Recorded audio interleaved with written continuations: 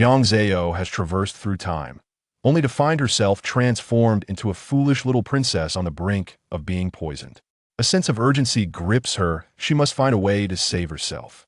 Her cries attract the attention of the Empress, leading to the startling revelation that she has entered the realm of a novel.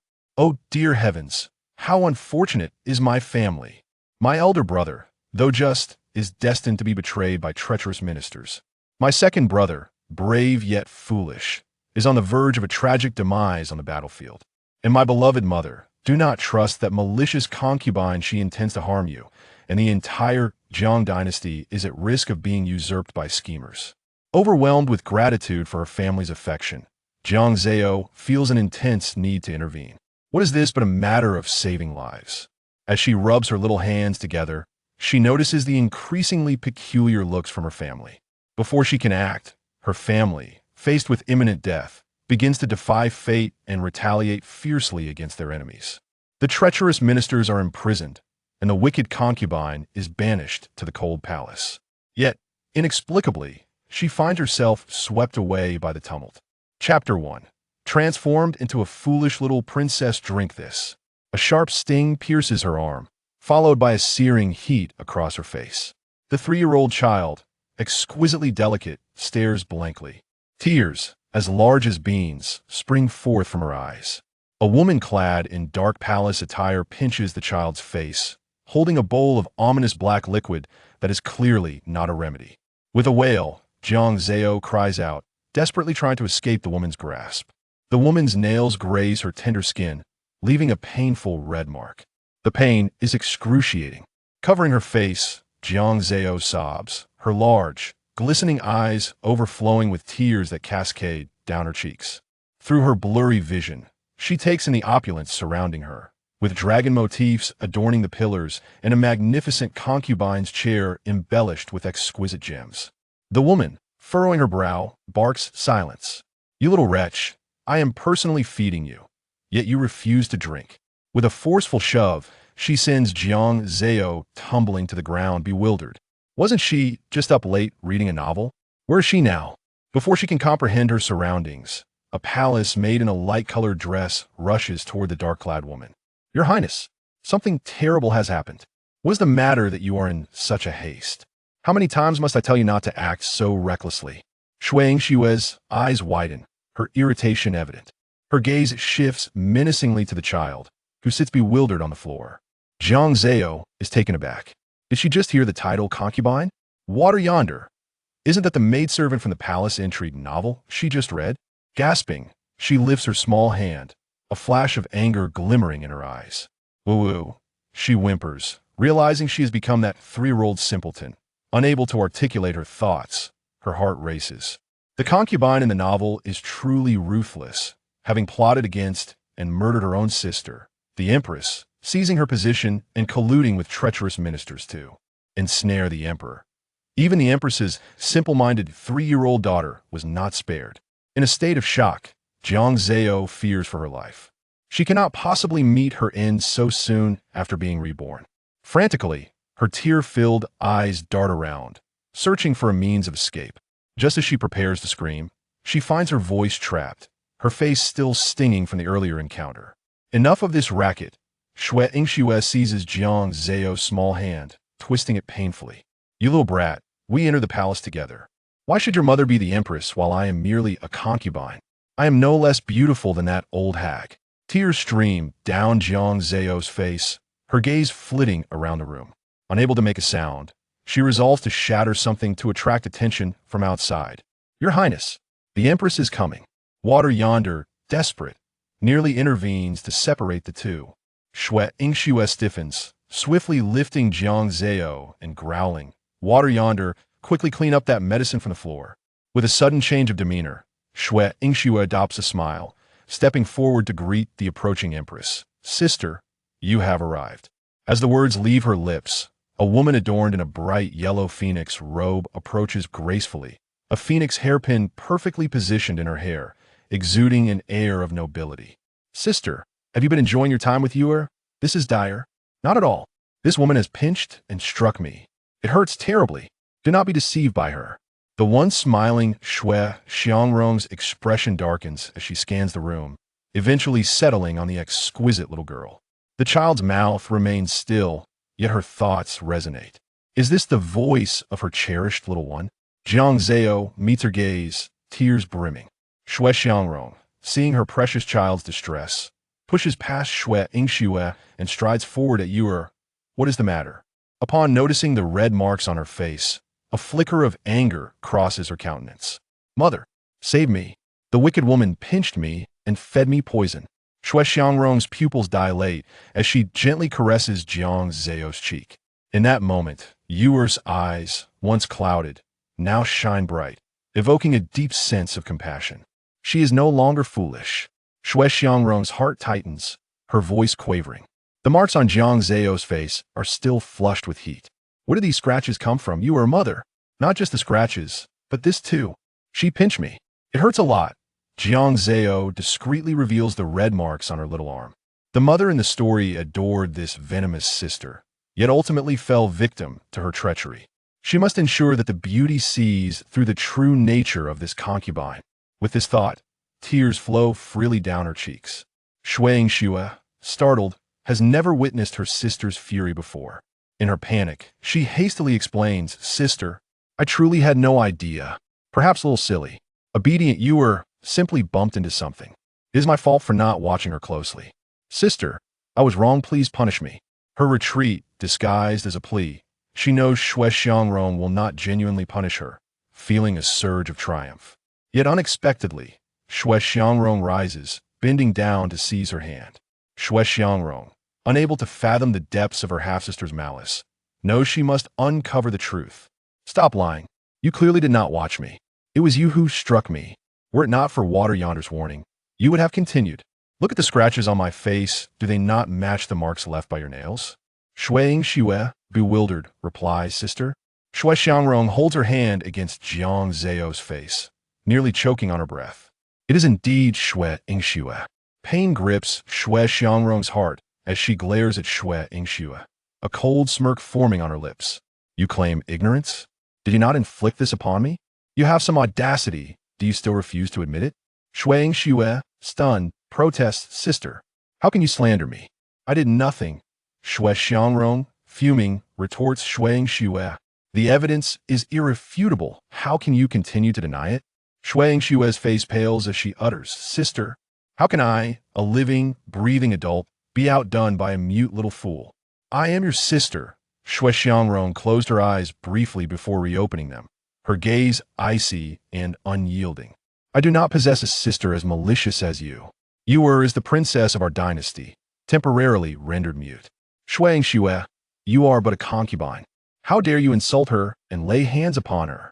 Guards, ensure that the noble consort is closely watched. She is forbidden to leave her quarters for 3 months. Shui Ingxue's pupils trembled in disbelief. She could hardly fathom that Shui Xiangrong intended to confine her.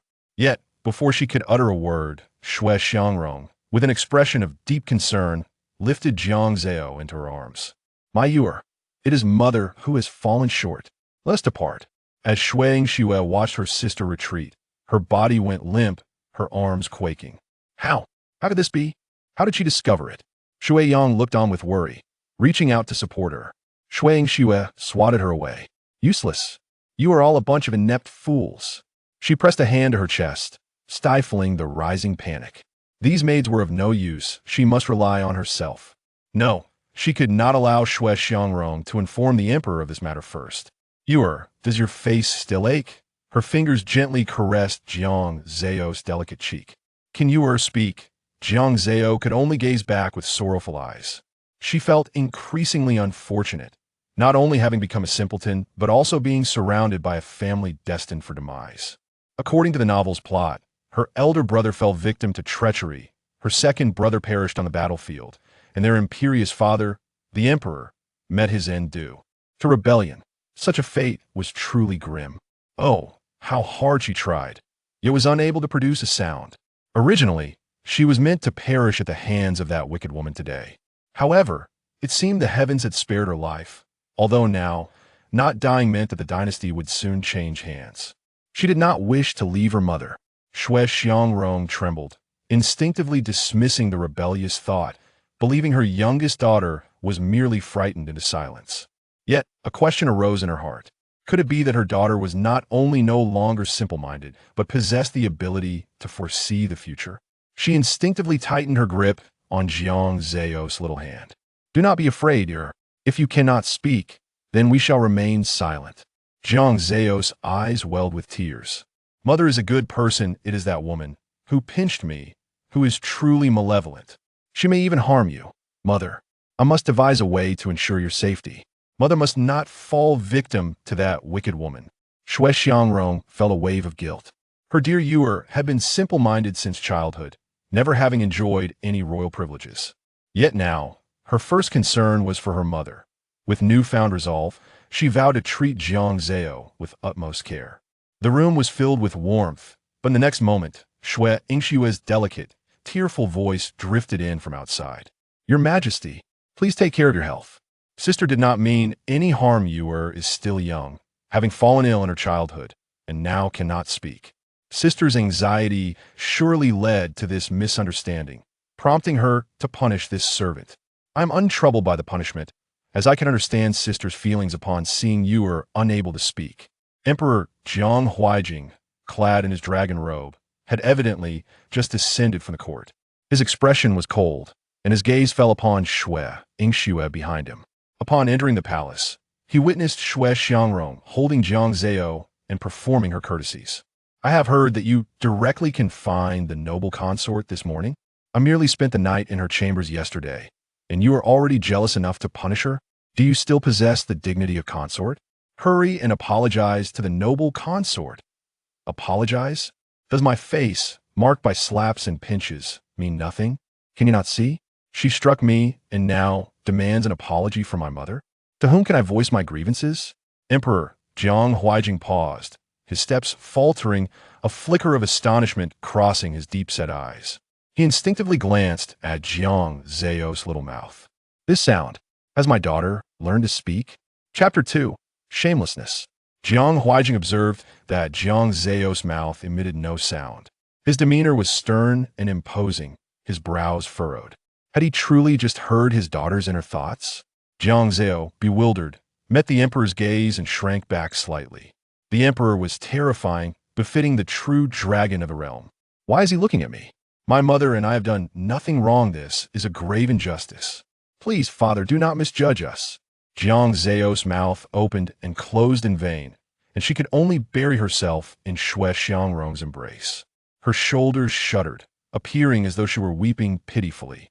Shui Xiangrong's gaze remained fixed on her daughter, filled with rage and sorrow.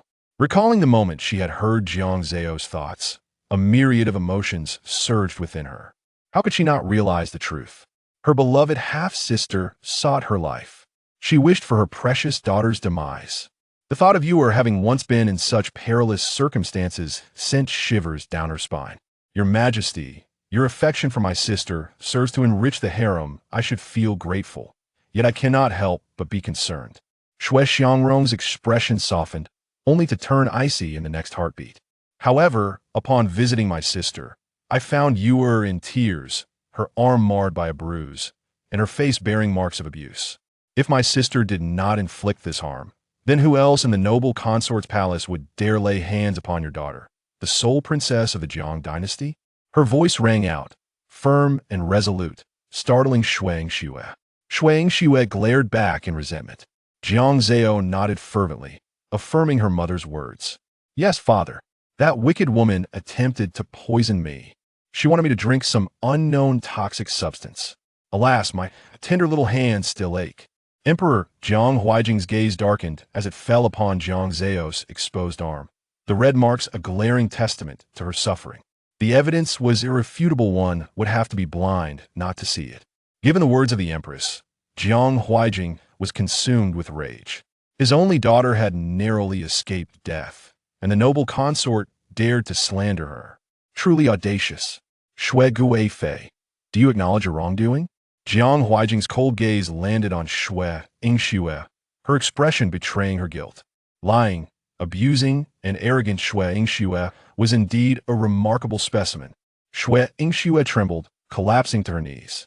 Your Majesty, I did not do it. Are you implying that I am slandering you? Shuang Xue, when have I ever spoken falsehoods? Xue Xiangrong slammed her hand on the table. Jiang Zao, startled, instinctively leaned into her mother, who quickly comforted her in a gentle tone. Your Majesty, Shuang Xue was taken aback. She had not anticipated that Xue Xiangrong's mere words would sway the emperor. How infuriating. I shall confine you and see how you harm others. This father is also a good man. Yet alas, he will not live long. Jiang Huaijing felt a tightening in his chest, his right hand brushing over the jade ring on his left hand. He raised an eyebrow, his probing gaze once again landing upon Jiang Zao. No, this cannot end here. I must save both my parents. But how can I convey this to father, surrounded by treacherous ministers whose words cannot be trusted? Jiang Zao steeled herself, locking eyes with Jiang Huaijing for a fleeting moment before hurriedly looking away. She could scarcely breathe. It was terrifying, far more so than the deathly glare of the headmaster. Jiang Huaijing, a man of high stature, had weathered many storms. He lowered his gaze slightly, concealing the complexity swirling within. As he began to hear the details of her thoughts, his expression sharpened. He was indeed conducting a thorough investigation into treachery. But how did his formerly simple-minded daughter come to know of it? Moreover, who dared to extend their hand into the palace and target his only little princess? They must be courting death. Could it be that the divination by the state seer from last year was coming to fruition? He was to face a great calamity, and the solution lay in the assistance of a noble figure close to him. Could that noble figure be his daughter, who had been simple-minded for so many years? Jiang Huaijing's expression hardened, a sense of curiosity taking root. At that moment, the maid Lyre arrived to report, Your Majesty, the Empress, the Emperor has arrived to pay his respects. As the voice fell, a clear and youthful sound resonated from outside. Mother, a boy clad in a crimson robe appeared, his countenance radiant, his presence felt even before he arrived. Having completed his business at the Ministry of Justice, he paused momentarily, a flicker of tension gracing his features. Father is here, as well. I pay my respects to father. Xue Xiangrong glanced at the silent emperor, her voice softening further. Have all matters at the ministry been resolved? You need not come to pay your respects every time. Jiang Jinyu hesitated, his body taut as if reporting to the emperor in the court. Most matters have been settled. Mother need not worry. I have come to deliver a rattle drum to my sister. His peripheral vision caught the emperor's gaze, which remained unspoken. Only then did Jiang Jinyu feel at ease enough to place the rattle drum before Jiang Zao. Is this my elder brother? Jiang Jinyu paused in his shaking of the rattle drum, a flicker of confusion crossing his eyes. Had he truly heard his sister's voice? Before Jiang Jinyu could utter a word, Jiang Zao wiggled her small hand, blinking her large eyes, and tentatively reached out to touch the back of Jiang Jinyu's hand, inadvertently, producing a bubble, a sight that undeniably charmed Jiang Jinyu. My elder brother is truly handsome. No wonder he is the firstborn of the emperor and the beautiful empress. Alas, such a handsome and capable individual is eyed covetously by treacherous ministers who cannot abide the excellence cultivated by the emperor and his firstborn, and would resort to assassination. Treacherous ministers have always been shameless. I fear my elder brother may soon face calamity. Jiang Jinyu's fingers tightened around the rattle drum. He quickly stood up, pressing the rattle drum into Jiang Zao's hands, his astonishment barely contained. Jiang Jinyu was indeed aware that someone had meddled in the case at the ministry, yet he had yet to uncover any evidence. My elder brother, you must investigate swiftly. If only I could prevent it in advance. Alas, if only I could speak. Anxiety consumed him as he patted Jiang Zao's head. Father, mother, I suddenly recalled an urgent matter that requires my attention. I take my leave. This was a matter of paramount importance regarding his very life. He must act quickly. He had vowed to protect his sister for a lifetime. How could he so easily meet his demise? Meanwhile, Xue Xiangrong watched Jiang Jinyu depart, her throat tightening, rendered speechless for a moment. She had heard her daughter's words with utmost clarity. It seemed her eldest son harbored his own concerns. But what of the emperor? Jiang Huaijing's eyes brewed with a tempest as he rose, observing Jiang Zao's diminutive figure, his gaze deepening with intensity. Rest assured, our son and daughter shall come to no harm, that I shall investigate whether there have been recent occurrences at the ministry to assist Jinyu. He was eager to discern who among the blind dared to so brazenly conspire against the royal family. After a considerable pause, he finally commanded someone to seek information. Chapter 3. A heart in turmoil. Jiang Huaijing and his son were busily engaged, while Shuexiang Rong spent a restless night filled with trepidation. On the following morning, the palace maid Li Er meticulously arranged the tableware and softly called out, "Your Majesty, the Empress, and the little princess, please partake in breakfast." Jiang Zao, with her short legs, hurriedly approached. Shuexiang Rong smiled as she lifted Jiang Zao and placed her gently on the chair, cheerfully placing chopsticks before her, saying, "Be careful now. The mother of a nation is indeed different. Look at how gracefully mother prepares for the meal, while I am merely eager to satisfy my little belly." Jiang Zao clutched her personal little bowl, ready to display her culinary prowess. Just then, Jiang Jinyu rushed in, seemingly oblivious to the need to greet Shuexiang Rong, and scooped up the bewildered Jiang Zao, showering her with kisses that nearly distorted her little face. Jiang Zao was utterly perplexed, hearing Jiang Jinyu exclaim with delight, "Mother, my sister is extraordinarily clever. She is truly a little lucky star. No, a great lucky star. Sister, kiss kiss." With that, he planted another couple of kisses. Jiang Zao covered her slightly sore face. "Didn't they say my elder brother was serious and frightening while working in the Ministry of Justice? Just look at this unseemly behavior. My face is aching from all the kisses." Unable to contain herself, Shuexiang Rong poked Jiang Jinyu's forehead, admonishing, "You're being too rough. Yu Er is still a child. You frighten her." Jiang Jinyu gently pinched Jiang Zao's cheek, apologizing, "I'm sorry, Yu Er. I got too excited. What wonderful news could have made my brother this joyous?" Jiang Zao grasped Jiang Jinyu's finger and shook it gently. Shuexiang Rong could not help but smile. Raising her hand gracefully, "Indeed, it is something to be excited about. Wow, Big Brother is so impressive. This is all his own cleverness, not my doing. How wonderful. Big Brother is not dead, but I remain uncertain about any further schemes. I must remind him to be vigilant." Jiang Jinyu embraced Jiang Zao again, planting 2 more kisses on her. "Big Brother is truly happy today. How about I feed you?" Jiang Zao nodded vigorously, her big eyes sparkling with anticipation. How could it be anything but delightful when a handsome brother feeds her? Shuexiang Rong covered the smile at the corner of her mouth with a handkerchief, her voice tinged with laughter. "Li Er, please first check whether the food is safe." The summoned maid froze momentarily, gritting her teeth as she advanced with a silver needle. Jiang Jinyu had already scooped a piece of potato with a small spoon, ready to feed it to Jiang Zao, where he watched in horror as Li Er inserted the silver needle. Instantly, the needle turned black. Jiang Jinyu's heart raced, and he threw the spoon down forcefully. "How dare you? Who is so audacious as to poison in broad daylight?" Jiang Jin, you could scarcely fathom the implications. Had it not been for his mother's caution, he might have unknowingly poisoned his own sister. Shuexiang Rong was equally alarmed, exclaiming, "Li Er, my dear Li Er, has this vile woman struck again? Surely, she did not plan to poison my beloved mother, but now that I have survived, I have caught her in the act. Isn't Li Er the cousin of the favored concubine? Their relationship is quite close, and it is Li Er who often delivers messages. Otherwise, how can my mother have passed so swiftly? This scheme is indeed insidious. Had my mother not been vigilant, my brother would have been unjustly accused of poisoning his own sister, and he would have lost his position in the Ministry of Justice. Oh, my dear potato, who have I offended? What terrible luck! Who understands?" Jiang Zao's round eyes darted between Li Er and Jiang Jinyu. At this moment, Li Er was trembling on the floor. Jiang Jinyu, sensing Jiang Zao's thoughts, was filled with doubt. He exchanged a glance with Shuexiang Rong, both realizing the implications. If the previous incident was an accident, then Jiang Zao's revelation confirmed it. His once naive sister might truly possess the ability to foresee the future. Without a moment to lose, observing Li Er's frantic actions, he swiftly seized her wrist. Li Er cried out, "Your Majesty, I was wrong." Jiang Jinyu's temples throbbed, demanding, "Speak. Who instructed you to poison?" "Your Majesty, you have treated me well. In the next life, I shall be your servant." Li Er shouting. Blood spurted from her mouth, yet a smile lingered on her face.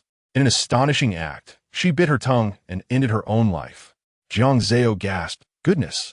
Li Er was so loyal to the favored concubine. To serve in the next life? Please do not come to harm my mother. Jiang Jinyu, filled with rage, could hardly catch his breath. What a treacherous maid! Knowing she faced death, she chose to take her own life. He suddenly knelt, declaring, Mother, you heir, do not worry. I will uncover the mastermind behind this. Isn't it obvious? The favored concubine. In the harem, it's just her and my mother. If I were to die, my mother would grieve excessively. My brother would be accused of poisoning his sister. In the Emperor's fury, he could be ensnared by treacherous ministers. The Jiang Dynasty would be doomed. Jiang Jinyu instinctively exchanged a glance with Shui Xiangrong, feeling a flicker of doubt, but her heir made a valid point. The actions of Shui Yingshui yesterday confirmed her malice towards heir. Indeed, her words aligned with heir's thoughts. Shui Yingshui aimed to bring about their demise. However, they possessed no evidence as of yet. Shui Xiangrong's voice was gentle yet resolute. This matter is of great significance. You must investigate. But be mindful of your identity and surroundings. Many eyes are watching you. Do not act rashly. Jiang Jinyu spoke softly, ensuring only the three of them could hear. For the walls have ears.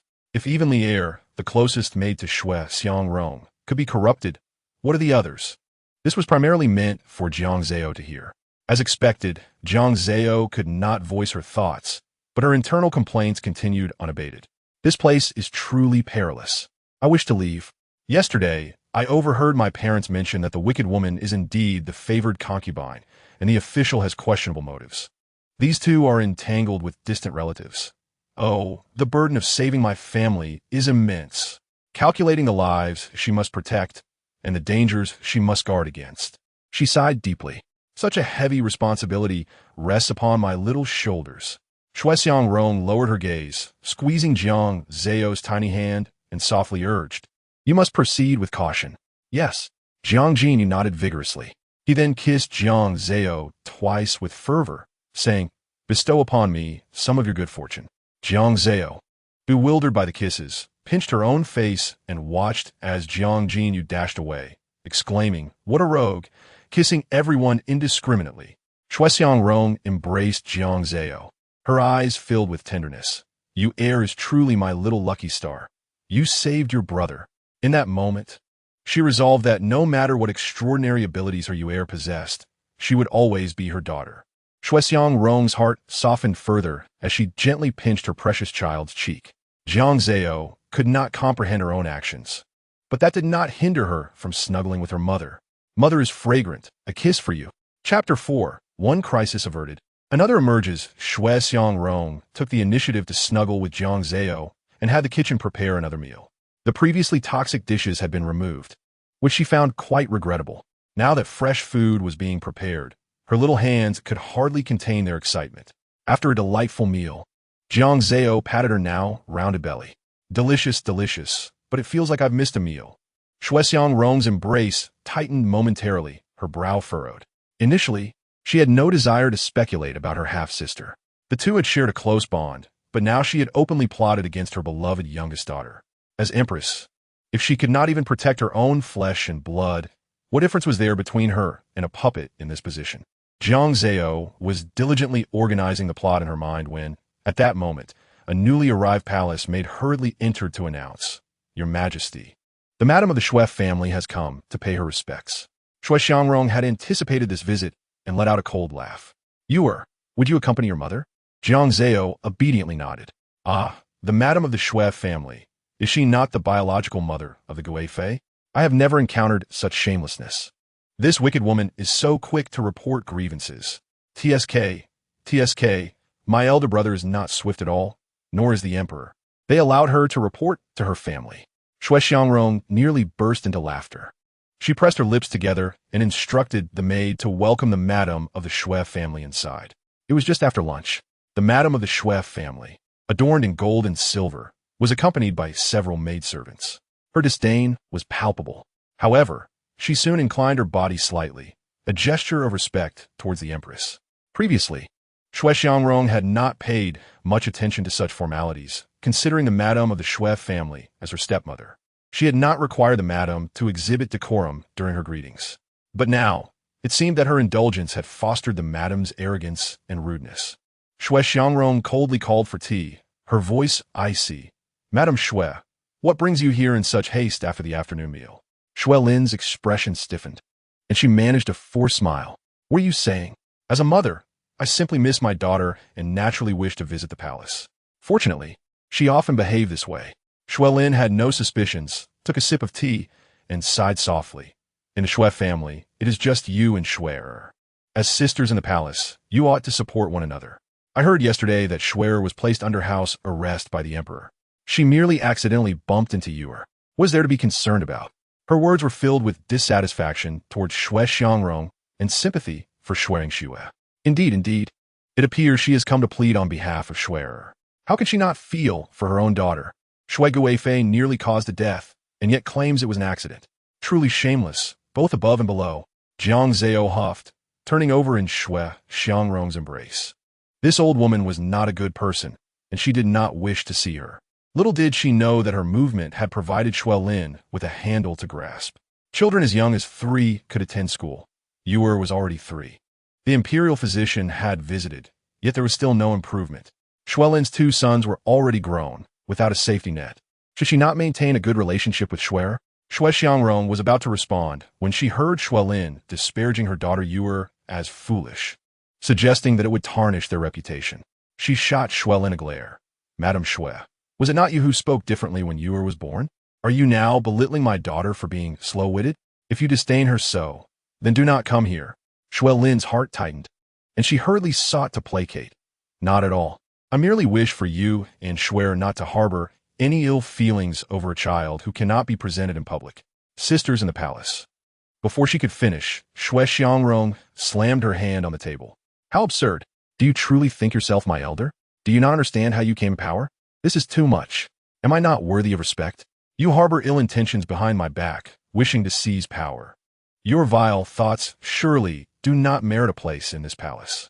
Jiang Zao was infuriated. No matter her circumstances, she was still a princess of the Jiang Dynasty. Shui Xiangrong's voice grew even colder. "I call you mother out of respect. If Shui Shui intends to harm Yuer, had I not arrived in time, Yuer would have long since been lost to me. If Shui Shui does nothing, I would have indeed sheltered her. Her house arrest by the emperor is her own doing." "Yes, exactly. Scold her harshly, mother. If not, they will provoke us again. Guifei's inability to bear children is her own fault. The Shui family cannot dominate the palace and attempt to manipulate you. It is sheer fantasy." Shui Xiangrong placed her hand over Jiang Zao's ears, her voice fierce. "If my Yuer suffers any further harm, do not blame me for disregarding past ties and sending Shui Shui to the cold palace. Such a venomous person has no place in this palace." Shui Lin was left speechless, bewildered by Shui Xiangrong's sudden assertiveness. How could a fool provoke such anger in her? She lowered her gaze to hide her shock, intimidated by Shui Xiangrong's demeanor, and dared not meet her eyes. Seeing no sign of repentance from Shui Lin, Shui Xiangrong sneered. "In the future, should you return here, remember, I am the mother of a nation, and you must show the proper respect. Escort Madame Shui out." Shui Lin opened her mouth, but fear rendered her mute. She stared blankly at Shui Xiangrong, feeling humiliated as she followed the eunuchs out. Jiang Zao could not help but clap her little hands, gazing at Shui Xiangrong in admiration. "Wow, mother, you are truly amazing." Shui Xiangrong smiled, accepting her daughter's praise with satisfaction. Yet, she suddenly sighed, concerned about Yuer's intelligence, which was hindered by her young age. She worried about how she would fare in the palace, and whether her foresight could be exploited by those with ulterior motives. The newly promoted personal maid softly reassured her. "Your Majesty, you worry too much. The little princess is clever. Surviving great trials will surely lead to blessings in the future." Indeed, this little girl speaks well. I enjoy listening." Jiang Zao climbed onto Shui Xiangrong's lap, nuzzling her small face against her mother's. "Rest assured, mother, no matter what, I will protect our family." After sharing a tender moment with her beautiful mother, Jiang Zao yawned and was tucked into bed by Shui Xiangrong. Perhaps due to her fragile physique, Jiang Zao slept for an hour and a half before waking. She touched her now flat little belly and began to question if she was merely a little pig, eating and sleeping, waking to eat again. What else could I be but a little pig? but I am truly very hungry. Belly, belly, do not make noise. If you do, I shall hold you down. Xiangrong paused, having caught the sound of her thoughts, and could not help but smile. Have you awakened? I have already sent someone to prepare dinner. Jiang Zao extended her arms, hugging the Empress, her small face still dazed from sleep, and rubbed her cheek against Xiangrong's. Mother and I are truly in sync. I love my mother. My mother loves me. Xiangrong's smile grew more pronounced, just as she was about to speak when she noticed someone entering from the corner of her eye. Jiang Huijing stepped in slowly, each step feeling as though he treaded upon Xiangrong's heart. She trembled and quickly knelt, holding Jiang Zao. Your Majesty, you have arrived. Why did you not announce your presence? Jiang Huijing gazed at Jiang Zao in her arms for a moment, uttering a command to rise before turning to sit on a stool. Why does father look at me like that? His gaze feels as though he could devour me whole. Do not stare. If you do, your little princess will cry. Jiang Zao whimpered, not intending to cry. Her soul belonged to an adult over 20 years old. Yet the emperor's gaze truly frightened her. Jiang Huijing's emotions deepened and became more complex. He had visited the Ministry of Justice yesterday, and the results were unexpected, aligning closely with Jiang Zao's thoughts. This little one was increasingly intriguing. Xiangrong felt a chill run down her spine, retreating slightly with Jiang Zao. The emperor's demeanor was indeed terrifying. She softly broke the oppressive silence. Your Majesty, what brings you here? I came to see Shir. Has she been frightened these past few days? Jiang Huijing once felt that Jiang Zao, as the sole princess of the royal family, was rather unfortunate, being foolish and naive in her childhood. However, she has now transformed into a much more astute individual, her petite frame exhibiting a newfound cleverness that is accompanied by thoughts that perplex those around her. Recalling the sage's warning, Jiang Huijing's expression grew increasingly profound as he gazed meaningfully at her. Jiang Zao flinched slightly. Father Emperor, could it be that there is bad news? Your gaze upon me cannot possibly mean that something has happened to second brother. Poor second brother, and he hasn't even had the chance to meet me yet. Alas, while it is true that Father Emperor is a wise ruler, this time second brother has been wrongfully accused. To maintain the people's trust, he had no choice but to send second brother to the frontier, and I fear that he may fall victim to treachery along the way. Jiang Zao lamented, waving her tiny hands in distress. Second brother has dedicated his life to the Jiang Dynasty, yet someone boldly placed treasonous letters among his correspondence. And it was even our elder brother who interrogated him. What am I to do? How can I convince elder brother that those letters were forged in imitation of second brother's handwriting? The depths of Jiang Huijing's eyes darkened further. The entire palace was aware of second brother's mission to quell the bandits. Perhaps this little girl had merely overheard something by chance. Suddenly, the voice of Li broke through the tension. Your Majesty, a grave matter has arisen. Jiang Huijing furrowed his brows, concerned about what could be so urgent as to alarm the little princess. Li hastily hushed his voice, leaning closer to the emperor. Though his tone was subdued, all three of them could hear him. Your Majesty, news from the mountains beyond the city indicates that His Highness the Second Prince has allied with the mountain bandits, declaring himself king atop the mountain and refusing to descend. Chapter 5. A heavy responsibility entrusted to elder brother. Jiang Huijing rose abruptly, his voluminous dragon robe nearly striking Jiang Zhao's face. What did you say? His voice was laced with barely contained fury. Cici, what did I tell you, darling? You dare not? Huh. There is no one in the world bolder than you. Second brother has clearly fallen into the bandits' trap. This is not a matter of claiming a mountain. With such a report, Father Emperor will surely. Poor second brother. I cannot even fathom his current situation. Xiangrong's expression was about to soften when a tightness gripped her heart. How can one not know? Does that not imply uncertainty about life and death? She looked at her daughter in her arms, whose little face was scrunched up in distress, her tender lips gnawing at the edge, and her small hands clenching the bedding tightly, as if worried about something. Just as Xiangrong hesitated to speak, Jiang Huijing abruptly released Li, gesturing for him to withdraw and for the military ministers to await him in the Shangshufu. Military ministers? Was he going to leave second brother's fate in their hands? At this proclamation, Jiang Zhao's complexion visibly paled. Her round, cherubic face lost its morning glow. Father Emperor, Xiangrong implored, clutching her little bundle, ready to defend her son. but was silenced by a single glance from Jiang Huaijing. Wronger, the harem must not interfere in political matters. It seemed he had anticipated her intended words, and his voice carried a hint of coldness. Yet the gaze he directed at Jiang Zhao held little authority left. It appeared that his precious Yuer, as the sage had remarked, possessed indeed extraordinary capabilities. Every prior insight from Yuer had come to fruition. If she could foresee the future, it would be beneficial to speak more, allowing him to discern how to extricate second brother from his predicament. Why does Father Emperor gaze upon me so? Jiang Zhao nestled deeper into her mother's embrace as footsteps approached from outside. Mother, Jiang Genie, clad in a flowing red robe, entered with a gust of cheerful energy. Upon stepping into the hall, he sensed the atmosphere was amiss, and, upon seeing Jiang Huaijing's displeased countenance, realized something was wrong. He quickly composed himself, approaching Jiang Huaijing with an appropriate bow. Father Emperor is also here. Jiang Huaijing nodded slightly, inquiring about the reason for his son's visit. His gaze soon fell upon the eunuch trailing behind Jiang Genie. The longer the conversation continued, the more the eunuch's voice faltered, nearly collapsing under Jiang Huaijing's scrutinizing glare. The esteemed eldest prince, preoccupied with matters typically reserved for women, would certainly draw the ire of Jiang Huaijing for not voicing a word of admonition. Observing Jiang Huaijing's stern demeanor, Jiang Genie adeptly shifted the topic, asking, Father Emperor, do you bear burden? He had always managed his affairs without the need for others to present such outcomes on his behalf. Moreover, he believed it was only right to be concerned for his mother and sister. Upon hearing the explanation, Jiang Genie's expression darkened. I know my second brother's character well.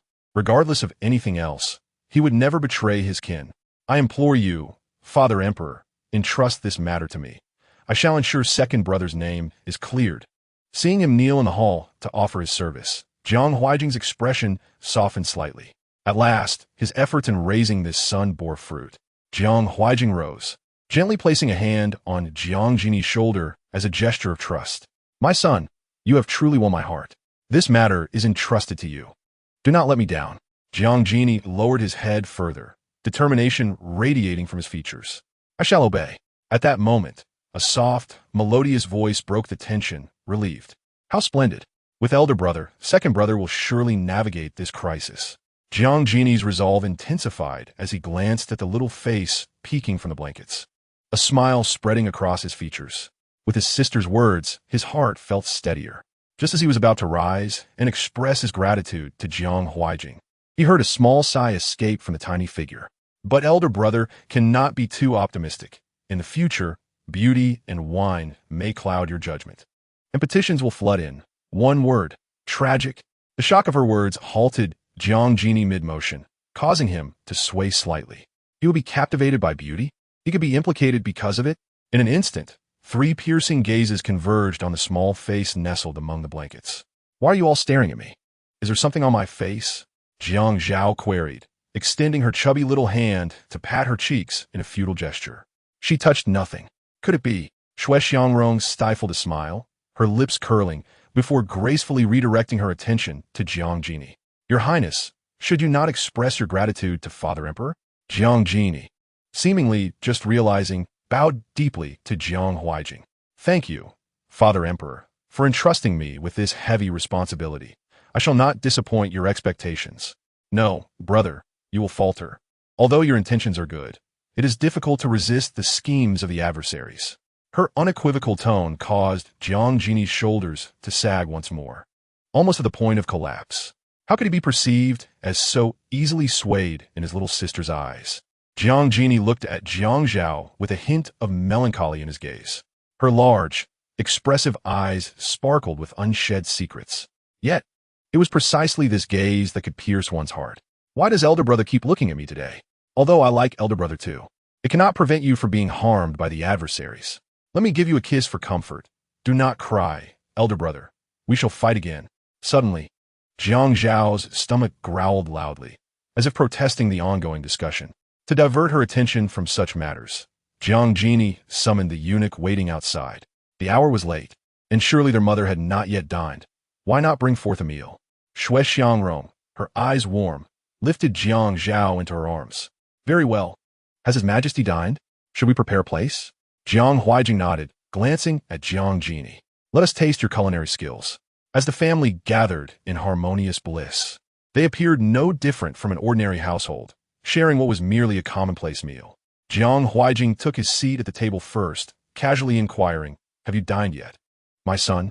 Jiang Genie, still pondering Jiang Zhao's words, paused while reaching for the 8-treasure duck, instinctively replying, "I have dined." Yet before he could finish, his stomach betrayed him with a loud growl. Jiang Genie's face flushed with embarrassment. It was still his close eunuch who came to his rescue. The prince had just finished preparing the 8-treasure duck and hurried over, yet he had not even begun to dine. Jiang Zao clutched her special little bowl, her tiny hands stirring the milk porridge inside, occasionally shoving a handful into her mouth. Being merely a 3-year-old, she ate with such a messiness that no one dared to reprimand her. Only her clear eyes were fixed on Jiang Jinyu. "Oh, brother, your behavior is becoming increasingly improper." Jiang Jinyu found himself torn between laughter and tears. How could a mere slip of the tongue render him unseemly in his precious sister's eyes? "Little you be good. Brother will feed you." To prevent his dear sister from causing him undue frustration, Jiang Jinyu willingly took on the task of ensuring her belly was full. "Wah, brother, you're feeding me too quickly. I can eat by myself." In Chapter 6, concerning the matter of bringing Mother to confront the villains, Jiang Jinyu paused momentarily. Just as he was about to listen intently to his beloved sister's proposed solution to rescue their second brother, he failed to notice that Jiang Zao's tiny hand had already climbed onto the table, with 2 pieces of vegetable leaves still clinging to it. Jiang Zao's little face was already immersed in the joy of admiring her handiwork, giggling incessantly. Jiang Huaijing merely cast a glance, and his eyes sparkled with amusement. Shui Xiangrong, too, wore a gentle smile, helping Jiang Jinyu remove the vegetable leaves from his head. "Do not be angry, Your Highness. You did not mean it. Hee. Brother is always handsome, truly worthy of being my brother." Jiang Zao's eyes sparkled with delight, as if in agreement with Shui Xiangrong's explanation, nodding vigorously. Her soft little paw stretched out with great effort, giving a thumbs up as if to comfort Jiang Jinyu. Thus, how could he truly be angry? Jiang Jinyu smiled broadly, simply handing the porridge bowl to the nearby wet nurse, asking her to fetch some fresh soup. "You is still young. How could you be serious?" "Mother, it is of no consequence. My elder brother is so warm-hearted, sob. I've heard that our second brother has a different charm. I truly wish to see it with my own eyes. However, second brother is still on the mountain. If given some time, he can surely escape. But it would be wonderful if father and elder brother could send some reinforcements." The soft, sticky voice was completely unaware that it had let something slip. Jiang Jinyu and Jiang Huaijing exchanged glances, delight evident in both their eyes. Jiang Jinyu's joy was unmistakable as he scooped up Jiang Zao and showered her with 2 kisses. "What a wonderful sister you are, my little lucky star." Watching Jiang Zao's little face squish from the kisses, Jiang Huaijing coughed lightly, maintaining a facade of calm. "Your Highness, eat first." Jiang Jinyu was unconcerned, his face radiant as he set Jiang Zao down. After dinner, a decree bearing military orders was issued from the military council to mobilize troops. Soon, rumors of the second prince of Jiang Chao establishing himself as a king on the mountain and betraying Jiang Chao were dispelled both within the city and the palace. However, the atmosphere within Shuiyang Palace was far from harmonious. Shuiyang Xue reclined languidly in her noble consort chair, her jewel-adorned head resting on the opulent armrest. She allowed the palace maid beside her to feed her peeled lychees. Suddenly, Shuiyang Xue opened her fierce eyes and kicked the maid beside her. "Useless creature." She spat out the lychee pit, mixed with a bit of the skin. These clumsy hands were utterly inadequate in serving her. It would be better if Shuiyang could soothe her anxious heart. Now trapped in this Shuiyang palace, even her food and clothing had been halved. Even acquiring a lychee was fraught with dissatisfaction. "Where is Shuiyang? Bring her to me." Shuiyang Xue furrowed her brows, displeasure evident. Why is she taking so long this time? It is truly maddening. Without her personal maid, the knot in her brow could not be untangled. It was not until the afternoon meal that Shuiyang, looking pale, dashed in from outside the hall. She still bore traces of tears on her face, evidently having cried. Shuiyang Xue keenly sensed something was amiss. "What happened with Lear?" Shuiyang nodded, wiping away the tears at the corners of her eyes. She pushed aside the palace maids around her and placed a letter in front of Shuiyang Xue before beginning to serve her. "Lear has taken her own life." "What?" Shui Ingxue slammed the table, causing even the teacups to topple. Her chest heaved violently, as if that was not enough. She swept the dishes before her to the ground in her fury. Useless trash, Shui Yang articulated clearly, weighing her words. Your Highness, please do not be angry. How about first reading this letter from the elder gentleman? It was sent post-haste, and it contains some condolences from the Gao family. You should take a look. Shui Ingxue pulled out the glaring silver notes from within. Along with the silver notes fell a small piece of writing. Upon closer inspection, it bore the characters Jin Yu. Shui Ingxue focused solely on counting the silver notes in her hand, paying no heed to the writing. What concern does this eldest prince have with them? Upon hearing this, Shui Yang, while serving dishes, paid her respects. It is said that your highness should eliminate the eldest prince for their careers. Shui Ingxue scoffed coldly. This Gao Bin has only gathered with him for mutual benefit. To ensure his career proceeds smoothly, he has numerous demands. Yet at this moment, I cannot turn against him. However, if she could indeed eliminate the eldest prince, it might not be a bad thing for her. She slammed the silver notes heavily onto the table. These useless beings. What is there to fear from a mere youth still wet behind the ears? I have been confined here for days without their concern. I must find a way out. Shui Xiangrong cannot surpass me. Shui Ingxue's eyes brimmed with resentment. She glanced at Shui Yang beside her. Where's what I asked for? Sui Yang understood immediately. Dismissing the palace, maids before carefully producing the item from her embrace. Your Highness, please handle this with care. Shui Ingxue nodded, swiftly seizing the item. As dusk fell, Shui Xiangrong was inside the hall, playfully teasing Jiang Zao. Today, the little princess was exceptionally well-behaved, enjoying her sheep's milk porridge without fussing at all. She was a delight during bath time. Just then, a heart-wrenching voice echoed from outside the hall. Your Majesty, Your Majesty, you must come see what has happened to Our Lady. After dinner, Our Lady has been convulsing and fainting several times, foaming at the mouth. You must come quickly.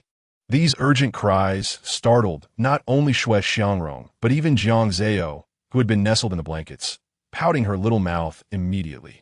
Here we go again. This wicked woman will not let baby have a peaceful day. Dear mother, we are not going. Let us see what you can do to us. Shui Xiangrong's gaze flickered slightly, and upon reflection, she thought otherwise. If something were truly amiss, a physician should be summoned. She had never studied medicine. So what could she do by visiting the noble consort? This wicked woman is truly ruthless, even to herself. Baby does not wish for mother to be harmed. But if mother does not go see her now, she will surely report us. Mother, shouldn't you just go? Take baby with you. Baby wants to see how they scheme against mother. Baby will ensure their dreams are dashed and protect mother. Shui Xiangrong hesitated for a moment, exchanging a glance with her precious daughter on the bed. Her mind was a whirlwind of thoughts. She truly did not want to take Yuer into such a risky situation. Lying on the bed, Jiang Zao seemed to sense something and suddenly began to wail. Baby wants to go with mother. Mother will definitely be at a disadvantage alone. Baby does not want to lose mother. Sob, sob. This double-layered, soft, and sticky cry shattered Shui Xiangrong's heart. Moreover, if she did not take Yuer along, she would feel uneasy. Furthermore, she was still present. Considering that Shui Ingxue was so preoccupied, she could not act against her and Yuer. Wait. Inform Shui Yang that I will arrive shortly. Let the Imperial Medical Department proceed first. With that, Jiang Zao was wrapped in the blankets and lifted up. A pair of bright eyes shone like stars, dazzling in their brilliance. Soft, tender little paws waved in the air, accompanied by the incessant sound of giggles. Bobo is taking to deal with the bad guys. Chapter 7. Terrified Bobo, Shui Waying Palace. Susi no Nave, holding Jiang Zao, had not yet stepped into the hall when a wave of crying reached her ears.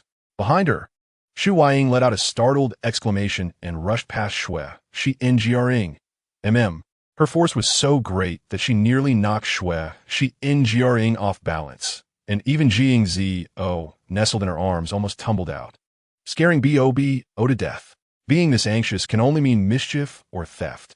Xiang, please enter slowly. Shui Ngrng's pace slowed in response to the soft, syrupy voice.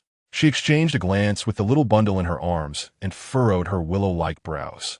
What could be troubling the Gui Fei? And what was that scent wafting through the hall? Their usually did not favor fragrances, nor did she indulge in them often. The only thing she knew was that the pear blossom incense was refreshing and pleasant, with a sweet fruity aroma, ideal for soothing the mind. Shueshi Ng's frown deepened, a stern glimmer passing through her eyes. When had Guifei Shui needed such soothing? Moreover, the scent in the hall was not even from the pear blossom incense. To deceive me is a serious crime indeed. A woman with a beautiful face, adorned by a phoenix hairpin, exuded an air of dignity and authority. The 108 luminous pearls in Shui Ying Palace illuminated the scrutiny in Shui Shi Ng's gaze. Oh dear so formidable. Is wonderful. I will crash into the wall for The little palace maid knelt on the ground, trembling all over, unable to complete a single sentence. Stuttering, it's evident you are guilty. Do not be lenient. Punish her severely. Shueshi Ng did not permit her to rise, merely letting out a cold snort that rendered the maid breathless. At that moment, a messenger from the Imperial Medical Bureau arrived. I pay my respects to Her Majesty the Empress. Li X, the imperial physician, knelt before Shui Shi Ng, effectively diverting her attention. With one arm cradling Jiang Zao, Shui Shi Ng gently adjusted the bedding around the little one's cheeks, her tone calm. But you were summoned by the Guifei? To dare to lie means certain death for you. I will deal with you. The timing of this incident was rather suspicious. Shui Shi Ng frowned. It seemed that Shu Ying had gone to seek her out regarding Shui Yingxu before consulting Li X. Shui Yingxu's malicious intentions could no longer be concealed. Nonetheless, Shui Shi Ng raised her hand, allowing Li X to enter and examine Shui Yingxu. Within a quarter of an hour, Li X emerged, followed by the sobbing Shu Ying. However, Shu Ying's eyes, already red from crying, were fixed intensely on Shui Shi Ng to avoid further troubles. Shui Shi Ng restrained herself in that moment and inquired first about Li X. How is the Guifei? The Guifei originally suffered from asthma, and upon encountering the purple flower, her condition was exacerbated. She is now merely struggling to breathe and has fainted. I have already administered acupuncture, and she is improving. The medicinal soup has also been prepared. Once she takes it, she will recover significantly. Before he could explain where the purple flower was found, Shu Ying could no longer contain herself. With teary eyes fixed on Shui Shi Ng, she gritted her teeth and scolded, Your Majesty. The Empress has already punished our Guifei. Now she wishes to harm her further. What is your intention? Shui Shi Ng's expression darkened, her eyes flashing with anger. How audacious! I am the Empress of the Jiang Dynasty, and rewards and punishments towards Guifei Shui are determined according to the palace's regulations. If their grievances, your Guifei should have sought the Emperor for clarification that day, yet you dare to blame me? Guards! Shu Ying, you are guilty of disrespect. 30 strikes. Throw her out of the palace. Hooray! The wicked will be punished. You are doomed. Suddenly, Shui Yingxu's hoarse voice emerged from the bed. Who dares? Elinsiu. Assist me to rise. In the next moment, Shui Yingxu, her hair disheveled and devoid of makeup, draped in a simple cloak, emerged, supported by palace maids. Upon her appearance, her pale lips moved as she dramatically embraced Shu Ying. Fear not. I am here. No one dares to harm you. Even as she spoke, she was unable to suppress a fit of coughing, as if she might cough up her lungs, scaring Bob to death. This ghostly appearance. Is she out to harm someone? How frightening. Even when Shui Shi Ng had scolded Shu Ying loudly, Jiang Zao had not been frightened. Now, with Shui Yingxu suddenly appearing, her pale complexion and dark circles under her eyes were alarming. You must take care of yourself. The palace maid LQ rushed to her side, holding a bowl of dark medicinal soup, which only accentuated Shui Yingxu's labored breathing. The sight nearly made Jiang Zao leap 3 feet high in Shui Shi Ng's arms. Shui Shi Ng's heart ached for the little bundle, and she gently grasped both of Jiang Zao's tiny paws, soothing her little chest. Despite being publicly scolded by Shu Ying, she had not felt such fury. However, knowing that Shui Yingxu had intentionally lured her here and frightened her precious year, her anger was nearly impossible to conceal. Clad in a phoenix robe, she held the little bundle while casting a cold, sidelong glance at Shui Yingxu on the floor. At that moment, she trembled, resembling an unyielding plum blossom standing firm against the wind, unafraid of Shui Shi Ng's power. Sister, even if you wish to harm me, it should be only me. There is no need to involve Shu Weiying. Shui Weiying's complexion was deathly pale, her beauty diminished by illness. The two women, embracing one another, appeared to outsiders as if Shui Weiying, the Empress, was tyrannical and oppressive, casting blame upon them.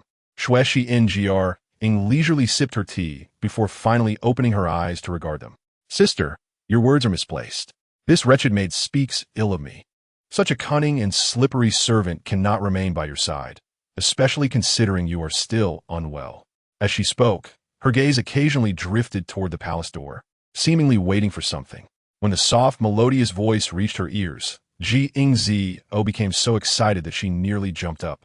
Shui Xiangr maintained a stern expression, holding Jiang Zao tightly, and slowly began, I had hoped 3 months would be sufficient for you to calm down. Yet it seems you have grown increasingly impatient. Thus, I will remove all palace maids from Shui Weiying Palace. Shu Weiying shall be punished with the rod. Sister, focus on your recovery. No sooner had the words left her lips than Shui Weiying appeared to be drained of all strength, collapsing to the ground. Susi no de. You dare. You only wish to harm me because you see me favored, willing to go to any lengths. Now you dare to claim your conscience is clear. Is this not to cover your own crimes? Observing Shui Weiying's deranged attempts to implicate her, Shui Xiangr frowned. Just as she was about to signal the palace maids to carry out her orders, an authoritative voice rang out from outside the hall. What chaos is this in the palace? Wicked woman, resorting to complaints when you cannot win an argument. But how did she have the opportunity? Doubts began to creep into Shui Xiangr's mind. The eyes of both the elder and the younger turned towards the figure in the dragon robe outside the door. Noticing the little palace maid beside him. Wasn't she the one who had just served her tea? When had she slipped out? Shui Xiangr's expression turned grim. Jiang Huaijing's face was equally severe. He had been discussing matters concerning the second prince with the military ministers when he was abruptly interrupted. He had no desire to intervene. However, the little palace maid had shouted in front of the ministers, and Shui Weiying was still his Gui Fei. Allowing the ministers to speculate that he was cold-hearted would be detrimental to his reputation for a century. Chapter 8. The Gui Fei has fainted. Shu Weiying took the lead, bowing deeply before Jiang Huaijing. Before Shui Xiangr'ing could speak, she recounted the events in detail, embellishing them further. When she finished, she did not forget to look at Li X. Li Tai can testify. Jiang Huaijing's authoritative gaze fell upon Li X. Is this true? Li X, having served in the palace for over a decade, understood that the matter was significant, yet he also recognized it was not his concern. He merely needed to report what he had discovered. Before Jiang Huaijing could respond, Shu Weiying eagerly presented the incense ash burner, cradling it in her hands. Your Majesty, this is the evidence. Our Gui Fei was troubled today and lit her usual pear blossom incense. The servants were unaware of the peculiar fragrance, only knowing that when the lady smelled it, she fell into a deep slumber and could not be awakened even at mealtime. Jiang Huaijing listened to Shu Yang's tearful accusations and gestured for Li Gonggong to open the burner. Within the crimson bronze elephant trunk incense burner, the incense had already burned out, and among the ash lay a small black foreign object. Upon opening the burner, the scent wafted out. Jiang Huaijing frowned and instructed Li Gonggong to dispose of the ash. He pondered for a moment, casting a scrutinizing glance at Shui Xiangrong. Matters concerning the inner palace, including the daily necessities of the concubines, were traditionally overseen by the Empress. Empress, I recall that you have recently taken a particular liking to sachets made of dried Zhejiang flowers. Shui Xiangrong fell silent. No wonder Yuera reminded her to punish Shui Yingxue promptly. She was aware they would conspire against her here. Now that she was in control of the Jiang Dynasty's inner palace, she could not extricate herself from this affair. Bad Daddy, why are you looking at Mother like that? Although Mother oversees the inner palace, she hasn't had the chance to care for me these past few days as I've been having a stomachache. If Daddy hadn't come to see you where, he wouldn't know that Mother was crying in distress yesterday. How could she have the heart to think about any sachets? Aunt Shiyu is meticulous. She must know. The soft, plaintive voice protested. There was evident dissatisfaction with Jiang Huaijing's almost accusatory gaze. Jiang Huaijing, yielding to the moment, shifted his attention to the little bundle in Shui Xiangrong's arms. The chubby cheeks were puffed up in anger like little buns, and a pair of large, Dark eyes widened in fury, as if her tiny body could barely contain the rage within. However, in a fleeting moment of eye contact, Jiang Huaijing's heart felt as if a glacier had met the scorching sun, melting into a serene sea. From Xue Yingshue's gaze, it was merely Jiang Huaijing's compassion for Xue Xiangrong, granting her an opportunity and time to explain. Was Jiang Huaijing trying to show pity for Xue Xiangrong? That simply would not do. If this matter were to be brushed aside lightly, she would have suffered in vain. The elongated phoenix eyes glimmered with an unusual light as she tearfully exclaimed, "Your Majesty, I can understand the reasons behind today's events." She adopted a pitiful demeanor, capturing everyone's attention. "Just a few days ago, I neglected to care for Yuer, resulting in her injury. My sister has long harbored grievances, and now she seizes this opportunity to vent her anger. My life is worthless. I only wish my sister could find relief." With a few death sentences, she absolved herself of her past misdeeds while firmly placing the mantle of maternal compassion upon Xue Xiangrong, simultaneously providing her an excuse. Xue Xiangrong snorted coldly and summoned the flustered Qiu, who hurriedly entered the hall. Her voice was icy and devoid of warmth. "Sister, your tongue is indeed sharp. Yet, it is quite fortuitous, for I have witnesses and evidence." Qiu, a young maid clad in light-colored attire, was well known within the palace. Having served Xue Xiangrong since before her marriage, she first greeted the assembled masters before producing a sachet. "The Zhejiang flowers were exhausted 10 days ago. If you desire fresh ones, you must inform the flower house. Moreover, the sachets used by the lady these past days are predominantly filled with medicinal herbs." She used pointed inquiries rendered Xue Yang and Xue Yingxue unable to raise their heads. Each detail was far more comprehensive than Xue Yang's accusations. Jiang Huaijing lifted a teacup with one hand and took a delicate sip. Thus, it seemed that the Zhejiang flowers in Xuyang Palace were indeed quite unusual.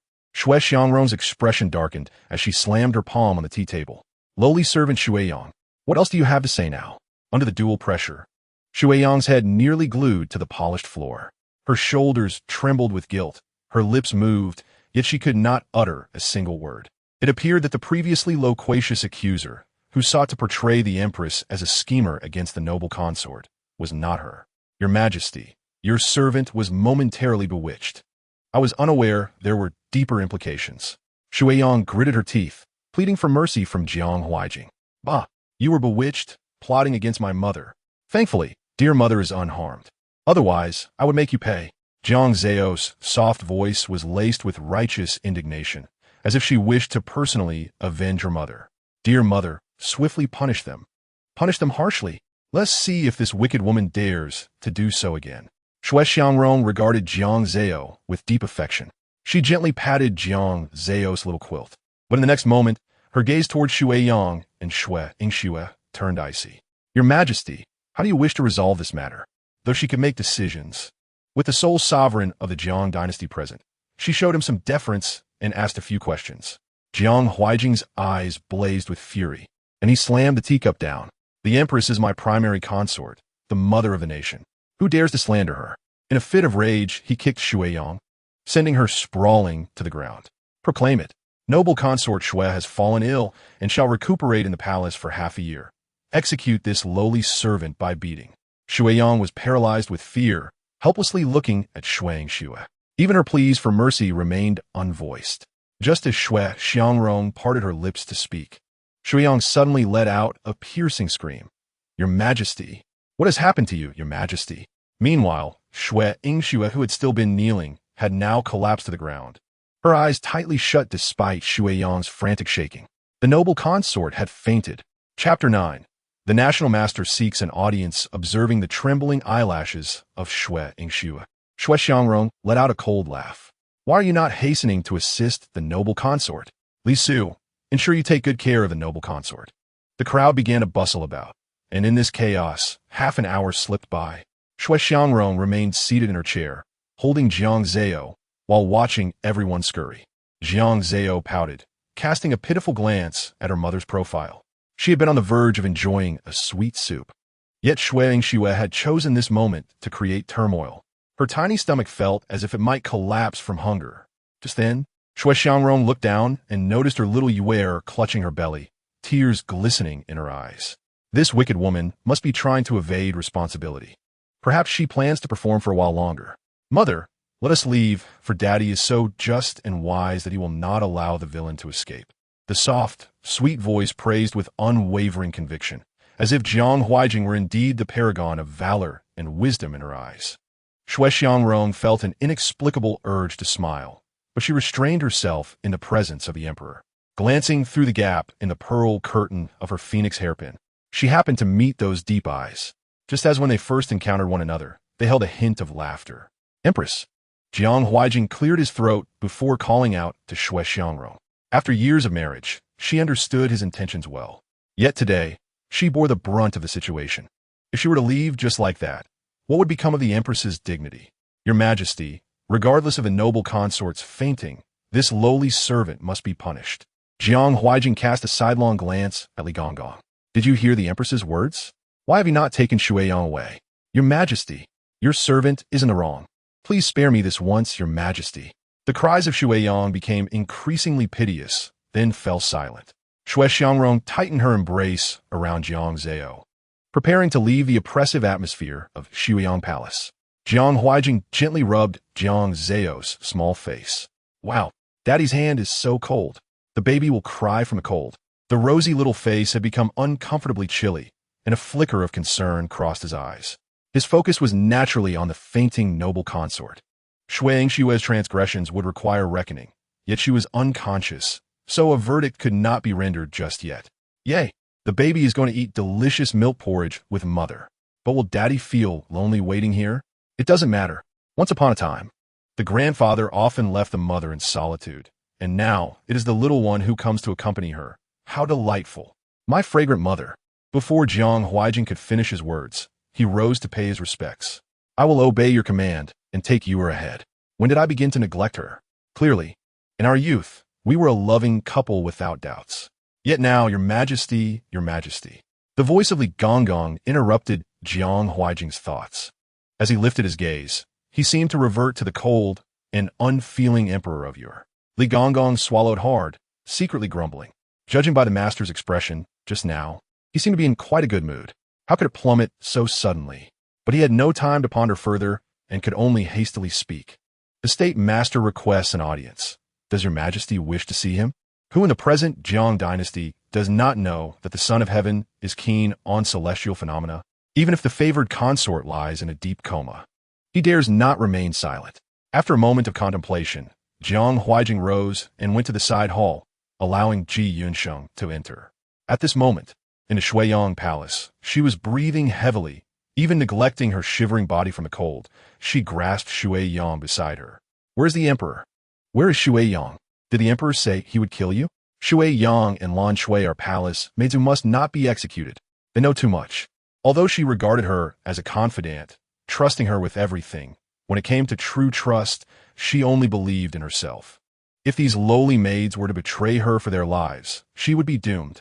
Meanwhile, Lan Shui, completely unaware of her mistress's fears, thought she was simply concerned about her, and could not help but feel moved. If Shui Yang is executed, the emperor has not vented his anger on the maids. Shui Yang has no time to implicate you. Rest assured, my lady. My lady, where are you going? Your health is already poor. If you continue like this, what will happen if you fall ill? The old lady will worry, Lan Shui exclaimed, chasing after the unsteady figure ahead. She cried as she covered Shui Yingshue's shoulders with her cloak. Yet Shui Yingshue pushed her away, unusually resolute. I do not believe it. I do not believe the emperor would treat me this way. Your Majesty, I want to see the emperor. Lan Kui trembled all over, feeling a surge of emotion welling up in her eyes. My lady, she suddenly broke through the guards, and seeing her crazed demeanor, no one dared to stop her. Once Shui Yingshue entered the side hall, she heard a commanding voice emanating from within. She abruptly halted. State Master, I am concerned with your abilities. Are they a blessing or a curse? For the Jiang Dynasty, do they hold any advantages? Clearly, Jiang Huaijing was within. Shui Yingshue's eyes brightened with hope as she quickly advanced. Your Majesty, Your Majesty. The originally joyful, yet somewhat pitiful, cry abruptly caught in her throat. Shui Yingshue suddenly crouched down, concealing her figure. Lan Shui, perplexed, questioned why her previously agitated mistress had shrunk back. My lady? Shui Xue covered her mouth, her gaze turning stern. Be quiet. Lan Shui was startled and could only obediently shut her mouth, listening to the sounds from the side hall. Meanwhile, Jiang Huaijing remained oblivious. The previously fainted favored consort was now eavesdropping on his conversation with the state master. In the side hall, Ji Yunsheng, clad in dark official robes, knelt before Jiang Huaijing. Your Majesty is the true dragon of this realm, blessed by the heavens. It seems the heavens cannot bear to see the Jiang Dynasty devoured by traitors, allowing your Majesty and the eldest princess to possess such abilities. Given the current circumstances, the eldest princess's foresight of future events could indeed benefit your Majesty. Coincidentally, I observed the celestial signs last night. The ominous stars emitted strange light, indicating a foreboding omen, specifically warning of great peril for the second prince.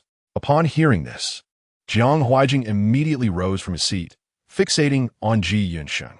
Is the second prince plagued by rumors? Is that not enough? Ji Yunsheng had previously reported before the second prince was dispatched to eliminate the bandits. At that time, it was not yet clear if he would encounter danger. Yet now he faces great calamity. Indeed, in my humble opinion, the eldest princess's ability to foresee future events would be beneficial. Jiang Huaijing's expression darkened, his heart heavy and suffocating. How could his son suffer so many calamities? At that moment, Li Gonggong's scheming voice drifted in from outside. Oh, favored consort, what are you doing? Favored consort? Jiang Huaijing's countenance turned icy. He hastened to the door, unlocking it and pushing it open. Chapter 10. Accompanying the Emperor. Your Majesty. Your Majesty.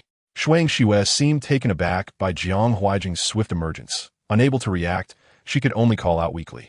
Jiang Huaijing's scrutinizing gaze fell upon her face, revealing his displeasure. What are you doing here? Historically, emperors have always disdained being eavesdropped upon. Shui Xue had witnessed this once before. The beauty sent by the Wang family, who had just been conferred as a noble, was brutally killed by Li Gonggong after being caught secretly transmitting state affairs outside the palace. Remembering that chilling scene, Shui Xue's shoulders trembled, and she buried her head deeply. I have come to plead for forgiveness. I am well aware that this matter is my fault, causing the Empress to suffer unjustly. I am willing to accept punishment. I only ask that your Majesty not vent your anger on others. If there must be punishment, let fall solely upon me. As she finished speaking, Shui Xue began to weep sorrowfully. Her delicate beauty was accentuated by her pitiful plea, resembling a frail willow swaying in the wind. This was precisely the image Jiang Huaijing adored the most. Yet, she remained kneeling in silence for so long, without revealing her true intentions. She still could not escape suspicion. The more she cried, the more her heart sank. Jiang Huaijing's gaze fixed upon her, and he did not allow her to rise, evidently remaining unconvinced. Her beautiful eyes shifted, and she resolved in her heart. It seems I must add fuel to the fire. I am aware I have wronged your Majesty, allowing you to witness this farce. Your Majesty cherishes your sister. I do not wish to tarnish your reputation. I shall end this, allowing you to have no further worries. With that, Shui Xue abruptly stood up, swaying yet resolute, charging towards the pillar of Shui Yang Palace. Favored consort. Jiang Huaijing was startled, his expression darkening as he gestured for Li Gonggong to step forward and stop her. What are you doing? This is sheer madness. Shui Xue threw a tantrum, continuing to cry and wail. Your Majesty blames me. Can I not alleviate your burdens and end my own life? Your Majesty, please let me go. Jiang Huaijing winced at her piercing cries, enduring the urge to scold her. Enough, sensing that the revered sovereign was on the brink of true anger. Shui Xue finally ceased her cries, feigning weakness. Your Majesty, others may not understand me, but can you not see clearly? I have never been able to bear the death of even an ant. If you kill Shui Yang out of anger towards me, it will be better to let me go. Shui Xue's relentless pursuit of sympathy successfully silenced Jiang Huaijing. If she were to continue her loud protests and seek trouble with Yuer and Xiangrong, what would happen? Shui Xue stared blankly at Jiang Huaijing, tears in her eyes now tinged with genuine sorrow and anger. Your Majesty, how could you treat me this way? In the past, you cherished me the most. Now, merely over a small misunderstanding, you wish to eradicate my maidservants? Jiang Huaijing's temples throbbed with suppressed rage, yet he still felt the urge to explode. He had never realized that his favored consort was so obstinate, so devoid of common sense. The Son of Heaven is punished the same as commoners. How much more so for a mere lowly maid? The remaining maidservants in your palace, though they did not partake in this matter, cannot escape punishment. All shall have their salaries docked for 3 years. 3 years? How much silver would that be? Lan Shui looked pained, yet under Jiang Huaijing's commanding gaze. She had no choice but to express her gratitude. The maidservant thanks your majesty for sparing her life. Shui Yingxue gritted her teeth, still intent on pursuing the matter, when she suddenly heard Jiang Huaijing's cold voice once more mentioning the favored consort. Due to her poor health, she need not accompany him for the next 6 months. It would be best to treat her wheezing properly. Without a summons, she must not leave. This way, others would not be entangled by the palace maidens, and she would not be exacerbating her condition. Your Majesty, I only have a minor ailment, as you well know. Shui Yingxue reached out, attempting to grasp a corner of the dragon robe, but in her panic, she stepped on the hem of her own gown and fell heavily to the ground. Lan Shui, pained for her mistress, hurried to assist her. Your Highness, why put yourself through this? In truth, as long as the Emperor does not execute the palace maidens, that would be sufficient. It would be better to execute them all. Hearing Shui Yingxue's venomous words, Lan Shui was momentarily stunned. Only when she saw Shui Yingxue's contorted face did she believe that such a woman, unwilling to forsake her own favor, was indeed her mistress. Though they had previously been master and servant, Shui Yingxue had always been sincere with them, never harming her own. Now, as if she had just realized something, her expression remained inscrutable as she supported Lan Shui and quietly changed her words, declaring them all a bunch of useless fools who could accomplish nothing. Lan Shui, now I have only you by my side. With Shui Yang gone, your presence is invaluable to me. Noticing the silence from the palace maid beside her, Shui Yingxue could no longer concern herself with her thoughts. The pressing matter at hand was that Jiang Zao, the little simpleton, had just heard the words of the national master, so you must first help me prepare for tonight. Jiang Zao was gleefully enjoying her milk porridge in her designated chair. Her tiny hands were now adept at grasping the spoon, scooping food from the bowl to feed herself. But just as she was enjoying her meal, Jiang Zao couldn't help but sneeze. What is the matter? Is some kind-hearted person thinking of the baby? Is it fragrant mother? Is it mighty father? Is it handsome big brother? Listening to her precious little one recite the family names, Shui Xiangrong couldn't help but smile.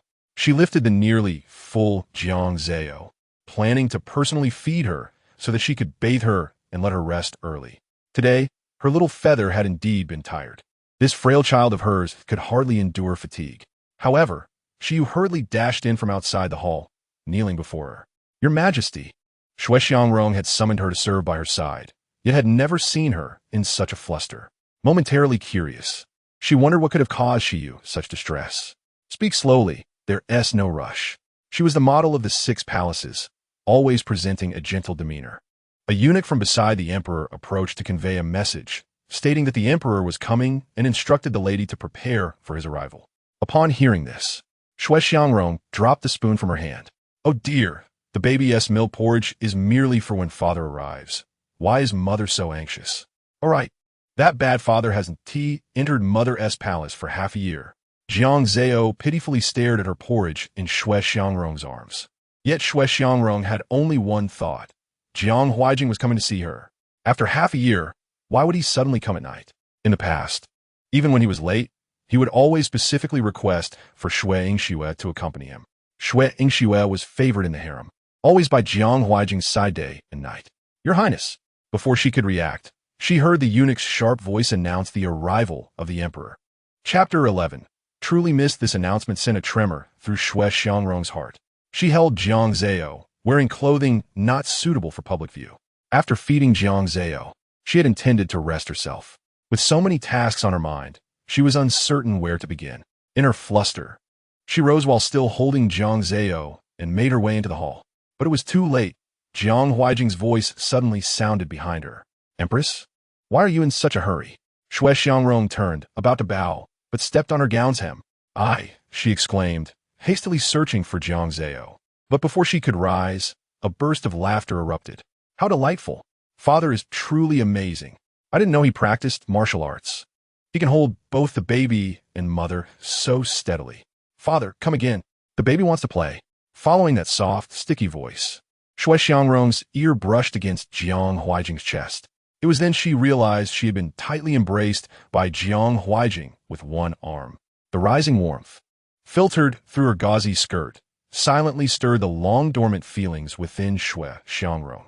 Your Majesty, I have been remiss. Struggling to stand steady against Jiang Huaijing, she was about to reach for Jiang Zao in his arms when she could not suppress a cry of pain. Seeing the cold sweat bead on Shui Xiangrong's forehead, both Jiang Huaijing and Jiang Zao were momentarily startled. It was the tender little one who first looked down at Shui Xiangrong's feet. Oh no, what happened to Mother's foot? She looked so pained. Baby will blow on it. Don't cry, Mother. Following the sound of her soft voice, Jiang Huaijing also looked at Shui Xiangrong's ankle. He turned to the watching eunuch Li and commanded, "Summon Li Su." After a flurry of activity, Shui Xiangrong was diagnosed with merely a sprained ankle. After sending away the physician Li Su, the maid Shi was about to apply medicine to Shui Xiangrong when, unexpectedly, Jiang Huaijing snatched the porcelain bottle from her hand. "Leave," Jiang Huaijing spoke indifferently, and then squatted down in front of Shui Xiangrong with the porcelain bottle in hand. Even Jiang Zao, lying on the bed, could not help but clench her small fists, her tiny feet kicking the blanket in excitement. Oh, what a sweet scene. Father is going to apply medicine to Mother. It seems the baby doesn't need to blow on it. Mother's face is so red. Watching Jiang Huaijing open the porcelain bottle in front of her, Shui Xiangrong reached out to stop him.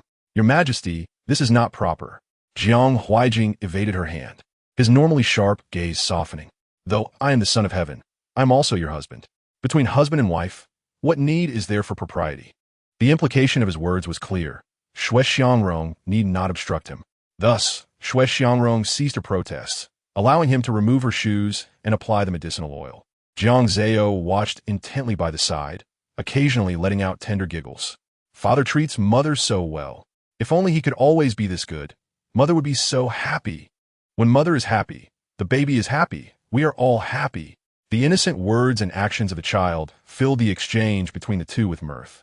As Jiang Huaijing applied medicine to his wife, he couldn't help but recall how flustered Shui Xiangrong had been when he arrived. The Empress, usually composed and dignified. What had happened today? After a moment of silence, Jiang Huaijing sighed. "It is my fault." Suddenly, Shui Xiangrong grasped his hand. "Your Majesty treats me very well. In recent times, you have not favored the favored consort, and I am already quite pleased." Just as Jiang Zao was enthusiastically about to clap, she was lifted by Jiang Huaijing, who called for Shi Yu and handed her over. "What is the matter? Father is being naughty. He comes and wants to push the baby away. Oof, bad father, bad father." Jiang Zao protested in Shi Yu's arms, her little hands and feet flailing, pouting adorably as she opened her mouth. Yet, she could only watch helplessly as the beaded curtains of the chamber closed before her eyes. Outside the palace, the moon was bright and the stars sparse, while inside, warmth enveloped the night. The following day, sitting in her designated little chair, Jiang Zao's gaze wandered restlessly. How strange. Where is such a big father gone? Shui Xiangrong had already tidied her attire, her phoenix hairpin more resplendent than ever amidst her hair. A smile danced on her lips. Whether for her child's innocence or the joy of the previous night, it was unclear. "Feather, look here, Mother has some sweet rice porridge for you. Open your mouth." Jiang Zao's attention was irresistibly drawn to the delicious food. However, just as a spoonful of porridge was about to reach her lips, Shi Yu's voice rang out. "Your Majesty, your Majesty, it's bad, my lady." Seeing the delectable morsel retreating from her mouth, Jiang Zao could not help but pout. "Shi Yu Goo, why are you in such a rush? Yesterday, it was because of Father, but what is it today? The baby is still hungry. Wait. Could it be that second brother is in trouble?" The smile on Shui Xiangrong's face faltered, as if the pearl strings on her hairpin had frozen. She looked toward Shi Yu, hoping to hear a different answer from her lips. Even if Shui and Shue were to cause trouble again, it would be far better than something happening to her precious son. "Shi Yu, what has you so flustered?" The palace maid Shi Yu knelt on the ground, and then spoke. "The noble consort has come and insisted on barging in to dine with you. I couldn't stop her." Upon hearing it was Shui and Shue, a trace of disdain appeared on Jiang Zhao's face. The tiny, delicate cheeks bore an expression akin to that of an adult, which made Shui Xiangrong want to laugh. Since it was not about her son, Shui Xiangrong's expression improved considerably. Did the emperor not instruct her to reflect in Shuiyang Palace? How did she come out? A sweet soup was brought to Jiang Zhao's lips. As she ate, she listened to the commotion. Sister, I was wrong. It was just a small misunderstanding between us sisters. Why take it so seriously? I came specifically to apologize. Shui Inchue approached Shui Xiangrong, a smile on her face. If it were not for the pretense of seeking forgiveness and greeting Shui Xiangrong, the guards would never have allowed her to come out. Lan Shui behind her still held a food box, following her humbly and respectfully. Have you asked the emperor for permission? Shui Xiangrong raised an eyebrow, not allowing her to take a seat. Shui Inchue paused, exchanged a glance with Shui Xiangrong, and her expression darkened for a moment. Chapter 12. The Heart of Borrowing Ambition. Indeed, how could she forget that Jiang Huijing had spent the night in Shui Xiangrong's quarters?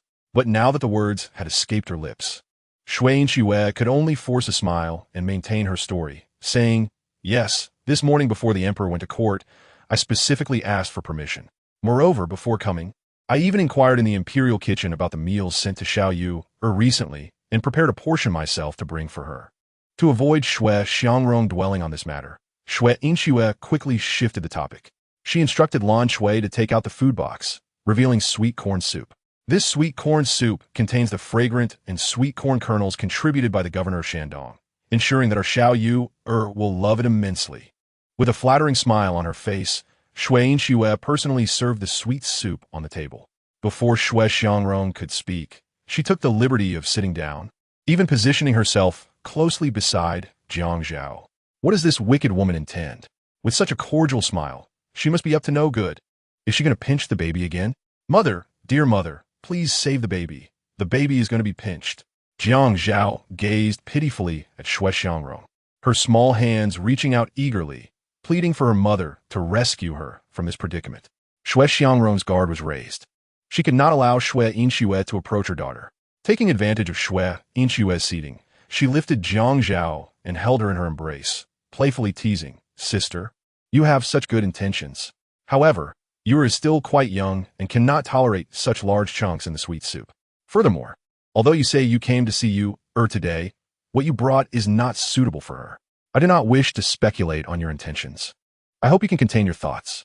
The implication was clear. She was not oblivious to the ulterior motives behind Shui Inchue's flattery. For now, she did not wish to pursue the matter of Shui Inchue sneaking out, but it would be best if she departed quickly.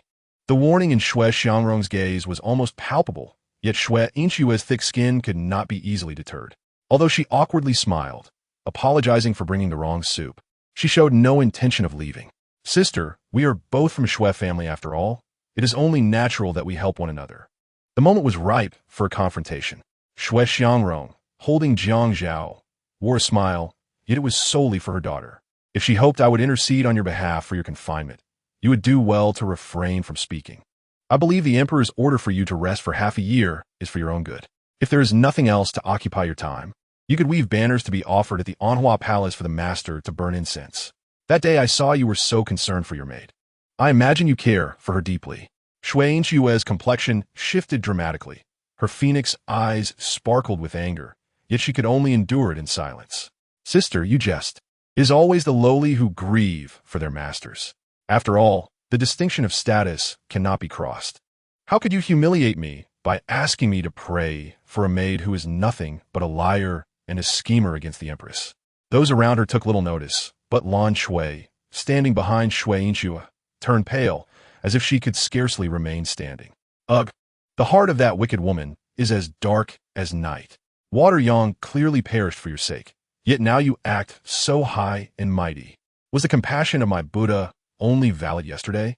Is there a one-day experience card for being a kind person? Shui Xiangrong smiled with her lips, secretly pinching her daughter's small arm, yet her words were merciless. Sister, you indeed pay great attention to decorum. Shui Inchue, unfazed by the ridicule, managed to maintain a smiling facade. Speaking of decorum, there is something concerning the breach of such that I wish to trouble you about.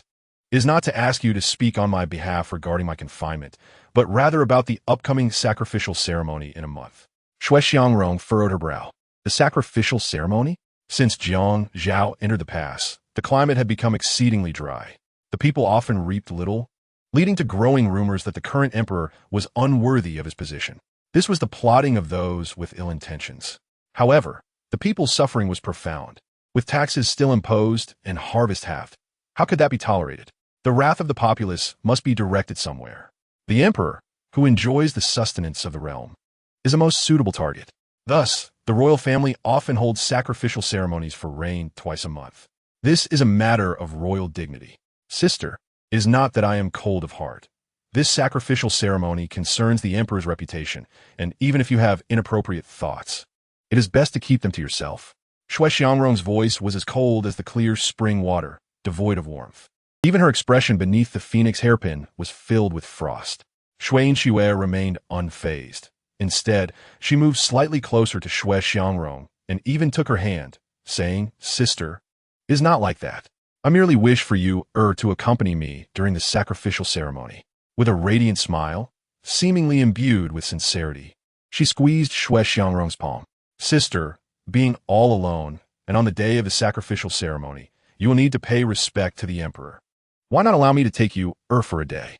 I will watch the ceremony with her, right under your watchful eye." "Attend the ceremony with you?" "Bah, the baby refuses. To attend the ceremony with a wicked woman, wouldn't that make the baby a wicked woman's child? The baby declines." Shui Xiangrong snorted coldly and slammed her hand on the table. Startled, Shui Inxue released her grip, asking, "Sister, what do you mean?" "What do I mean? I still wish to ask you." Shui Xiangrong tightened her hold on Jiang Zao, forcefully pushing the teacup in front of her to the ground, the sound resonating with authority. Her previously gentle demeanor now radiated an imposing majesty befitting a queen, capable of instilling fear. "Our dynasty has long upheld strict rules that cannot be crossed. A young child may only participate in sacrificial ceremonies by staying close to their biological mother.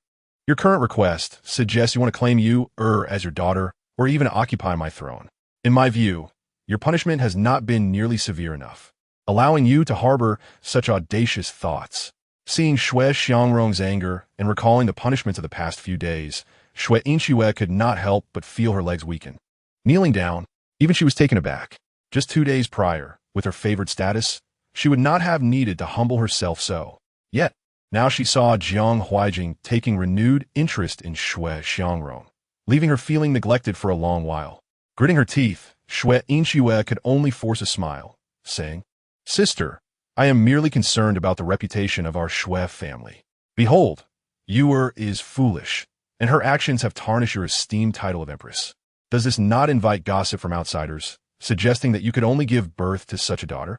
As she spoke with increasing fervor, she paid no heed to Shui Xiangrong's increasingly sullen expression. Just as she was about to continue her persuasion, a sudden slap landed across her face. Chapter 13. The Second Brother's Demise. The sound echoed sharply, distorting Shui Inxue's features and causing the jewels in her hair to scatter upon the floor. It was evident how much force Shui Xiangrong had employed. "How dare you strike me?" She swept everything off the table with a fierce motion, pointing a finger at Shui Xiangrong's nose as she began to berate her. "I deign to allow this foolish child to be under my name as a grace. Do you understand?" Previously, Shui Inxue had been fortunate enough to escape confinement in Shuyang Palace. Who want to send you anything?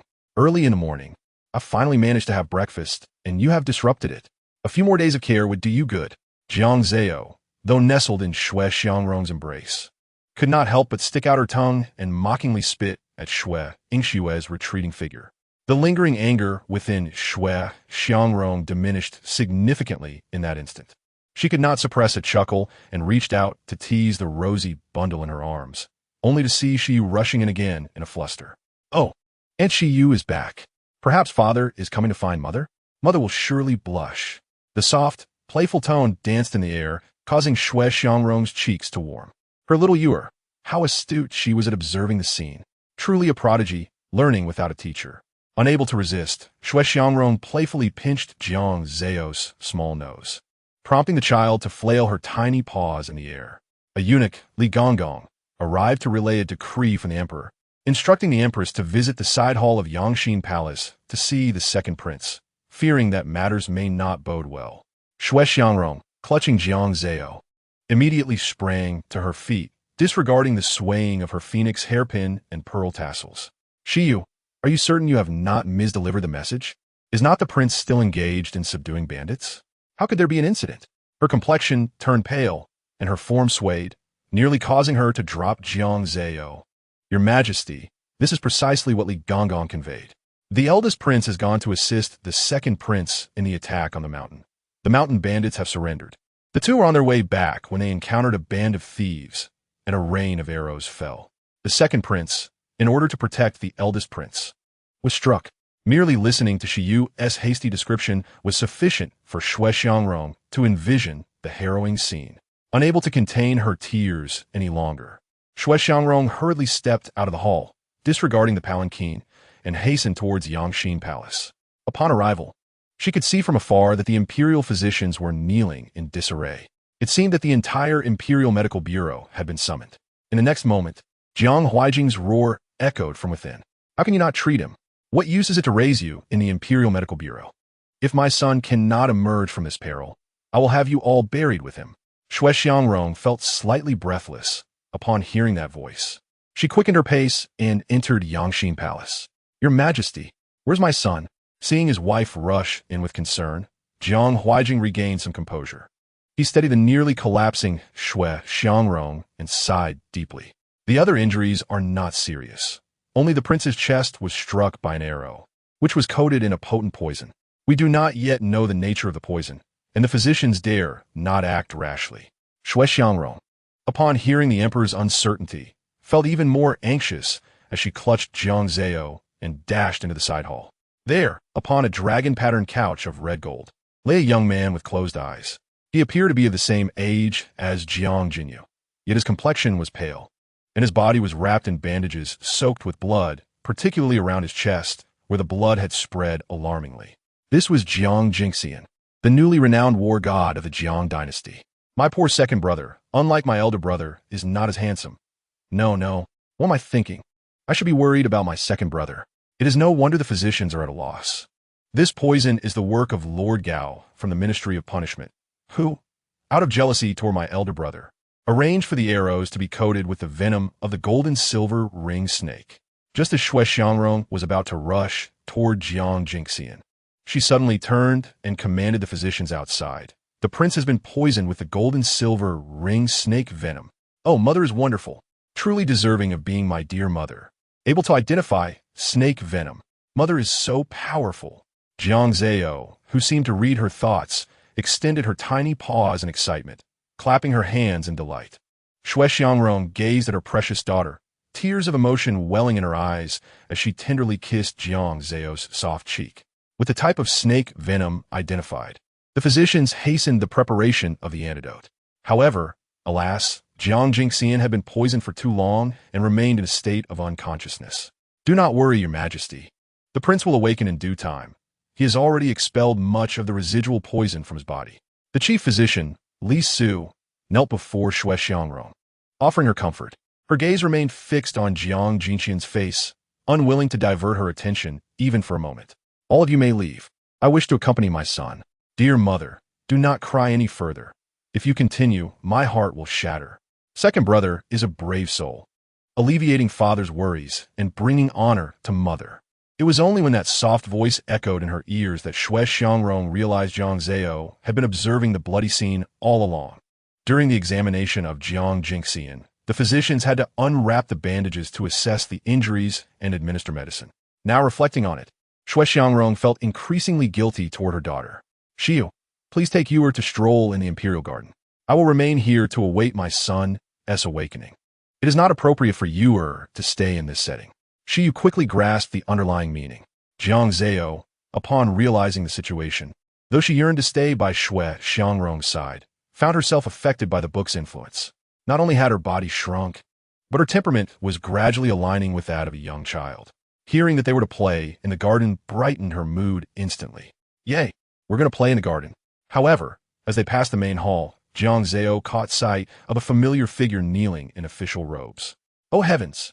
It is that treacherous minister, the one colluding with that wicked woman. Mother, father. Chapter 14. The Thieving Heart Unabated. Jiang Zao could not shake the vivid memories of what she had just witnessed, and she squirmed restlessly in Shiyu's arms. Oh dear, my little lady, please remain still. There are many thorny plants in the Imperial Garden. Be careful not to get hurt. Shiyu tightened her hold on Jiang Zao. Yet the little girl was anything but still. Her chubby little paws, though adorable, made Shiyu hesitant to hold on too tightly. Just then, a malicious voice echoed from ahead. Shiyu, what a coincidence! Why are you not beside the Empress? As the dazzling jewels came into view, Shui Yingshua's opulent figure adorned in a noble concubine's gown appeared before them. Your Highness! A flash of disdain crossed Shiyu's eyes. Even Jiang Zao settled down, but with a greater display of overt disdain than Shiyu. Wicked woman, it's not your fault for being ugly, but what do you mean by appearing to frighten me? Unfortunately, Shiyu showed no visible reaction. Jiang Zao, undeterred, internally cursed Shui Yingxue vehemently. Your Highness, forgive me. I am holding the long princess and cannot pay my respects. Even though she could not outwardly express her disdain, Shiyu cleverly devised a way to vex the noble concubine before her. The once favored noble concubine, who had nearly ruled the palace with impunity, could not tolerate such disrespect in the past. Now, however, with the emperor's favor waning, and she being a personal maid to the empress, her presence was no longer as commanding. As for how Shui Yingxue had come to be there, it was beyond Shiyu's concern. The unruly antics of Shui Guifei are indeed her hallmark of ferocity, seemingly taking advantage of the disarray following the second prince's injury. Who would dare to intervene as she throws a tantrum and threatens self-harm? Thus, she was released. Once exalted, it is truly laughable to see a noble consort reduced to such a frenzied state. Shui Yingxue displays none of the fury she exhibited moments ago before Shui Xiangrong. Instead, her smile remains steadfast. What does it matter? Pulling the eldest princess must be quite exhausting. As she speaks, she naturally approaches Shiyu, remarking that, as the nominal stepmother of the eldest princess, she has only a vague understanding of the princess's culinary preferences and wishes to seek guidance from Shiyu.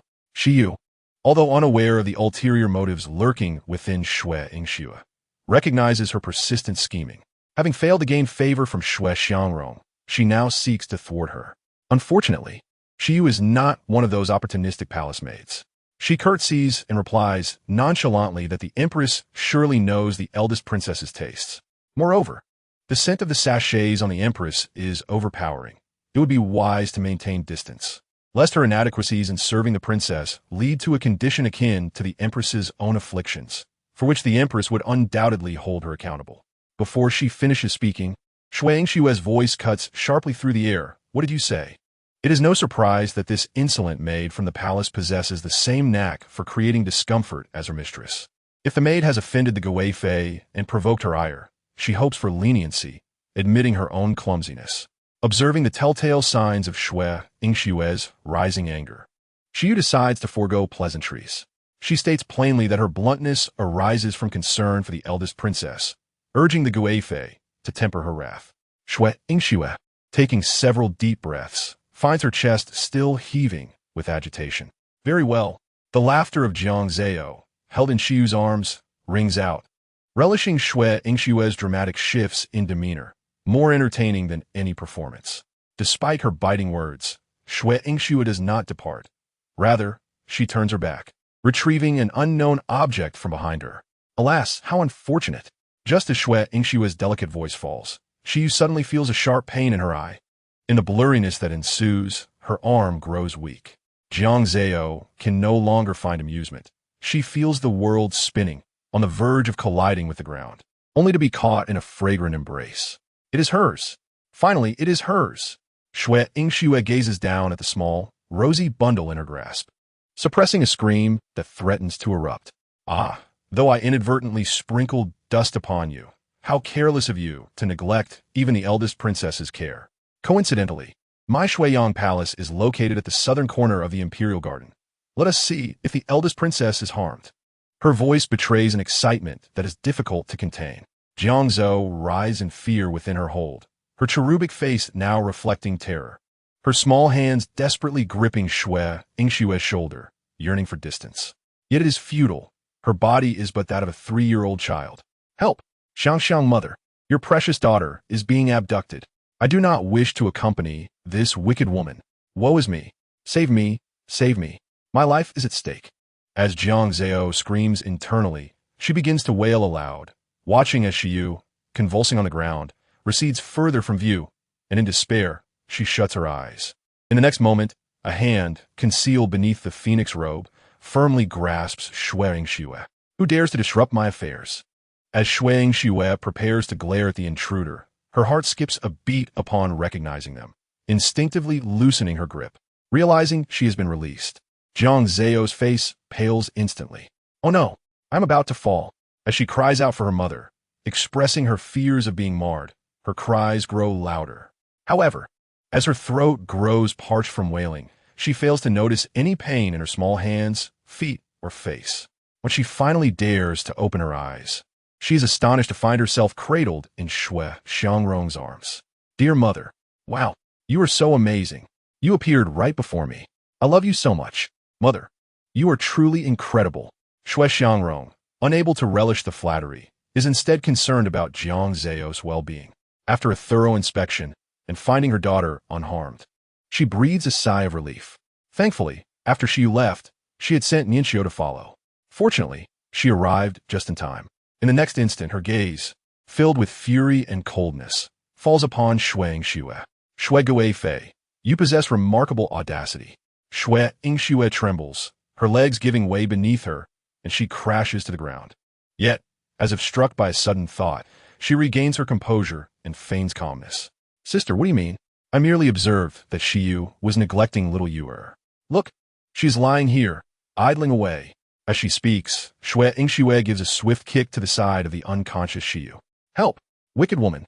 Dear mother, do not believe her. She just sprinkled some powder on Aunt Xiyu's face. How detestable!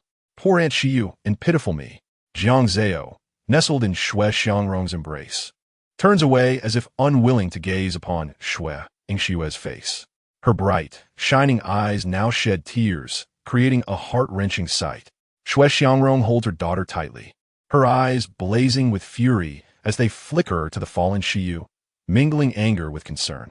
After all, Xiyu is her personal maid, treated with familial kindness. To have Xue Yingxue bring her to such a state is unbearable. Coldly, she summons the guards. Do you presume I am blind to your misdeeds? Do you think I am unaware of your vile actions? Nianxiu witnessed everything and prevented your schemes. What else do you have to say? As Xue Yingxue sees the armed guards surrounding her, her complexion pales. I'm still the Gui Fei. She asserts, no matter how furious you are. How can you punish a consort? Her agitation grows, her chest puffing out as if she believes she is untouchable. After all, she is a consort. And even if she has harmed a maid for her selfish desires, it is unlikely that she would face severe punishment for a maid's sake. 15 strikes, a board 3 feet long and 5 inches wide, will leave you suffering for days on end. Not to mention her delicate skin. In an instant, Xue Yingxue becomes anxious. Glaring at Xue Xiangrong, her voice cold. You dare? I am, after all, the Gui Fei. You may be of a higher rank, but how dare you punish me? Xue Xiangrong scoffs, her gaze laden with disdain as she surveys Xue Yingxue from head to toe. You are aware of your lower status, and yet act so brazenly? I am the Empress. You are the consort appointed by the Emperor. I was designated as Empress even before the late Emperor's time. As for rewards and punishments, I have always adhered to the palace regulations, treating you fairly, and will not allow you to escape unscathed. Glimmers of light filter through her hairpin, illuminating the phoenix hairpin nestled in her tresses, amplifying her regal presence and instilling awe in all around her. Xue Yingxue's pallid complexion rendered her speechless, while the guard stood upright, fearful of being caught in Xue Xiangrong's wrath. Only the rosy bundle nestled in Xue Xiangrong's arms, devoid of any sense of dread, whimsically flailed its tiny paws, its innocent laughter ringing out like a melodious chime. Mother is mighty. Mother is amazing. Punish the wicked woman for Aunt Xiyu and the baby. Charge. Spank her bottom. Xue Xiangrong tightened her embrace around the rosy bundle. Observing that Xue Yingxue was about to argue, she rebuked sternly. You have repeatedly overstepped your bounds, and I have previously refrained from reckoning with you. This is merely a minor punishment to serve as a grave warning. The noble consort Xue should count herself fortunate. Fortunate? Xue Yingxue clenched her jaw in fury, her features twisting in suppressed rage. How could she feel fortunate? The precious child who could foresee the future had slipped from her grasp, and now she was being penalized because of a mere maid. What more? She had no means to defend herself against this accusation. Beneath the sun, the rouge on Xue Yingshue's face seemed to morph into a manifestation of her resentment, distorting her very being. Her enchanting phoenix eyes held no trace of tenderness. Instead, they fixated hungrily on Jiang Zao's cherubic face. If she could not possess the child, she would rather take the foolish one's life. If she could not have it, then Xue Xiangrong must not have this formidable ally either. Xue Yingxue clenched the silk handkerchief in her hand, yet no amount of resentment could compel her to unleash her fury upon Xue Xiangrong as she once did. I'm furious. I'm furious. I shall punish you for Aunt Shiyu. The baby is satisfied. I am immensely grateful for Her Majesty's benevolence. Xue Yingxue slightly bowed, offering her respects before being escorted away by the guards to face her punishment. As she passed by Xue Xiangrong, she gritted her teeth and hissed in a tone only the two could hear, "We have plenty of time, sister. Do not think for a moment that I would fear you just because you have gained a fleeting advantage." Xue Xiangrong, of course, would not tolerate such insolence, her tone light as if she were utterly unconcerned by Xue Yingshue's words. "I look forward to your escape from this predicament." Xue Yingxue snorted coldly, her figure swiftly vanishing into the corridor. Yet, before Xue Xiangrong could breathe a sigh of relief, she was once more tugged by the soft voice that tightened her heartstrings. "Oh dear, the wicked woman has departed, but the matter with second brother is still unresolved. If only Aunt Shiyu had walked a bit slower, the baby could have seen that treacherous minister's face. Perhaps I could have spat on him. How dare he plot against my second brother? Poor second brother. If we do not expose that treacherous minister this time, he will likely suffer another secret attack in the future." She quickened her pace slightly, having previously run to save Jiang Zao and Shiyu, her breath coming in rapid gasps. Yet she did not relent, persisting in her haste, though the tender bundle in her arms was nearly jostled into a round ball. "Oh dear, why is my beloved mother in such a hurry? But it's for the best. While that treacherous minister is still unaware, I shall spit on his face." Xue Xiangrong could barely suppress a smile, but she still needed a hurry. Upon entering the Yangxin Palace, the ministers had yet to depart. Jiang Huaijing, observing the beads of sweat on his wife's forehead, felt an immediate pang of concern. He instinctively tightened his grip on the armrest of the dragon throne, but with the ministers present, he could not rise to greet her. "Your Majesty, what brings such urgency?" Xue Xiangrong seemed to realize her anxiousness and slowed her steps. "I'm worried about our son's health and wish to bring you to see if he has awakened." She deliberately delayed her entrance, her gaze unintentionally lingering on the rosy bundle in her arms, as if harboring some unspoken anticipation. "That's him, the chubby bald one, the treacherous minister who looks like a plump potato. Spit, spit, spit. Baby spits at you. How dare you harm second brother?" Jiang Huaijing's expression shifted, as if struck by a sudden thought. He glanced at the group of ministers kneeling below, his gaze landing on the most shifty-eyed among them, Wang Qin. As the deputy minister of war, his rank was low, and his conduct was far from proper. Before Jiang Huaijing could speak, Wang Qin began to speak in a mocking tone, questioning why he still lingered here if he was indeed visiting the second prince. Chapter 16. Audacious and reckless upon uttering these words, not only did Xue Xiangrong and Jiang Huaijing fix their gazes upon him, but the other ministers also regarded him with a tremor of disbelief. "Lord Wang, tread carefully. The Empress has just entered the Yangxin Palace. It is only natural she has not yet reached the side palace." Minister of Works Lu Ju, who often engaged in verbal sparring with Wang Qin, was the first to retort. "If one does not move for a long time, could it not suggest ulterior motives? For instance, meddling in the affairs of the harem is a grave offense." "Impudent." Before Wang Qin could finish, Jiang Huaijing's authoritative voice reverberated throughout the Yangxin Palace. The dragon robe fell to the ground, and the pearls hanging from the crown trembled incessantly, revealing the emperor's unquenchable anger. "Wang Qin, have I been too lenient with you, emboldening you to the point of daring to speak ill of my harem?" "Guards!" Wang Qin seemed taken aback by Jiang Huaijing's fury. He merely sought to convey Xue Yingshue's intelligence, hoping to seize an opportunity to undermine the Empress's influence. He had not intended to comply. However, as a former court official, he required the favor of the consort to maintain his standing in the court. Though he had connections with Minister Gao Bin, the latter was solely focused on his own career. They were all but crabs in the same pot, and he had repeatedly found himself in peril. Relying on Shuang Xue for help, with no other options, he found himself at the mercy of a woman's skirt. After all, hadn't he, the emperor, treated the empress with indifference before? The rumors of the consort's excessive favor were well known outside the palace. Even during the Lantern Festival, a time for reunion, the emperor had scarcely visited the empress's palace in half a year. Now, however, there was no room for Wang Qin to contemplate further. He hurriedly knelt on the ground, pleading for mercy. Your Majesty, Your Majesty, I meant no such thing. I was solely thinking of the stability of the nation. Stability of the nation? Jiang Huijing scoffed, yet he still waved his sleeve, instructing the imperial guards to drag Wang Qin away. While the stability of the nation is undoubtedly important, my harem is not a place for ministers to meddle. Today, Wang Qin shall receive 30 lashes as punishment. Father is amazing. Father is the most handsome. Father is the #1 handsome man in the world. For mother's sake, well done. The baby loves you to death. Wang Qin had undoubtedly dug his own grave. Furthermore, he had never been humble in his dealings, making a joke of himself in front of everyone. Shui Xiangrong found no joy in this, only apprehension. Originally, this matter was not worth 30 lashes, as it would likely invite public criticism.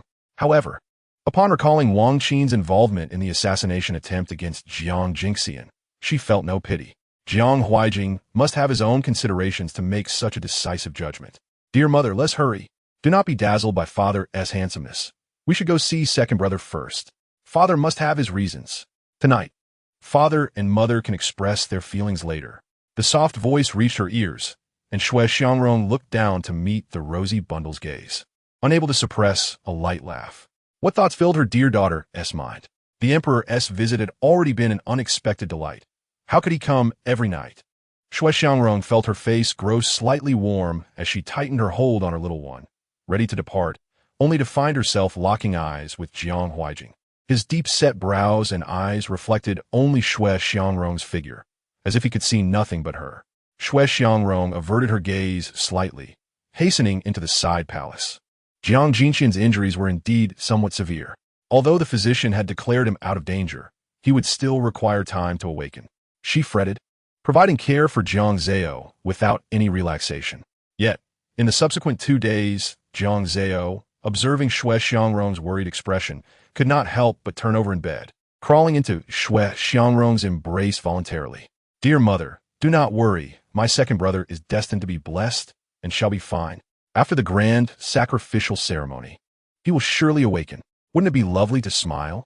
My darling enjoys a smiling mother, Shui Xiangrong said, gazing at her daughter in her arms, her heart finally finding some solace.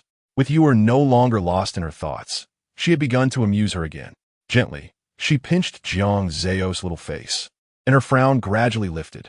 While her concern for Huang lingered, she knew she must not neglect her own well-being and that of Yuer. Little Yuer, are you hungry? Shall we have our meal a bit earlier today? Shui Xiangrong tenderly patted Jiang Zao's small chest, her eyes beginning to sparkle with joy. At that moment, Jiang Jinyu rushed in, clad in a red robe. Mother, he exclaimed, his face aglow with exuberance, as though he had received joyous news. Without even greeting Shui Xiangrong, he immediately reached for Jiang Zao, planting 2 fervent kisses on her cheeks. My precious little sister, I have missed you dearly. Brother's kiss. Oh dear big brother, what is this? Are you going to torment the baby again? Even if mother doesn't mind, the baby is frightened. Please, brother, don't kiss me. Jiang Zao squealed in panic, wriggling in Jiang Jinyu's embrace, even attempting to push him away with her tiny hands. For a moment, Jiang Jinyu's smile faltered, casting doubt upon himself. Did he appear as a monstrous beast? Was it merely the intensity of his affection? He reasoned that anyone would want to cherish their beloved little sister and shower her with endless affection. Shui Xiangrong observed the harmonious interaction between the siblings, her heart finally swelling with joy. She reached out to take the baby from Jiang Jinyu's arms, lightly tapping his nose with her fingertip, smiling. What has brought you such delight? You have not visited your mother for a couple of days. How does our little Yuer come to be credited for your good fortune? Upon hearing this, Jiang Jinyu seemed even more invigorated as he pulled up a chair and began to recount the day's events. The emperor had summoned Wang Qin for questioning, and within the Wang household, they had discovered concealed guards. Although they were referred to as guards, Each had undergone training akin to the Imperial Guards. The secret possession of troops constituted a grave offense.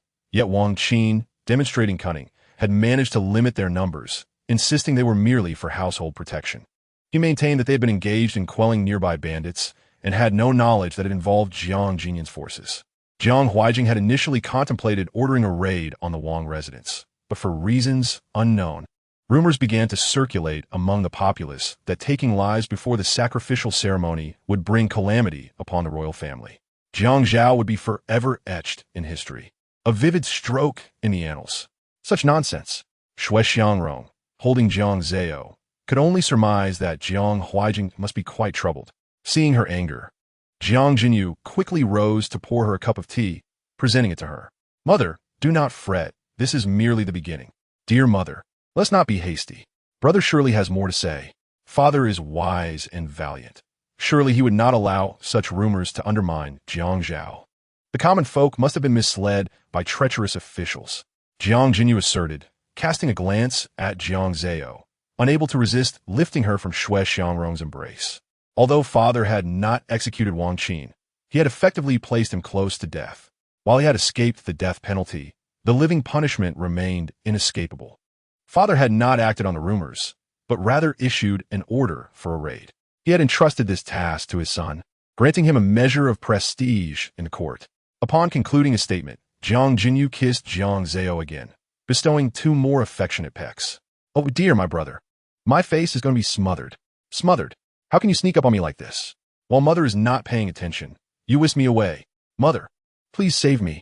Jiang Zao protested, struggling in Jiang Jinyu's hold, her tiny hands flailing at his face as if trying to escape.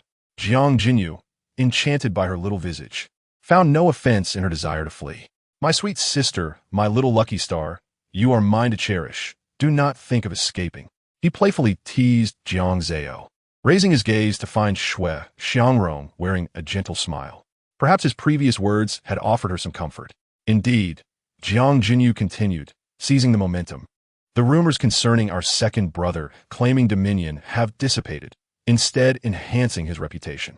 Shui Xiangrong listened with delight, nodding in approval, acknowledging that Jinyu was commendable, as was Jinyan. Yet, the epithet of lucky star had once again fallen upon our little Yuer. You have yet to explain why that is so. Jiang Jinyu's smile widened, and he planted another kiss on Jiang Zao's cheek before revealing, This morning, I reported to father and learned that one of Shui Guifei's maidservants had been dismissed. It appears Shui Guifei wishes to request that father allow her to present little Yuer at the sacrificial ceremony to showcase the Shui family's contributions to Jiang Zhao. Father did not heed her request, deeming it absurd. However, upon my report, he remarked that it was thanks to little Yuer, who had exhibited such revulsion towards Wang Qin during the audience at Yangxin Palace, that father had taken notice of him. Listening intently, Shui Xiangrong felt a resolution forming within her. The notion of strange sentiments was likely a pretext for Jiang Jinyu to further dote on little Yuer. Even Shui Guifei had her sights set on their little lucky star. How could they not regard Yuer as a lucky star? Shui Xiangrong gazed at Jiang Zao in Jiang Jinyu's arms, her heart softening as she gently stroked the baby's cheek. Dear mother, are you attributing all the credit to the baby? Oh, but the baby is not so remarkable. Most of it is due to father, who surely needs the baby's good fortune to shine at the sacrificial ceremony. Jiang Jinyu chuckled, unable to contain his laughter as he exchanged glances with Shui Xiangrong, who was equally amused. If only Yanin were awake. If he could recover, we could all attend the sacrificial ceremony together.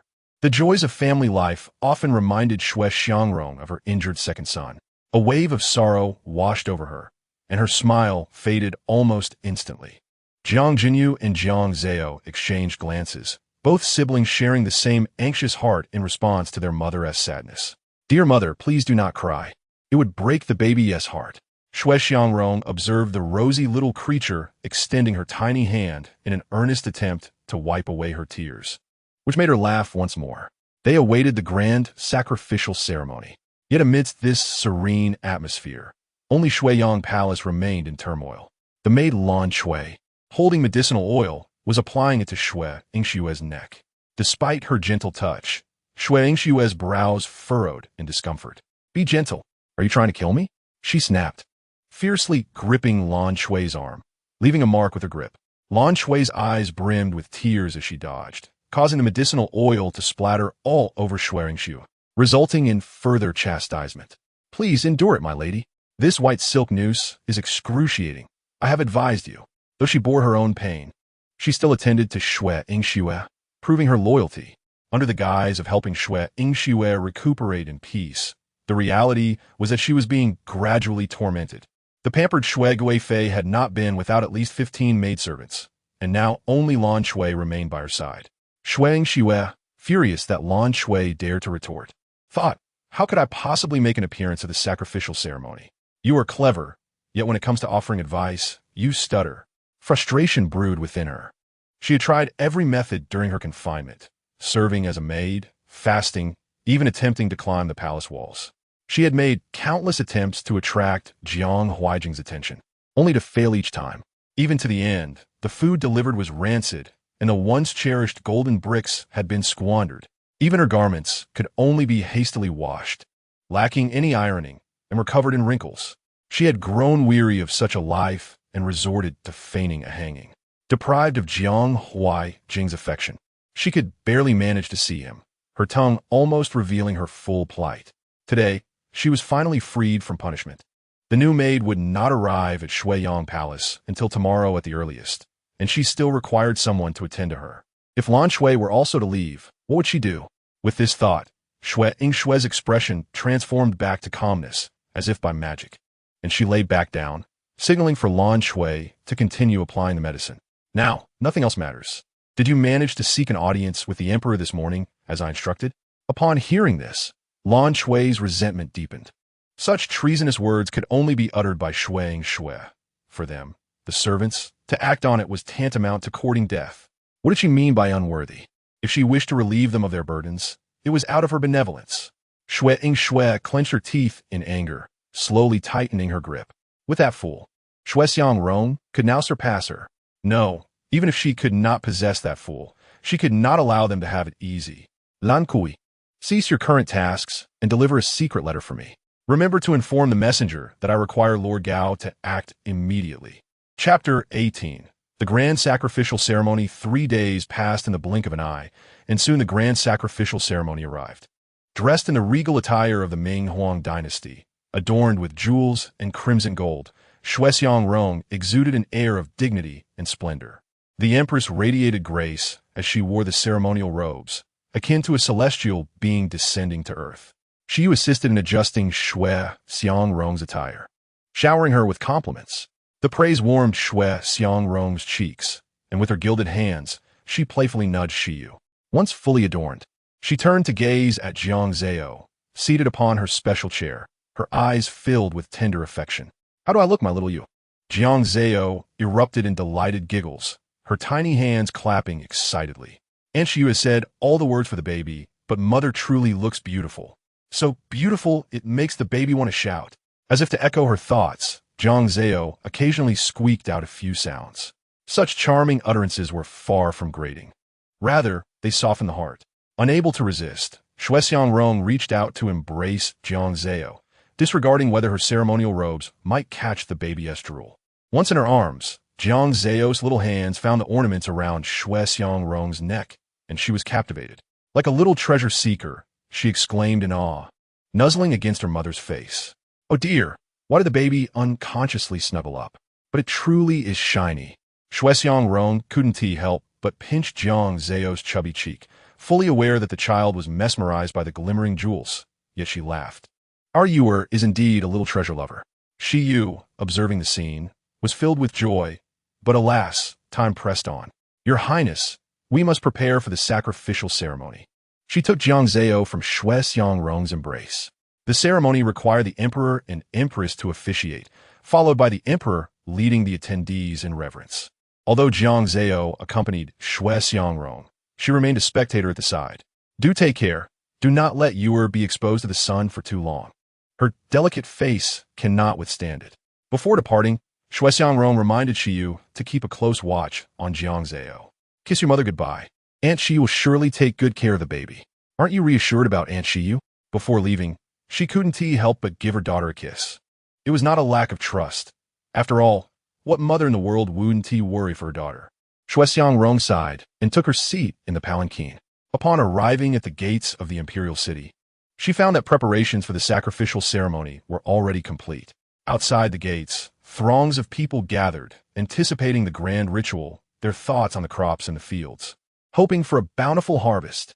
At the foot of the platform, Jiang Huaijing watched as Xue Xiangrong approached him step by step, his eyes filled with tenderness.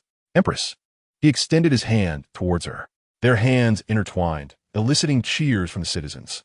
Their national mother and sovereign were as inseparable as glue, setting an exemplar for couples everywhere. Only in the crowd of spectators did Xue cast a cold gaze at Xue Xiangrong, wishing fervently to tear the ceremonial robe from her. That should have been hers. It rightfully belonged to her. But it mattered not. After today, Xue Xiangrong would soon be pulled down from her pedestal, and she, Xue, was destined to be the sole empress of the Jiang Dynasty. She slowly tightened her hands concealed within her sleeves, the armor almost embedding into her palms. Yet, as she observed Xue Xiangrong's maid, Nianxiu, rushing towards her, Xue's expression softened slightly. Xue Xiangrong, enjoy the grand gift I have prepared for you. At that moment, just as Xue Xiangrong was about to ascend the steps with Jiang Huaijing, she heard Nianxiu's urgent whisper, Your Highness, it's terrible. The Grand Princess and Aunt Xiu have gone missing, and we have searched the entire palace. But only the Yang Xian Palace has guards, and we cannot enter. Missing. Xue Xiangrong's complexion instantly paled, her grip on Jiang Huaijing tightening. What are we waiting for? Hurry and search for them. It's too late for words now. Let us find our Yuer. Xue Xiangrong lifted her ceremonial robes, disregarding propriety, and released Jiang Huaijing, intending to pull Nianxiu along to search for the child. However, Jiang Huaijing firmly held her back, summoning the captain of the Imperial Guard.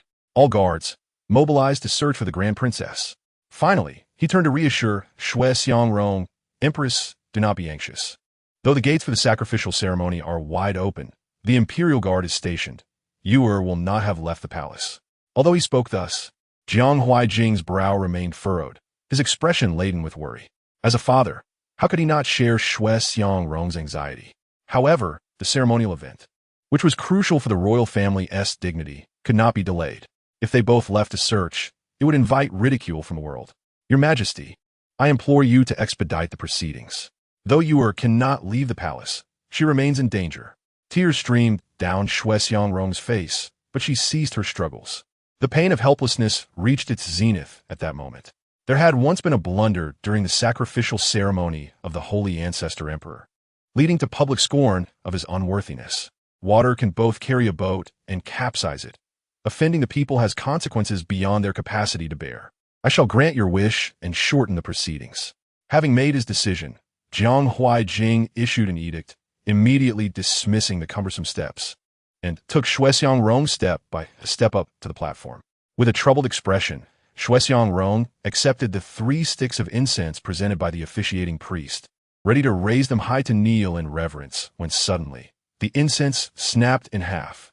In an instant, the crowd below gasped in astonishment. Look at the incense in the Empress's hands. It has broken. Alas, this matter bodes ill. Will our future harvest yield nothing? Recently, I heard that the Empress's second son intends to claim dominion over the mountains, and her little daughter is but a simpleton, holding only the title of a long princess. It appears the Empress is unworthy of her position, contributing nothing to the realm or assisting the dragon's lineage, rendering her less admirable than the noble consort. Rumor has it that the noble consort is gentle by nature, virtuous and kind-hearted. The whispers grew louder, and even Xue Xiangrong could distinctly hear them comparing her to Xuanxue. As daughters of the Xue family, the latter drew more attention from the populace. In a mere quarter hour, the unusual gazes of the citizens outside the imperial city were fixated upon Xue Xiangrong. Jiang Huaijing's expression darkened, and he cast a cold glance at the nearby priest. I support you, and this is how you serve? Go and change the incense in the Empress's hands. With such a blunder, when will we be able to search for Xiaoyu? The priest, drenched in cold sweat, nodded in compliance. However, as he approached Xue Xiangrong with the new incense, blue flames suddenly ignited beside her. Chapter 19. An ominous sign. What is that? Ghost fire. It is ghost fire. This is an ill omen. Our Jiang Dynasty's Empress is actually a summoner of ghost fire. Is she not a harbinger of misfortune? The people's discussions redrew Shui Xiangrong's identity as one associated with ill fate, and Jiang Huaijing's countenance grew increasingly grim. Shui Xiangrong, witnessing the flames surrounding her, turned pale. She gazed at Jiang Huaijing, her brow furrowed in distress. Your Majesty, should I not take my leave? I'm truly worried about Xiao Yu's whereabouts. This sacrificial ceremony is destined to be incomplete. Yet, Jiang Huaijing tightened his grip on her hand, holding the incense together with her, resolutely stating, No, you shall remain here. I wish to see whether it is heaven's will that seeks to trouble you, or if there exists someone with ulterior motives. In that moment, Shui Xiangrong's heart trembled. She initially thought that only her reputation would suffer. Yet, Jiang Huaijing insisted, risking his imperial dignity to wager that the one orchestrating all of this would not dare to harm the current emperor. If he had lost all affection for her, Shui Xiangrong would never have believed it. Her beautiful eyes slightly averted, reflecting Jiang Huaijing's profile. Your Majesty, there is no need for such concern. I suspect their aim is to bring me down. First, they abducted my precious daughter, and now they conjure these ill omens, branding me as a bearer of misfortune in my moment of anxiety. What a cunning plan. The Empress is my lawful wife, and I shall not allow them to scheme against you without consequence. Rest assured, whether it be Xiao Yu or yourself, I am determined to protect both. Jiang Huaijing's grip on Shui Xiangrong tightened. His profound gaze seemed to contain only her. Shui Xiangrong's cheeks flushed slightly, her eyes lowered, just as they met the gaze of Shui Yingxue in the audience below. The latter gritted her teeth, evidently harboring deep resentment towards her. In an instant, Shui Xiangrong's intuition sparked. Could the perpetrator behind this be Shui Yingxue? A surge of blood rushed to her chest, nearly causing her to feel faint, threatening to expel blood. Beneath her phoenix robe, her hands clenched tightly, just as she was about to unleash her fury. Among the crowd of onlookers, a minister suddenly shouted, The ghost fire has moved. It has moved. This unexpected turn of events propelled Jiang Huaijing's act of sharing the incense with Shui Xiangrong to a climactic moment among the court officials. The emperor is indeed a true dragon among men. Even the Empress's ominous presence has been subdued. It seems our Jiang Dynasty will prosper in the days to come. With our emperor here, what is there to fear? But wait, if the Empress is an omen of misfortune, then why did the ghost fire head towards the emperor's Yangxin Hall? Shui Xiangrong also witnessed the ghost fire slowly gliding away from her, heading towards the entrance of Yangxin Hall. The guard stationed there were drenched in sweat, yet dared not move. The court officials seemed to have conspired in advance, urging Jiang Huaijing to take the ominous Shui Xiangrong to pursue the ghost fire, to see how far this ill omen would escalate. After all, it was a matter of the emperor's reputation before the common people. Jiang Huaijing insisted on completing the sacrificial ceremony, taking Shui Xiangrong towards Yangxin Hall. Inside the palanquin, he clutched her hand tightly, his expression dark and foreboding. With Xiao Yu's mysterious disappearance and Yangxin Hall yet to be searched, he felt that the motives behind this were not solely aimed at Shui Xiangrong. Shui Yingshue's palanquin followed closely behind them, while the panicking crowd remained oblivious. Gaobin silently approached Shui Yingshue's palanquin. Shui Yingxue lifted the curtain, speaking in a voice audible to both. Is everything prepared? Gaobin maintained his composure, stating, Rest assured. Your Highness, I will handle it. Upon hearing this, Shui Yingshue's smile deepened as she tossed a pouch of money to Gaobin, saying, Then I thank you, Lord Gao. Under Shui Xiangrong's urging, the group made their way to Yangxin Hall. As the door opened, Shui Xiangrong cried out, Xiao Yu. Inside the grand hall, Jiang Zao was staring with tear-filled eyes, sobbing as she leaned against Jiang Jinyan, while she lay unconscious on the ground, both in a state of distress. Upon seeing Shui Xiangrong rushing towards her, Jiang Zao's tears flowed anew, her blood-stained little hands reaching out, a gesture of her usual plea for a hug. Shui Xiangrong's heart ached as she scooped her daughter into her arms, then hurriedly turned to check on the two on the ground, only to see Jiang Jinyan clutching the hilt of a sword, drenched in blood. What on earth has transpired? Jiang Huaijing, furious, summoned all the guards stationed at Yangxin Hall. The captain of the guards knelt, trembling, unable to explain the situation. During today's sacrificial ceremony, the guard were still stationed at Yangxin Hall until the emperor and the court officials convened to discuss the edict to be announced. I do not know why the Long Princess and the second prince appeared here. Just as the captain feared for his life, Shui Yingshue's piercing scream shattered the roof. Previously at the gates of the imperial city, she had no opportunity to speak. Allowing Gao Bin to manipulate the common people and the ghost fire to solidify Shui Xiangrong's reputation as a bearer of ill fortune. Now the stage was hers. She intended for Shui Xiangrong and her daughter to be forever unable to rise again. After her scream, before Jiang Huaijing could question her, she immediately pointed at Shui Xiangrong, who was cradling Jiang Zao, exclaiming, "Look there! The Long Princess is also surrounded by ghost fire." Shocked and fearful gazes fell upon Jiang Zao and Shui Xiangrong. Shui Xiangrong glanced at her daughter, her eyes filled with concern and urgency. Meanwhile, Jiang Zao had already pouted her lips, bursting into tears in Shui Xiangrong's embrace. "Wah, Mommy, you finally came. The baby was taken here by that wicked woman's maid, and she was also knocked out." Second brother happened to wake up in the hall, and upon hearing the thieves bringing the baby and Aunt Shiyu here, he strained himself to protect the baby. They even intended to kill the baby and leave her here. Wah, how frightening. The baby is in pain, and this is not ghost fire at all. "Mommy, please help the baby take off her outer garment." That wicked woman sprinkled it with plenty of phosphorus powder. When this phosphorus powder ignites, it turns blue. If it weren't burning on the baby right now, the baby would think it's beautiful. What ghost fire? These bad people truly have no taste. "Mommy, please save the baby." A continuous stream of cries, like firecrackers, echoed in her ears. Shui Xiangrong swiftly tore off Jiang Zao's outer garment and threw it to the ground. As the blue flames danced, the garment remained completely intact.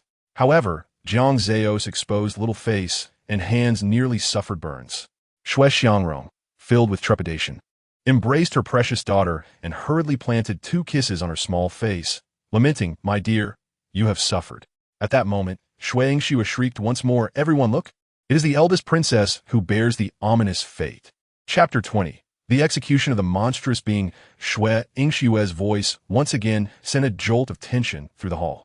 The eldest princess, born with a foolish demeanor, had now summoned ghostly flames during the grand sacrificial ceremony, nearly tarnishing the reputation of Her Majesty the Empress.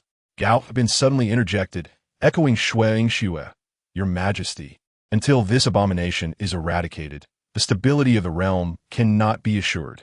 Before Jiang Huaijing could respond, Gao Bin had firmly placed the label of abomination upon Jiang Zao's innocent head. "You are the true abomination, and your entire family as well. Even if my baby were a monster, she would still be the most adorable." Jiang Zao, nestled in Shui Xiangrong's arms, turned in discontent, rubbing her cheek against her mother's bosom. Tears glimmered in her eyes, remnants of her recent cries causing her voice to waver. Witnessing her beloved daughter in such distress, Shui Xiangrong could no longer hold back her tears. Yet, beneath her sorrow lay a raging fury. It was one thing to plot against her, but now they dared to target her little Yuer. Just as she was about to voice her indignation, Jiang Huaijing's wrath erupted first. "Do you truly believe I am but a mere child of 3 years old?" As the emperor's furious roar echoed through the chamber, it was accompanied by the fluttering of official documents from the table. Gao Bin was struck on the head, his official robes torn in multiple places. Yet he refrained from uttering a sound of pain. Strangely, he exhibited not a trace of panic. The ministers beside him, however, turned pale, hastily kneeling and pleading, "Your Majesty, please temper your anger. Bring in the guards." Seeing that Jiang Huaijing was on the verge of severing Gao Bin's head from his body, the ministers fell silent, realizing that only Gao Bin had incurred the emperor's wrath. Should they utter another word, they risked sharing the same fate. Yet, as death loomed closer, Gao Bin, displaying remarkable composure, bowed deeply before Jiang Huaijing, declaring, "Your Majesty is the ruler. If the monarch commands the death of a subject, the subject must comply." However, the eldest princess has already attracted ill omens, and the commoners remain unaware, believing it to be the empress's doing. Pausing briefly, Gao Bin bowed again and proclaimed, "I humbly request your Majesty to show mercy and execute the princess in the marketplace, to eliminate this abomination and demonstrate to the people that the emperor of the Jiang Dynasty is not one to indulge in favoritism." Upon hearing this, the ministers regarded Gao Bin with newfound respect. The esteemed official had willingly risked his life to offer counsel. proving himself a loyal servant. If Lord Gao can act thus, Your Majesty, as the sovereign of this nation, you must consider the well-being of the common folk. Listening to the chorus of approval from the ministers, Shui Yingshue's lips curled into a barely contained smile. This was precisely what she desired. Only through the united pressure of the ministers could Jiang Huaijing be compelled to execute Jiang Zao. She would not allow Shui Xiangrong to retain such a formidable ally any longer. Should Jiang Huaijing refuse to carry out the execution, the common people's scorn would surely drown the royal family. At that point, it would be Shui Xiangrong who bore the brunt of their wrath. Her ascension was at hand. Your Majesty, Wang Qin seized the opportunity to squeeze through the hall's entrance. He approached Gao Bin and Shui Yingxue, disregarding their warning glances, and knelt before Jiang Huaijing. Under Wang Qin's embellished narration, the alleged assassination plot transformed into a noble attempt to exorcise evil spirits from Jiang Jinyan. Shui Yingshue's repeated coughs and glances went unnoticed beneath her voluminous robes. She longed to dig her nails into her palms. At that moment, she remained confined and powerless. Gao Bin, too, was indifferent, showing no willingness to assist in Wang Qin's desperate antics. I scoff. How dare you use my second brother as a shield in your desperate plight? Father merely demoted your position. He did not imprison or torture you. Jiang Zao, nestled in Shui Xiangrong's embrace, seethed upon hearing the slanderous words of these corrupt ministers, who even sought her death. And why should I be executed? I am my mother's child. Who are you to decide my fate? Father, punish them. They speak nonsense. And what of this ill omen? The phosphorus powder leaves residue on anyone who has touched it. Dare you reveal your filthy hands for inspection? Oomph. You only bully a baby who cannot speak. The rosy-cheeked child stuck her tongue out at those who still claimed to be monsters. Jiang Huaijing stood beside the mother and daughter, his hands clasped behind his back, coldly observing as the ministers, as if awakening from a dream, realized the emperor's fury and fell silent. He then motioned for the guards to apprehend the ministers one by one. What is the meaning of this, Your Majesty? Gao Bin shouted in panic as he felt his hands restrained. Your Majesty is not considering how to win back the people's affection with this abomination, but instead wishes for us old bones to shield you from scrutiny in plain view. If the world were to know, they would speculate on your intentions. He barely managed to convey this threat before Jiang Huaijing merely flicked his sleeve and took his place upon the dragon throne, coolly regarding the ministers before him. His voice tinged with anger. In my youth, I accompanied my ancestors to the south to observe the people's sentiments, where ghostly flames were not uncommon in performances. Now you attempt to deceive the citizens of the capital with such theatrics, and you dare to fool me. Oh, Father, how wonderful! You possess such rich experiences, truly worthy of being my father. Now my innocence shall be preserved. Jiang Zao exclaimed with excitement. If we can identify who among them has touched the phosphorus powder, we can unleash a great reckoning upon them. Shui Xiangrong held her slightly agitated daughter, her eyes glimmering with anticipation for Jiang Huaijing to punish the true culprits behind this scheme. Meanwhile, Gao Bin stood visibly stunned, evidently unprepared for the emperor's vast experiences. Phosphorus powder could indeed conjure ghostly flames, particularly due to his southern origins. Having emerged from humble beginnings, his focus throughout life had primarily been on his own political career. Whether in collusion with Shui Yingxue or Wang Qin, it was merely to facilitate his own path to power. Should obstacles arise, Gao Bin's expression turned more ruthless. But in the next moment, disregarding the guards restraining him, he knelt down. Your Majesty, I am foolish. I confess everything. Chapter 21. Irrefutable evidence. Gao Bin abruptly adopted a different demeanor, shocking Shui Yingxue to her core. She quickly fell to her knees, bowing her head to Jiang Huaijing. Your Majesty, the ministers dare to deceive you with lies. They must be severely punished to uphold the integrity of the court. She paid no heed to her injuries from earlier punishment by Shui Xiangrong or the dignity of a consort. At that moment, her sole thought was to prevent Gao Bin from revealing the truth. Their eyes met, and both perceived the flicker of malice within the other's gaze. Jiang Huaijing, seated above, regarded them with a cold smile.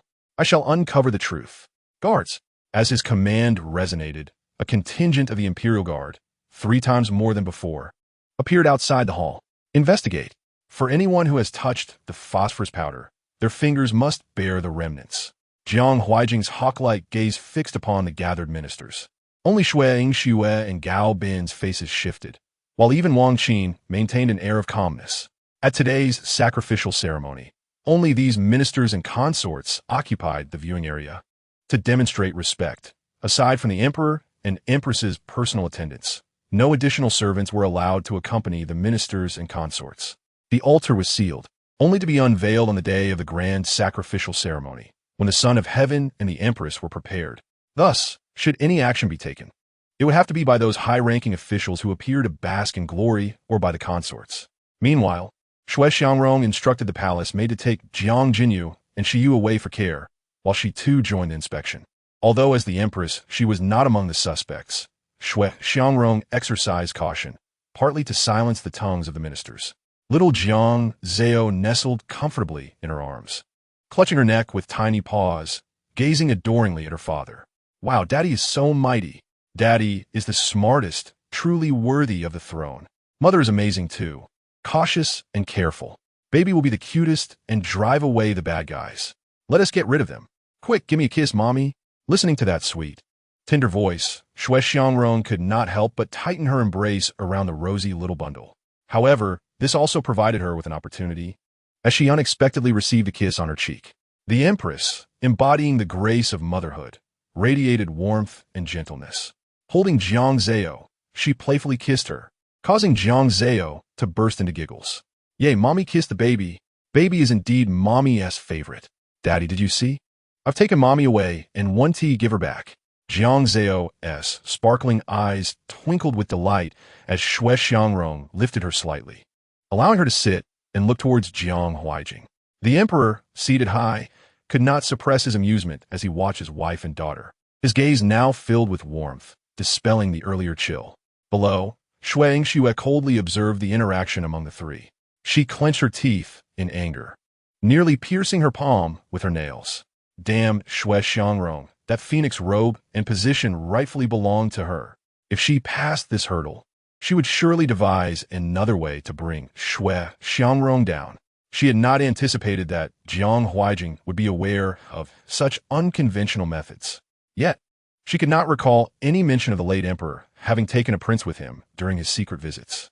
Suddenly, Shui Yingshue's gaze landed on Jiang Zao. Sensing it, Jiang Zao met her eyes and stuck out her tongue. Heh, bad woman, are you disappointed? Baby is so cute. What harm is there in letting you look a little longer? You sent Lan Shui to harm Aunt Shiyu, making you the villain. Oomph. If you get caught, it's all over for you. Shui Xiangrong's expression shifted drastically at this soft, plaintive accusation, following Jiang Zao's defiant gaze.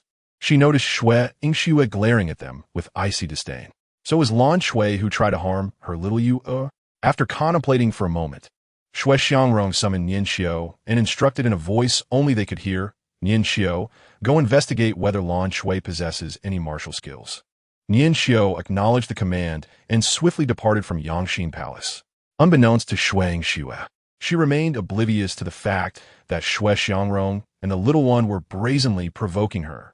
Shui Yingxue felt as if her silver teeth were about to shatter as she fantasized about how to trample the mother-daughter duo beneath her feet. Just then, a guard escorting her called out to Jiang Huaijing, Your Majesty, we found something. There are remnants on the fingertips of Guifei Shui. At this proclamation, Shui Yingxue heard the surrounding crowd gasp in shock. The concubines present began to scatter, leaving her isolated in an open space, as if she were the target of everyone's ire. The phosphorus powder was something Gao Bin had specifically instructed her to retrieve. She had found it peculiar, yet in her haste, she had not thought too much of it. That slight contact had become evidence of her wrongdoing. Did Gao Bin already prepare an escape route for himself, waiting for the incident to unfold before throwing her under the bus? Shui Yingshue's face turned pale, and she instinctively glanced at Gao Bin, then hurriedly prostrated herself before Jiang Huaijing. Your Majesty, I am unaware of the details. Your Majesty, I am wronged. Earlier, her bowing was intended to prompt Jiang Huaijing to punish Gao Bin first, but now she desperately sought to exonerate herself, to conspire against the princess and frame the Empress. Combined, these charges would be enough to cost her her life. Wronged? Oomph. You wicked woman, how amusing. With irrefutable evidence, what more is there to say? However, Gao Bin is no saint either. He was the one who initiated the actions. Jiang Zao, nestled in Shui Xiangrong's embrace, squeaked as if to strike at Shui Yingxue from afar. Shui Xiangrong decisively spoke, directing her words toward the emperor. Your Majesty, Guifei Shui, as a consort, has no use for phosphorus powder in the palace, and the Naiwafu has not prepared any. If a consort wishes to seek out folk remedies, they must have someone to bring them in. Is there perhaps more to this? Though this seemed to defend Shui Yingxue, it was actually a ploy to help Jiang Huaijing draw out the cunning Gao Bin. Shui Yingxue seemed to grasp this as well. She clenched her hands tightly, realizing that since she could not escape her guilt, she would drag Gao Bin down with her. If she could not evade responsibility, neither could Gao Bin. A useless person remaining in the court, flaunting power. She could not tolerate it. Shui Yingxue cast a sidelong glance at Gao Bin and again bowed deeply to Jiang Huaijing. Your Majesty, I confess everything. In truth, it was Lord Gao Bin who forced me into this. Chapter 22. The cover-up upon uttering this. Gao Bin was instantly isolated by the surrounding ministers. Among the many dark-colored robes, Gao Bin stood out the most. Yet, he appeared unfazed.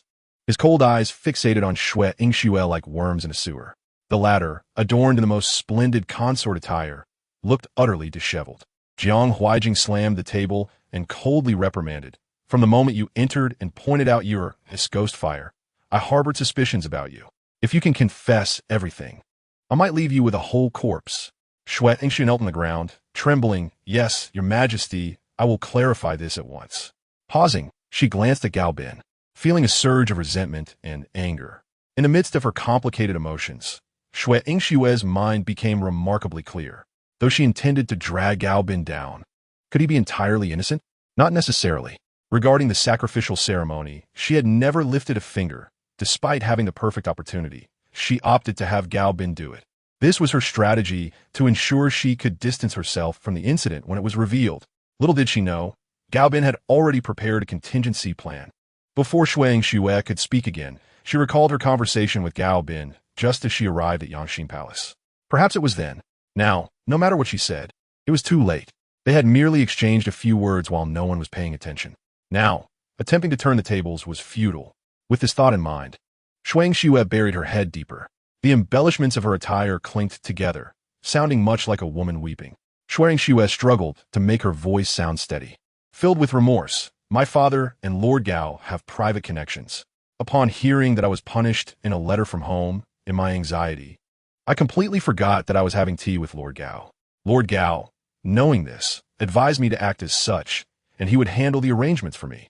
Noticing Jiang Huaijing's expression darkening further, Shui Yingxue bowed her head again. Your Majesty. I am wrong, Your Majesty. I will not dare again. I, as a mere servant, am overly concerned for Your Majesty, desiring your favor, which has led me to resort to such desperate measures. How audacious! What wickedness! You seek my father's approval, but it is clear that you harbor hatred for me and my mother. My poor mother. She had a splendid opportunity to shine at the grand sacrificial ceremony before the people, and you have ruined it. You wish to cover your tracks and lessen your guilt, but I see through your deceit. You are nothing but a lowly wretch. Do not dare to harm my mother again. This dog-eat-dog spectacle is entertaining. But once my father uncovers the truth about Gao Bin, we shall see what punishment awaits you. Jiang Zao, nestled in Shui Xiangrong's embrace, babbled excitedly. Though unable to articulate her thoughts, her inner fervor was palpable. Shui Xiangrong, filled with tenderness, held Jiang Zao close, gently patting her back as she coughed from her excitement, nuzzling her soft, round face affectionately. Meanwhile, Jiang Huaijing, seated high upon the dragon throne, was filled with rage that turned to mocking laughter. How intriguing! I was utterly unaware that my harem could conspire with a previous dynasty. Where the members of the Shui family? Shui Yushan scrambled from the back of the court officials to stand before Jiang Huaijing, casting a reproachful glance at Shui Yingxue before hastily bowing low. Your Majesty, although I have a good rapport with Lord Gao, I have never allowed his knowledge of the concubine's correspondence to be revealed before others. What a wicked woman! It is you who has been blocking Gao Bin at Yangxin Palace, and now you seek to implicate the Shui family. Your own mother is a member of the Shui family. Do you wish to tarnish her reputation as well? Your heart is truly malicious. Shui Xiangrong, holding the excited Jiang Zao, attempted to calm the little one who seemed on the verge of bursting out. She interjected, "Your Majesty, I can attest that even when my father reviews official matters, he does not welcome interruptions. In the past, not even the servants were allowed to bring food into the study." Upon hearing this, Jiang Huaijing feigned contemplation, casting a cold gaze at Gao Bin and sternly asked, "Does Lord Gao have anything to clarify?" Gao Bin bowed deeply, then removed his cap, exclaiming, "Your Majesty, I have served in office for a decade, diligently, and I would never betray Your Majesty or the Jiang Dynasty. Today, the concubine has indeed acted out of desperation and seeks to frame me. I admit to being somewhat indiscreet, allowing the concubine to take the initiative." At this, Jiang Zao could not suppress her eye rolling, making a fuss in Shui Xiangrong's arms. Her little face contorted in exaggerated expressions as if mocking the proceedings. "Oh, how clever! You claim your indiscretion was seized upon, but your stench is undeniable. In this world of backstabbing, I am but a child, unable to comprehend." Her soft voice, no longer as sweet as before, sounded almost like a creaking loom, prompting Shui Xiangrong to stifle a laugh. "My little feather, how delightful you are!" Gao Bin remained oblivious to his unwitting role as a source of amusement before the Empress and the Princess. His expression darkened as he suddenly pointed at Wang Qin, declaring, "Your Majesty, I am not in collusion with the Shui family. It was Wang Qin who brought the concubine's letter to me." In the midst of his accusation, he presented the letter from his bosom. As Gong Li handed the letter to Jiang Huaijing, Shui Yingxue collapsed to the ground, utterly lifeless. She recognized the sheep-fat paper it was written on, and the handwriting was unmistakably hers. She could not fathom that Gao Bin would use this letter to absolve himself. Jiang Huaijing merely cast a glance at the document before his fury surged. "I had no idea my beloved Shui Guifei possessed such audacity. She knew phosphorus could conjure ghostly flames, and yet sought to disrupt the sacrificial ceremony and frame the Empress and the Princess." This near-roaring verdict was tantamount to a death sentence. Yet Shui Yingxue could utter not a word. It was not that she was unwilling to speak. Her lips trembled, and even her trembling hands, slick with perspiration, slipped against her smooth court robes, causing her to collapse entirely.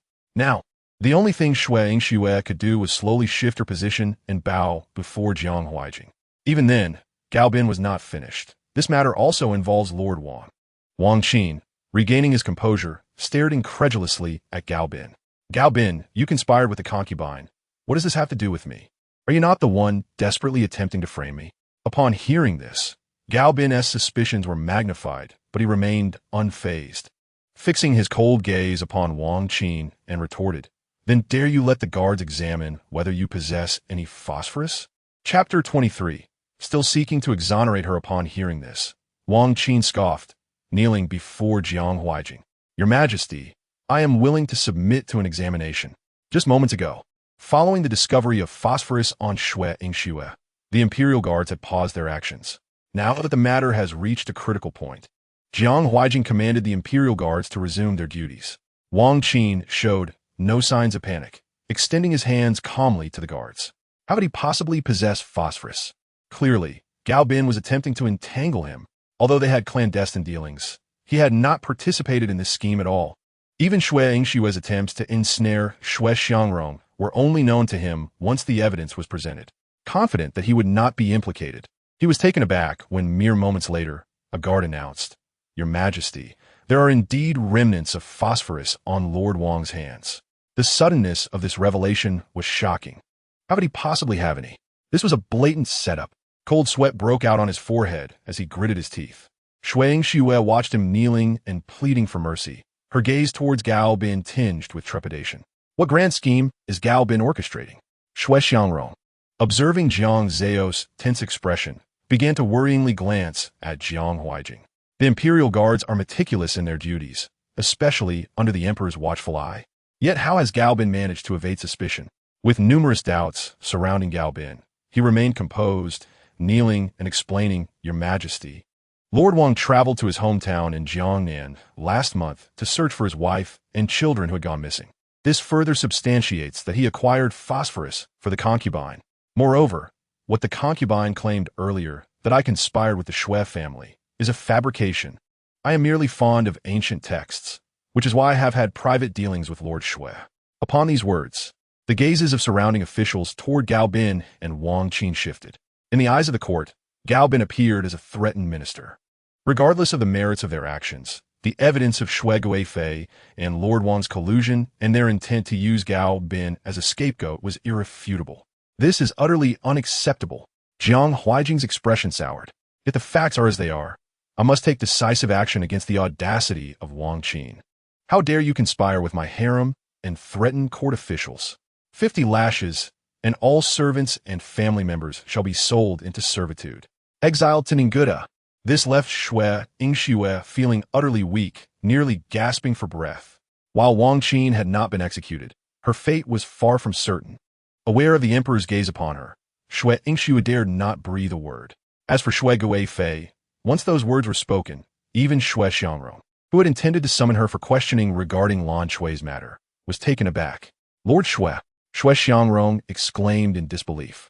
"Shui Guifei has committed a crime against the state. On the grand scale, she has disrupted the sacrificial ceremony and conspired with court officials. On a smaller scale, she has framed me and slandered the princess. And you still seek to exonerate her?" Shui Yushan was unable to raise his head under the scrutiny, but remained resolute. "Your Majesty, please allow this old minister to voice an unorthodox opinion. Shui has grown up under my watch, and her current plight is merely a momentary misstep. She cares too much for your Majesty, which has led her to this point." Had Shui Yingxue heard such words before, she would have surely erupted in anger. Yet now she cannot. She is guilty of a capital offense. If she could miraculously spare a life due to Shui Yuanshan's words, she would undoubtedly rise again. Shui Xiangrong stood aside, her countenance growing increasingly pale as she listened to Shui Yuanshan, seemingly stripped of her very soul, lost in a daze. This was her esteemed father, likely only remembering Shui Yingxue, his daughter, for her sweet tongue and the favor of an elevated concubine mother.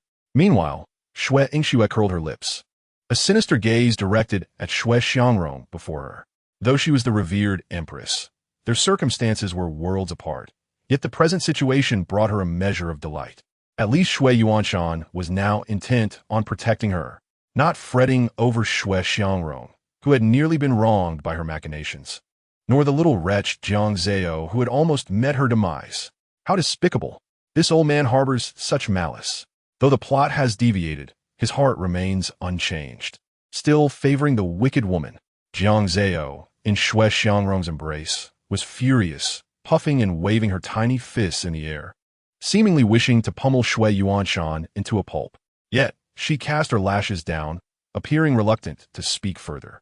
Jiang Huijing gazed at Shui Xiangrong with a hint of sympathy, his anger surging as he hurled a memorial at Shui Yuanshan, striking him on the head. "Have you lost your mind, Shui Aiqing? You witnessed the transgressions of concubine Shui. Have you cast aside your dignity entirely?" Though reprimanded, Shui Yuanshan remained kneeling. Jiang Huijing, exasperated, pointed at Shui Yuanshan's nose, gasping with indignation. "Very well, I shall have you." Before he could finish, Shui Xiangrong unexpectedly knelt before Jiang Huijing. Upon hearing her words, Shui Yuanshan was stunned, and Shui Yingxue's complexion turned ashen. Jiang Huijing furrowed his brows, perplexed. What is the Empress's intent? Regardless of the multitude of eyes upon her, Shui Xiangrong held her back straight, allowing herself to become the target of scorn, though her heart felt as if it were bleeding with anguish.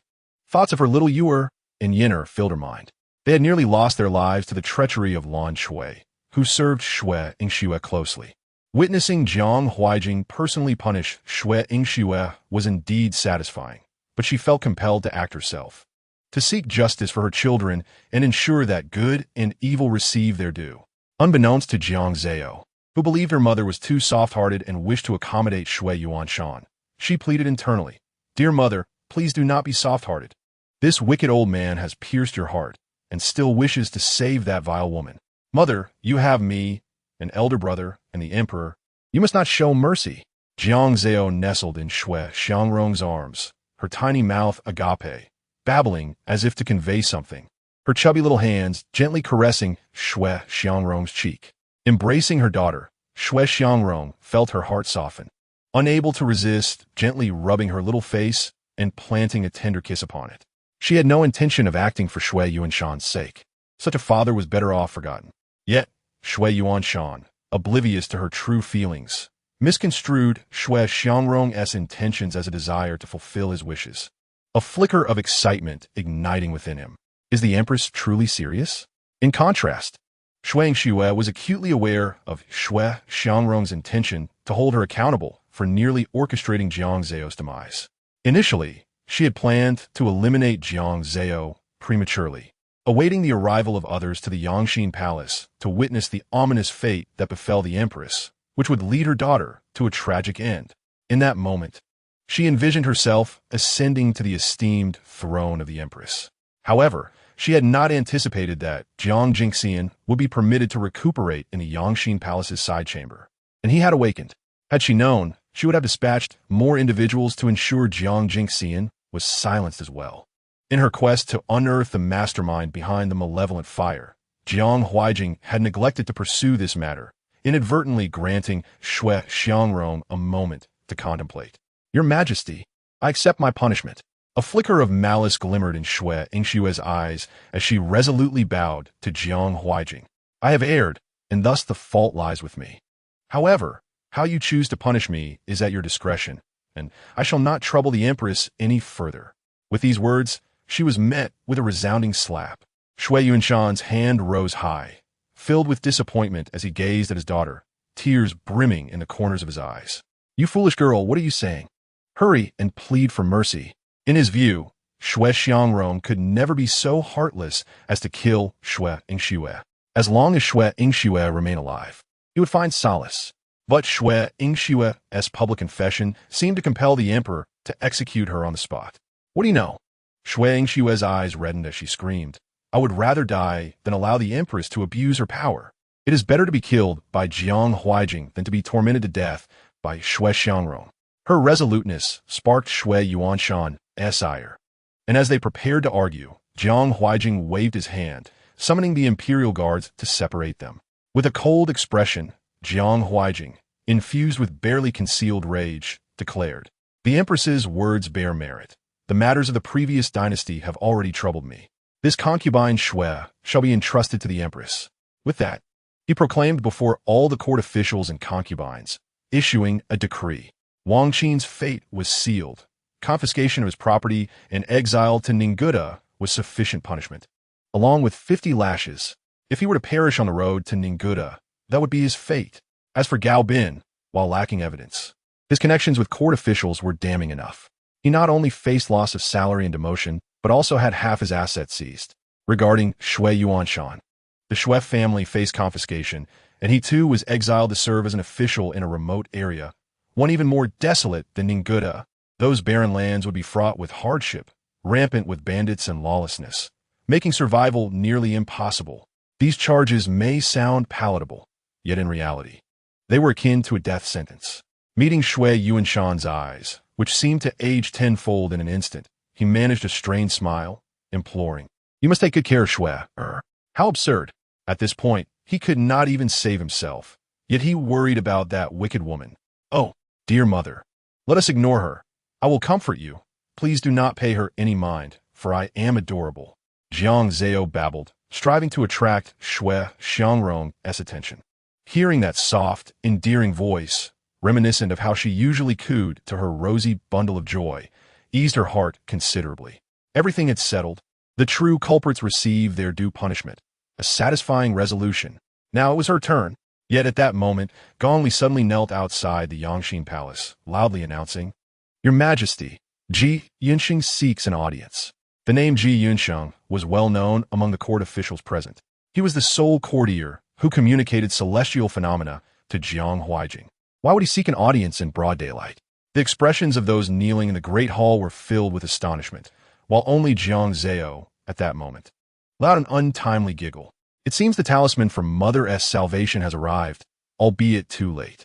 Even if the emperor remains unaware that phosphorus can conjure malevolent flames, Ji Yunsheng would still come to save Mother, claiming that the celestial signs were unusual. However, it is fortunate that Mother is being rescued in advance and has already dealt a crushing blow to the villains. Today, I shall ensure a delightful feast. Perhaps 2 bowls of milk jade porridge would suffice. Jiang Zhou nestled in Shui Xiangrong's embrace, humming and stretching her hands as if she had already grasped the sweet, soft milk jade porridge. Meanwhile, Jiang Huaijing, maintaining his composure, instructed Gong Li to bring Ji Yunsheng in. As Ji Yunsheng entered, he immediately bowed deeply. Your Majesty, the celestial signs are unusual. The position of the auspicious star is overshadowed by a malevolent star, indicating peril for the Eastern Palace. The celestial signs indicate that Princess Jiang Chao is indeed a fortunate star. However, if this fortunate star is shrouded by ominous forces, it may face annihilation, Your Majesty. Observing the surrounding ministers in a state of shock, the speaker felt a wave of relief wash over him, believing he had arrived at the opportune moment. Yet, Jiang Huaijing rewarded him with 100 taels of silver on the spot. Did you all hear that? The Empress occupies the central palace, her virtue matching her position. You is our dynasty's princess and a fortunate star. Should I hear any more unfounded rumors emanating from the palace, I will enact severe punishment without mercy. This authoritative voice sent tremors through the civil and military officials, compelling them to kneel and vow that they would ensure no further slander would tarnish the princess or the empress. Shui Xiangrong gazed at the delicate bundle in her arms, feeling a sense of relief. Her Yuer truly was a fortunate star. Chapter 25. The cause behind the incident. Shui Yingshue's complexion turned ashen as she was dragged away from the Yangxin Palace. Upon returning to the palace, Shui Xiangrong placed Jiang Zao on her designated chair, while she herself sat at the table, coldly observing as Shui Yingxue was brought in and made to kneel on the ground. Dressed in her court attire, the golden threads and silver lines glimmered in the light pouring through the palace, casting a faint halo around Shui Xiangrong. With her hands clasped, her voice was as icy as mountain snow. Did you not sign your name in acknowledgement? I have punished you. Or shall I summon witnesses to confirm your crimes? With no one else present, and Jiang Huaijing absent, Shui Yingxue discarded her pretense. She was about to rise slowly, but received a kick to the back of her knee from Yinxiu, reminding her that even the favored concubine must kneel before the empress, let alone one who is already in disgrace. Yinxiu's tone was sharp, laced with a hint of satisfaction. Yinxiu, you are truly commendable. This is how one should serve the empress. It is worth noting that Shiyu and Yinxiu share a close relationship. That wicked woman is in for a rough time. And look at how the baby observes her mother. It's clear that mother will not let this wicked woman off easily. Mother is magnificent. Jiang Zao clapped her hands from her small chair, shaking her head with pride. The small braid atop her head bobbed adorably with her movements. Unable to resist, Shui Xiangrong reached out to caress her little face, a hint of laughter dancing in her eyes. However, this display of intimacy irritated Shui Yingxue. Shui Xiangrong, if you wish to kill or torture me, come at me. What does it matter if your palace's mad dog humiliates me? Do you not pride yourself on your nobility? Where is your compassion, your mercy? In her fervor, she began to scream, yet in the next moment, a resounding slap landed on her face. Yinxiu, with a cold expression, withdrew her hand as if striking Shui Yingxue were a loathsome act. Before the empress, the favored concubine must not be unruly. After Yinxiu's outburst subsided, Shui Xiangrong calmly addressed her. Sister, palace rules are strict. Even in your current disgrace, you must adhere to them, lest you lose your dignity. I spit. Shui Yingxue spat blood-tinged saliva, her voice sharp and accusatory. Shui Xiangrong, what right do you have to command my respect? The position of empress rightfully belongs to me. Before she finished speaking, another slap landed on her face. Yinxiu continued to strike, and soon Shui Yingxue's face was swollen and unrecognizable. Earlier, she had feigned fragility, but now she could hardly utter a word. Shui Xiangrong regarded her with cold detachment. Since she could not speak, let others do so. At that moment, Lan Qiu was dragged in by a palace maid. Though she was brought in, it was evident she had been mistreated. Her lower body bore the marks of punishment, bloodied and battered, and she seemed on the verge of death. Yinxiu cast a cold glance at Lan Qiu, feeling a sense of satisfaction. The guard who had punished Lan Qiu possessed considerable skill. The injuries were merely superficial. The bones remained intact, and only through sufficient torture would these rogues relent and divulge the truths they concealed. Lan Qiu, thrown to the ground, hurriedly grasped Shui Yingxue's sleeve, pleading for help. Your Highness, save me. Her bloodied hands left marks on Shui Yingshue's court robe, shocking the once haughty concubine. "Get away from me! Do not lay a hand on me!" Shui Yingxue screamed, her previously silent lips torn open, blood streaming forth without a care. "Oh dear! The baby cannot bear to witness such a bloody scene. It is truly frightening." The soft voice exclaimed in fear, yet her small hand, covering her large eyes, revealed a significant gap. Shui Xiangrong wished to shield her precious daughter from the gruesome scene and began her inquiry. Lan Qiuo had already signed a confession. Shui Yingxue remained obstinate, but the evidence was irrefutable. Summon the guards. Cast the favored concubine, Shui Yingxue, into the cold palace. With a flourish of her sleeve, Shui Xiangrong decreed. Shui Yingshue's complexion paled immediately. The cold palace, that dreadful place teemed with deranged concubines, infested with lice, lacking water for washing, and the food was spoiled. "Shui Xiangrong, you wretched woman, if you have the courage, kill me." Shui Yingxue struggled, her court attire and hat scattered on the ground, as she was already disgraced. Wearing the court attire was inappropriate, and it was stripped from her on the spot. Clad only in her inner garments, she disregarded her modesty, twisting her hands and body in a futile attempt to escape the grasp of the palace maids, or to provoke Shui Xiangrong into killing her. Yet Shui Xiangrong merely smiled. Unperturbed, "Sister, we are sisters after all. Let me fulfill your final wish. Summon the decree of this palace. Shui Yingxue is guilty beyond redemption. She shall be demoted to a commoner and sent to the cold palace, where a statue of Buddha shall be placed, and she will be punished daily in front of it. Let the Bodhisattva cleanse your filthy heart." With that, Shui Yingxue was dragged away. "Mother is magnificent. Mother is amazing. The baby is so in love. I am about to be enchanted." Jiang Zao waved her small paws from her designated chair, seemingly overjoyed for her mother. However, it was not long before her little stomach grumbled. "Oh dear, after all this commotion, our little Yuer is hungry." Noticing Jiang Zao's pleading gaze, Shui Xiangrong smiled warmly and instructed Ningxiu to bring food. With the heavy stone finally lifted, the wicked had received their due punishment, and little Yuer was truly deserving of praise. The atmosphere within Fengqi Palace was harmonious, while the cold palace remained far from serene. Shui Yingxue had just been thrown in and was already subjected to punishment, unable to rise from the pain. Dinner is served. A bowl of pickled vegetables and steamed buns was thrown through the dog hole at the door, causing Shui Yingshue's already fraying sanity to unravel further. "Who permitted you to treat me this way? The Emperor has not forsaken me. I will escape soon enough. You will all regret this." The cold palace was chilling, and even the guards assigned to watch over it would not linger beyond delivery meals. Shui Yingxue gritted her teeth, gazing at the bun with an overwhelming surge of hatred. No, she could not perish here. That damned little brat, and that wretched Shui Xiangrong must not enjoy peace. Reflecting on her situation, Shui Yingxue decisively pulled the only hairpin from her hair and viciously pierced her wrist, then shouted towards the entrance, "Someone has died." The door burst open, and guards rushed in hastily. In a frantic scramble, they summoned the physician. They could not afford to neglect a life. After the physician departed, the guards, wearing forced smiles, turned and spat at Shui Yingxue, muttering about her worthless life that had not yet ended. Clutching her wrist, Shui Yingxue gritted her teeth, suppressing her fury as she handed over the hairpin. "Deliver a message to the De Fei of Yongning Palace for me.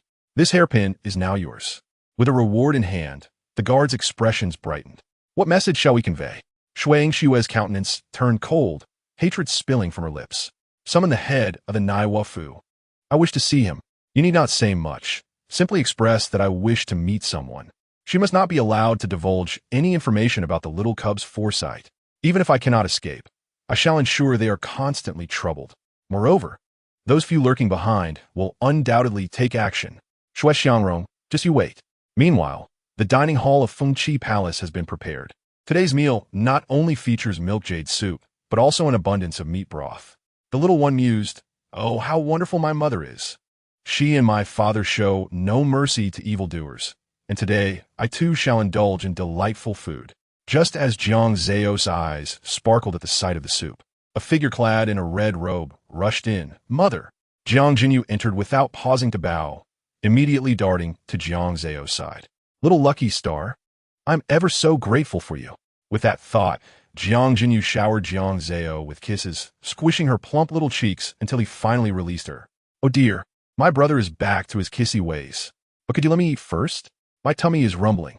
Shui Xiangrong could not help but intervene, placing a small spoon into Jiang Zao's tiny hands so she could feed herself. "What? Yana has awakened?" Shui Xiangrong felt a flicker of joy. Jiang Jinyu could not hide his delight either. Brothers are connected at heart, and how could he not worry for his second brother?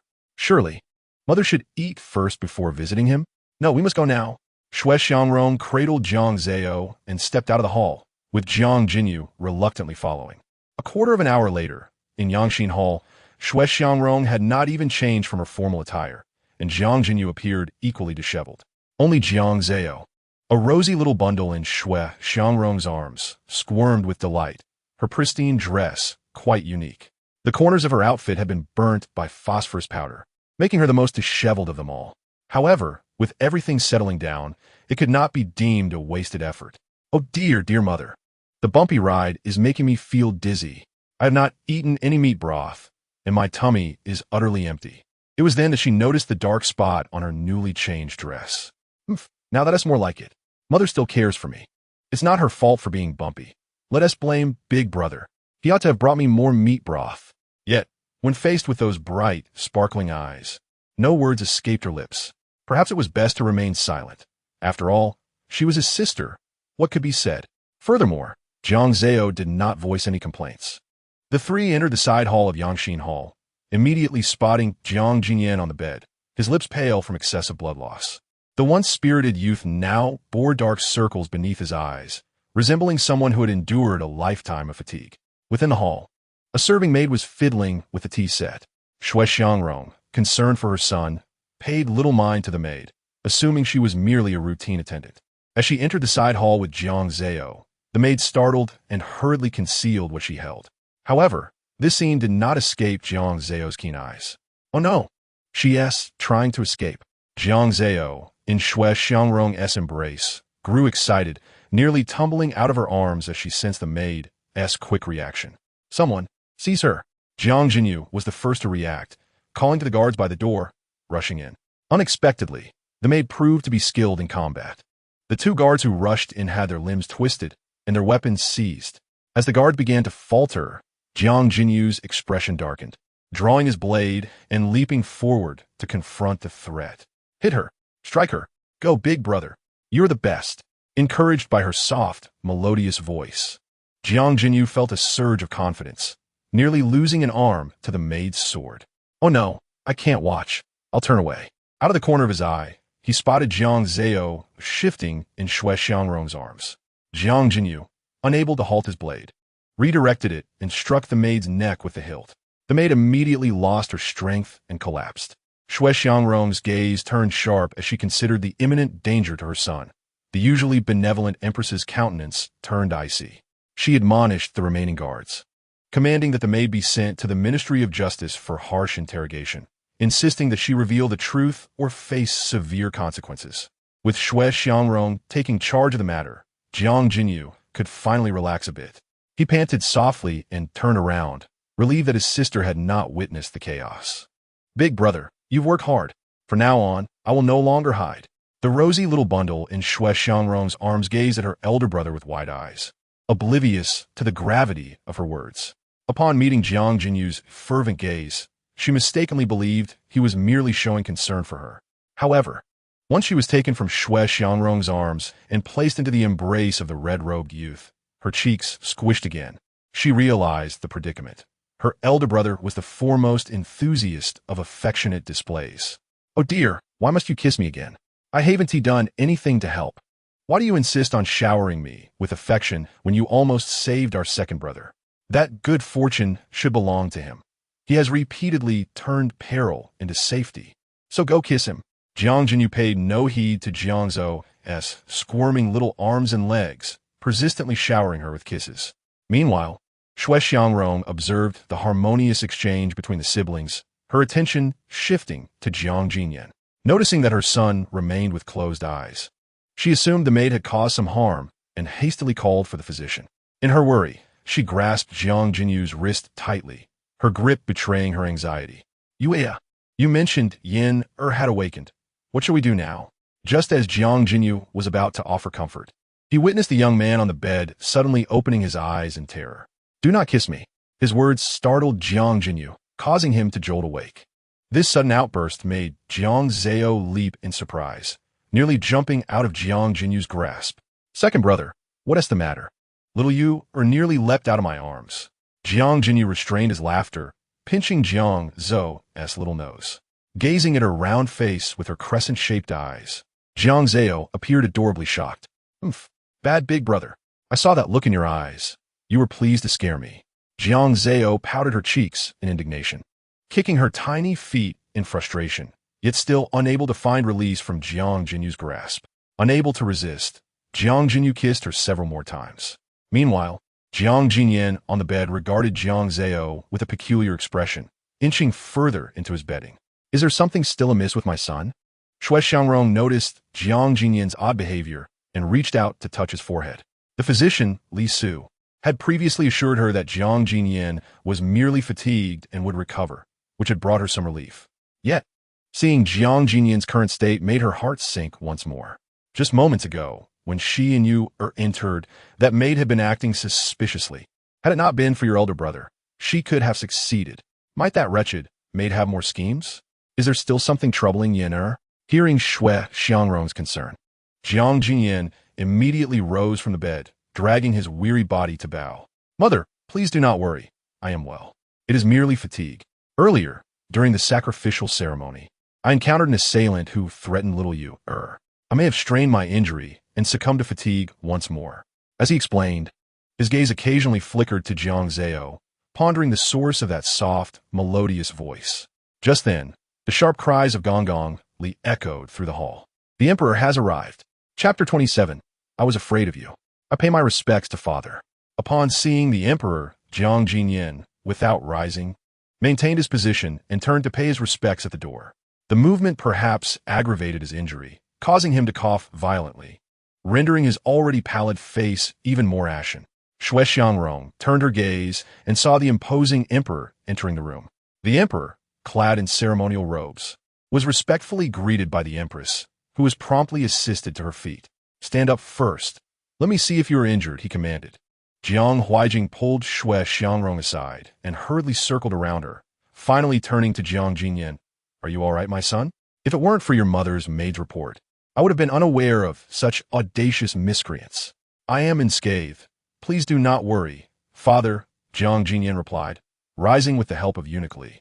Although his complexion was pale, he appeared to be relatively fine. Jiang Jinyi listened attentively nearby, holding on to Jiang Zao while also paying his respects to Jiang Huaijing. Jiang Zao, seeing her dear mother right before her, eagerly reached out her tiny hands towards her, yearning to escape her elder brother's embrace. Oh, dear mother, please save me. I feel suffocated in elder brother's arms. Her chubby little hand stretched out towards Shui Xiangrong, but in Jiang Jinyan's eyes, it seemed as if Jiang Zao was about to pounce on Jiang Huaijing. Otherwise, Father can save me too. I am not picky.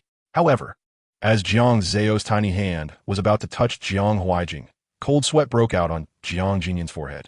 Resolutely, he lunged forward to snatch Jiang Zao away. Be careful, Father. His reaction made it seem as if Jiang Zao were a menace threatening the Emperor's safety. Shui Xiangrong and the others were momentarily taken aback. Jiang Zao felt a sudden whirlwind, and then fell from one embrace into another. Wow, elder brother is somewhat handsome. Speaking of which, elder brother's skills are truly commendable. If he had not been harmed by treacherous officials, he would surely bring glory to the Jiang Dynasty. Unaware of her elder brother's trembling hands, Jiang Zao blinked her large eyes in innocence. By then, Jiang Jinyan had already stood up, gripping the sides of the chubby little one, trembling uncontrollably as if he were about to drop Jiang Zao. Jiang Jinyi's heart leapt into his throat. Be careful. He lunged forward and successfully caught Jiang Zao. Elder brother, how could you be injured to the point of not being able to hold your sister properly? You almost dropped Jiang Zao. Jiang Zao was still too young to walk, and such a fall could take a long time to recover from. Indeed, when did elder brother become so weak? Or does elder brother dislike me? Oh dear, then I shall leave. I do not like elder brother either. Jiang Jinyi began to comfort Jiang Zao, neglecting to even kiss her. He returned to Shui Xiangrong's side and handed Jiang Zao to her. Jiang Jinyan's expression was also grim. He felt startled at his own inability to hold a 3-year-old child. Shui Xiangrong had also heard Jiang Zao's pitiful whimpering. Holding Jiang Zao, her expression turned somewhat serious. My son, regardless of your status as your sister, you should not be so careless. Pausing for a moment, she noticed Jiang Jinyan bowing his head and softened her tone. If you truly wish to hold Yuer, once you are healed, you can take her to stroll through the imperial garden. Yes, elder brother, since you are still injured, there is no rush to hold little Yuer. Jiang Jini chimed in. Furthermore, you are unaware that father has apprehended Wang Qin. Elder brother has led troops to assist you. And the matter of the sacrificial ceremony was all thanks to our little fortune bringer, who has brought us good luck. His insinuation was clear, yet he did not elaborate. Even Ji Yunsheng openly stated that Yuer is the good fortune of our dynasty. Upon hearing this, Jiang Jinyan's fear was replaced by astonishment. After the shock subsided, gratitude filled his gaze as he looked at Jiang Zao. So it seems Yuer is indeed our little fortune bringer. However, he still harbored reservations and did not dare hold Jiang Zao. Yet, being unable to hold a child was undeniably a blow to his pride. He felt compelled to justify himself, insisting that he had never held Yuer before and was unaware that a child could flail about, which led to his slip. Do not blame me, Yuer. Neither should you, mother or father. Humph, I am quite formidable. It shouldn't be blamed on me. It is my father and elder brother's cleverness that allows them to see who the treacherous officials are. Jiang Zao, in her innocence, was eager to join in the conversation between her father and brother.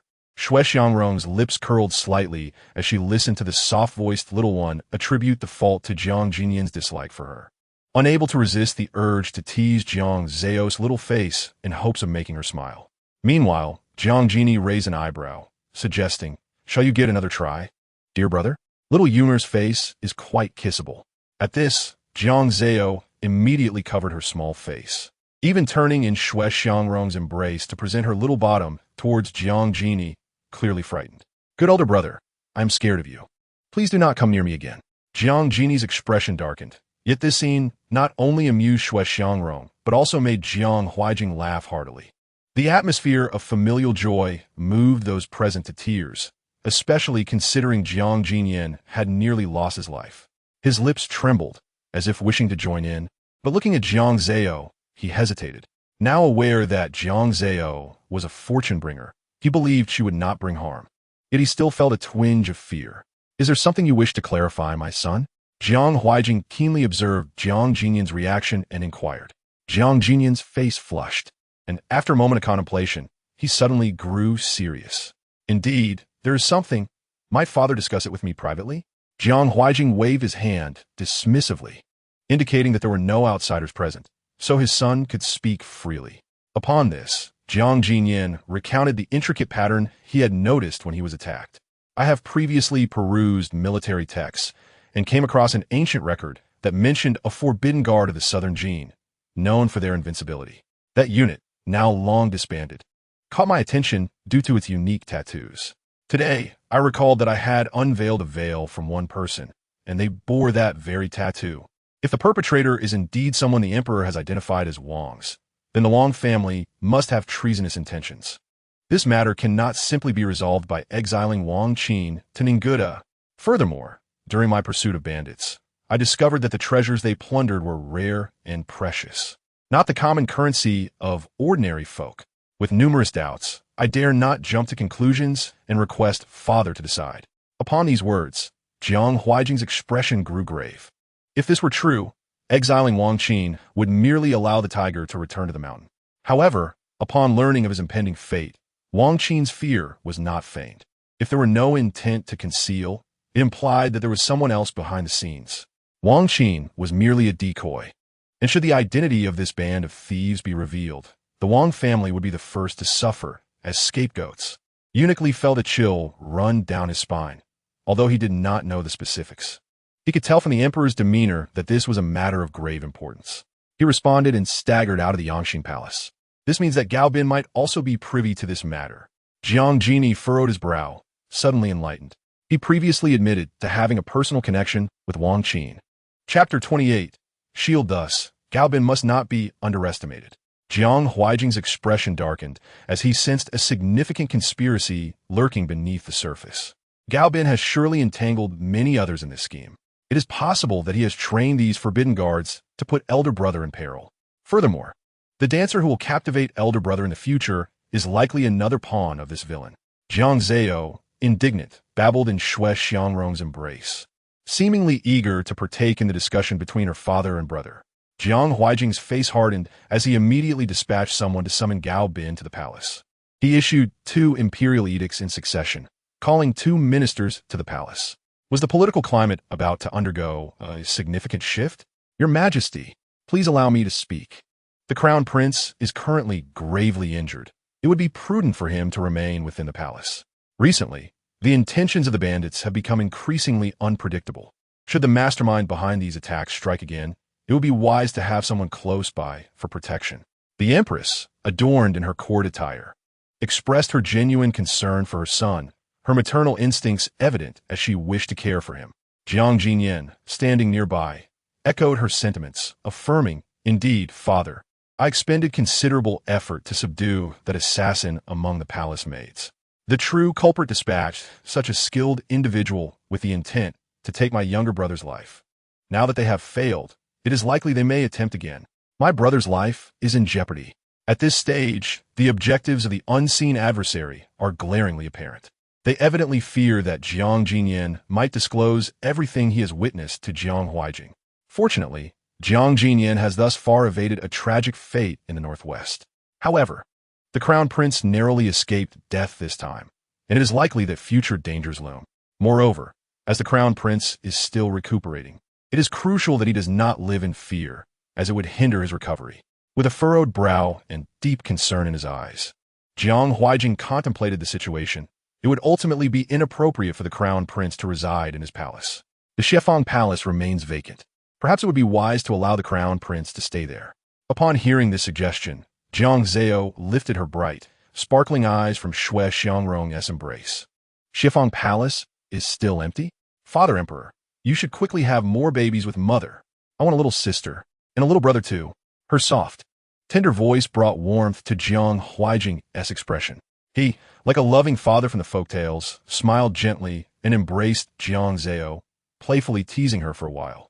Yet, with numerous memorials awaiting his attention, Jiang Huaijing could not linger too long. However, comforted by Jiang Zao, he hastened his steps to attend to state affairs. Shui Xiangrong, holding Jiang Zao, felt a blush creep on her cheeks. Even Jiang Jinyu and Jiang Jinyan found themselves awkwardly averting their gazes. To alleviate the tension, after Jiang Huaijing departed, Shui Xiangrong summoned Yinxiu, seeking 2 reliable individuals from the palace to escort the second prince to Shifang Palace and to select a couple of fine velvet blankets from the storeroom. As the second prince needed rest to recover swiftly from his injuries, Jiang Jinyan finally found some peace, able to recuperate properly. Yet, one aspect remained, the constant commotion around him. This was due to Jiang Jinyu taking a break these past few days, lingering in Shifang Palace as well.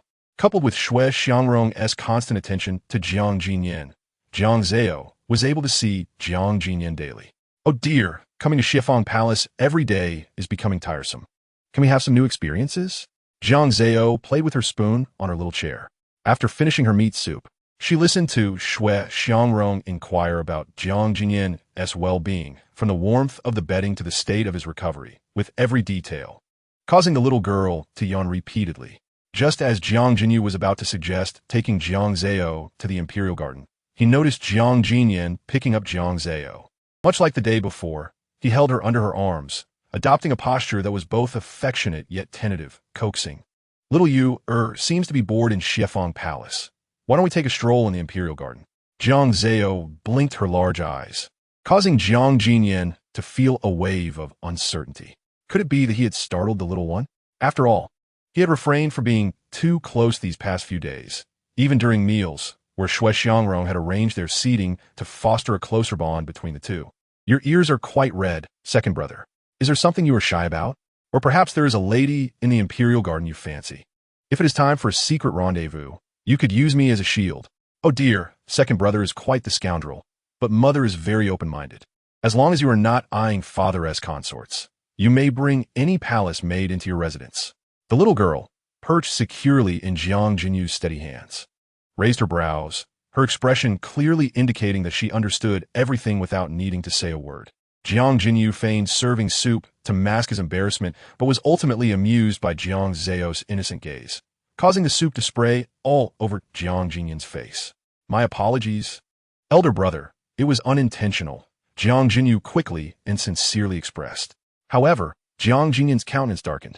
Realizing Xue Xiangrong's gaze was now upon him, he hastily clarified, Mother, I was merely feeling stifled in Shifeng Palace. Since little you has eaten, it would be good for us to take a walk and digest. What did that even mean? Jiang Jinyan felt a wave of despair. The more he spoke, the worse it got. He decided to remain silent, lifting Jiang Zao by her arms and leading her towards the Imperial Garden. Just as they were about to leave the doors of Shifeng Palace, Jiang Jinyu's voice rang out. Elder brother, may I accompany you? If you cannot spare time to look after you, I shall take on the task. Oh dear, second brother, why are you running so fast while holding the baby? My hairpins are all disheveled. However, if you're going to meet your future sister-in-law, then go for it. Don't worry about me. Jiang Jinyu's pace, once brisk, abruptly slowed. At that moment, he found himself at a loss.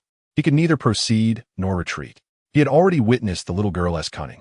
This little fortune-bringer was not easy to manage. Upon reaching the Imperial Garden, he gently set Jiang Zao down. Where's the beautiful sister-in-law? Where's my beautiful sister-in-law? You want to be rejected, will you?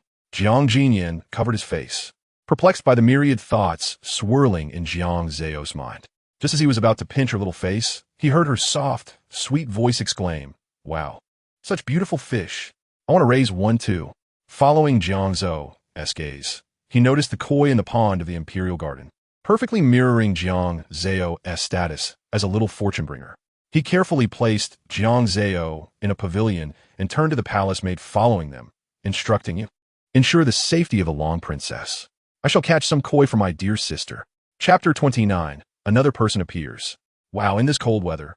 Don't come too close to me when you're this far away.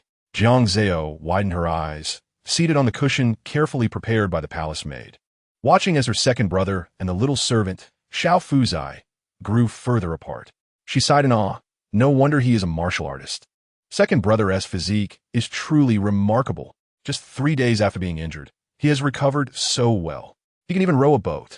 Who says martial artists lack sensitivity? The future sister-in-law will be fortunate.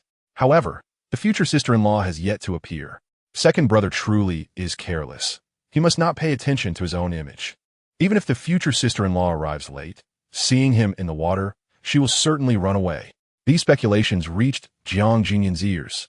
The little boat stirred ripples on the lake, as if the person aboard was about to lose their balance and fall into the water. Jiang Zao, witnessing everything from the pavilion, became instantly stunned, even forgetting to close her little mouth. Where's my second brother? Where did he go? He can't have really fallen into the lake, can he? How could he be so reckless? He hasn't fully recovered and is already swimming. I am so worried.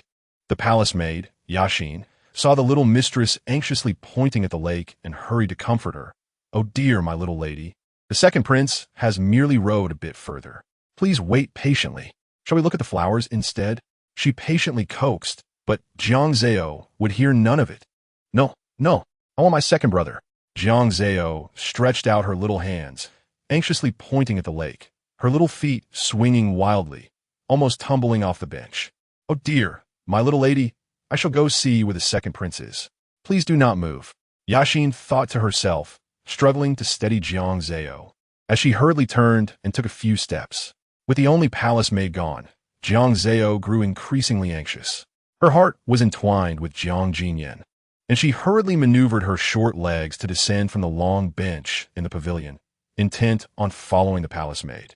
Yet, upon alighting, she found herself disoriented.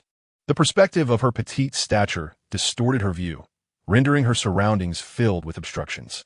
The delicate little one, oblivious to her own ability to stand, gazed around for a moment before dashing toward an unobstructed path.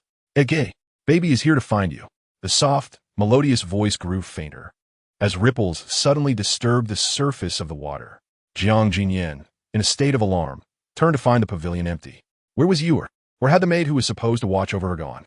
Xiao Fuji was observing the koi with Jiang Jinyan when he heard her call, and upon looking around, he noticed that the maid, Yaxin, was completely distracted, gazing towards the lake, her face pale with fright. Before he could finish speaking, Jiang Jinyan's hand suddenly seized his throat. How can I not be anxious? My dear sister is about to be lost. He had been so focused on catching koi for her, selecting the most splendid and robust ones from the lake, and in the blink of an eye, she had vanished. Remembering that the delicate little one had previously been bullied by thieves, Jiang Jinyan, disregarding his own injuries, grabbed another paddle and vigorously rowed the boat toward the shore. Upon reaching land, he found that the maid Yaxin was entranced, completely unaware that her charge was nearly in peril. Jianxiao, where are you? Yaxin continued to call by the lakeside, but in the next moment, she was abruptly jolted from her reverie by Xiao Fuji, who had already maneuvered the boat to shore. You, always so scatterbrained, why don't you hurry and find the eldest princess? Eldest princess? Yaxin turned her head, only to see the pavilion was empty and in a panic. She dropped her knees. How? How could this happen? The eldest princess was just here. Jiang Jinyan's eyes were bloodshot as he fixed an intense gaze on Yaxin and Xiao Fuji, commanding all palace maids and eunuchs in the imperial garden to search for her. If she is not found, let them pay with their heads. Trembling, the two hurriedly complied, scurrying away. At that moment, Jiang Zao, with her short legs running through the flower bushes, suddenly tripped over a stone and fell flat on her face. After an indeterminate amount of time, the rosy little figure rose from the flowers, rubbing her head, only to discover her hands were scratched with long, thin wounds.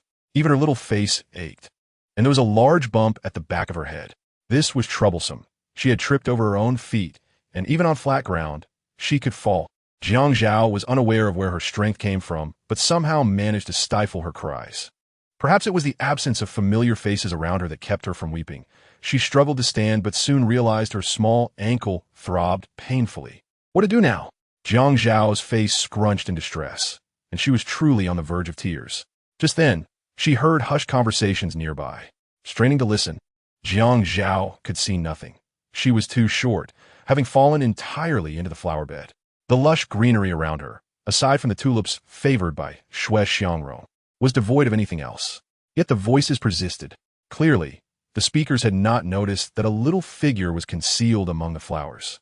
Jiang Zhao, entirely forgetting her pain, leaned in to listen intently. Hey, what does the master say we should do next? Can Shui Guifei still come out? What about the second prince? Will the master still take action? One person has already been lost, and the master is furious. Why would you bring this up? I am merely thinking of alleviating the master's worries. This Jiang Zhao will eventually be the master's domain. If I can assist the master, perhaps becoming a Guifei won't be difficult. Enough. Focus on your own duties and serve beside the Empress Dowager carefully. If there is any news, I will inform you. And about Shu Pin, you should advise the lady to take care, as the master is concerned about that little girl. Moreover, with the recent losses in the Shui and Wang families, the next might be the Gao family. Keep a close eye on the news while serving the Empress Dowager. The sheer volume of information overwhelmed Jiang Zhao's small mind. She attempted to retreat her small figure, but in doing so, she forgot her injury, unwittingly pulling at the wounds on her body. Her little face scrunched up in pain, yet she stubbornly held back her tears. Who is it? The voices abruptly sharpened. As a large hand reached towards her, Jiang Zhao, in despair, shut her eyes. In the next moment, she felt herself lifted by the nape of her neck. The rosy little dumpling opened her eyes to find it was her second brother, but dared not relax. Had she run away upon seeing Jiang Jinyan? Jiang Jinyan furrowed his brow upon noticing Jiang Zhao squirming in his grasp. What are you looking for? Yet in the next moment, the little dumpling burst into tears before him. Woo-woo. Baby is scared. I was so frightened just now. And it hurts so much. And there are people lurking beside Mother, those behind the scenes. The mastermind is someone else. Jiang Jinyan's expression shifted from grave to astonished, instinctively pulling the little one into his embrace. Earlier, the sunlight had blinded him, and he had not noticed anything amiss with Jiang Zhao, but upon closer inspection, he saw the glaring wounds, pitifully tender. And if there were spies beside their mother, she might be in danger too. As this thought crossed his mind, he prepared to turn, catching a glimpse of the group of attendants following behind him. Today's incident must be kept under wraps. If I hear even a whisper of gossip originating from the Imperial Garden, Do not blame me for sending you to the military camp to face execution. The eunuchs and palace maids exchanged glances, hastily kneeling in supplication. We swear we will not speak recklessly and disturb the prince's peace. Jiang Jinyan surveyed them with satisfaction before nodding. With a warning given, it was imperative to consult their mother about the pressing matters. How had things escalated to this state? Alas, my Yuer. Shui Xiangrong, distressed, rushed to embrace Jiang Zhao, glancing at Jiang Jinyan, whose furrowed brow showed no signs of easing. Why is my son drenched? And what of your injuries, Ningxiu? Summoned the imperial physician. Half an hour later, imperial physician Li Su, while preparing his medicine, sternly cautioned Ningxiu. This injury to the second prince must never come into contact with water again. It has been difficult enough to heal. It cannot be allowed to fester. And the eldest princess's ankle is also severely injured. Given that she rarely walks, it is inevitable that there would be a sprain if she tried to force herself. Even with urgency, one must proceed with caution. Allow the eldest princess to take her time in walking. I have prepared medicine to be taken 3 times a day. And the second prince must also apply the golden ointment. Ningxiu nodded in understanding and hurried off to the small kitchen to brew the medicine. Meanwhile, upon hearing the severity of the situation, Shui Xiangrong grew anxious. Li Su's remarks clearly implied that Jiang Zhao had been coerced into learning to walk, resulting in her ankle injury. Jiang Jinyan, with his decisive nature, was accustomed to not dragging his feet and held a low opinion of the incompetent. To him, Jiang Zhao, at 3 years old and still unable to walk, might seem like a burden. Observing Jiang Jinyan changing his dress after applying the medicine, Shui Xiangrong's expression darkened, and she spoke coldly. My son, tell your mother the truth. Did you take Yuer to the imperial garden today with the intention of making her learn to walk, which led to your current predicament? Chapter 30. Rumors the midday sun cast a feeble glow upon Shui Xiangrong's phoenix hairpin, adding a touch of cold elegance to her otherwise gentle visage. This was a sign of Shui Xiangrong's rising ire. Jiang Jinyan was acutely aware of the situation, but found himself at a loss for how to convey the truth of Xiao Yuer's thoughts to his mother. Was he to fabricate a lie? Yet, if the palace remained infested with spies, it would undoubtedly lead to future troubles. Jiang Jinyan's heart raced with anxiety, yet he maintained a stoic expression, remaining silent. Unaware of how to select his words, his silence was perceived as taciturnity by Shui Xiangrong. Very well, very well. It seems she has misjudged her son. Shui Xiangrong's icy gaze bore into Jiang Jinyan. My son, you have disappointed your mother gravely. Hearing these words, Jiang Jinyan was momentarily taken aback, at a loss for how to respond. Jiang Zao, engrossed in her thoughts of Qiu Huai, extended her tiny hand, allowing her to apply the medicine. She seemed impervious to pain, her innocent face etched with seriousness as she pondered how to unearth the true culprit behind the scenes. Little did she expect that Shui Xiangrong would become furious. In that instant, she neglected her own injured paw and hastily climbed into Shui Xiangrong's embrace, almost tumbling off the bed due to her swift movement. Shui Xiangrong, quick to react, caught her precious daughter, her heart aching at the sight of the injury on the little paw. Her beloved child faced threats from both Shui Yingxue and an indifferent second brother. Such was the cruel hand of fate. Dear mother, please do not sigh. Second brother is actually very good to the baby. The moment the baby gazed at the koi, second brother went to catch one for her. This time, it was also the baby's fault. She was worried about second brother, which is why she ran out from the pavilion. The baby acknowledges her mistakes, and second brother is aware of his own as well. He wishes to take all the blame upon himself. Dear mother, please do not be angry. If only second brother would place the blame on the palace maidens. It could serve a dual purpose of thoroughly investigating the spies around you. Jiang Zao felt anxious, yet her tiny mouth could only babble incoherently. She clung to Shui Xiangrong's garment, attempting to quell her anger and spare Jiang Jinyan from punishment.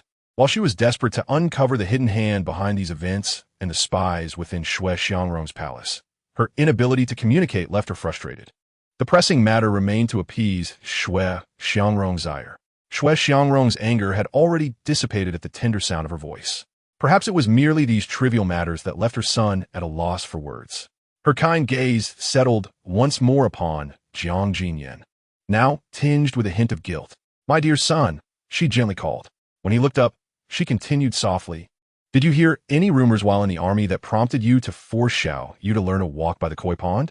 At this, Jiang Jinyan was taken aback, and even Jiang Jinyu, who had remained silent, stared at their mother in astonishment.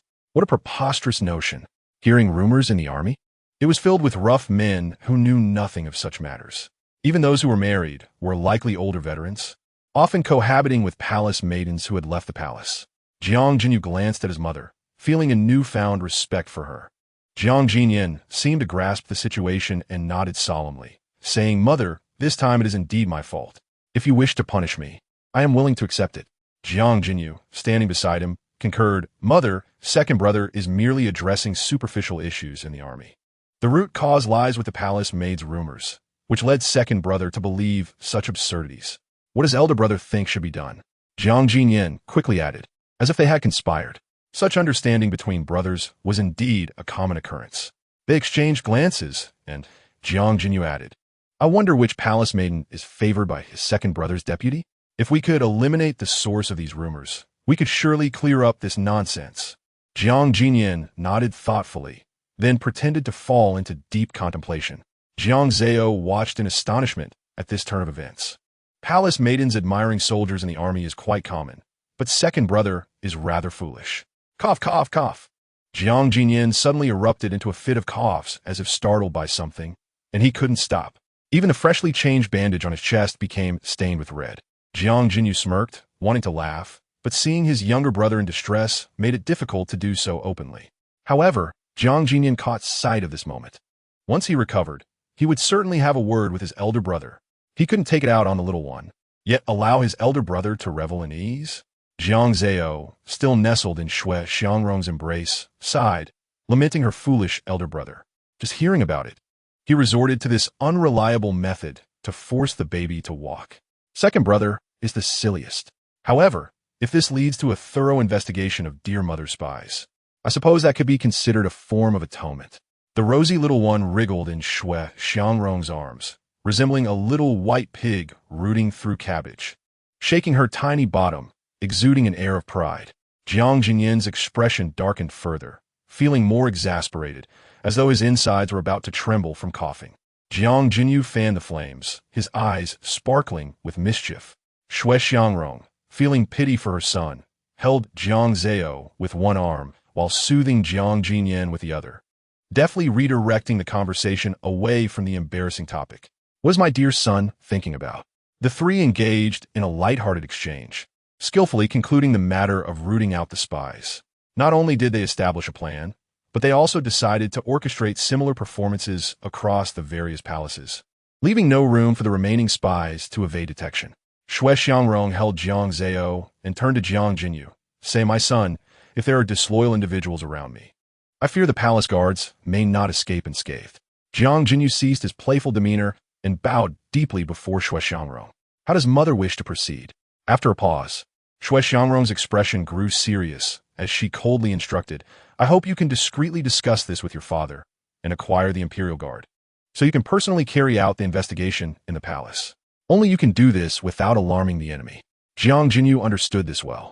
He served in the Ministry of Justice and answered only to one person, the current emperor, Jiang Huaijing. Only he had the authority to mobilize him. If Jiang Jinyu made a grand request to cleanse the palace, outsiders would surely misinterpret it as Jiang Huaijing's directive.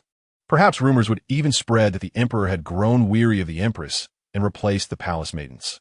If he took the initiative himself, there would be no room for gossip.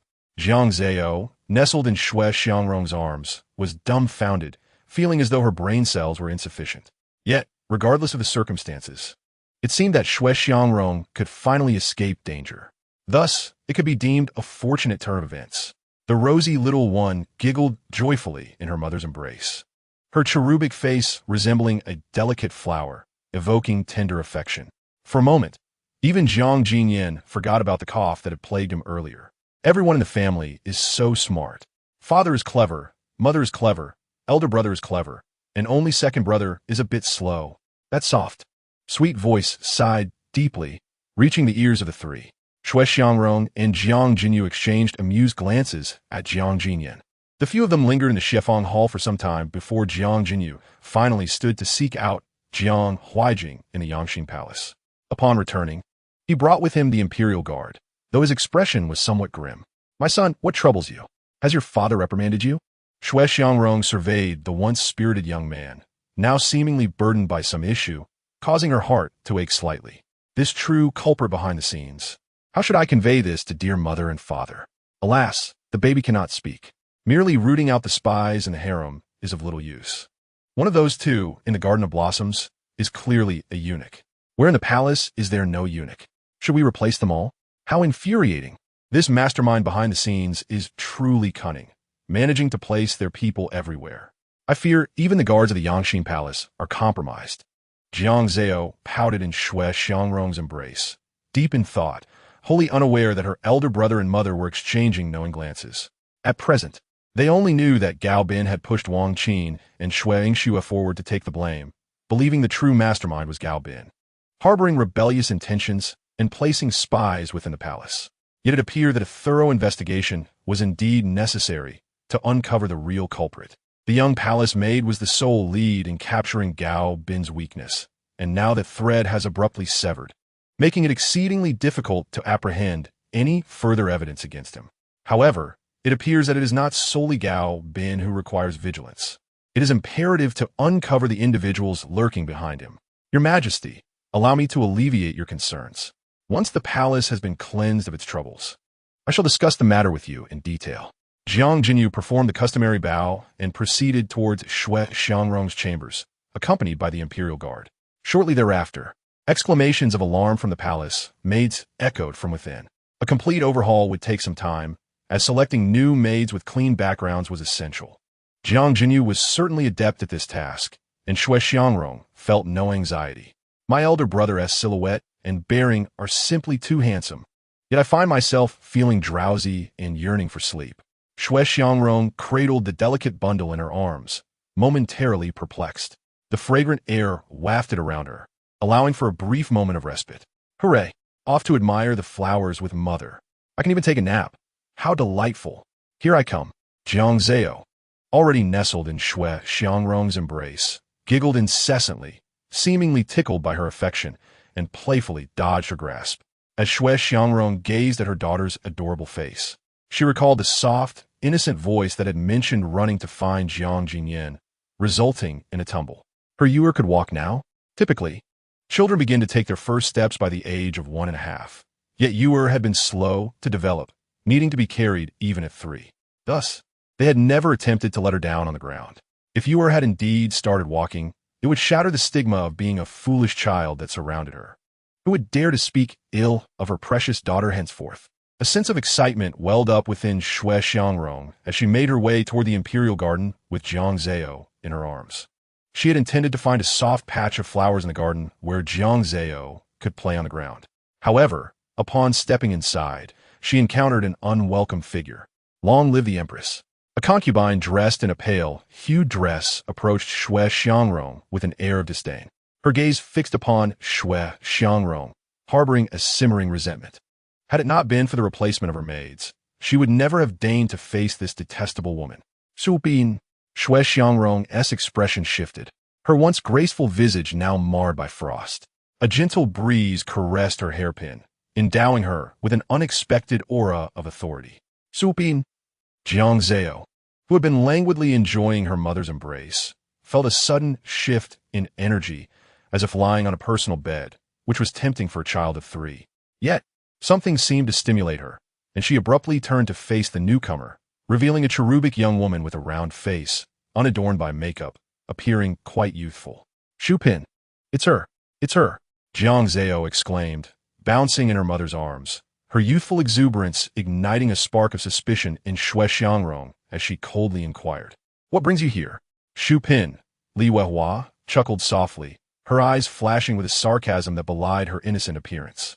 Is it forbidden for a concubine to visit the imperial garden when the Empress is present?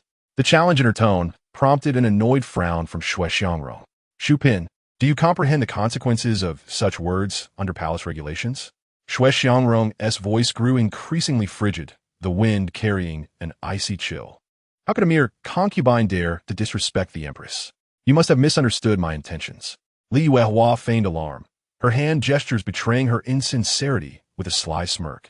While her words were technically impeccable, the malice lurking behind her eyes and expressions was as sharp as a dagger concealed within cotton, exuding an unsettling essence. Shui Xiangrong had no intention of dancing around the subject any longer. I am aware that you were close with the Gui Fei in the past. Now that I have sent her to the cold palace, you must not tread the same path of folly. The imperial garden is vast. If you wish to enjoy the flowers, do so freely without the need to seek my audience. Ah, so you are in cahoots with a wicked woman. Jiang Zao pouted, her small face scrunching up in displeasure as she turned away, unwilling to look at Li Huahua. No wonder I find her so repugnant. Moreover, Mother is right. This grand garden is too vast for me to explore, yet you still come to pay respects, simply to vex Mother. Take that, Jiang Zao declared defiantly, waving her tiny hands in the air. Yet, Li Huahua was oblivious to the child's indignation, her anger bubbling to the surface as she recalled how the Empress looked down upon the Gui Fei and had orchestrated the replacement of her maids. The Empress was ruthless, even changing her own maids to divert attention. But why did that Nian Xiu remain by the Empress's side? Perhaps you should ponder why I have come today. Surely it is to request a few maidservants to serve me. If you're displeased, perhaps you should send me to the cold palace as well. Her chest heaved with indignation, reflecting her fury. What nonsense is this? You dare not mention a single misdeed of the wicked woman, and yet have the audacity to blame my mother? How shameless can you be? Is it any wonder that day in the imperial garden, when I overheard two spies saying that Xu Pin is the beloved of the true mastermind behind this? You are the one truly devoted, whispering sweet nothings to incite rebellion. Jiang Zao's temper flared, and she clenched her tiny fists, her foot stamping in frustration, only to wince from the pain. Shui Xiangrong, cradling Jiang Zao, felt increasingly alarmed. She had believed that Xu Pin was merely a pawn in the machinations of the mastermind. But now she realized that she was the very heart of the conspiracy. Thus, she could not allow her to remain in the palace. Yet, the mastermind had yet to reveal themselves, and even little Yuer did not know their identity. What was to be done? Shui Xiangrong's mind was a tangled mess, and she could only soothe Jiang Zao's back, calming her rage. There, let's not be upset. However, the small bundle in her arms, filled with pent-up fury, turned crimson with indignation. This is terrible, dear mother. It is utterly unacceptable. This Xu Pin dares to show disrespect. Jiang Zao protested. However, the cunning Xu Pin seems unaware of the intentions of the puppeteer behind the scenes. Otherwise, how would she dare to present herself so willingly? If only my dear mother could discern how to utilize this Xu Pin to expose the eunuch placed by the mastermind within the palace, that would be splendid. After all, when a beauty is harmed, the hero becomes flustered. They will eventually employ a beauty trap to ensnare my elder brother. We must take the initiative. Alas, if only the little one could speak. She harbors a multitude of grievances with no outlet. Jiang Zao, nestled in Shui Xiangrong's embrace, whimpered with alternating bursts of anger and sobs, as though lamenting some misfortune.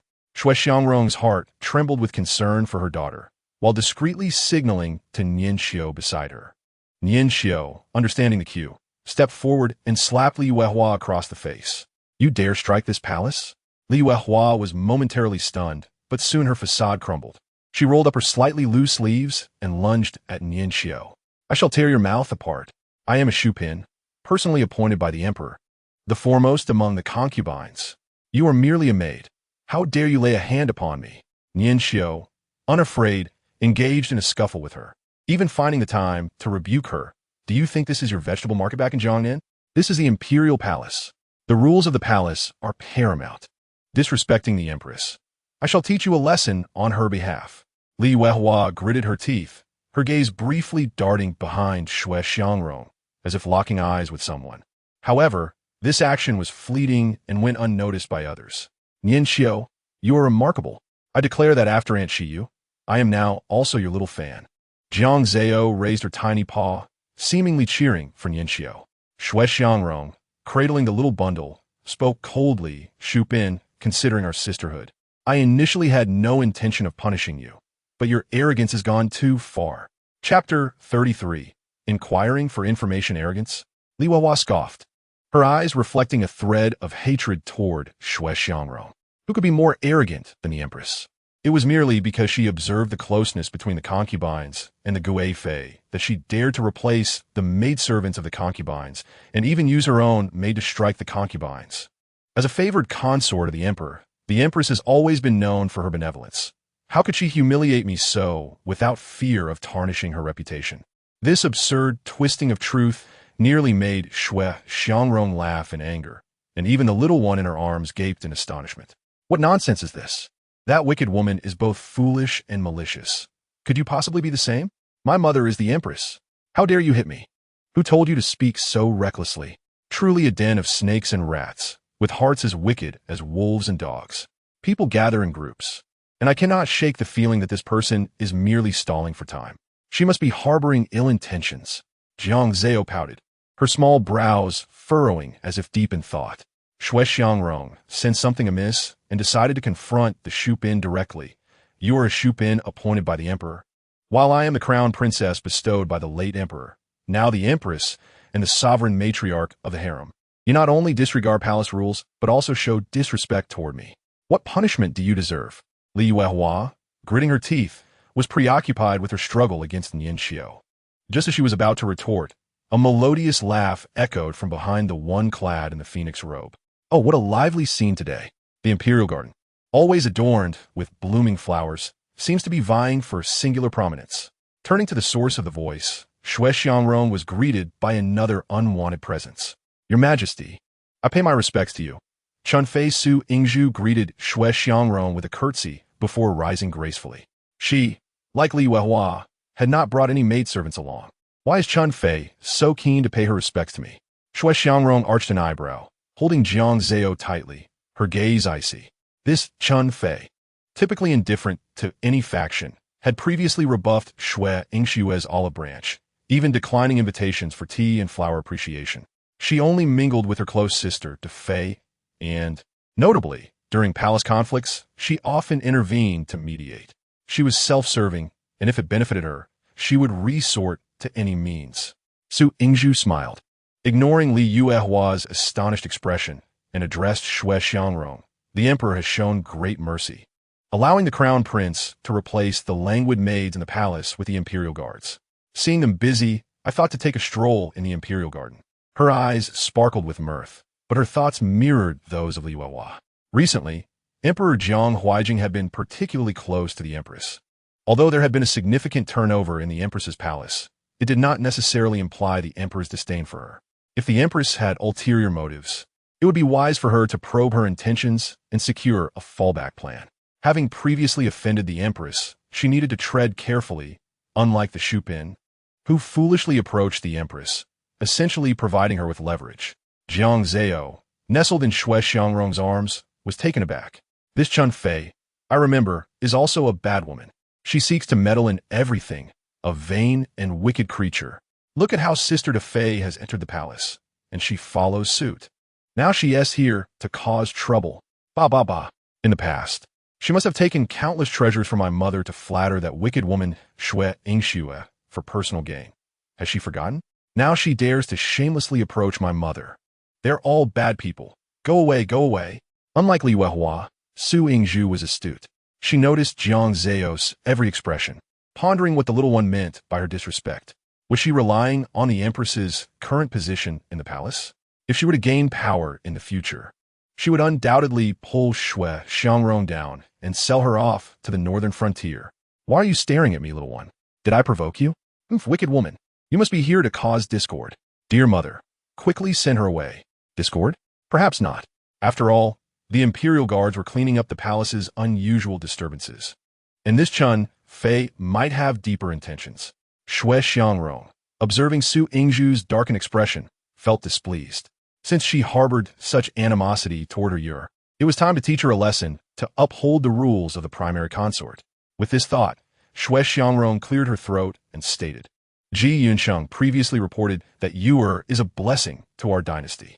Some time ago, I sent Yenner to take Yur to the imperial garden, and she fell. Yenner informed the emperor that it was due to a maid in my palace, spreading rumors and teaching Yur to walk, which led to her falling. Shui Xiangrong spoke with a convincing demeanor. After all, the eunuchs and maidservants in the imperial garden had been reprimanded by Jiang Jingxian. leaving no room for the truth to surface. Su Yingzhu chuckled. If what Xue Xiangrong said were true, then Yin Xiu should have been executed long ago. She was the Empress's most trusted maid. Her words would be far more credible than those of any minor maid. Su Yingzhu's gaze shifted to Jiang Zao's face. The little bundle she scrutinized began to beam with delight at her silence. Mother's acting skills are truly remarkable. She has them all bewildered. Hee, Mother's amazing. So clever. Hearing her well-behaved child offering such praise, Xue Xiangrong could hardly contain her amusement, yet out of respect for Su Yingzhu, she restrained her impulse to tease Jiang Zao. However, Li Weihua gazed at Xue Xiangrong, who was cradling that delicate bundle, and sighed deeply, murmuring something about feeling guilty towards her sisters in the palace. This sight ignited a flame of anger within Li Weihua. If the Empress truly felt remorse, she ought to persuade the Emperor to grant a pardon to the wronged, allowing those who have suffered injustice to clear their names. The latter part of her statement burst forth from Li Yuehua's lips, word by word. The wronged? Xue Xiangrong found it somewhat amusing, fully aware that she was referring to the Gui Fei. To this day, she remained unwilling to believe in the Gui Fei's guilt. Rather than engage in such troublesome debates, it would be more prudent for me to escort you to meet that wronged individual, and you can discern the truth for yourself. What does that sound? The Empress, having so little virtue herself, dares to find fault with me. With a clenched jaw, Li Weihua forcefully shoved Ningxiu aside. Chapter 34. The scourge diverted this wretched servant girl always seized the moment to strike while I was speaking, nearly disheveling my hair. Clearly, she was now entangled with the very essence of disarray. The once brilliant azure palace attire now hung in tatters, barely concealing her fair shoulders. Even her exquisitely sculpted visage bore the marks of Ningxiu's slaps during their scuffle, red and swollen. Xue Xiangrong's countenance turned icy, her ruby lips pressed tightly together. Just as she was about to speak, Su Yingzhu stepped forward and struck her sharply. Li Weihua could no longer contain herself, shrieking fiercely, "You dare strike me, Su? People of humble origins are so ignorant of propriety." Su Yingzhu raised her sleeve to cover her mouth and nose, seemingly filled with disdain for Li Weihua. "This is not your Jiangnan hometown. Though you are the legitimate daughter of a fourth-rank official within the palace, you belong to the Emperor. Propriety reigns supreme when one is near the Emperor. Your blatant disrespect for the Empress cannot be tolerated, nor can I." Such a turn of events was not entirely unexpected. Xue Xiangrong's expression betrayed no hint of surprise. Even Jiang Zao looked upon her with scorn. Now she stand with her dear mother. But where was she before? If her mother were in the wrong, would she not defend Li Weihua? How disgusting, this wicked woman. Ugh! Xue Xiangrong comforted the little bundle in her arms, gently stroking its back. Seeing her little ewer fuming, it seemed the time had come to fan the flames, forcing her hypocritical mask to reveal itself. Yet the provocative words spilling from her ruby lips ignited Li Yuehua's fury. "Speaking of which, you and the Xue Gui Fei, oh no, the one now in the cold palace, were vying for the authority over the 6 palaces, and the Emperor originally favored you for this power. Alas, the one in the cold palace whispered sweet nothings, extinguishing your dreams. Just moments ago, I thought your intentions toward Shupin were no different from seeking palace maids to serve you. But it seems that the pure consort is here specifically to take revenge for past grievances against Shupin. Is she not?" As her words fell, Jiang Zao's eyes sparkled with admiration. Not a single soldier wasted, allowing them to tear each other apart. Mother is truly magnificent, one word after another. The delicate bundle pouted, reaching its tiny paws to grasp its mother's neck, seeking a kiss. Xue Xiangrong obliged, bringing her face closer to the little lips, allowing Jiang Zao to plant a kiss. Just a minor display of affection had her precious child so amazed. It was evident that in the past, she had concealed her brilliance and endured much. Now, she saw clearly that while Shupin had ties to the forces behind the scenes, she remained oblivious to the ulterior motives of this crackdown on spies. It seemed merely an excuse to vent her frustrations on Shuang Xue. Su Yingzhu, overhearing this, was momentarily taken aback, seemingly unprepared for Xue Xiangrong's boldness. The former rulers of the harem had never participated in such disputes. Since then, Xue Xiangrong had strived to maintain peace. So why had she now begun to stir the pot? "I wonder, this little wretch, why do you seek to trouble me? Surely, You harbor such intentions. It's likely that your sister's entry into the cold palace is partially your doing. Isn't it? I will tear you apart. Li Yuehua's eyes reddened, a guttural scream escaping her throat. Without waiting for Su Yingzhu to react, she lunged forward, claws outstretched, ready to grapple with her. But before she could even make contact, Li Yuehua received yet another resounding slap to her face. Oh, a slap that ended it all. What is there to discuss? Jiang Zao raised her tiny brows, thoroughly enjoying the spectacle of two dogs biting each other, captivated by the scene. Did you think you could just step in? Su Yingzhu lightly flicked her wrist, utterly disgusted by Li Yuehua's rabid demeanor. She had no desire to be the one to stand out, preferring to strike from the shadows.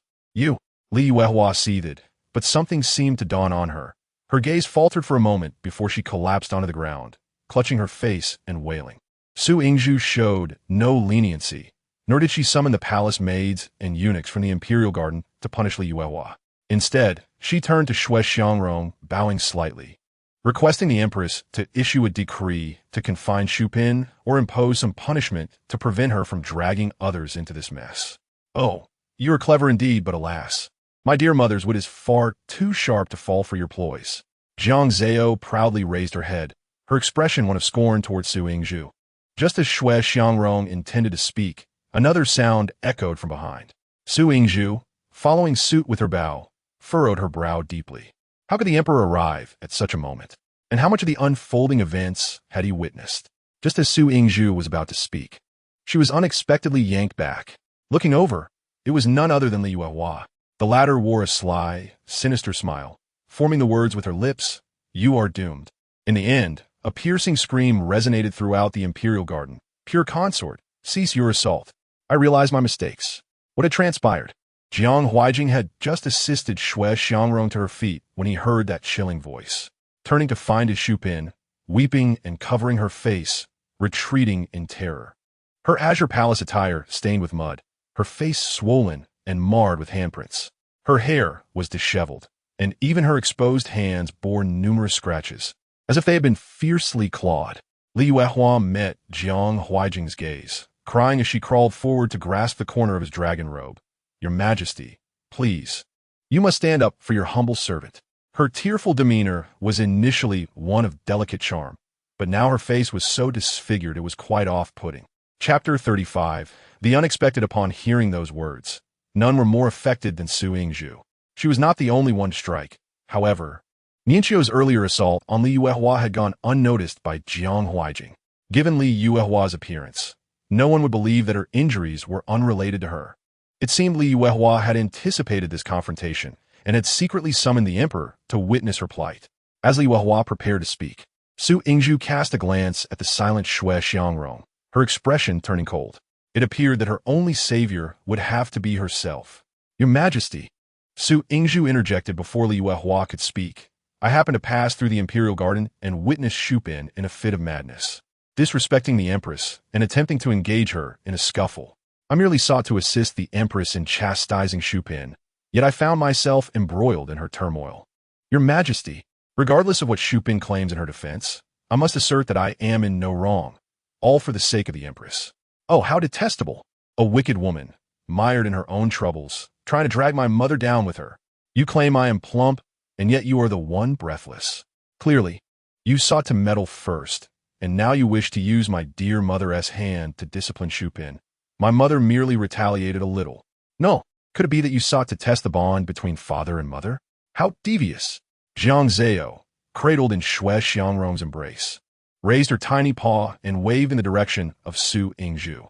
Her youthful face displayed a myriad of emotions, contorted in anger, seemingly harboring a deep-seated disdain for Su Yingzhu. As a lowly concubine, she lamented how the presence of such a rule-breaking maid beside the Empress could tarnish the entire harem. In a moment of desperation, she had exchanged a few heated words with the Empress, only to have Chun Fei suddenly intervene and strike her. Chun Fei had declared that as a woman of humble origins, her actions were inconsequential, and she would justify her actions before the emperor, even implying that her grievances stemmed from the fact that the concubine had once befriended Xue Guifei, who had usurped her authority over the harem, thus justifying her retaliation against the maid. Su Yingzhu, unyielding, retorted fiercely, "You are lying." Li Yuehua quickly followed up. challenging her to swear that she had not reprimanded the maid. Jiang Huaijing, with his brows furrowed, observed the two women bickering unabashedly. Just as he was about to interject, he heard a disdainful voice ring out. While it is indeed entertaining to watch dogs fight, your malicious heart, you wicked woman, is evident for all to see. It is clear that you were the one who spoke disrespectfully first, and you showed no reverence towards the dear mother of the baby. Now you have managed to cleanse yourself of all blame. You slandered Chun Fei, and now you make it seem as though my mother colluded with her to humiliate you. My mother would never stoop so low as to trouble you. Rest assured, Father Emperor will protect Mother. For our beloved parents are so deeply in love that you shall face dire consequences. After venting her frustrations, the little one, appearing fatigued, turned away and presented her backside to the two women kneeling on the ground, who were covertly deflecting blame onto one another. Jiang Huaijing exchanged a knowing glance with Xue Xiangrong. After years of being a young couple, their understanding had become instinctual. Is that so, Empress? After a long pause, once Su Yingzhu and Li Yuehua had tired themselves out, Jiang Huaijing's expression turned icy as he directed his gaze towards Xue Xiangrong. Xue Xiangrong, holding Jiang Zao, cast a glance at Li Yuehua and Su Yingzhu, her eyes brimming with sarcasm, yet her exterior remained composed. Yes, sûr, Your Majesty. I merely exchanged a few words with Xu Pin and did not engage in a quarrel with her, she stated in a firm tone, as a couple for many years. Your Majesty should know my character well. Jiang Huaijing frowned, displeased. Are you suggesting that I do not trust you? Xue Xiangrong bowed slightly and replied, I never claimed such. Your Majesty did. The Emperor and Empress were embroiled in an argument. Su Yingzhu's eyes flickered with surprise, followed by a smirk. This was excellent. The Emperor was now suspicious of the Empress. If she could manage to draw out the incident involving Nianxiu's assault and find a maid from the Imperial Garden to corroborate her story, she could absolve herself of blame. In that scenario, her only fault would be punishing a lower-ranked concubine due to her position. However, the Empress would be in a far more precarious position. Her jealousy towards Gui Fei and her retaliation against those who were once close to Gui Fei would undoubtedly reveal her unworthiness and arrogance. Li Yuehua would certainly seize this opportunity to attack the Empress. If things continued down this path, the Empress would lose her power, making it easier for her to ascend to the rank of Gui Fei. Su Yingzhu clenched her fists, feeling a surge of excitement. It appeared that the sickly cat was still just a sickly cat. A few roars would not make it a tiger. Calming her surging emotions, Jiang Huaijing was about to speak when he was interrupted by Jiang Huaijing. Enough. This matter will be resolved according to my decree. With those words, he reached out to playfully poke Jiang Zao's cheek. Su Yingzhu and Li Yuehua were both taken aback, bewildered by Jiang Huaijing's intentions. As a sense of foreboding crept into their hearts, Jiang Huaijing turned to Jiang Zao, asking, Let our little fortune-teller decide who is right and who is wrong. Shall we? Your Majesty, you mustn't. Both Li Yuehua and Su Yingzhu exclaimed in unison, utterly shocked by this unexpected turn of events. How could they allow a child to determine their fates? Especially since this was the Empress's child. What advantages could they possibly gain from that? If allowed to argue for themselves, they might still have a chance. Why not? Jiang Huaijing's cold gaze bore into them, his voice carrying a chill akin to a mountain stream. Do you hold our Jiang Dynasty's little fortune-teller in contempt? Your servant would never dare. We would never. Su Yingzhu and Li Yuehua hurriedly knelt in reverence. Jiang Huaijing smirked, having pinpointed their faults, dare not? I can see the malice in your eyes, as though you wish to devour your. Indeed, indeed. How dare you glare at the baby? Beware, for she might poke your eyes out. Jiang Zao, still nestled in Xue Xiangrong's arms, puffed up her cheeks, extending her tiny paw to point at the two women. Chapter 36. Falling into my hands, Father Emperor's tactics are truly exquisite. He dotes on dear mother while using the baby as an excuse to punish these two wicked women, all without raising suspicion. Excellent. Tonight, the baby shall not compete with father for mother. The baby will sleep alone, and dear mother will be rewarded to father. Xue Xiangrong's previously placid demeanor began to ripple with emotion, her face flushing with warmth. What was her little one thinking? Unconsciously, she averted her gaze, only to lock eyes with Jiang Huaijing. Yet the coldness between them remained. They needed to maintain appearances, not allowing the two before them to sense any discord. However, neither woman was focused on such subtleties. Jiang Huaijing was in a foul mood, and they were eager to explain themselves. "Your Majesty, I am wronged. Su Jingsu, quickviteth," sought an excuse. However, for such a trivial matter, I would feel remiss to trouble the eldest princess. This small matter should be decided by the Empress herself. Yet here you are summoned. Any discerning person can see where the fault lies. Su Yingzhu's pointed gaze fell upon Li Weihua, her words laden with unspoken implications. Li Weihua had initiated this debacle. Whoever called for Jiang Huaijing must surely be linked to her, even if she had not summoned her own maid. She had undoubtedly bribed someone to bring Jiang Huaijing here. Li Weihua glared furiously at Su Yingzhu, whispering venomously, "Chun Fei is truly skilled." Her anger burned within her. But in the presence of Jiang Huaijing, she dared not act recklessly, forcing herself to endure. "Su Yingsu quickly tortif." Who knows if you have bribed the maids or eunuchs in the imperial garden? Had I not informed your Majesty of my innocence first, you would have surely blamed all past misdeeds of the Empress upon me. Her tone was peculiar, her gaze occasionally darting towards Jiang Huaijing, her eyes brimming with unshed tears, embodying a picture of innocence. In an effort to appear blameless, she dabbed at her eyes with a silk handkerchief, the non-existent tears not hindering her performance. "Oh, how wicked you are! How dare you involve the mother of the baby?" Jiang Zao, nestled in Xue Xiangrong's arms, puffed up her cheeks, her small face flushed. "Father Emperor, please do not listen to their nonsense. Punish them quickly, lest mother be further maligned." The soft, indignant voice reached Jiang Huaijing's ears, causing a smile to flicker in his eyes. This little protector of her mother was truly adorable. Enough of the squabbling. The palace rules are strict. Such disturbances are unbecoming. Jiang Huaijing waved his sleeve, interrupting Li Yuehua's attempts at further argument. "You both have your claims, yet I have not witnessed the event myself, thus cannot make a judgment. However, Yuer is different. I trust you will not favor the Empress. Indeed, the baby will not take sides. The baby will always unconditionally support mother."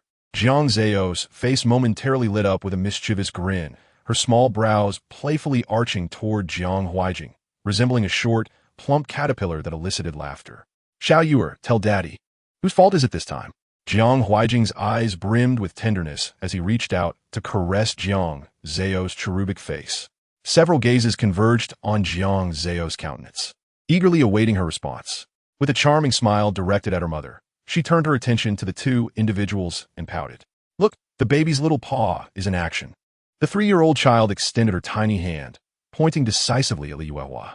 The latter was taken aback, subtly shifting her position, yet that little hand stubbornly followed her movement, unmistakably identifying her. Before Li Yuehua could muster a rebuttal, Su Yingzhu triumphantly declared, "Your Majesty, it is evident that Sister Shupin is full of deceit. With this little one as proof, my innocence is assured." However, in the next instant, the child's finger shifted to point at her instead.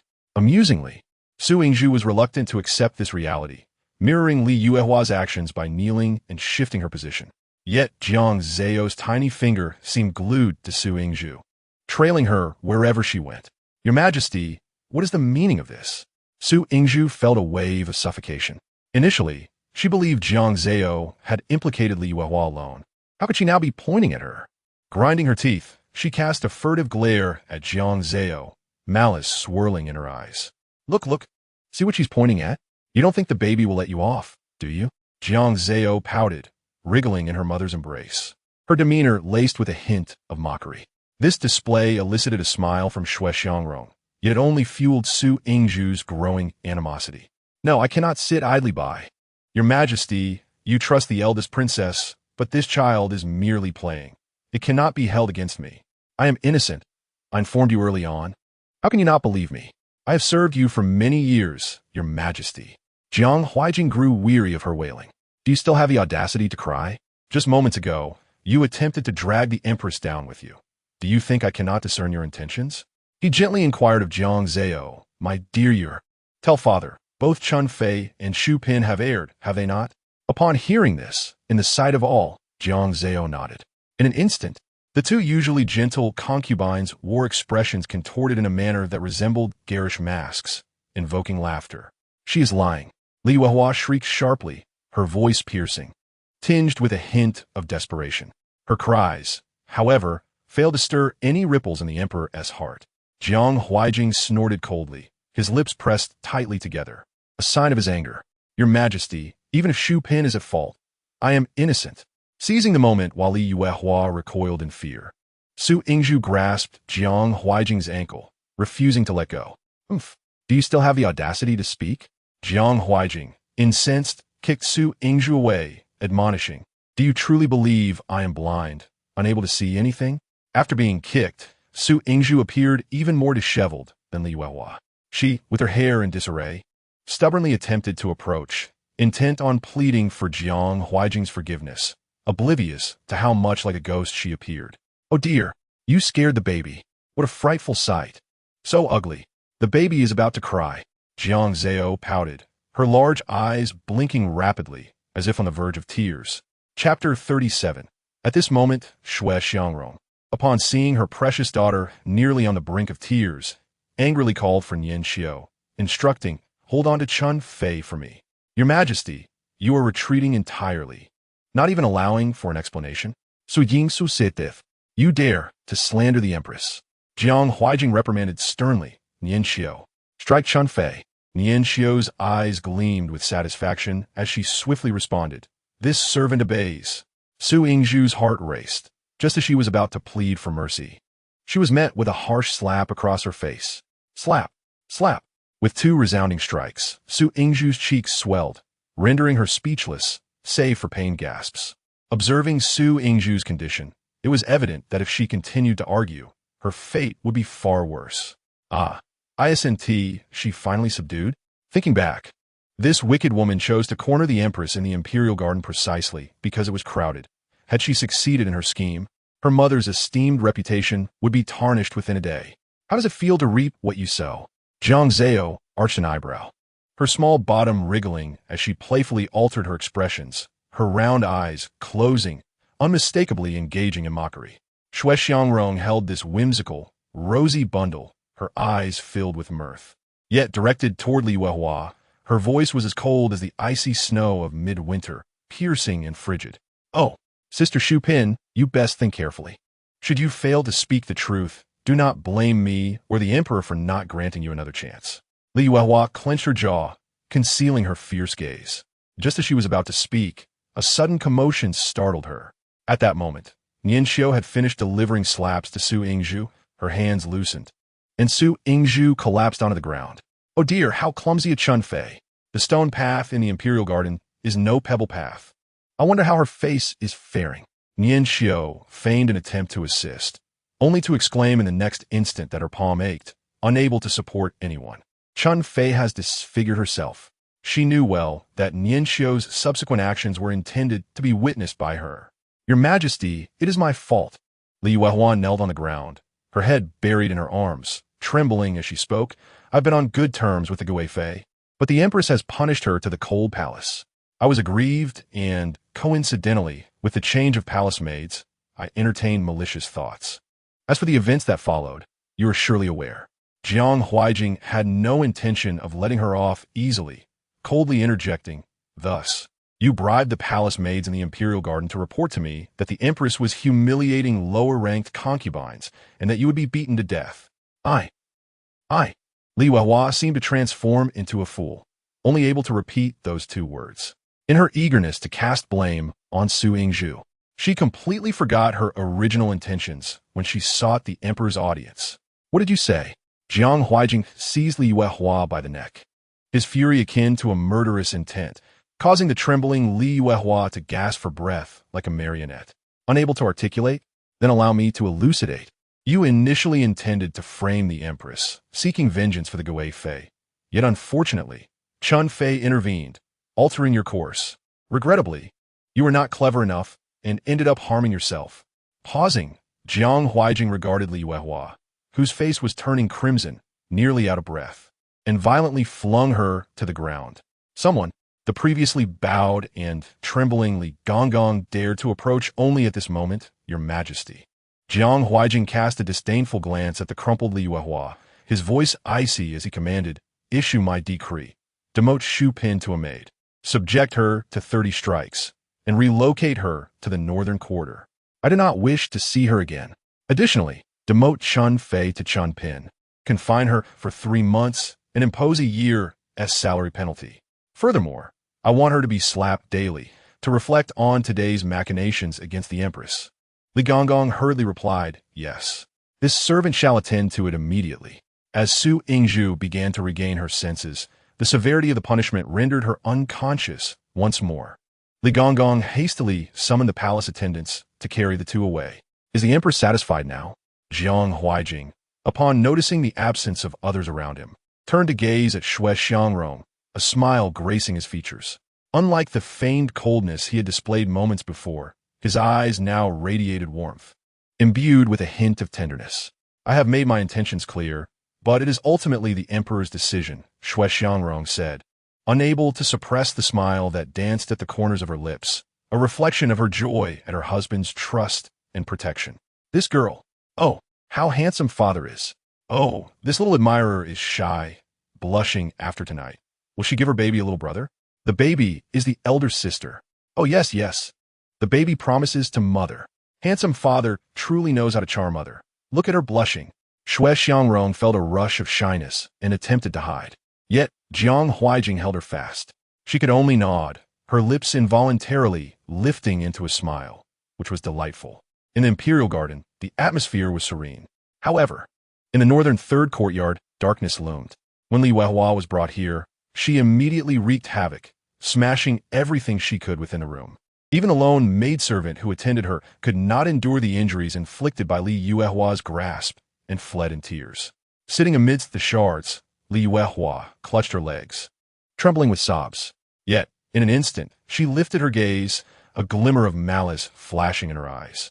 Ultimately, she removed the jade bracelet from her wrist and bribed the guard at the door, requesting him to summon the esteemed Gonggong Gaoyu from the Naiwafu, stating that the young lady wished to meet him. With the promise of money, the guard grinned, assuring her that he would promptly fetch Gao Gonggong. That night, along the palace path, Jiang Genie, accompanied by his trusted eunuch, Xiao Luzi, made his way to Fengqi Palace.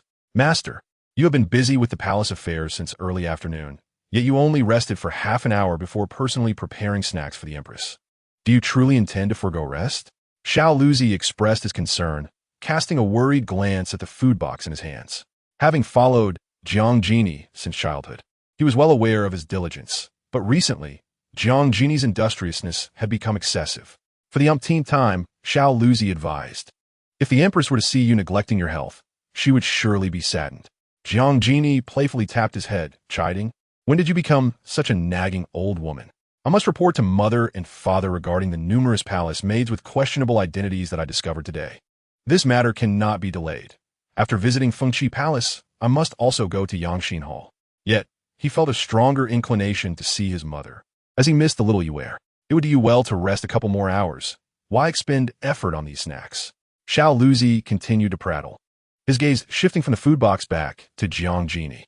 Not paying attention to the road ahead, they collided headlong with a hurried figure. The newcomer fell to the ground, howling in pain, and without regard for the situation, began to yell angrily. Ouch! Who is the fool that dares to bump into me? Do you know who I am? Xiao Luzi was also incensed, having stumbled and nearly lost his breath while trying to protect the food box. Hey, why are you so unreasonable? Are you Gaoyu? The gates of Naiwafu are locked at this hour, and you're still on duty? Gaoyu, grimacing, raised his eyes upon hearing this. Upon recognizing the speaker, he disdainfully stood up and brushed off his robe, retorting, what does it matter to you? Don't think being the Grand Prince's personal eunuch makes you important. I am the esteemed head of the Naiwafu, and need not explain myself to you. Before he could finish, a low voice interjected. Is this how the head of the Naiwafu typically behaves? And what if it is, Your Highness? Gaoyu's expression paled upon realizing it was Jiang Genie speaking. The aggressive demeanor dissipated, and he trembled, kneeling before him. This servant pays his respects to the Grand Prince. Jiang Genie scoffed. You dare not accept my greeting. Gao Gonggong is the head eunuch of the Naiwafu. His sarcasm was not lost on Gaoyu. As cold sweat dripped down his brow, he hastily sought an excuse, stammering, Your Highness is known for your playful nature. My brother has entered the palace and is serving in the cold palace. He made a mistake today and was punished. I was merely anxious to care for him. So I hurried. As he spoke, he lowered his head even further in a guilty manner. The northern third courtyard was near the cold palace. And he indeed had to go there. A young man clad in a crimson robe regarded Gao Yu silently, as if pondering deeply. After a lengthy pause, just as Gao Yu was about to slip away, Jiang Genie raised his hand. Gao Yu exhaled sharply, relief washing over him as he departed. However, observing his hasty retreat, Jiang Genie narrowed his eyes and instructed Xiao Luzi, investigate Gao Yu's background and find a shadow guard to follow him. I shall see how a covetous and sycophantic head of the Naiwafu displays loyalty and righteousness while visiting his brother at this hour. Xiao Luzi complied, but hesitated, holding the food box, but the Empress. Give it to me. You must handle this matter without delay. Jiang Genie took the food box and proceeded toward Fengqi Palace. As he stepped through the palace doors, a soft little figure clung to his leg. Yay! Baby has caught mother. Caught her. There's sweet porridge to eat. That sweet voice reached his ears, and as Jiang Genie looked down, he met a pair of round, sparkling eyes. Ah, why is it Big Brother? If not, I'll pretend I didn't TC you and run away quickly. Otherwise, baby will soon give Big Brother a wet kiss. Jiang Zao turned swiftly, though her short legs struggled to keep up, beads of sweat forming on her brow as she barely managed to escape. An indescribable joy filled Jiang Genie's chest. He hastily set down the food box and scooped up Jiang Zao, showering her with kisses on her cheeks. Our little Yuerer is wonderful. You can walk. Wow. Big Brother is here again. It's all Baby Y's fault for being carried around, so I can't walk quickly. Woe is me. Mother save baby. Jiang Zao reached out her tiny hands toward Shui Xiangrong, seeking to be held. Observing her daughter's anxious demeanor, Shui Xiangrong finally stretched out her arms to embrace her. Just let your brother kiss you a few times. He is very happy to see you walking today. Jiang Huaijing, rarely engaging in conversation, commented on his royal son, understanding well that if there were no urgent matters, his son would have already retired for the night. After all, he was busy every day at the criminal department and now had to assist Shui Xiangrong in managing the harem. I indeed have matters to discuss, and it is fortunate that father is present, so I need not make another trip to Yanxin Hall. Saying this, Jiang Genie retrieved the documents with the stamped offenses from his robe. He continued, these palace maids have committed suicide in the Xinqing Sea. Suicide? The jovial glimmer in Jiang Huaijing's eyes immediately extinguished. If it were not to conceal the identities of their masters, why would they resort to such an extreme measure? The act of suicide alone might be tolerable, but a collective act of self-destruction appears to be orchestrated. Does the Crown Prince have any speculations? Jiang Huaijing's gaze remained fixed upon the charges, routinely inquiring Jiang Jinyu. Chapter 39. The rebellion begins upon hearing this.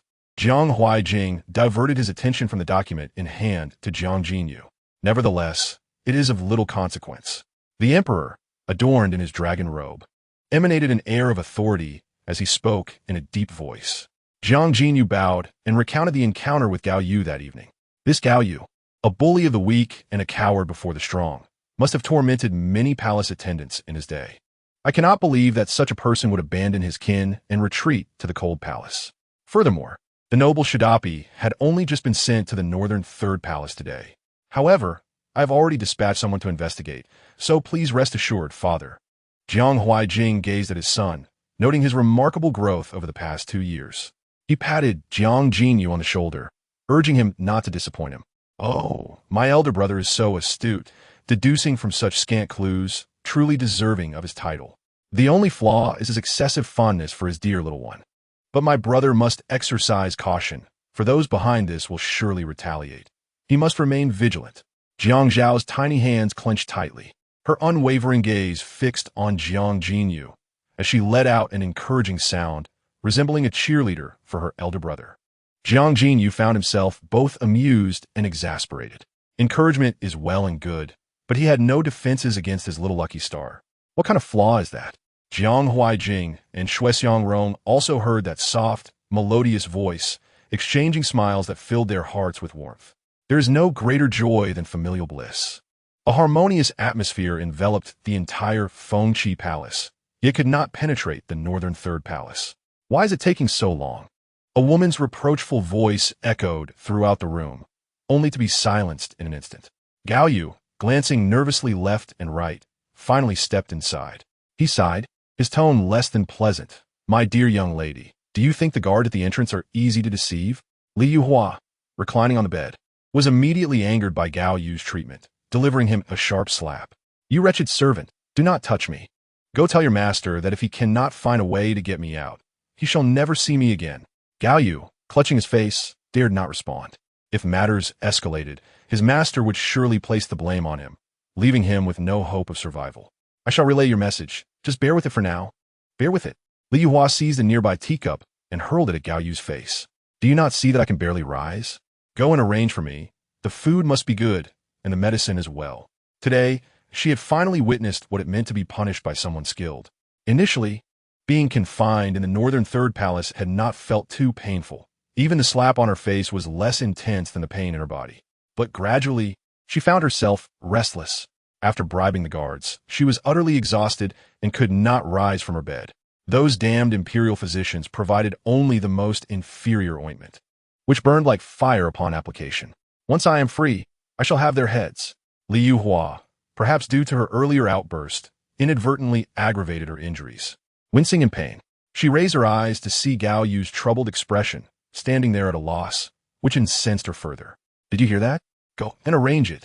If you cannot handle such a trivial matter, I will make you a true eunuch." Gao Yu was struck again, yet he dare not show his anger. After all, this was his master's beloved. He believed that after Li Yuhua's complaints to his master, he was truly finished.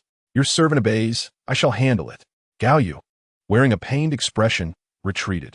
Just as he pondered whom to send to deliver food and medicine to Li Yuhua the following day, he suddenly heard movement behind him.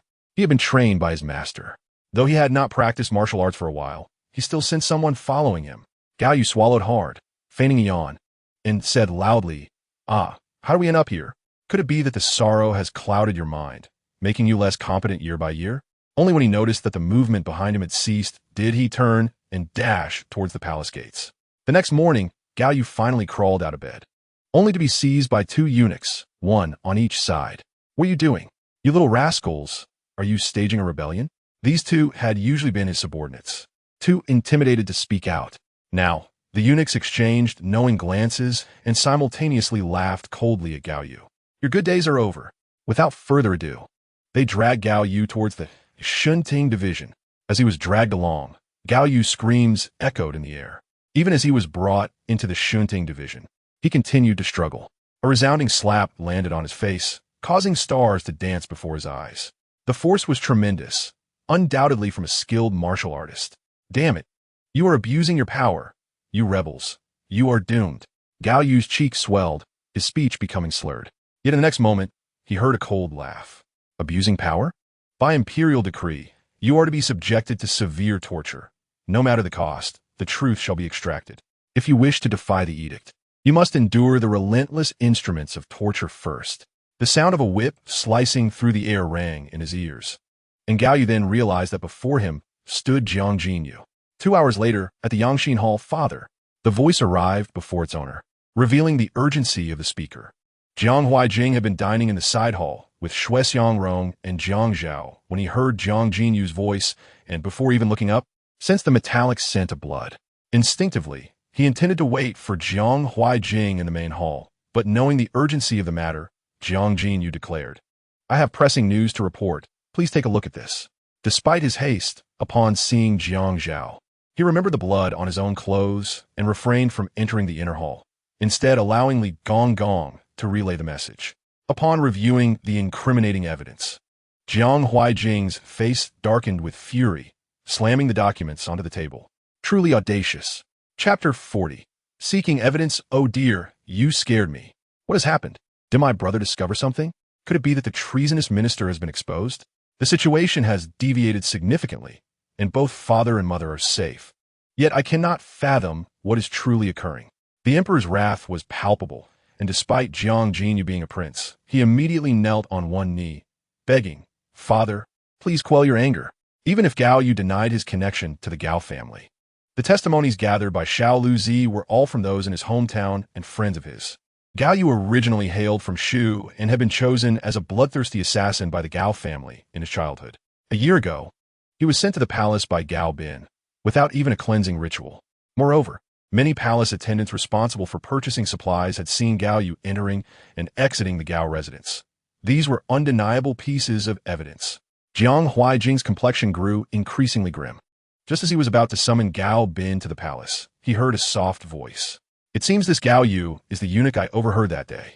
What a pity, this cannot lead to my father executing Gao Bin. I recall Gao Yu mentioning that the wicked Shugaran is his master's beloved. Clearly, his master is the villain Gao Bin. It is a disgrace. Should we not interrogate the wicked woman directly? No, we must use her to lure the snake from its hole. Jiang Zhao, perched on a small chair, seemed to have an epiphany. She clapped her tiny hands on the table, her eyes sparkling with excitement. Exactly. That wicked woman has been humiliated lately. She must have suffered. If we allow her to meet Gao Bin and catch them in the act. But will that wicked woman meet with Gao Bin? If they do meet, in what manner will it be? The once enthusiastic gleam in her eyes dimmed as she could not help but look up toward her father and brother with a sense of disappointment. Currently, her ability to walk is gradually recovering, yet she remains unable to articulate her thoughts. With a mind full of ideas, she cannot express them directly to her family. If only she could speak, she would merely remind her father and brother. Their focus is entirely on investigating the connection between Gao Yu and Gao Bin. However, Gao Yu is not one to speak easily. Jiang Zao is anxiously pacing, unable to even consume the soup before her. Yet, Jiang Jinyu and Jiang Huaijing exchange a glance, each detecting a glimmer of joy in the other's eyes.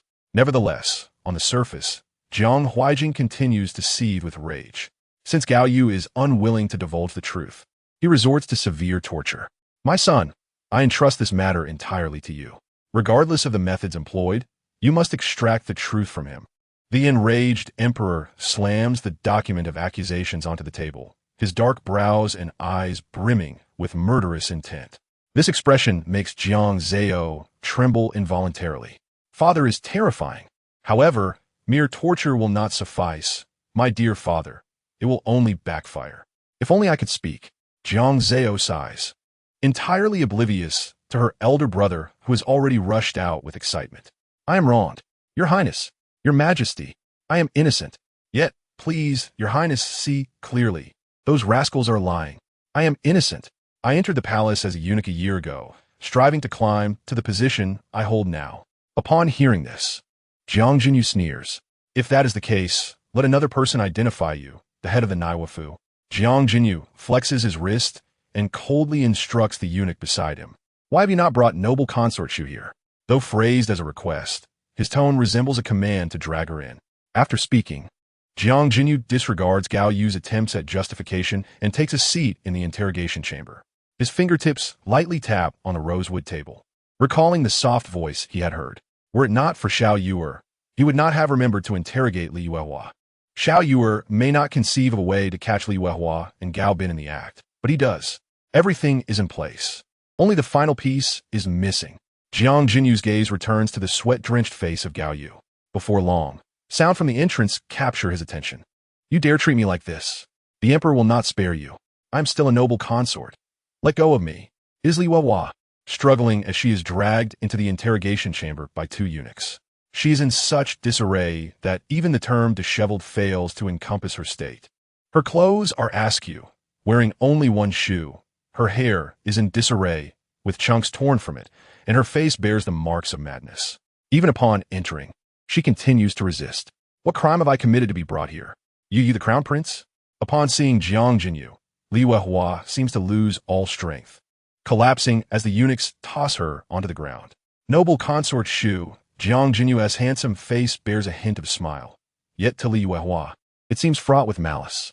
She forces herself to regain her composure, hissing, "What is your intention, Your Highness? Seeking vengeance for your mother? Now that I am in this state, how can the Empress still not spare me?" You are mistaken, noble Consort Shu, Jiang Jinyu's thin lips part, slowly revealing. At present, there are accusations against Gao Yu. He evaded the cleansing upon entering the palace, and has repeatedly entered your quarters. My father commands that I purge the palace. It is only then that Li Yuehua notices Gao Yu bound to the torture frame nearby. In an instant, even her lips begin to tremble. I did not. I demand to see the Emperor and explain myself. Before she can finish her defense, Li Yuehua receives a slap across her face. Jiang Jinyu's eyes glint with coldness as he coldly states, "In this interrogation chamber, if you do not divulge the truth, noble consort Shu. You may not live to see the emperor again. Bring her. The officials and eunuchs of the interrogation chamber surround Li Yuehua with instruments of torture. Seeing the thick rods, half a person high, Li Yuehua draws upon some hidden strength to retreat towards the door. I do not want to be executed. Ivildi, Ivildi. The threshold is within her reach, yet she is seized by the eunuchs from behind. Wait. Jiang Jinyu suddenly raises his hand, halting their actions. In the hopeful gazes of Li Yuehua and Gao Yu, he slowly adds, since someone is already being executed, adding another would be too crowded. Take her to the back. Li Yuehua, crying out, is dragged away, while Gao Yu, disregarding his wounds, struggles angrily, is the crown prince seeking personal revenge. Chapter 41, What About You? Jiang Jinyu casts a cold glance at Gao Yu, chuckling softly. The head eunuch cares so much for a concubine. Such tender affection is truly commendable. Before long, even more anguished screams from Li Yuehua fill the air. You damned. If I must die in this interrogation chamber, I might as well curse freely. You, your mother, and that little fool are all wretches. Wretches, you take advantage of your power to humiliate me. Even as a ghost, I shall not forgive you. The last insult seems to drain the last ounce of breath from Li Yuehua. Afterward, there are no more cries of despair. It is as if she has fainted. Until a verdict is rendered, Jiang Jinyu lacks the authority to execute Li Yuehua, a fact that Gao Yu dares to assert. Bound to the torture frame, Gao Yu's crimson eyes fixate fiercely on the slowly approaching figure clad in red. Well, had it not been for this joint accusation against the head eunuch, I would never have known that the emperor's harem houses such shameless women.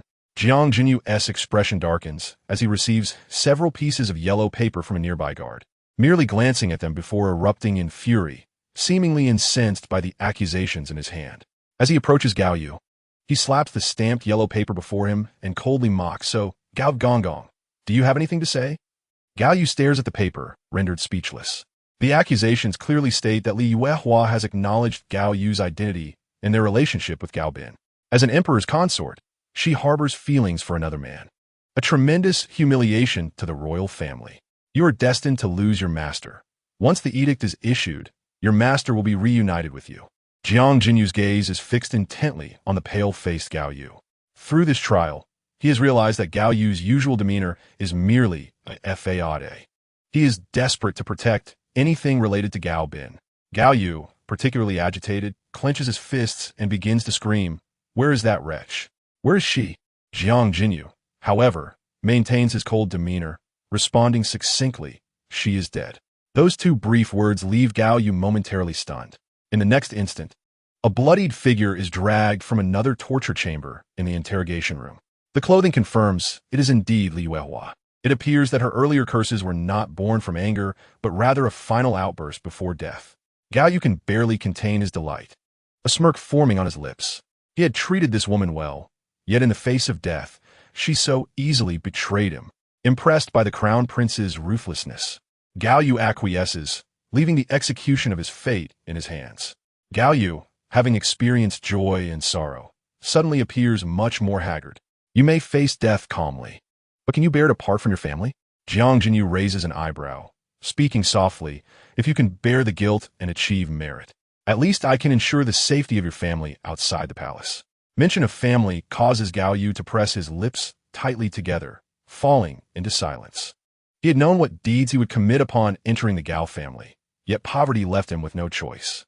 Gao Bin is a ruthless individual, and he will undoubtedly eliminate his family before the imperial decree for his interrogation arrives, to prevent future troubles. Jiang Jinyu, standing with his hands behind his back, pondered for a moment before speaking. It appears that Chief Gao has already chosen his escape route. In that case, I shall take my leave first. Safe travels, Chief Gao. Despite his words, Jiang Jinyu's steps slowed as he exited the door. This was merely a temporary strategy. He needed to press Gao Yu to reveal the truth behind the scenes. Sure enough, just as Jiang Jinyu had not walked far, Gao Yu's sharp voice rang out. Your Highness, please wait. Jiang Jinyu halted his steps, and the figure clad in a red robe swiftly turned back, striding towards Gao Yu. Throughout the night, the lights of the Xinqing division had not dimmed. Gao Yu had divulged the truth all night and was finally released from the torture rack. Was there nothing more? Jiang Jinyu examined the evidence of guilt in his hands, feeling a heavy stone lift from his heart. If they could act on Gao Yu's confession and dispatch shadow guards to uncover the evidence, then even if the Gao family had 100 heads, they would not suffice. Nothing more. I hope your highness will keep your promise and ensure the safety of my family, Gao Yu said, kneeling on the ground, his eyes hollow and devoid of life. He was a man destined to die, his only concern being his family. Xiao Luzi has already taken your family to Jiangnan. You need not worry, Jiang Jinyu replied, not bothering to look at him. He set down the evidence and turned to the eunuch beside him. Now, bring that vile woman over. Vile woman? Gao Yu frowned, suddenly alert, instinctively glancing towards the place where Li Yuehua had been initially dragged away. There! Rustling sounds indicated that the eunuch was bringing Li Yuehua out. The person who had been covered in blood and dragged away was now unharmed. However, she was stripped of her clothing, left only in her white undergarments, with a cloth gagging her mouth. Upon seeing this, Gao Yu understood everything. The bloodied figure had merely worn Li Yuehua's clothing as a ruse to deceive him. The so-called evidence that had infuriated Jiang Jinyu was likely blank as well. Gao Yu was taken aback, staring at Jiang Jinyu for a long time. You deceived me? Jiang Jinyu remained non-committal, shifting his gaze to Li Yuehua and signaling the eunuch to remove the cloth from her mouth. Now that Gao Yu had confessed everything, what about you? Li Yuehua chuckled foolishly for a few moments, but her expression suddenly turned cold, with a hint of malice in her eyes. To add a crime, what excuse is lacking? You vile spawn, just like your mother, deceitful and cunning. Do you really think I will acknowledge all the false accusations you concocted? Impossible. What Gao Yu admitted to was merely the guilt of the Gao family. But regarding her relationship with Gao Bin, it was ultimately just Jiang Jinyu's conjecture. If she stubbornly denied it, no matter how much Gao Yu spoke, it would be of no consequence. With this thought, even in her disarray, Li Yuehua provocatively raised her gaze to meet Jiang Jinyu's. Moreover, Gao Yu admitted to having entered my palace. How can one be certain he did not have his eye on one of my maidens? You are purging the palace. Did you find nothing? Li Yuehua suddenly lauga de recibedi. Then you are a fool. Jiang Jinyu knew she was resolved to die, which is why she dared to provoke him. However, it was precisely this resoluteness that he could not grant her. If that were the case, then perhaps he was overthinking, and it was a disturbance he should not have engaged in. Having said this, he no longer entangled himself with Li Yuehua. Gao Yu had long since become a mere shell of a man, slumped on the ground, allowing himself to be dragged away. Meanwhile, Li Yuehua, trembling in fear, found herself unable to move her legs. She had thought she would be executed on the spot, but unexpectedly, she was spared. Chapter 42.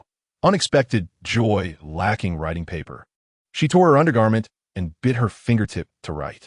After a quarter of an hour, watching the white wings fluttering in the sky, Li Yuehua felt a weight lift from her heart.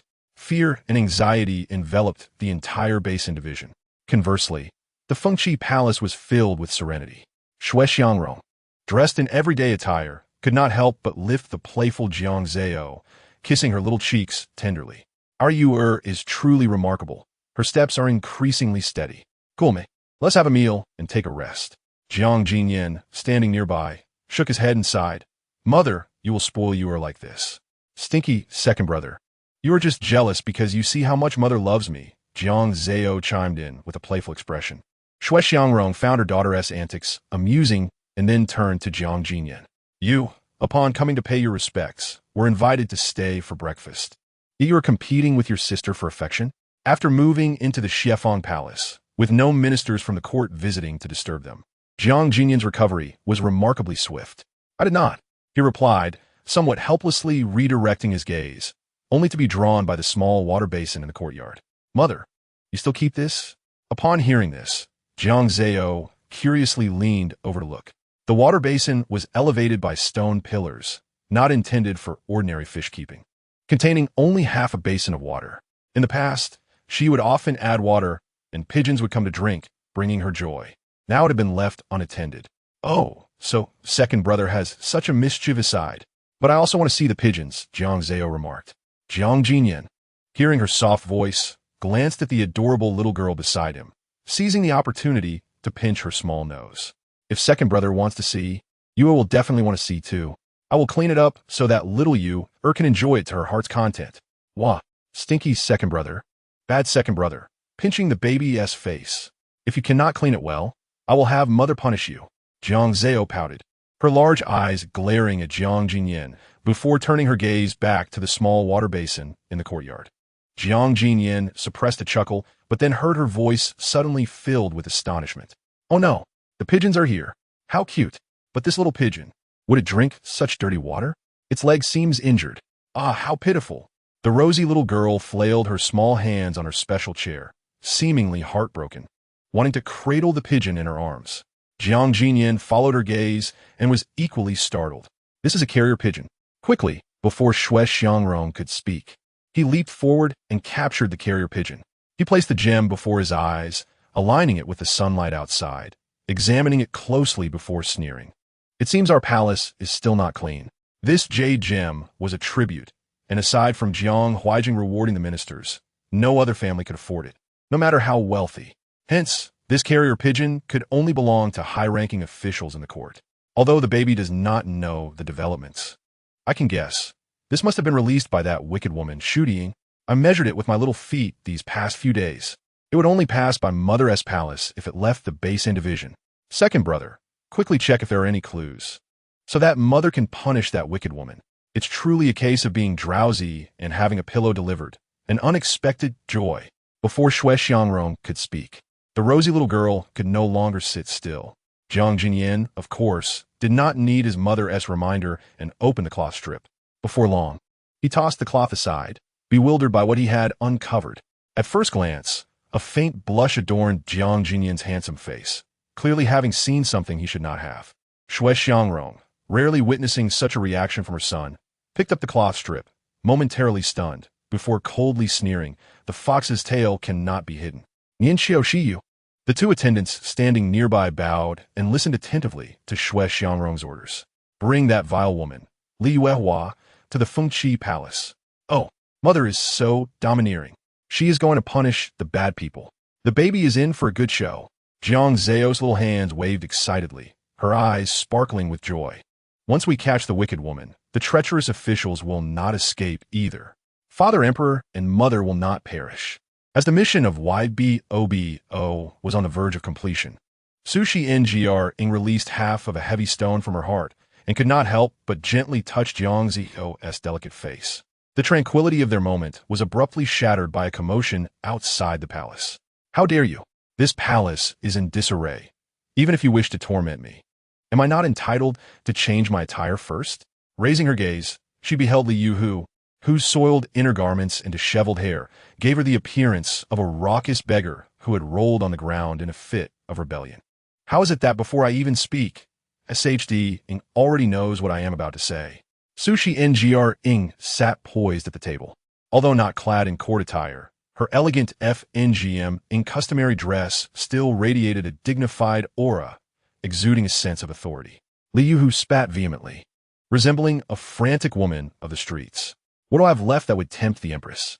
I am but a worthless life. And if the Empress wishes to humiliate me, does she even need a reason? Audacious. Shi, witnessing Su Shi Ngr Ing's frown, delivered a resounding slap to Li Yuhu. In times past, Li Yuhu might have felt fear, but now she appeared to have cast caution to the wind. Utterly unafraid. Look, Empress, even your dog dares to act on its own. With a smile, Su Shi Ngr Ing shook her head. Indeed, fearlessness had taken root. News had spread, and love letters had been penned in abundance. Even a heart of stone could be coaxed into tenderness, granting her wish to leave the palace. With such hope before her, it was not merely humiliation at the hands of an empress that she would endure. She would likely kneel and lick the ground of FNGQG in clean if it meant survival. Before the matter of life and death, not a shred of dignity could be afforded. Was it SHY who acted recklessly? Or was it you, SHD Ing, who brought this upon yourself? Sushi Ngr Ing's tone suddenly turned stern as she flung the white cloth before Li Yuhu. Upon seeing the item she had recently given away reappear before her, Li Yuhu felt no joy. No, it cannot be. How could it be with you? Her internal turmoil vanished entirely upon meeting Sushi Ngr Ing's gaze. Chapter 43. Questioning the crime. No, why should she be frightened? As long as she could vehemently deny that this object was hers, claiming it to be a fabrication of the Empress intended for her humiliation, Li Yuhu reassured herself, regaining some composure. Yet, Before she could utter a word, a piece of jade agate clinked as it was tossed down, spinning twice before halting in front of her. How fortuitous! The water basin in my palace has been neglected for years, yet now it has brought unexpected joy. Su Xianjiang observed as Liu Hu's complexion paled progressively, sneering. Whether this is indeed unexpected joy or merely the result of your excessive oppression remains to be seen. After all, it is quite taxing for a homing pigeon to carry such a large piece of white cloth. Why waste words on such a one? Just eliminate her. Jiang Zao, perched on her special little chair, struck a spoon against the table, creating a sound. Su Xianjiang gently soothed her precious one's back while casting a cold gaze at Liu Hu. What more is there to say? Did you not see it all? Why ask me? How utterly shameless. Seemingly resigned to her fate, Liu Hu instead exhaled a heavy sigh of relief, even finding a renewed vigor to curse. Now you no longer hold back. Su Xianjiang's expression darkened, indulging her no further. Someone, bring forth the poison for SHDing. Liu Hu was taken aback. She had anticipated her demise, but not so soon. You wretched woman. You. Perhaps in a final struggle before death, she attempted to lash out, only to be firmly restrained by XY. Poison is too good for you. If it were up to me, you should simply crash into a tree and resolve this matter yourself. Well done, and XY. Allow mother to reward you with chicken legs. Jiang Zao raised her tiny paw as if cheering for XY. Unfortunately, when she saw In and Chi approaching with the poison, her view was obstructed. Woo, such fragrant hands must belong to mother, but why can't I see? Su Xianjiang, noticing Jiang Zao's continued struggle, simply cradled her in her arms. Such a terrifying scene was best kept from this little one. However, once the poison was ingested, it would surely result in bloodshed, and Liu Hu would undoubtedly soil FNGQGing. It was imperative to depart first. YNR. Let us head to YNGXNDN and report this matter to your father. Su Xianjiang cast a glance at Jiang New York N. Connected in spirit, Jiang New York N quickly grasped his mother's intent. He picked up the evidence from the ground and followed Su Xianjiang toward YNGXNDN. Just as they approached, a furious voice erupted from within. GOBN, how dare you? Colluding with officials in secret was not enough. You even placed your own people in my harem and throughout the palace. What punishment do you deserve? Jiang Huij's authoritative and wrathful voice echoed, followed by a clamor. Su Xianjiang intended to enter with Jiang Zao and Jiang New York N, but was intercepted by Jiang Li. Your Majesty, he said, unable to conceal his cold sweat, please wait a moment. The Emperor is extremely enraged, and chaos reigns within. Is Godren inside? Su Xianjiang was not surprised, but did not expect to encounter him at this moment. And the eldest prince as well.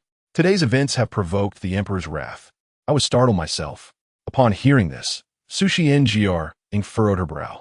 Considering the timing, Jiang New York had gone to SHNXS during dinner the previous evening, and now, less than a night later, he had obtained evidence, indicating he had not slept. How could his health withstand such strain? Please inform the Emperor. I have urgent matters to discuss. Su Xianjiang grew anxious.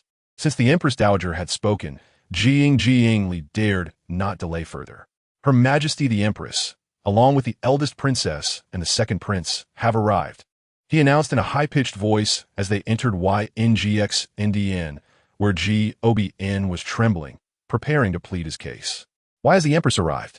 Upon seeing his wife and children, Jiang Huijing disregarded GOBN and hastily instructed Jiang Li to provide seats. Your Majesty, I should not intrude, but this matter is of great importance. I thought you would wish to interrogate him, hence my arrival. Su Nene, holding Jiang Zao, watched as the little one attentively listened to her mother's words, casting a few triumphant glances at the kneeling GOBN. You treacherous minister, your end is nigh. Jiang Huijing paused, instructing Jiang Li to present the evidence. After a routine inspection, he hurled a teacup at GOBN's black cap. How dare you covet my harem? GOBN was taken aback, his mind racing as he realized the Imperial Guard surrounded him. Such extreme measures would not be enacted unless absolutely necessary. He panicked, bowing repeatedly. Your Majesty, I am wronged. I was merely confused. Confused? Wronged? Jiang Jiang scoffed as he threw the bloodstained cloth and jade agate before Obn. Pray tell. If your feelings were not sincere, why go to such lengths to frame yourself? The emperor's fury rendered Obn unable to maintain composure, and he picked up the white cloth, stunned. In the next moment, he could no longer suppress his agitation and hurriedly approached Jiang anxiously asking, "What has happened to the young lady?" The sight of Obn's agitation alone was sufficient to attest to the truth of the letter.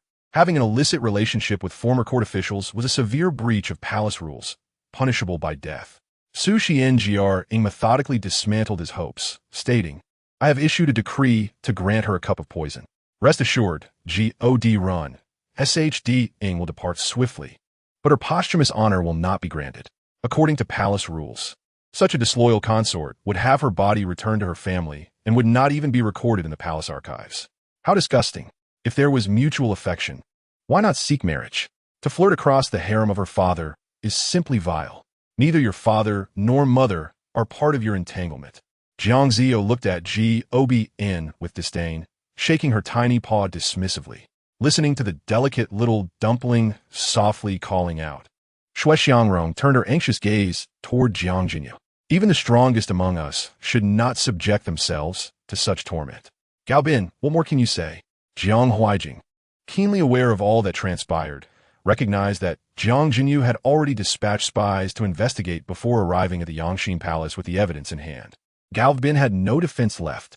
"I accept all charges laid against me, but I beseech your majesty to pardon me for one matter." The man clad in official robes deeply bowed, his tone earnest and fervent, as if he genuinely wished to facilitate this matter. "Speak, and I shall deliberate further." Jiang Huaijing replied coldly, not immediately acquiescing. Gao Bin sighed heavily, removing his cap and placing it upon the ground. "I serve as an official merely to see that person a few more times. I know I cannot escape death, but I humbly request your majesty to allow me to be buried alongside my child, so that we may meet in the afterlife." How poignant and heartfelt! Yet, the little one recalled that it was indeed this wicked woman who had entered the palace upon his urging, all for the sake of power. Chapter 44. Facing death, Shui Xiangrong watched the little dumpling in her arms pouting and couldn't help but smile. However, before long, Jiang Zao's stomach began to rumble. "Oh dear, I am hungry. Can Father Emperor hasten this process and dispose of this traitor? Let's eat meat and potatoes." At that moment, Shui Xiangrong remembered they had yet to partake in their morning meal, having hastily come after intercepting a carrier pigeon. They were all in such a rush. Jiang Huaijing and Jiang Jinyu probably had not dined either. The emperor, seated upon the dragon throne, certainly heard the sound emanating from his little daughter's round belly. His heart ached for his little dumpling, and his gaze towards Gao Bin grew even colder. Should he acquiesce, it would be tantamount to trampling the royal dignity underfoot. "Convey my decree." Eunuch Li, who had been waiting outside, rushed in upon hearing these words. "Gao Bin, for your treachery, the charges against you are irrefutable. You are sentenced to immediate execution. The Gao family, any male over 16 shall be executed on the spot, while those under 16 shall be exiled to the frontier. Wives and daughters shall be relegated to servitude." Gao Bin's countenance turned ghastly, his teeth clenched, his eyes blazing with resentment. "Your Majesty, I am wronged. I am wronged." As he bowed deeply, his hawk-like gaze fixated fiercely on Jiang Zao. Memories of letters from the cold palace flooded his mind. Speaking of this child possessing a unique ability to foresee the future and reveal one's innermost thoughts. Could it be that such powers had led to his demise? If only he had heeded the last letter from the former crown prince and eliminated this child directly. Jiang Zao felt a shiver under his penetrating gaze and whimpered in fear. That bad man's stare is frightening. If he brings ruin upon himself, who can he blame? Why glare at me? Jiang Huaijing's expression darkened, and he admonished sharply, "You are wronged. Why not speak of your grievances when you strayed from the path?" He added, "If you continue to prattle, I shall demand the lives of your entire clan." Gao Bin's expression tightened, and he knelt deeply, declaring, "I thank your majesty for your magnanimity." What a killing one. In time, the Jiang Dynasty shall still meet its end. Take him away. With a wave of his sleeve, Jiang Huaijing commanded, and Gao Bin was seized by the guards, vanishing from sight. Finally, it's over. Jiang Zao observed Gao been glaring at her as he departed, snorting in defiance and wiggling her little rear. What good is a desperate struggle? Bad people cannot escape their fate. Within the Yangxin Palace, only they remained. From now on, it shall be a life of ease. No more treacherous officials or wicked women. Father and mother and brothers shall not be wronged anymore. Hooray! Today, I shall have 2 bowls of meat and some treats. Shui Xiangrong's heart softened, filled with joy. Surely, the emperor and his son had yet to dine. Perhaps it was time to summon the meal. She then recalled Jiang Jinyu's exhaustion from the previous night. Dining in the Yangxin Palace was indeed expedited. With matters settled, the family relaxed. Let me give you a kiss. Here we go, but today is a happy day, so go ahead. Jiang Zao, rare for her, leaned in with her little face. Yet before the anticipated chaos could ensue, a loud thud resonated as something fell to the floor. Oh dear, youth is indeed a blessing. It leads only to sleep. Jiang Zao stood dazed, staring at Jiang Jinyu's face marked with dark circles. Your Highness, Shui Xiangrong hurriedly helped him up, intending to summon the physician when the little dumpling tugged at her sleeve. Jiang Zao opened her mouth but could only emit a faint sound. Seeing that Shui Xiangrong did not comprehend her meaning, she instead grasped Jiang Jinyu's hand, placed it to her ear, mimicking the physician's pulse-taking, and nodded at Shui Xiangrong. He's alive. Dear mother, do not fret. Let us dine first, and afterward, I shall accompany you to play in the imperial garden. Jiang Jinyu coughed. This ungrateful child, while her elder brother was collapsed from fatigue, still thought of playing. Ultimately, Shui Xiangrong, seeing her son lying on the floor and catching a chill, had him moved to his side chamber. The harmonious atmosphere finally spread from Fengqi Palace to Yangxin Palace. Jiang Zao, once filled with trepidation, now felt secure in her happy days. As the eldest princess of the Jiang Dynasty and a little lucky star, she was now showered with affection, living a life of joy and indulgence. Since learning to walk, Jiang Zao's days had been even more delightful. She would cling to her elder brothers, coaxing them to play, teasing fish and birds with unrestrained glee. Were she not so young, she might have climbed the rafters. On this day, Jiang Jinyu was once again chosen by this little dumpling to accompany her in a game of hide-and-seek. This little creature could run surprisingly fast. By the time Jiang Jinyu finished counting and stepped out from the pavilion in the imperial garden, Jiang Zao's figure had already vanished completely. With newfound mobility, she was quite proud of herself. He shook his head helplessly. One could only dote on his little sister, but could he really scold her? With a sigh, Jiang Jinyu called out to the empty space.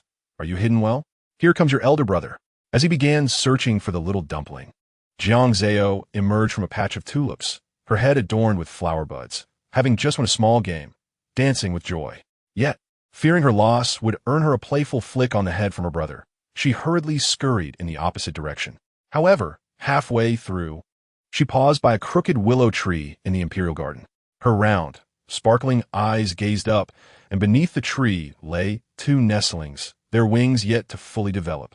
Looking up, she spotted their nest precariously perched on the crooked tree. The little figure in a pink dress waddled toward the willow's base. Perhaps the tree's tilt was so severe that even while holding a nestling, Jiang Zao could manage to climb up. Yet, she felt no fear, having learned to walk. She often found herself wedged in corners or unable to descend from small hills.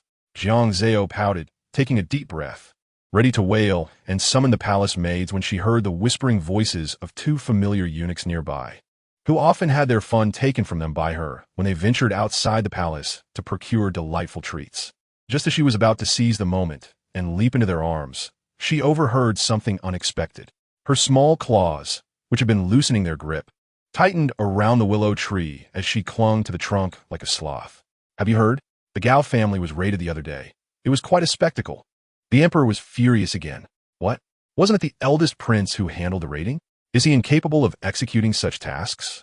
What an astonishing discovery the grand prince made in the hidden chamber of the Gao family.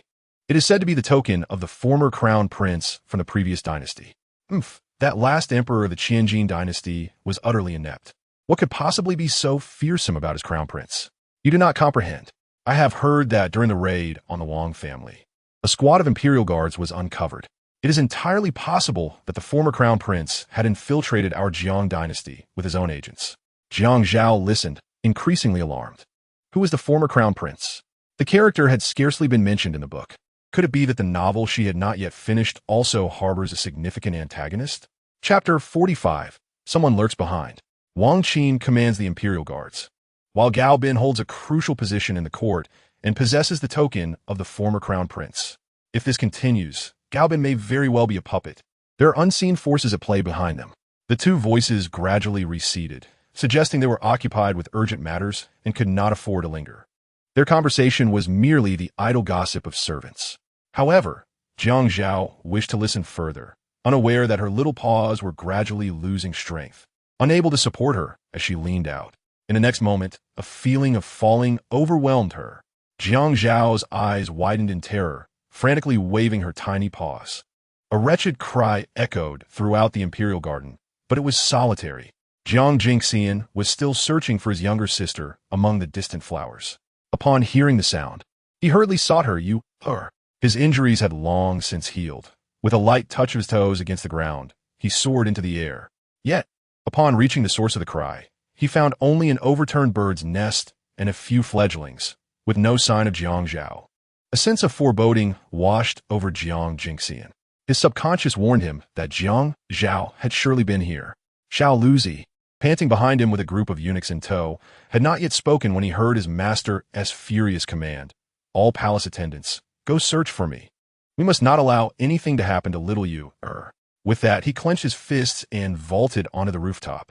Hadn't all the treacherous ministers been eradicated? Who would dare harm little you? Jiang Dynasty was single-minded in his pursuit of a higher vantage point, unaware that at this moment, beside the willow tree by the pond, a figure in black was tightly clutching Jiang Zhao, submerging her in the water. Only after the area had cleared did the figure emerge from the depths. His skills were undoubtedly on par with those of Jiang Dynasty. As Jiang Zhao felt herself being lifted from the ground, she prepared to scream, but her soft little face was abruptly turned. A pair of sinister eyes met hers, instantly freezing the small child in fear. Jiang Zhao, the lucky star, I have heard of you. I know you can understand me. If you dare to shout, I shall sever one of your fingers. You wouldn't want to become a simpleton, would you? Who is this person? How can he tell that I understand him? A tremor ran through Jiang Zhao, yet facing the overwhelming malice, she hastily nodded, her tiny paws covering her mouth to indicate her silence. However, as she watched her second brother grow more distant, a wave of sorrow washed over her. Goodbye, second brother. I'm about to set sail tonight. The figure in black paid no heed to Jiang Zhao's small expressions, leaping with her toward the palace gates. Yet, he did not exit directly. Instead, he clicked his tongue in frustration. Jiang Zhao suppressed the nausea rising in her stomach and followed his gaze to the heavily guarded gates, evidently on high alert due to her disappearance, conducting thorough inspections. Previously, the gates had also been under tight security, but the various vehicles entering and exiting the palace had not been scrutinized so meticulously. Moreover, the newly appointed eunuchs and palace maids within the palace must have been thoroughly vetted. It seemed that the only way the figure in black could have entered was through these refuse carts. But now, even those transporting the royal toilets had to be opened for inspection. Does the baby look like someone who could hide in such a place? That would make her a stinky baby. No, this is a good opportunity. The figure in black stood atop the tiles, while the guards below were all armed with bows. As soon as she cried out, the figure would be riddled with arrows. Jiang Zhao's round eyes sparkled with excitement. Just as she was about to speak, she heard her captor coldly remark, "If the princess wishes to remain mute from now on, then do shout. You would not be able to utter a sound anyway." Jiang Zhao was startled, her little body stiffening for a moment. She then turned her face, her tiny paws touching her cheeks, blinking her large eyes innocently. If she could speak, she would surely tease, "Why would I want to be mute, dear assassin brother?" Seeing that nearly obsequious smile on her small face, the figure in black sneered, carrying Jiang Zhao as they leapt across the rooftops. Before long, they landed near the northern third courtyard. "Why have you not left yet?" An anxious voice called out. Jiang Zhao, feeling dizzy, barely registered the newcomer before hearing her captor say coldly, "We cannot leave yet. Their movements are too swift." What? There are two figures in black? Do they really need two people to capture one baby? The little one's mind was in disarray, her thoughts tangled. Yet she was acutely aware that today, she might not escape. Before she could react, she heard the other figure speak again. "That Jiang Dynasty, there is indeed a reason to eliminate him. He is far too perceptive and could cause trouble. Upon hearing her second brother's name, Jiang Zhao instantly perked up. However, in the next moment, the two men's unguarded conversation caused her face to pale in an instant. What do you mean? Do not let your guard down around the little one. Let us agree beforehand. I am not interested in how your master instructed you. But my master made it clear that if necessary, we are to eliminate her. What? Is she doomed? No, they are not even from the same master. There is infighting. How did the plot veer so absurdly off course? Are antagonists capable of reproducing as well? Besides the former crown prince, who else could it be? Jiang Zhao stood frozen, gazing at the figure dubbed Buffon. Just then, Buffon also met her gaze, and after a prolonged moment, he shook his head at the one conversing with him. No, I only follow my master's orders. My master requires her alive. If we kill her here, my master would certainly not spare me. Moreover, in this imperial city, there are guards everywhere. If her corpse were discovered prematurely, we would not be able to escape. Thank goodness, you possess a modicum of humanity. No, from their conversation, they are not here to eliminate the baby together. Oh, dear mother, when did the baby become so significant? One former crown prince is not enough. There's even another antagonist. All right, the baby shall perish, I shall die right here and now. Even if this Buffon does not intend to harm the baby, it matters not. The other person has murderous intent toward her, and the baby is still doomed. Jiang Zhao ground her teeth in frustration, glaring at the two. Yet, upon realizing her life might be forfeit at any moment, she could not help but pout, her eyes brimming with tears. The sight of her small figure was truly heart-wrenching. Buffon cast a glance at her, as if seeing through her tumultuous emotions. Then turned to his temporary colleague, Jing Feng. You must not act rashly. Faced with this colleague who did not belong to his master, he could not afford to let his guard down. His master had received a secret letter from the favored consort, which revealed that this child possessed some form of precognitive ability and could hear the thoughts of others. However, it seemed that apart from being a bit slow-witted, she was nothing special. It was evident that the favored consort wished to escape the cold palace by deceiving them. Nonetheless, orders from the master must be obeyed. Otherwise, he would certainly be executed. However, this did not exclude the possibility that he had not yet fully tested this child's true abilities. Perhaps he would try it later. Only, Buffon glanced at Jing Feng, who was eyeing him closely. Though we currently find ourselves in perilous circumstances, serving our master with a singular purpose, I must assert, should your actions implicate me, rest assured, I will not spare you. The individual known as Jing Feng furrowed his brow in annoyance. It was indeed troublesome. Despite the biting sarcasm that slipped from his lips, Jiang Zhao discerned that his gaze remained fixed upon her. Clearly, his nefarious intentions had not waned. The little one was gripped with fear. Is it polite to mention such things in front of the baby?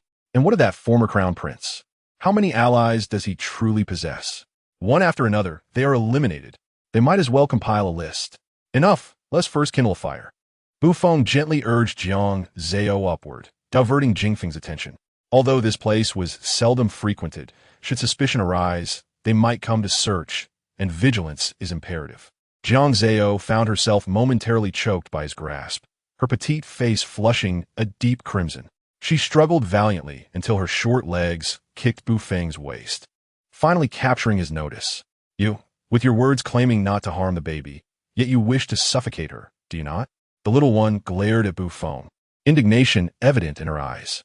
Buffon comprehended her sentiments, but merely shifted her position, refusing to release her. Jiang Zhao huffed, averting her gaze.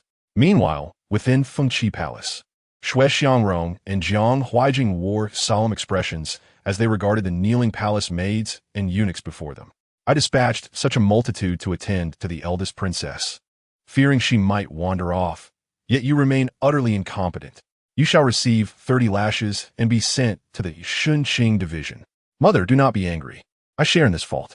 Let's not make it difficult for them. Jiang Jinyan voluntarily offered his apology, kneeling beside them, his countenance laden with remorse. However, his elder brother had already secured all city gates. Yuer must still be within the palace. Mother, father, let us wait patiently. How could one not feel anxious?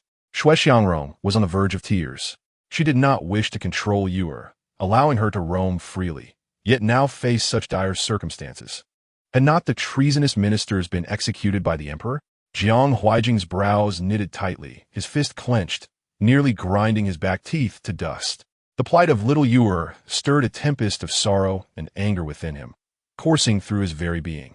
Yet, as the sovereign of a nation, as Shui Xiangrong's husband, and as Yuer's father, he could not falter. He must endure. Jiang Huijing forcibly suppressed his agitation, comforting his wife. "Do not panic, my queen. The palace guards have been mobilized to search for Yuer. We shall surely find her." With her husband's reassurance, Shui Xiangrong's heart found a modicum of solace. She had shed a veritable torrent of tears, fervently wishing for her precious daughter's safe return.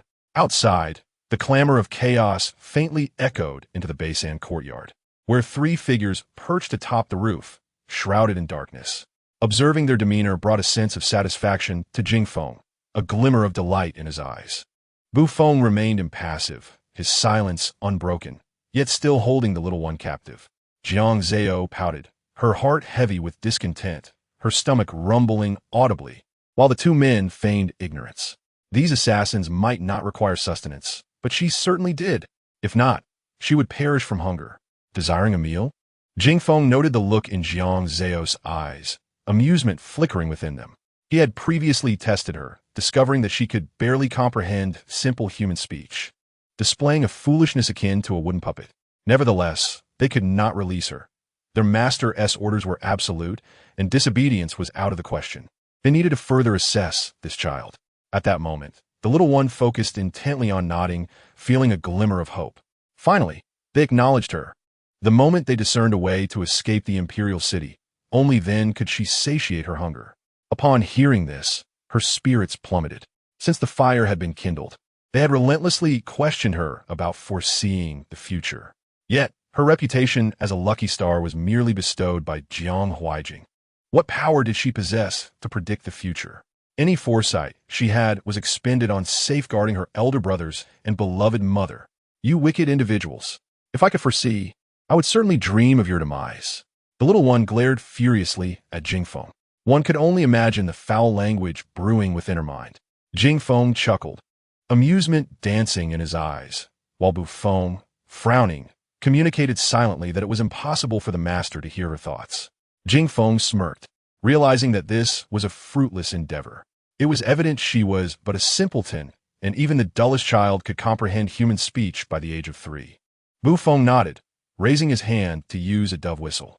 Jingfeng mirrored his actions, their doves adorned with distinct tokens.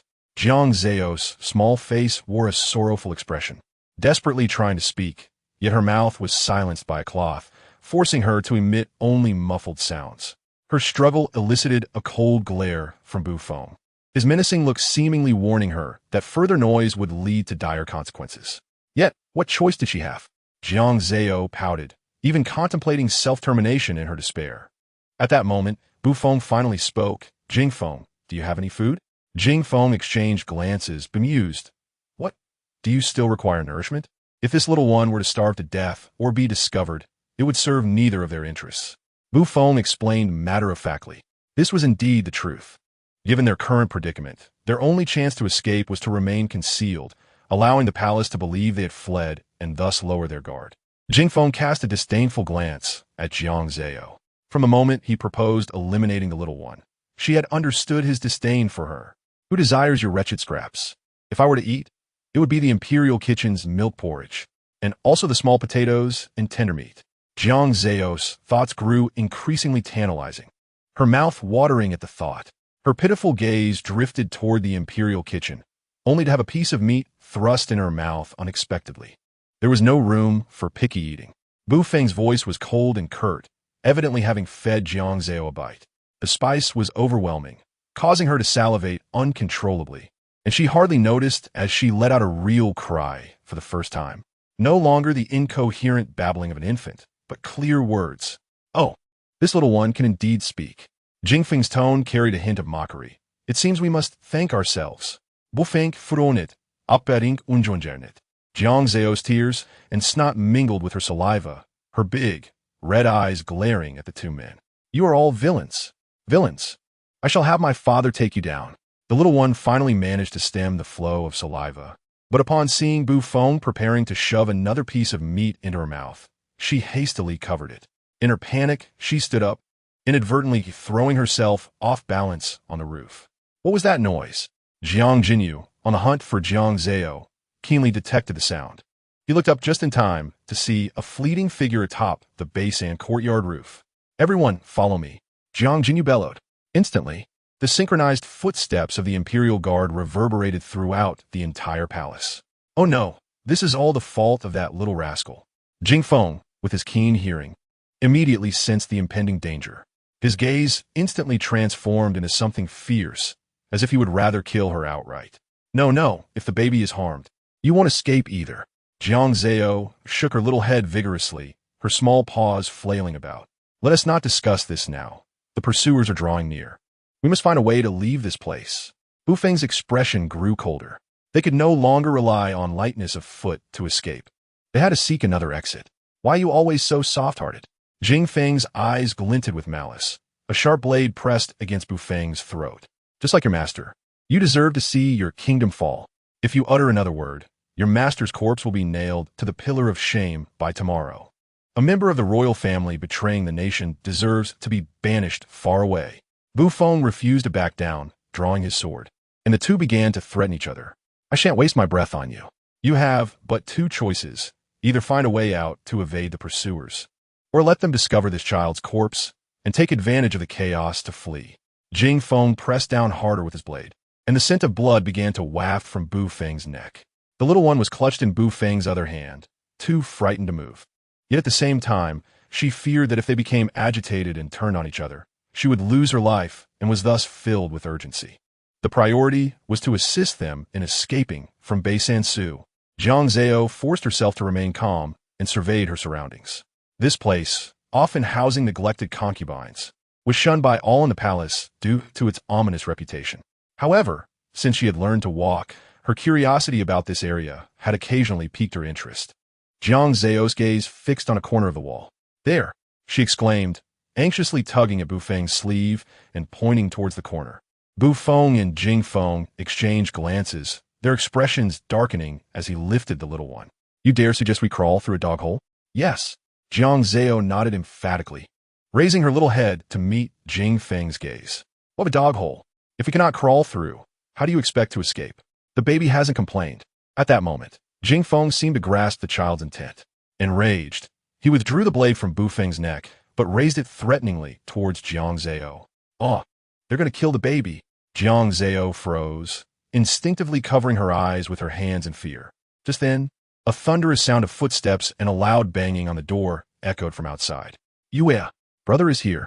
Chapter 47. So close yet so far, brother. "Dearest brother, kiss me."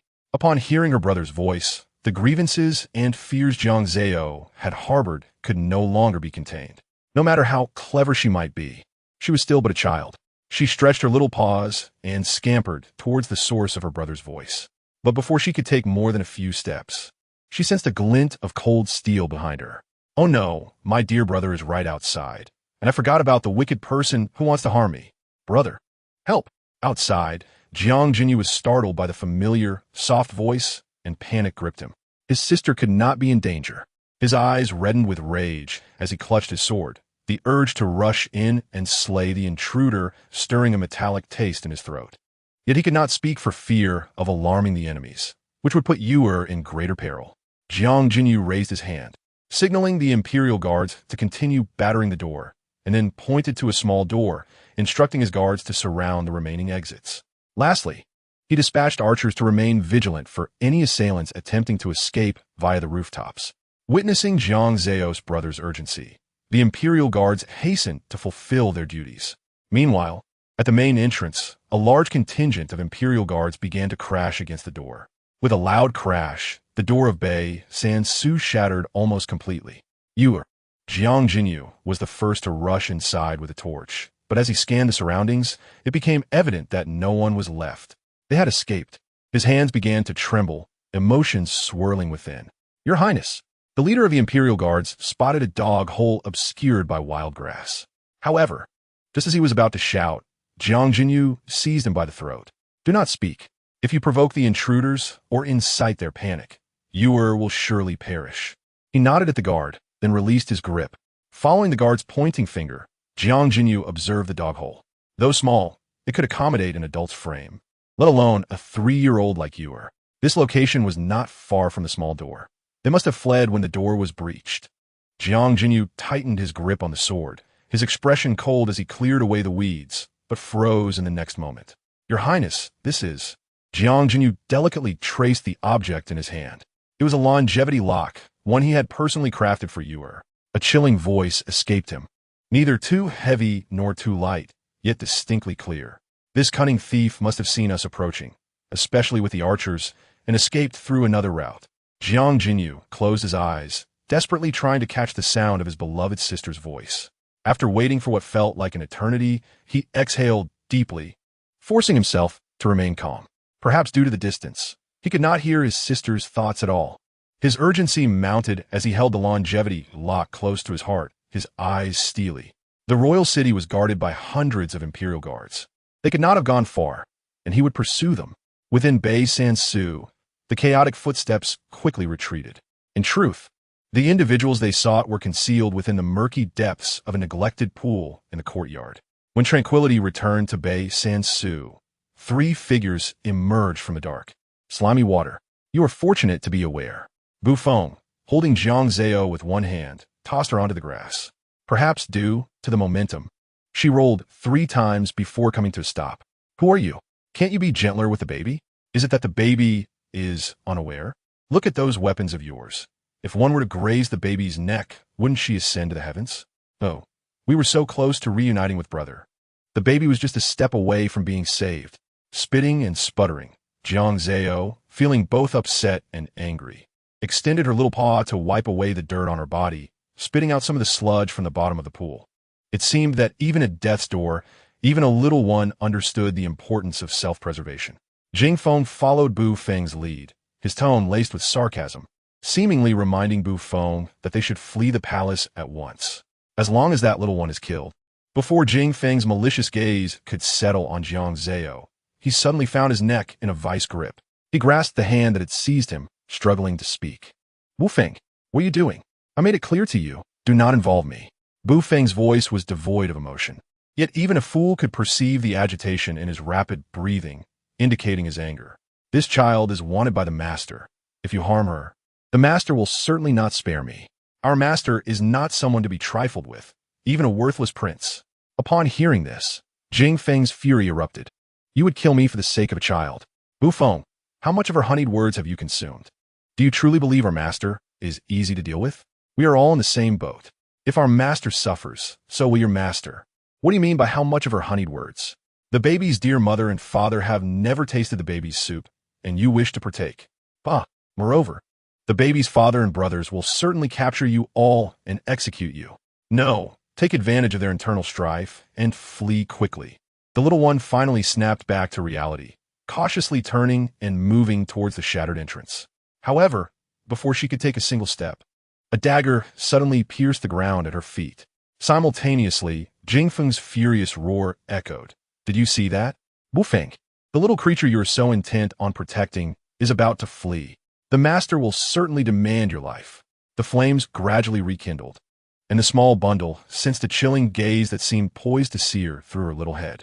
Under such pressure, Jiang Zao cautiously turned around and, in the darkness, blinked her large eyes in the direction of Bu Feng. What nonsense is this? Is this how you speak? Would the baby behave like that? Would the baby run away?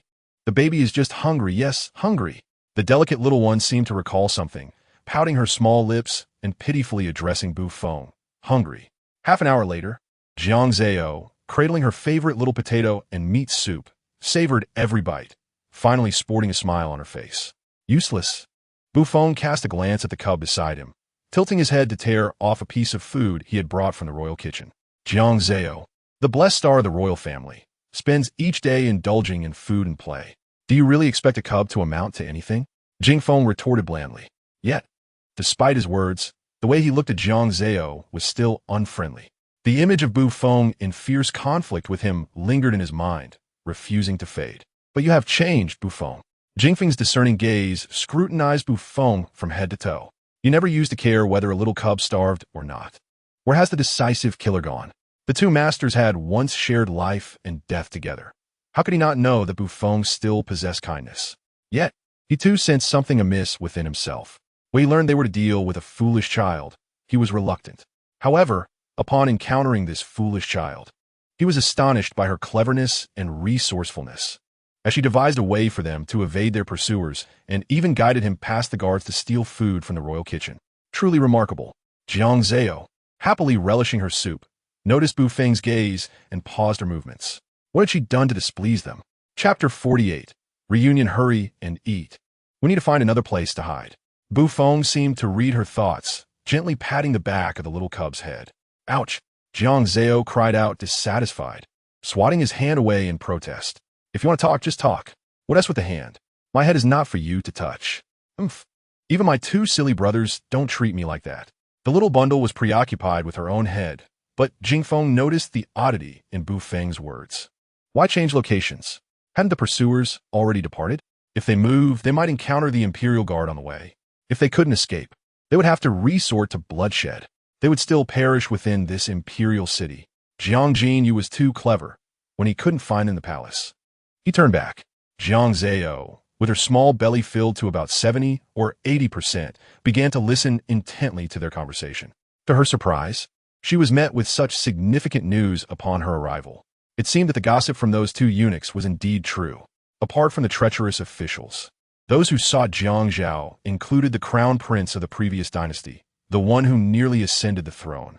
Jiang Zao was divided amongst the masters. How could there be a singular dominance? If you say any more, this little cub will hear everything. Jingfeng had been keeping an eye on Jiang Zao, and at this moment, he smirked mockingly, gesturing for Bufeng to notice the little cub. Ha! Jiang Zao disdainfully stuck out her tongue at Jingfeng, haughtily turning her head away. Those who want to harm the baby are truly wicked. If I escape, you will be the first to be dealt with. Seeing Jiang Zao stop eating, Bufeng picked her up, swiftly extinguished the flames, and leaped onto the roof with Jingfeng. Even on the tiled roof, many powerful imperial guards were stationed to prevent their escape from the imperial city. Half an hour later, the three slipped into the Xianghua Hall beside Fengqi Palace. I never expected them to be so vigilant about you. Bufeng, slightly out of breath, set Jiang Zao down and sheathed the dagger that had been pressed against her neck. This was a precaution taken to prevent Jiang Zao from toying with them. After all, just after exiting the North Third Courtyard, they had nearly brushed shoulders with the imperial guards due to Jiang Zao's guidance. Upon reflection, it was clear that Jiang Zao had utilized her knowledge of the palace's layout to mislead them down a path that appeared deserted yet was fraught with the possibility of discovery. I truly underestimated you. During their escape, Jingfeng had been tugged at by Jiang Zao's sleeve several times, managing to avoid falling. Otherwise, if they had made a noise and been discovered, he would have certainly dealt with this little cub. The baby was unaware. Jiang Zao shrugged, feigning innocence. She then pretended to yawn and skillfully leaped onto her designated small bed, forcing herself to appear calm and avoiding the gazes of the two. It was no joke. When she said she wanted to run, she truly intended to escape. Unfortunately, they possessed the baby's life-threatening blade and the baby's breath-stopping technique. Little mother, I miss you so much. I miss father, I miss my elder brother, I miss the little white dove in the palace. And I miss the meat soup and little potatoes. The small bundle lay on the bed, reminiscing about everything she longed for. Bufeng and Jingfeng remained vigilant against the pursuing soldiers and did not rest, but they no longer controlled her. This place was as open as the North Third Courtyard. What could possibly happen? Thus, they paid no mind to what Jiang Zao was doing, allowing the little one to weep. But in the next moment, wow! Jiang Zao suddenly exclaimed. Bufeng's sharp instincts kicked in, and his sword was drawn. Who is it? Jiang Zao's heart tightened, and she hurriedly gestured towards a corner, then turned back, calming herself to wipe her tears, pretending to be frightened as she pointed at another spot on the bed, pitifully saying, Bug, bug. Oh no, I hope he won't be fooled. It's all because that oversized second brother suddenly appeared and scared the baby to death. At that moment, hiding in the corner, Jiang Jingxian initially felt a thrill of excitement. Could his precious little sister actually speak? However, his joy was short-lived as he heard the small one's thoughts, and his expression darkened. Was that a compliment or a curse? Yet, he could not fault her. He had collided with the thief who had brought Jiang Zao inside. Although the palace layout was not difficult to remember, to know it thoroughly required daily wandering. The thief could only arrive here with Jiang Zao's guidance. Having served in the military, Jiang Jingxian certainly understood his sister's intentions. Without such a strategy, her life might not have been spared. What a clever little girl. Observing that the two thieves, despite hearing Jiang Zao's sobs, knew she was afraid of bugs yet refused to chase them away, Jiang Jingxian was filled with anger. After all, she was his cherished little sister. How could he allow them to mistreat her like that? Yet, this was also advantageous. Taking advantage of the two thieves turning away, Jiang Jingxian quietly approached the edge of Jiang Zao's bed, carefully reaching out to touch his sister's small paw. This brought him a semblance of peace. Originally, the Xianghua Hall did not have Jiang Zao's bed. However, as she often played recklessly, her mother Shui Xiangrong grew concerned that she might catch a cold. Thus, she built a small bed for her, placed in the center of the room, surrounded by gauze curtains to keep it airy and cool. This bed, not resting against any walls, conveniently facilitated the moment of reunion between the two siblings. Ooh, second brother, you silly fool. Finally found the baby. The baby is so scared. They want to harm the baby. Jiang Zao, aware that she could not arouse Bufeng and Jingfeng's suspicions, could only stifle her whimpers, silently crying in her heart. They wielded lethal weapons, and the baby dared not disobey them. At present, they believed they could escape, which allowed them to lower their guard, giving the baby a chance to flee. How disheartening it was that, in this scenario, second brother would find the baby in vain, only for her to be taken away while he could not confront them 2 against 1. After all, they were the subordinates of the former crown prince, specifically sent to capture the baby. Listening to the once cheerful and soft voice now filled with sorrow, Jiang Jinyan felt a mix of astonishment and heartache within his chest. These ruthless thieves seemed endless. No, he could not bear to witness his dear sister suffer. With determination, Jiang Jinyan gently squeezed Jiang Zao's small paw, offering her comfort before holding his breath and stealthily slipping out the back door of Shifeng Hall. Chapter 49. Rescue. Meanwhile, the two individuals clad in black within Shifeng Hall remained oblivious to the fact that someone had quietly slipped away.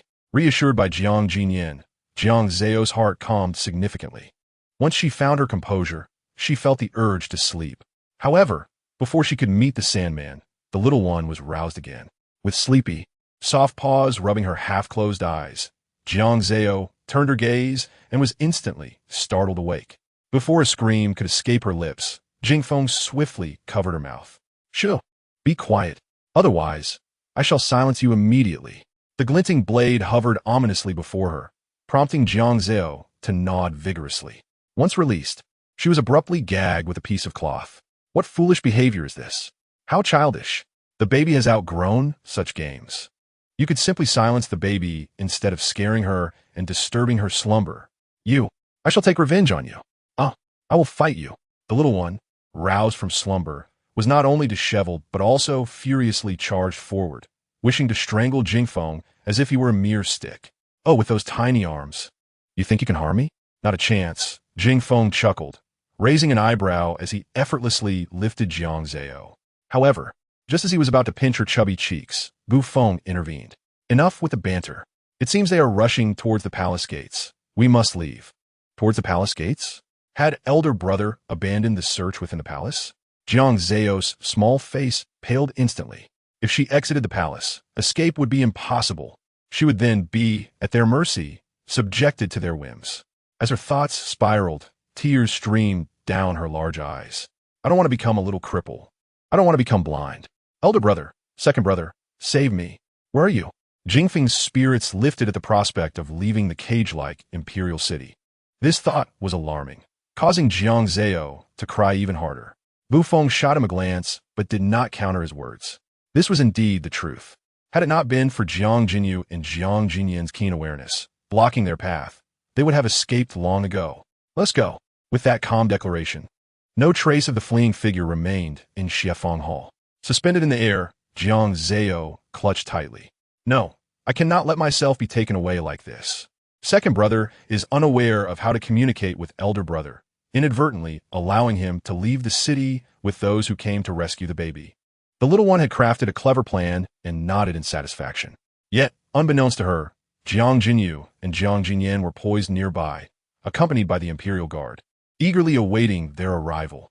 Upon hearing that soft voice drawing near, the brothers exchanged glances, each detecting a hint of relief and amusement in the other's eyes. Their little lucky star, even when captured, remained so clever. Soon, 3 figures emerged, and Jiang Jinyu concealed his smile, raising his bow. He intended to personally execute these 2 scoundrels. The arrow was drawn back with force. Clad in a flowing red robe, Jiang Jinyu steadied his aim at Jingfeng. Whoosh! The sound of the arrow slicing through the air rang out, striking the intruder's arm. Jingfeng.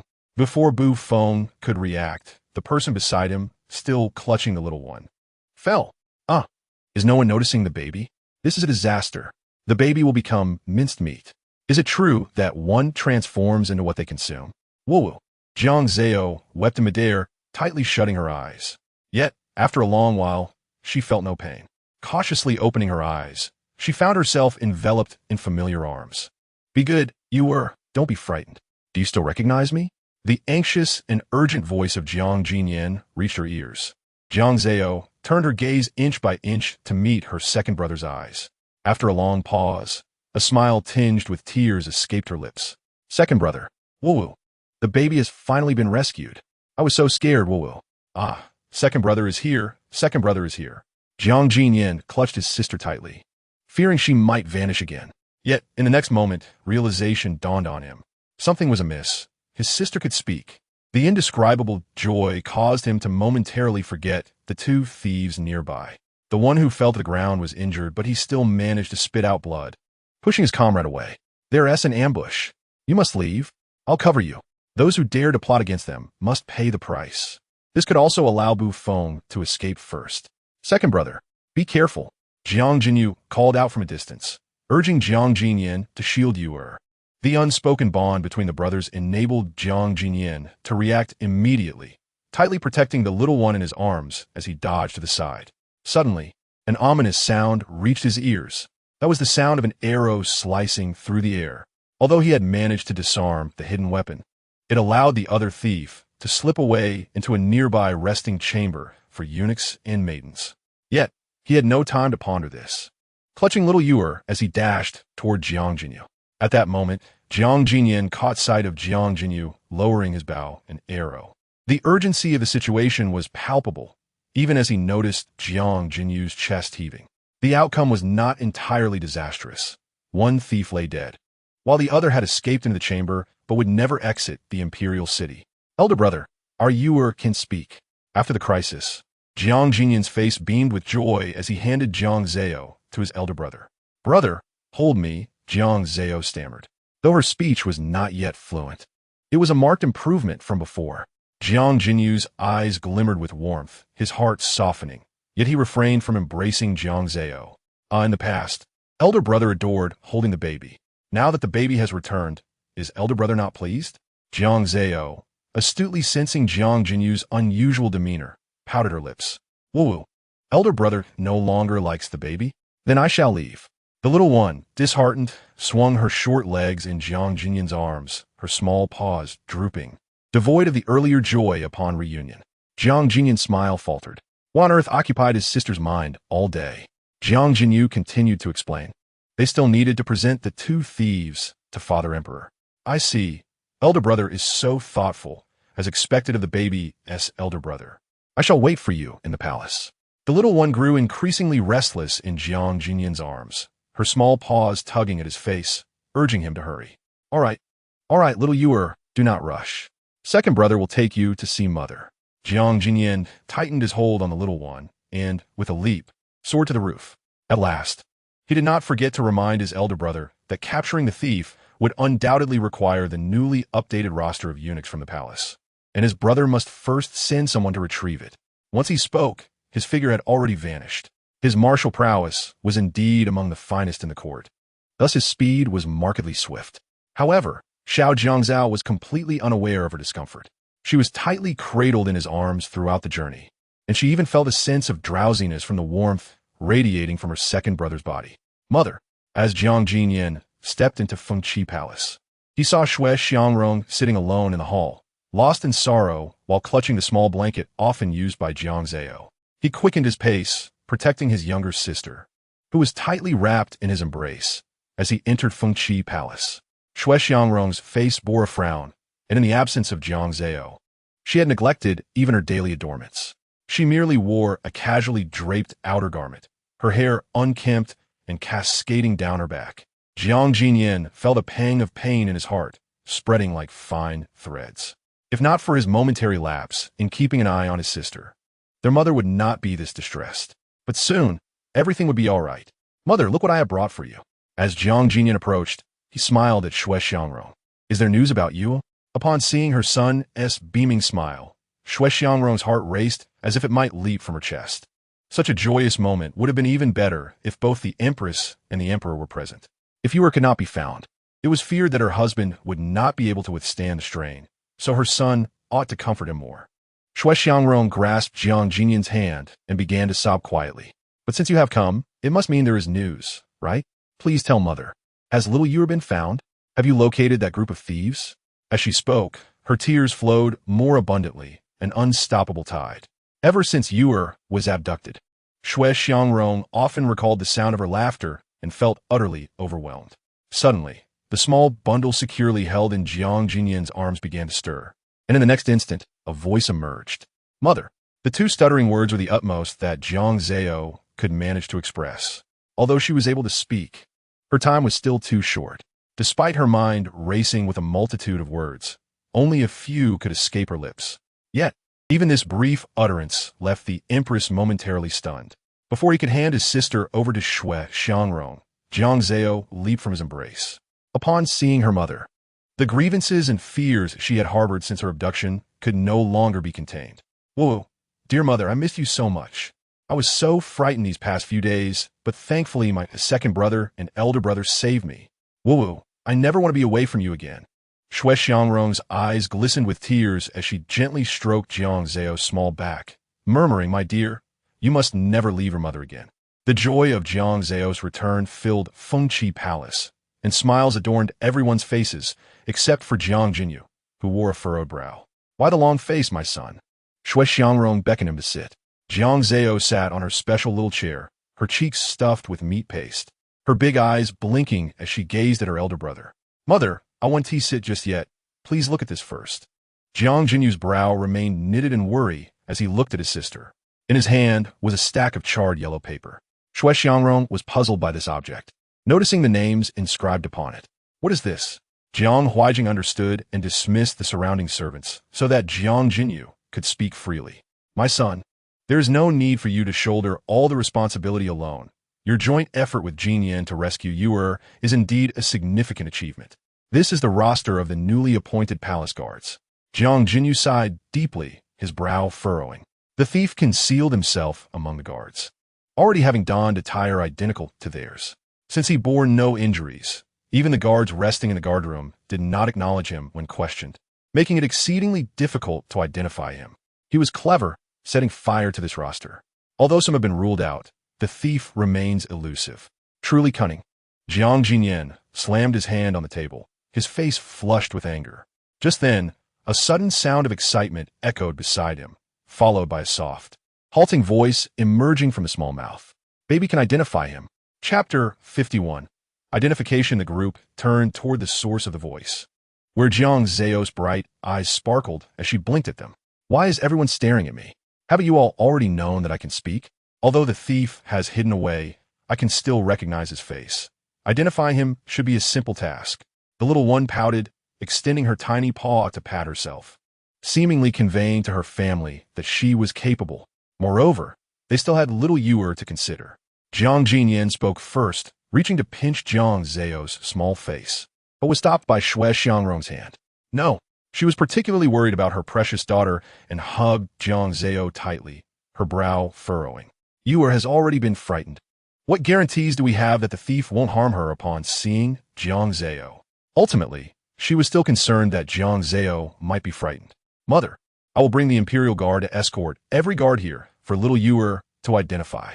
Jiang Jinyu stepped forward, gently tugging at Shui Xiangrong's wrist. However, this action only caused her to clutch Jiang Zao even tighter. "No." The most revered Empress, her eyes brimmed with tears once more. She gazed at her beloved child, trembling as she gently stroked her small face. Yuer has grown up by my side. She is my precious treasure. After facing such an ordeal, how can I allow her to be involved in this matter? What if she suffers nightmares in the future? As she spoke, her tears fell upon Jiang Zao's small face. The heart of a loving mother is truly touching. Even the small bundle in her arms could not help but extend her tiny paw to touch Shui Xiangrong's cheek, struggling to wipe away her tears. Don't cry. The two gentle words emerged from the small mouth, but only served to intensify Shui Xiangrong's tears. Is there truly no other way? Ultimately, Shui Xiangrong did not wish for her precious daughter to face all of this. She held Jiang Zao tightly, even her hair cascading down to half of the little one's face without her noticing. Is there not still another thief? Has he perished? If not, let him find the other person. Cold sweat trickled down Shui Xiangrong's forehead. After the tumult of joy and sorrow, she was now engulfed in tension and excitement, her thoughts racing. Yet, to her disappointment, Jiang Jinyu shook his head. He is dead. At that time, he attempted to use a concealed weapon. I was only able to shoot him twice and ended his life. If the thief were alive, I would have 100 ways to make him speak. But now, with him dead, there is no way. Alas, it seems the situation is unavoidable. Only the baby can help. Jiang Zao had been waiting for a long time, just waiting for Jiang Huaijing's approval to identify the assailant. But Jiang Huaijing seemed to silently breathe a sigh of relief, saying, "This is also not feasible. However, as long as there are any clues, we will eventually find the person behind this. There is no need for Yuer to identify him and be frightened." The little one's bright eyes instantly glistened with tears. "Oh, why are all of my family so wonderful? They worry about me being scared and don't want me to identify him. But these two are not even serving the same master. If we do not find the person and allow him to escape, would that not be raising a tiger?" The little one seemed resolute in her determination to identify the thief, stirring restlessly in Shui Xiangrong's embrace and bursting into tears. In the beginning, a few individuals managed to maintain their composure, but upon witnessing the little one's tear-streaked face turning crimson, they were instantly filled with compassion. All right, Xiaoyu, my dear. Do you truly wish to identify that scoundrel?" Jiang Genie could not resist comforting his little sister. He had never caused her to cry before, and her tears tugged at his heartstrings. What did the Empress intend? Such distress could not be good for Xiao Yuer's health. Jiang Genie gently squeezed the little one's tear-soaked cheeks. In apparent agreement, the small child, nestled in Shui Xiangrong's arms, nodded vigorously, her eyes fixed eagerly upon Shui Xiangrong. "Yes, dear mother, the baby is not afraid." After a prolonged silence, Shui Xiangrong finally acquiesced. However, when the bloodied figures of those who had been whipped were dragged in one by one, Shui Xiangrong instinctively attempted to shield Jiang Zao's eyes. It was simply too terrifying. Jiang Zao tugged at Shui Xiangrong's hand, her short brows knitted in distress. "Oh dear mother, do not block the baby's view. The baby wishes to see who the scoundrel is." Although the scene was indeed frightening, with family nearby, she felt no overwhelming panic. As the figure of Bu Feng was brought in, Jiang Zao promptly pointed at him, exclaiming, "It's him. It's definitely him." The small child, barely able to articulate her words, was so excited that she nearly lunged forward. Shui Xiangrong swiftly embraced her daughter. Jiang Huaijing was instantly enraged, hurling a teacup at Bu Feng's face. "How dare you? Speak. Who is your master? If it were not for a person of power and influence, would one dare to act in such a manner?" Moreover, following the news of the execution of Gao Bin in court, many officials had sought to plead for Gao Bin's family. This made it hard not to suspect that the two scoundrels had come to abduct Xiao Yuer on behalf of another treacherous minister in the court. Bu Feng, however, merely smiled coldly, defiantly meeting Jiang Huaijing's gaze. "If you guess correctly, I shall inform you." Impudent. Jiang Genie kicked Bu Feng in the leg. Jiang Jingxian could no longer contain himself and seized Bu Feng by the collar, glaring fiercely at him. "If you confess truthfully, perhaps your family will be spared. If you remain silent, not only will you endure torment, but your family will also suffer the consequences once we uncover your master." Typically, a person in such a situation might wish to purge their very soul of all past transgressions. Yet Bu Feng merely snorted disdainfully, his expression indifferent. Being a noble prince, the emperor can so casually decide the fates of others. How wonderful indeed. However, you are mistaken. My family has long since perished at your hands. With those words, A glimmer of malice crossed Bufeng's eyes before his head drooped lifelessly, his voice abruptly silenced. Jiang Jinxian furrowed his brow. He had encountered prisoners of this nature in the military camp before. Realizing what had happened, he swiftly pried open Bufeng's mouth. He had bitten his tongue. As blood flowed forth, Jiang Jinxian released his grip. It appeared he was a death attendant. Jiang Jini meticulously checked Bufeng's pulse and shook his head at Jiang Huaijing. The emperor's expression darkened, resembling the calm before storm. Instantly, everyone's astonished gaze turned towards Jiang Zao. The little one, unaware of the unfolding events, blinked her large eyes in confusion. Why is everyone staring at the baby? Does the baby have sesame on her face? Surely, they do not wish for the baby to reveal the identity of the mastermind behind this? Chapter 52, Precautions. Upon this realization, Jiang Zao's mouth fell open in sudden understanding.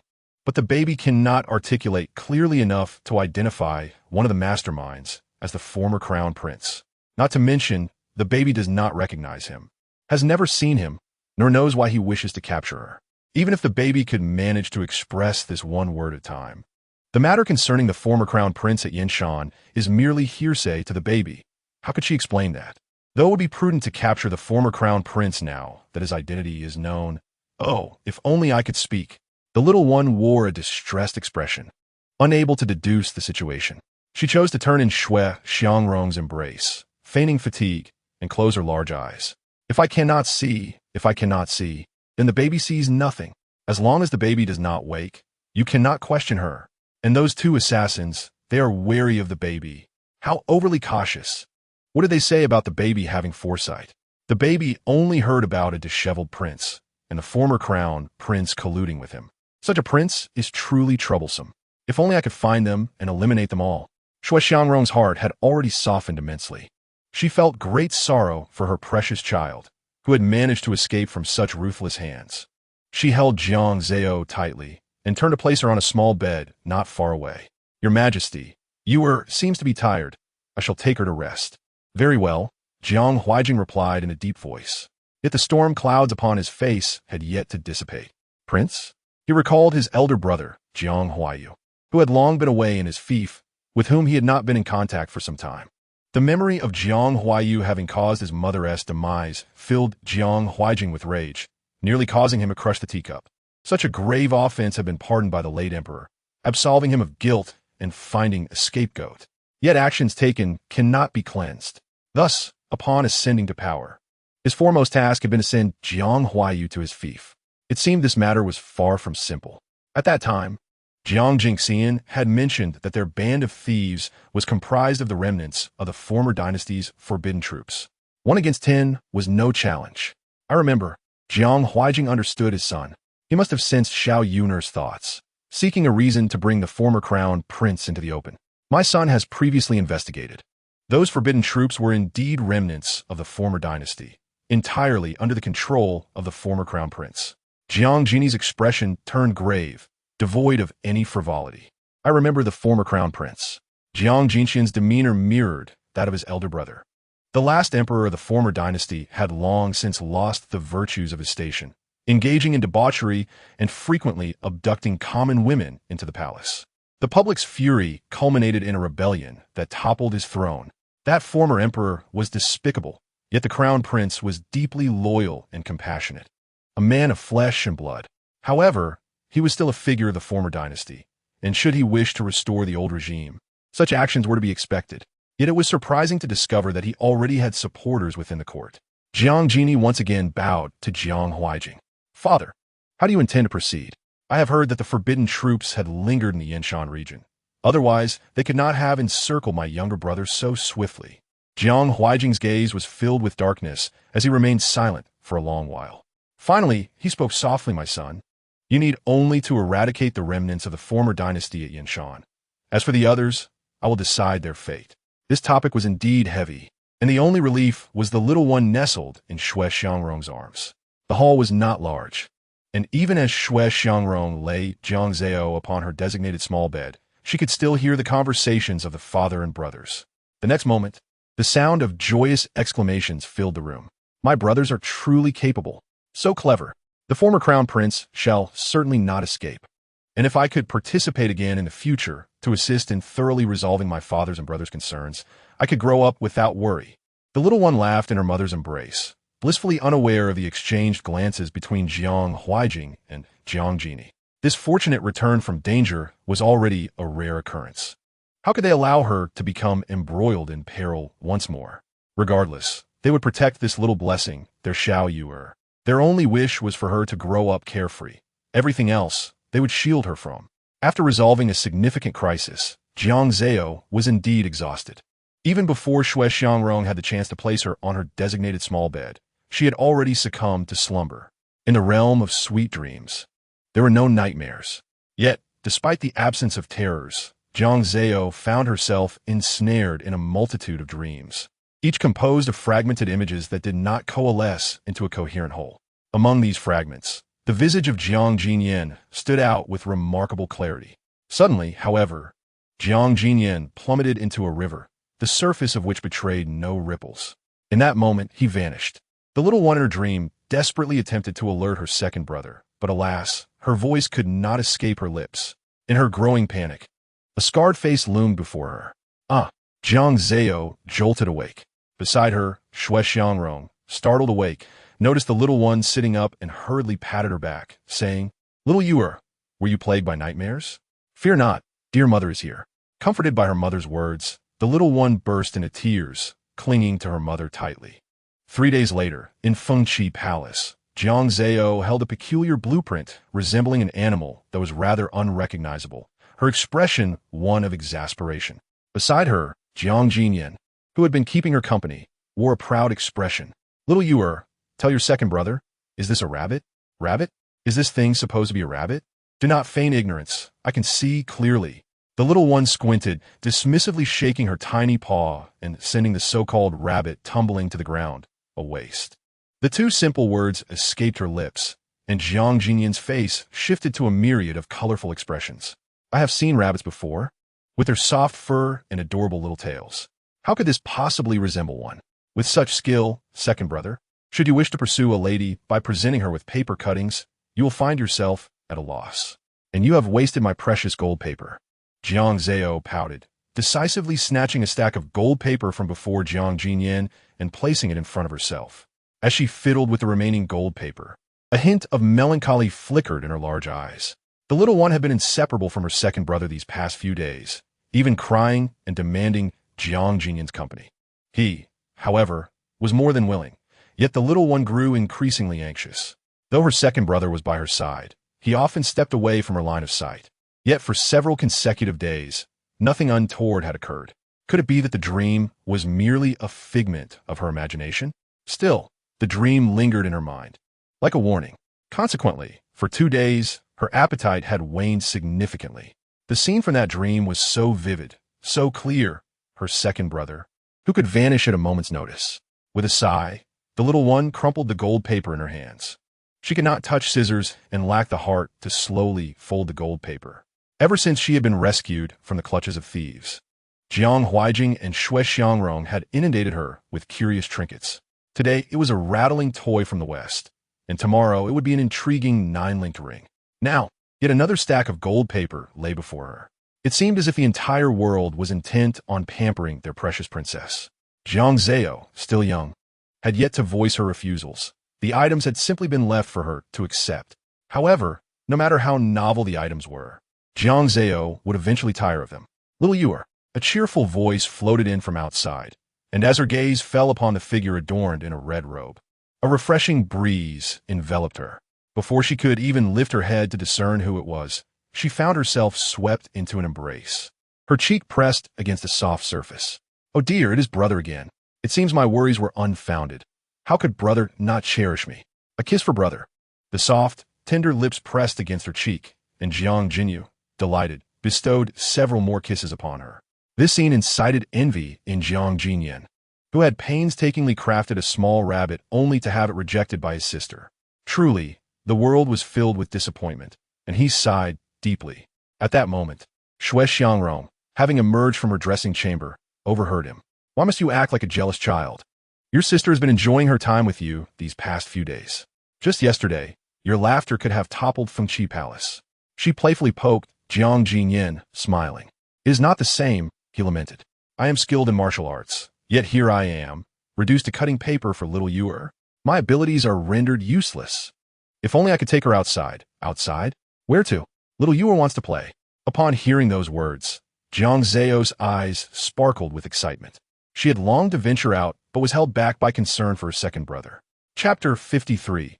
Do not mention it again. Jiang Zao froze, pouting. She understood that her mother's refusal meant she would never be allowed to leave Fengqi Palace. But if I stay in this palace all day, my little paws, little legs, and little face will surely grow moldy. The little one rubbed her small legs and then her cheeks, looking utterly pitiful. Indeed, mother. Please allow little Yuer to join us. Jiang Jinyan added his voice to the plea, casting a hopeful glance at Shui Xiangrong, striving to elicit a smile from her to ease her worries. However, Shui Xiangrong remained steadfast in her refusal. No, little Yuer is still very small. What if those thieves harbor wicked intentions?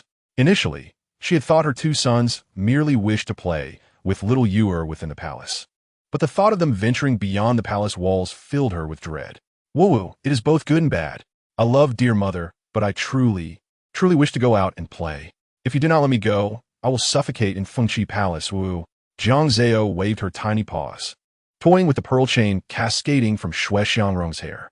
Jiang Jinyu, undeterred, worked in the Ministry of Justice and occasionally learned tidbits from the Ministry of Rights. Now that there was governance, things had improved considerably. Mother need not worry. We can simply increase the number of guards this year. He gently ruffled Jiang Zao's small head and said softly, going out for a stroll would be beneficial for little Yuer. It is not good for her to remain cooped up in the palace all day. Even if she feels secure, it may still evoke nightmares. Shui Xiangrong embraced Jiang Zao and gently caressed her little face.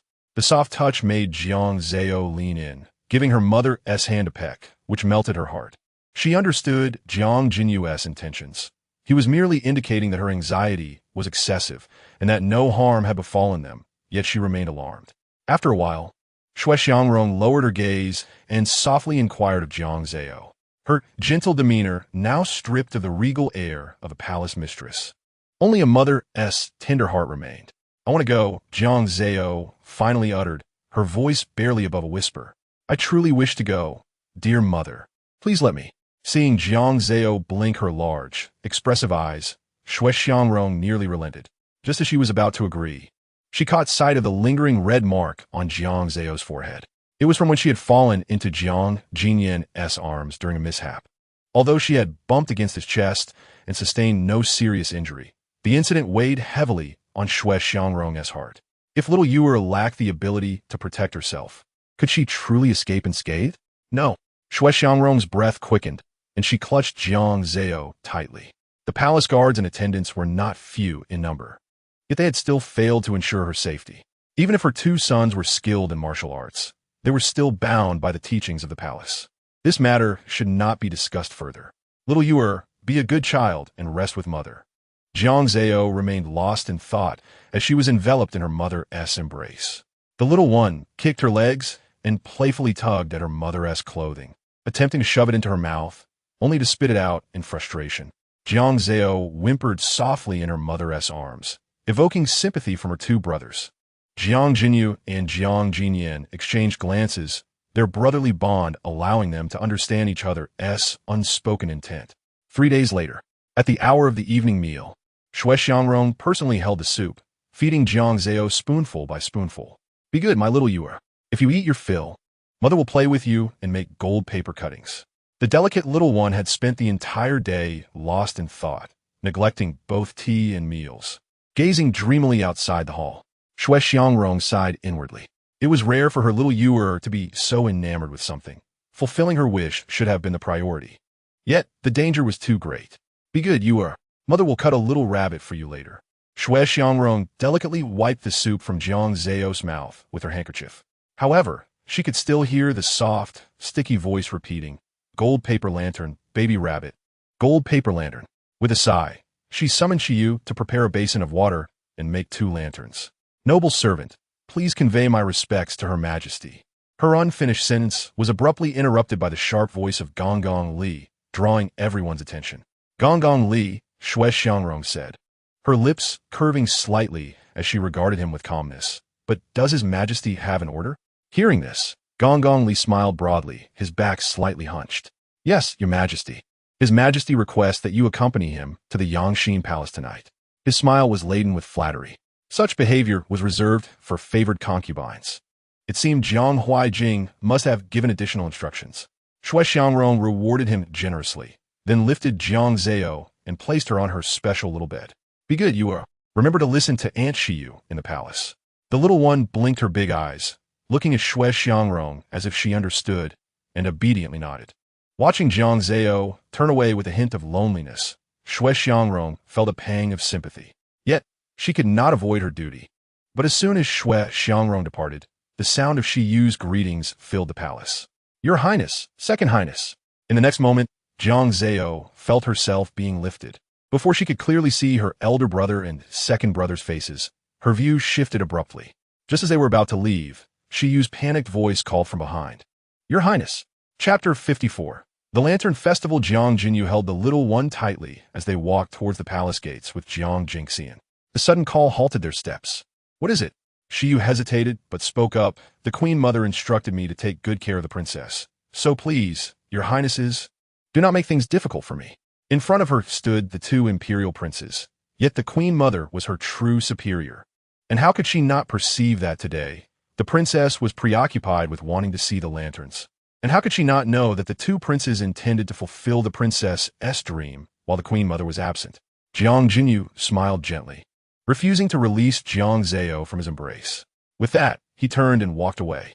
At this point, she could no longer uphold her duties. The happiest one in this situation was undoubtedly Jiang Zao. "Yay, older brother, second brother, you are the best. I love you. Let's see the lanterns." The little one, realizing what was happening, began to wiggle excitedly in Jiang Jinyu's arms, a sight that was utterly endearing. Even the girl who usually shied away from Jiang Jinyu's affection was now leaning in to kiss him. As the two brothers escorted Jiang Zao out of the city gates, she remained busy with her excitement. Even the little children around them held various shapes of lanterns, their joyful faces lit up in delight. Jiang Jinyu and Jiang Jingxian had changed out of their lavish robes adorned with gold and silver threads before leaving the palace, now dressed in humble garments. Jiang Zao, too, was donned in a simple dress typical of a girl from a noble family, though the fabric was not the finest, lacking the softness of palace attire. The vibrant colors accentuated Jiang Zao's cherubic face, making her all the more endearing. "Lantern, lantern, baby lantern.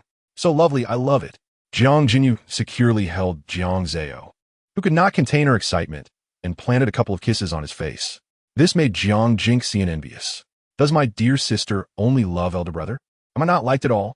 A surge of jealousy rose within him as he reached out to take Jiang Zao, jokingly suggesting he might sell her to a passing boy. "Wah, wah, wah. Stinky second brother. You want to sell me?" Mischievous Jiang Zao pouted, softly uttering two words before turning to burrow into Jiang Jinyu's embrace. Before leaving his arms, she playfully nipped Jiang Jingxian's hand. She was not a mere infant. Her baby teeth, though still tender, could bite. Jiang Jingxian grimaced, quickly releasing her. "You little imp, how did you learn to bite like a little tiger?" Jiang Jinyu laughed heartily at the scene. Feeling the affection of his sweet little sister, he felt a swell of pride. "Second brother, with empty hands like yours, how could you ever entice our little sister to follow you?" "Oomph." Jiang Zao turned in Jiang Jinyu's arms, presenting her little backside to Jiang Jingxian. With a haughty snort, she elicited more kisses from Jiang Jinyu. "Just wait for me." Jiang Jingxian, slightly irritated, walked towards a nearby stall. The round little rabbit lantern was adorned with fur for its oversized ears, while its red eyes were made from yellow beans. The candlelight within was warm and gentle, bright enough to illuminate the surroundings. Upon seeing the lantern, Jiang Zao squealed with delight and nearly bounced out of Jiang Jinyu's hold. "Ah, baby lantern. My very own baby lantern. I love it, second brother. Please, please." Her excitement was so overwhelming that even the drool began to glisten in her mouth. Jiang Jingxian beamed, eager to present the lantern to Jiang Zao, anticipating her affectionate response. But just then, a hand grasped his wrist. "Hey, young master, what are you doing? You still need to pay." The stall owner, with a strong local accent, frowned, preparing to shout. Jiang Jingxian hurriedly released the lantern and began searching his pockets for coins. My apologies, I forgot in my haste. He rarely ventured out to buy things, as it was usually the palace servants who ran such errands. With a face full of regret, he thought the embarrassment would end there.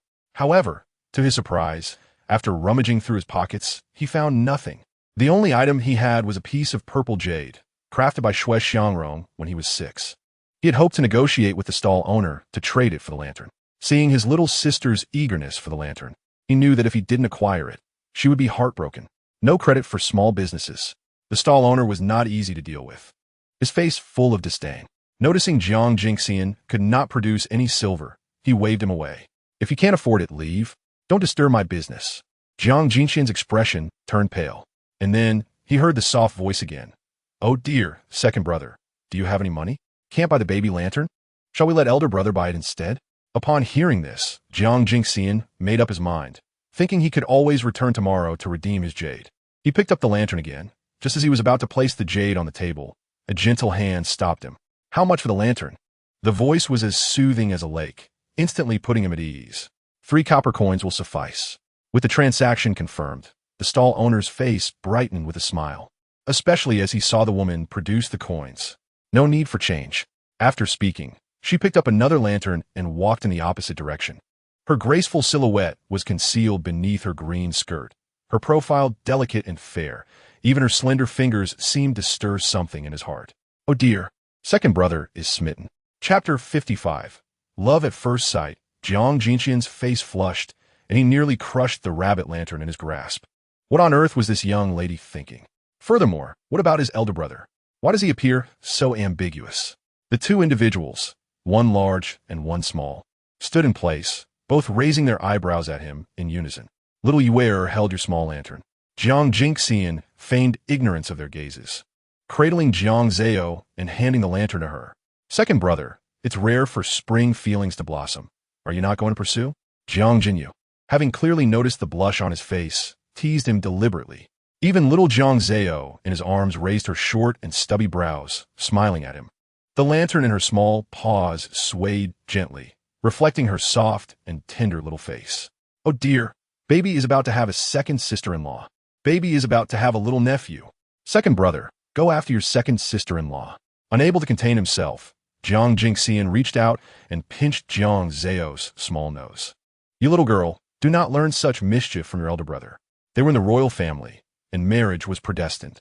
Whether it be marrying a princess from a foreign land for a political alliance, or marrying the daughter of a high-ranking minister to solidify the throne for their father. If he could not offer a promise, it would be better to conceal this fleeting beauty within his heart. Jiang Jinyu understood his younger brother's silence. He was well aware of this brother. Jiang Jinyu patted Jiang Jingxian's shoulder, offering words of comfort. Even Jiang Zao nodded seriously in his arms, planting a kiss on his face, urging him to pursue. The simplicity of her words was remarkably clear. Second brother, having encountered such a captivating person, listen to baby. Go after her. In the end, as if recalling something, she stumbled over her words and added, Right, dear second brother. Do not go near the water at all. Baby advises you. You must listen. Jiang Jingxian's gaze reflected the lantern in Jiang Zao's hands, watching as it lit up like hope. Yet in the next moment, he suddenly pinched Jiang Zao's little face. What are you pursuing? Do not follow your elder brother's nonsense. The little one, feeling the pinch, hurriedly opened her mouth to bite him. Jiang Jingxian teased her, dodging her attempts, but unexpectedly. The little one turned and tumbled out of his embrace, landing steadily on the ground. Humph, stinky second brother. When you cannot argue, you pinch baby. Baby will ignore you. Seeing him glance her way, Jiang Zao hurriedly hid behind Jiang Jinyu. The little one clung to Jiang Jinyu, sighing in her heart. Jiang Jinyu raised an eyebrow, making a decision. This younger brother, with his timid nature regarding romance, must have inherited it from someone. Perhaps a little help would not go amiss. In an instant, Jiang Jingxian was unaware that the 2 behind him had concealed themselves within the crowd, their figures already vanished. He continued walking forward when suddenly he was bumped into. A startled scream rang out ahead. Thief! Quickly! Stop him! My money pouch has been stolen. To evade the pursuer behind him, he continuously pushed against the nearby stalls, causing many stall owners to lament. Jiang Jingxian's expression darkened. Who dares to steal in the imperial city? Have the imperial guards all perished? In an instant, he sprang forward, leaping in front of the thief, swiftly breaking the thief's arm. The cries echoed through the entire street. The Imperial Guards arrived in haste. Jiang Dynasty intended to reprimand them, but seeing the victim chasing from behind, he held back his words. "Thank you, young sir. I'm so grateful to you." The gentle voice had yet to finish expressing its gratitude when it was tinged with surprise. Are you all right? Are you injured anywhere?" His heart raced like a startled deer, and in his flustered state, his words of concern came out jumbled. The woman smiled brightly, appearing exceedingly beautiful. Her nose and lips were delicately tinted with a hint of crimson, and her profile, at a glance, resembled that of a refined beauty. "What could possibly happen to me?" "Young sir," she replied, her eyes crescent-shaped with laughter. "That thief was merely after money. Though he carried a dagger, he evidently did not wish to take a life." "Carried a dagger?" Jiang Dynasty was taken aback. He had not noticed any weapon on the thief. Before he could process this, his mouth spoke out his worry. "Then why did you chase after the thief? Are you not afraid of getting hurt?" The woman lowered her gaze shyly. It was not that she was unafraid, but that money pouch was hand-stitched by my grandmother. I treasure it dearly and never part with it. Under the shower of lantern light, her beauty surpassed even that of snow. Jiang Dynasty was momentarily stunned, his eyes filled with her image. He even forgot to return the money pouch he held in his hand. Not far away, two heads peeked out from behind a stall. Jiang Dynasty remained oblivious that he was standing on the proverbial bridge of magpies with the woman. As the two conversed, making plans to walk ahead together, Jiang Zao's big eyes nearly curved into crescent moons. Oh, I wonder who is hiding and refusing to step forward to pursue the beautiful lady. It is now so compliant, truly worthy of being baby's elder brother, simply clever, allowing a thief to rob the beautiful lady's money pouch, while letting second brother save the day, and even cleverly hiding the dagger to prevent harm to second brother. It is a pity for that thief, having lost a hand. He will likely need to recuperate for a while. The little one shook her head, sighing with the demeanor of a small adult. Jiang Jinyu pressed down on her little head, ruffling her hair. "Come now, we have completed today's task. Your elder brother will buy you Tonghalu." Tonghalu. Jiang Zao's small eyes lit up, saliva beginning to drip down. She had been craving it. If it weren't for second brother's romantic entanglement being more important, she would have already pestered her elder brother to buy it. The large and small figures were heading in the opposite direction of the bridge of magpies. But before they reached the Tonghalu stall, a commotion erupted behind them. Someone has fallen into the water. "Help! Come save someone. We'll go down to rescue them." The splashes indicated that water levels were dangerously low. The person could not hold on any longer. In an instant, an inexplicable sense of panic and dread spread through Jiang Zao's heart. Although it was highly likely Jiang Dynasty was also among the crowd, her subconscious told her that perhaps the one who had fallen was her own second brother. The little one's face turned pale as she looked at Jiang Jinyu. What to do? What to do? Second brother has truly fallen in. The dream I had has actually come true. Woe is me, such a large second brother. And just like that, he disappears. Can baby Jumma find him? Jiang Zao began to sob, tears streaming down from her reddened eyes. Jiang Jinyu's heart sank. Without further ado, he produced the token from his waist and summoned the Imperial Guards. Chapter 56. Vanished without a trace within half an hour. The bridge of magpies and the entire riverbank were swarmed with Imperial Guards. Reporting to your highness, we have yet to find any trace of the second prince. We only found this item by the bridge of magpies. The leader of the Imperial Guards knelt before Jiang Jinyu, respectfully presenting an object. Upon seeing the purple jade pouch, Jiang Zao's small face instantly filled with anxiety. Isn't that second brother's personal belonging? I just saw second brother want to take it out to exchange for silver. It's over, it's over. The one who fell in was truly second brother. The little one's big eyes brimmed with tears, and in an instant they began to fall.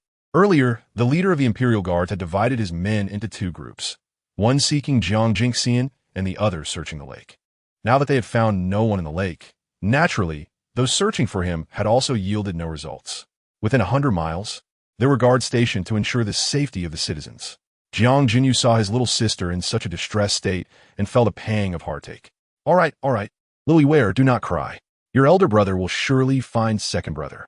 If you cry like a little stray cat, when second brother returns, he will definitely tease you. Yes, your highness. The leader of the Imperial Guards responded and took his leave. The search radius was expanded to 100 miles. If they could not find him, he would be entirely lost. But how could a living person simply vanish? Jiang Zao's eyes turned red as she stared intently at the dark lake. Second brother can swim. How could he have fallen into the water so suddenly without me noticing, and disappear so quickly? The atmosphere was thick with tension as Xiao Tuanzi abruptly lifted her head, scanning the surroundings. The common folk were being dispersed, leaving only a handful on the Qiao Bridge. Jiang Jinyu, hearing that soft and melodious voice, found little solace for the unease that gripped his heart. It dawned on him that when his younger brother fell into the water, he had not noticed that woman either. Catch her!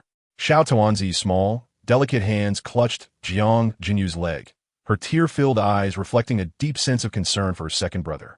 She seemed to be overwhelmed with worry, struggling to articulate her thoughts as she managed to utter just a few words. That's sister. Yet her sentence remained incomplete. Nevertheless, Jiang Jinyu understood her distress. He crouched down to her eye level, gently reassuring her, "Do not fret, little Yuer. I shall go find her immediately." An hour passed, yet the question remained. Where was that woman? Jiang Jinyu furrowed his brow, a foreboding feeling creeping into his heart. If she were an ordinary person, an hour would suffice for even 2 members of the Imperial Guard to knock on every door and locate her. Unless, of course, she was no ordinary woman. The thought that her approach to his younger brother had been premeditated sent a chill through him. He suddenly recalled his arrival at Yinshan to support his brother against bandits, a situation eerily reminiscent of the present, where his brother had seemingly vanished within a cave. The leader of the Imperial Guard lowered his head in dismay. As a leader, he felt utterly ineffectual, a source of ridicule should this news spread. How could we not find her? Xiao Tuanzi's large eyes reddened once more, her anxiety spilling over into tears. Jiang Jinyan comforted her, stroking her back while his dark eyes remained fixed on the leader, questioning whether all the citizens on the Qiao Bridge had been accounted for to avoid any oversight. They had all been checked. Yet only one person claimed to have seen that woman, stating she fell into the lake right after the second prince. However, despite searching the lake thoroughly, they found no trace of her, confirming Jiang Jinyan and that woman had both vanished without a trace. Xiao Tuanzi's heart sank at this revelation, her small brow furrowing with another troubling thought. The river leading outside the city? Alas, how have I inadvertently altered the fated demise of father, mother, and my brothers? Yet my second brother follows the same path and has been abducted. How could I be punished for this? That woman was not someone my second brother fell for at first sight. Clearly, she was sent by the scheming mastermind to kidnap him. Jiang Jinyu, listening to her soft voice, felt increasingly alarmed. It suddenly struck him that although his younger brother had not purchased anything, the steward should have prepared a purse of coins for him upon his departure from the estate. It appeared that the woman had acted first, taking Jiang Jinyan's purse, leaving him without money to buy lanterns, and had subtly ensnared his heart. In moments of peril, one often develops a fondness for those who offer assistance. The surroundings were shrouded in darkness. Even the lanterns on the lake had been extinguished. The place that had swallowed Jiang Jinyan appeared particularly ominous, as if something might leap out at any moment to engulf both him and his elder brother. It is all my fault. I should not have thought of this. Couldn't we have released lanterns in the palace instead? It is all my fault. Xiao Tuanzi buried her small face in her elder brother's embrace, her tears cascading down. Yet, Jiang Jinyu knew that not all blame fell on Xiao Yuer. He consoled his little sister, his eyes filled with compassion. He felt the area where she clung to him becoming damp, prompting him to offer words of comfort. Hearing this, Xiao Tuanzi looked up in shock. No? In her moment of urgency, her words flowed more smoothly. The little one seemed eager to say more, but Jiang Jinyu would not allow her to resist.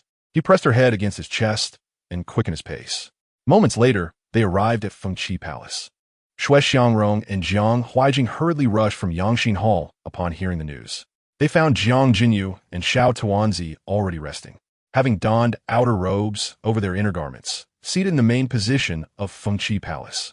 Jiang Huaijing, visibly angered, fixed a cold stare on the silent duo. "It is your son," Jiang Jinyu stated decisively. "My brother and I intended for Xiao Yuer to see the lanterns, but unexpectedly, you impertinent wretch." Jiang Huaijing, in a fit of rage, hurled a teacup at Jiang Jinyu. The teacup shattered upon hitting the ground, splintering into pieces and mingling with spilled tea. Yet this did little to quell Jiang Huaijing's fury. Receiving the same answer, he was nearly beside himself with rage. He pointed a finger at Jiang Jinyu, coldly rebuking Neil. Anticipating his father's wrath, Jiang Jinyu complied without resistance. Yet as his knees struck the shards, a muffled sound escaped him. The tea soaked into his flesh, and the porcelain easily cut into his skin. Had Jiang Jinyu not vanished, he too would likely face punishment. While Xiao Tuanzi remained unharmed, Jiang Jinyu had lost a son, not to mention that he had openly admitted his part in this. Jiang Huaijing's anger then turned towards him. Please, do not punish my elder brother any further. I too am at fault. Xiao Tuanzi cried, rushing to embrace Jiang Jinyu as tears streamed down her cheeks. Stop. No. The two simple words escaped her lips as she knelt beside him, her small figure trembling with despair, making Jiang Huaijing's heart ache with compassion. Yet, compassion notwithstanding, he would not absolve Jiang Jinyu of his punishment. Why must father be so fierce? It cannot all be my elder brother's fault. I too am at fault. If punishment is to be meted out, let be shared. The little one knelt beside Jiang Jinyu, her small legs perilously close to the shards of porcelain, causing Xue Xiangrong's heart to tighten with worry. Little Yuer, do not be foolish. Come here, to your mother. Yuer, be good, go ahead. Do not worry about your elder brother. Jiang Jinyu noticed her intent to share in his punishment, his heart softening, yet he worried for her safety. No. The little one shook her head vigorously, tears flowing like pearls. My elder brother is foolish, thinking he must bear the blame alone. I too am at fault. I cannot escape. After all, it was I who led to the disappearance of my second brother. Had I not gone to see the lanterns, neither he nor my elder brother would have defied our dear mother and ventured out. Her soft voice rendered any anger obsolete. Jiang Huaijing and Xue Xiangrong exchanged glances, both sighing deeply. Unable to bear the sight of her son's bloodied knee, Xue Xiangrong finally spoke, providing a lifeline. After all, the emperor's wrath could not turn to kindness towards Jiang Jinyu. Otherwise, where would the emperor's authority lie?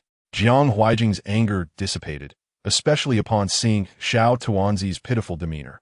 His paternal affection had led to excessive worry. Thus, Jiang Jinyu bore no resentment. Ultimately, it was his failure to discern the characters involved that had led to this predicament, for he had unwittingly facilitated the encounter between his brother and that woman.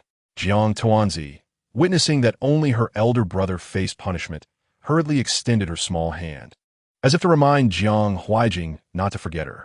Your son expresses gratitude to the emperor. Jiang Jinyu interjected before his father could respond. He would not allow his little sister to suffer punishment.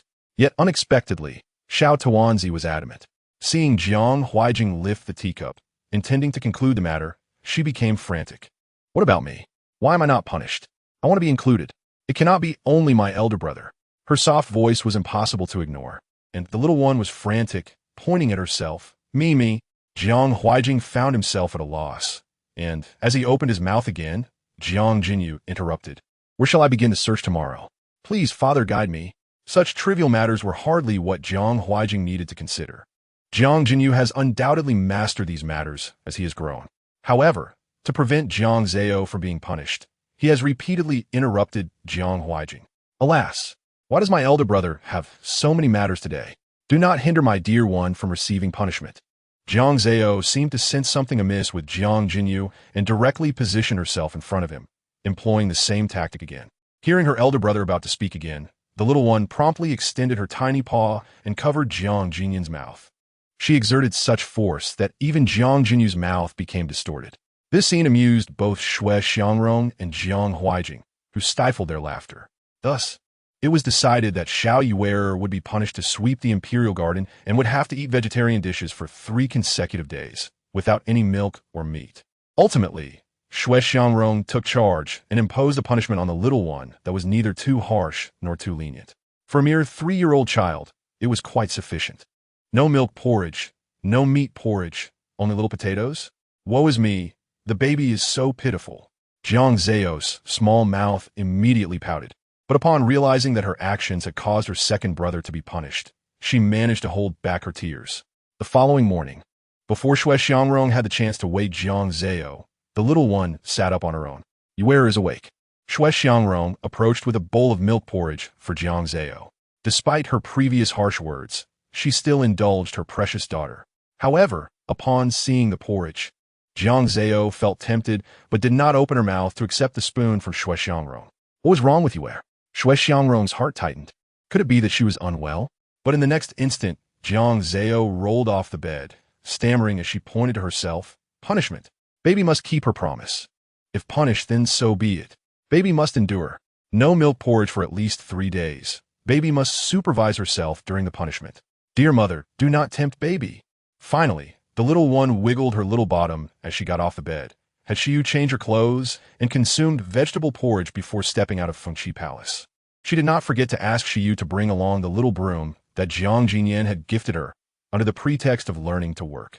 In reality, she saw fun and novelty. Now it proved useful. Shui Xiangrong watched as the small figure disappeared from her sight, sighing helplessly. Oh, her daughter, whose stubborn temper could she have inherited? In the imperial garden, Jiang Zao initially swept diligently with the small broom, but eventually laid down in the pavilion, her eyes devoid of spirit. How come I never noticed how vast the imperial garden is during my usual play? Chapter 58. Baby, I will bring misfortune upon myself. Jiang Zao felt like crying without tears, realizing that her quest for punishment had completely clouded her judgment. Yet, this punishment was self-imposed. Jiang Zao scrambled up from the pavilion chair and, with determination, hugged the little broom, heading toward another area covered in fallen leaves. I cannot give up like this. Second brother was caught because of me, and elder brother is also being punished for this matter. How can I be lazy? The little one clutched the broom, sweeping left and right, but soon felt fatigued again. No, baby will not let you rest. Let us see if you can still feel tired. Jiang Zao pouted, twisting her little face and arms. Oh dear, my little master, this must not be allowed. Shiyu, who was following her, turned pale with fear and hurried to stop Jiang Zao. Shiyu anxiously rubbed Jiang Zao's swollen little face and arms. Woe is me, but baby truly cannot finish sweeping alone.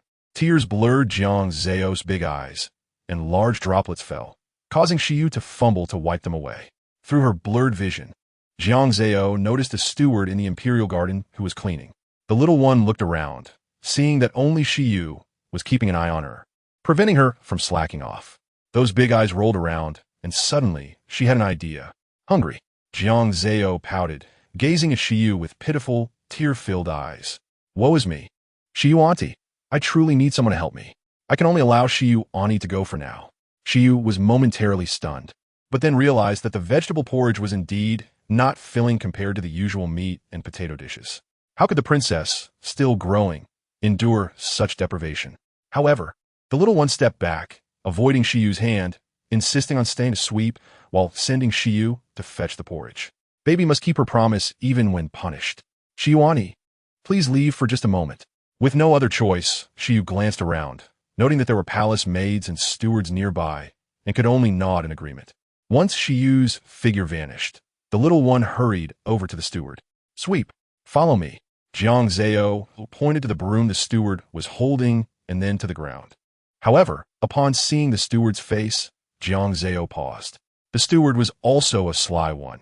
Even when faced with the princess, he pretended not to understand. What is the princess saying? This servant is foolish and cannot comprehend. This broom is for sweeping away spider webs. Look, there's one among the flowers. What a joke. His current task was overwhelming, and he would not take on another one. Seeing that he was unwilling to work, Jiang Zao pouted. She took a butterfly hairpin from her hair and handed it to the steward. Here, with a reward, the steward's demeanor changed, and he grinned widely. Thank you, princess. Thank you, princess. He quickly picked up the broom and began sweeping alongside Jiang Zao. However, while working, he could not keep his mouth shut. Did the princess know that today the emperor was quite angry in Yangxin Palace? Upon hearing that her father was angry, the little one could not help but perk up her ears. Speak, Jiang Zao exclaimed, her big eyes wide with curiosity. The news in the palace traveled surprisingly fast. Well, it is said that this morning, the first prince led the imperial guard on a search, even reaching Yinshan. They even spotted the imperial army at the foot of Yinshan. Upon hearing this, the emperor realized that the former crown prince had been residing within Zhang's territory all along and had not been exiled to the borders on the day of the kingdom's fall. Now, with no sign of the second prince, the only suspicious area is Yinshan. Wow, I knew it. There must be someone behind this. The second brother was ambushed at Yinshan. It must have been that wicked former crown prince's doing, but elder brother is quite capable. Could it be that he started searching last night and arrived at Yinshan this morning? All because of that bad person. The bad person deserves to be punished. Jiang Zao's face was filled with righteous indignation, her tiny paws waving in the air as if to strike down the mastermind behind it all. The steward chuckled, his eyes twinkling. Does the princess wish to hear more? Yes. The rosy-cheeked little one nodded earnestly. However, Jiang Zao did not expect the steward to be so shameless. He rubbed his fingers together, clearly seeking a reward. Jiang Zao furrowed her short brows but thought of the valuable information she might gain. Gritting her teeth, she gave the steward more than half of her hairpin. Speak, Jiang Zao commanded, placing her hands on her hips, resembling a little adult as she glared at the steward. Yes, yes. The steward beamed but then leaned closer to Jiang Zao's ear, whispering, It is said that the emperor has dispatched General Su, the guardian of the nation, to join the second prince in the expedition against Yinshan, determined to capture the former crown prince's faction and rescue the second prince. Before he could finish, a low voice emerged from behind. Oh, so you seem to be quite familiar with the emperor's decisions? The steward, oblivious to the approaching danger, stood proudly. Of course, Your Highness, brother. Jiang Zao was taken aback, immediately transforming into a docile demeanor, instinctively raising a hand to cover her bald hairpin. In the next moment, she found herself lifted into the embrace of Jiang Jinyu. Oh dear, when did my beloved elder brother arrive? Did he see the baby bribing others? Perhaps I should first charm my brother with a few kisses to distract him. With this thought, the little one puckered her lips and quickly planted 2 pecks on Jiang Jinyu's face. Even when her elder brother turned to look at her, she managed a sheepish smile. Ah, you are always so clever, Jiang Jinyu mused, unable to harden his heart against his younger sister's soft, cherubic face. Yet, there were others present who could incite his wrath. The little eunuch knelt trembling on the ground, suddenly receiving a kick to his shoulder. You have the audacity to pry into secrets within the palace. Jiang Jinyu's voice brimmed with anger, and before the eunuch could beg for mercy, he continued. Produce the items you have stolen from the princess and go to the Shunqing division to face your punishment. Typically, once a eunuch entered the Shunqing division, they did not return. Their fate was relegated to hard labor with no other recourse. The little eunuch had initially intended to plead for leniency, but upon seeing Jiang Jinyu's frosty countenance, he could only tremble in gratitude. It was evident that the elder brother had discovered his bribery of the eunuch earlier. Hence, the matter concerning the expedition to Yinshan must indeed be true. Otherwise, the elder brother would have punished the eunuch for spreading rumors. Anxiety for his family consumed Jiang Zao's heart entirely. The little one clung tightly to Jiang Jinyu's neck, burying her small face into it, tears streaming down her cheeks, evoking a wave of compassion from Jiang Jinyu. Chapter 59. Crying until her little face is ruined. All right, Xiao Yuer, if you continue to cry, your elder brother might just join you in tears. Jiang Jinyu sighed, gently wiping away the tears from Jiang Zao's eyes. Her little face, when stained by tears, was truly heart-wrenching. Jiang Zao, forced into a smile by her elder brother's playful words, wiped her tears with one hand, but refused to release her grip on Jiang Jinyu's neck. What is this? I have never seen you so fond of your elder brother before. What is the matter today? Jiang Jinyu inquired knowingly, playfully rubbing Jiang Zao's little nose. Are you not afraid of your brother kissing you? At his words, the little one instinctively shrank her neck, prompting Jiang Jinyu to chuckle once more. He had long been accustomed to the whimsical thoughts swirling in Jiang Zao's little mind, and now he found her utterly adorable. Be good, Xiao Yuer. Your brother merely stepped out for a moment. Do not heed those eunuchs' nonsense. I am invincible in battle. Even your second brother may not rival me. To reassure Jiang Zao, Jiang Jinyu unabashedly fabricated a lie.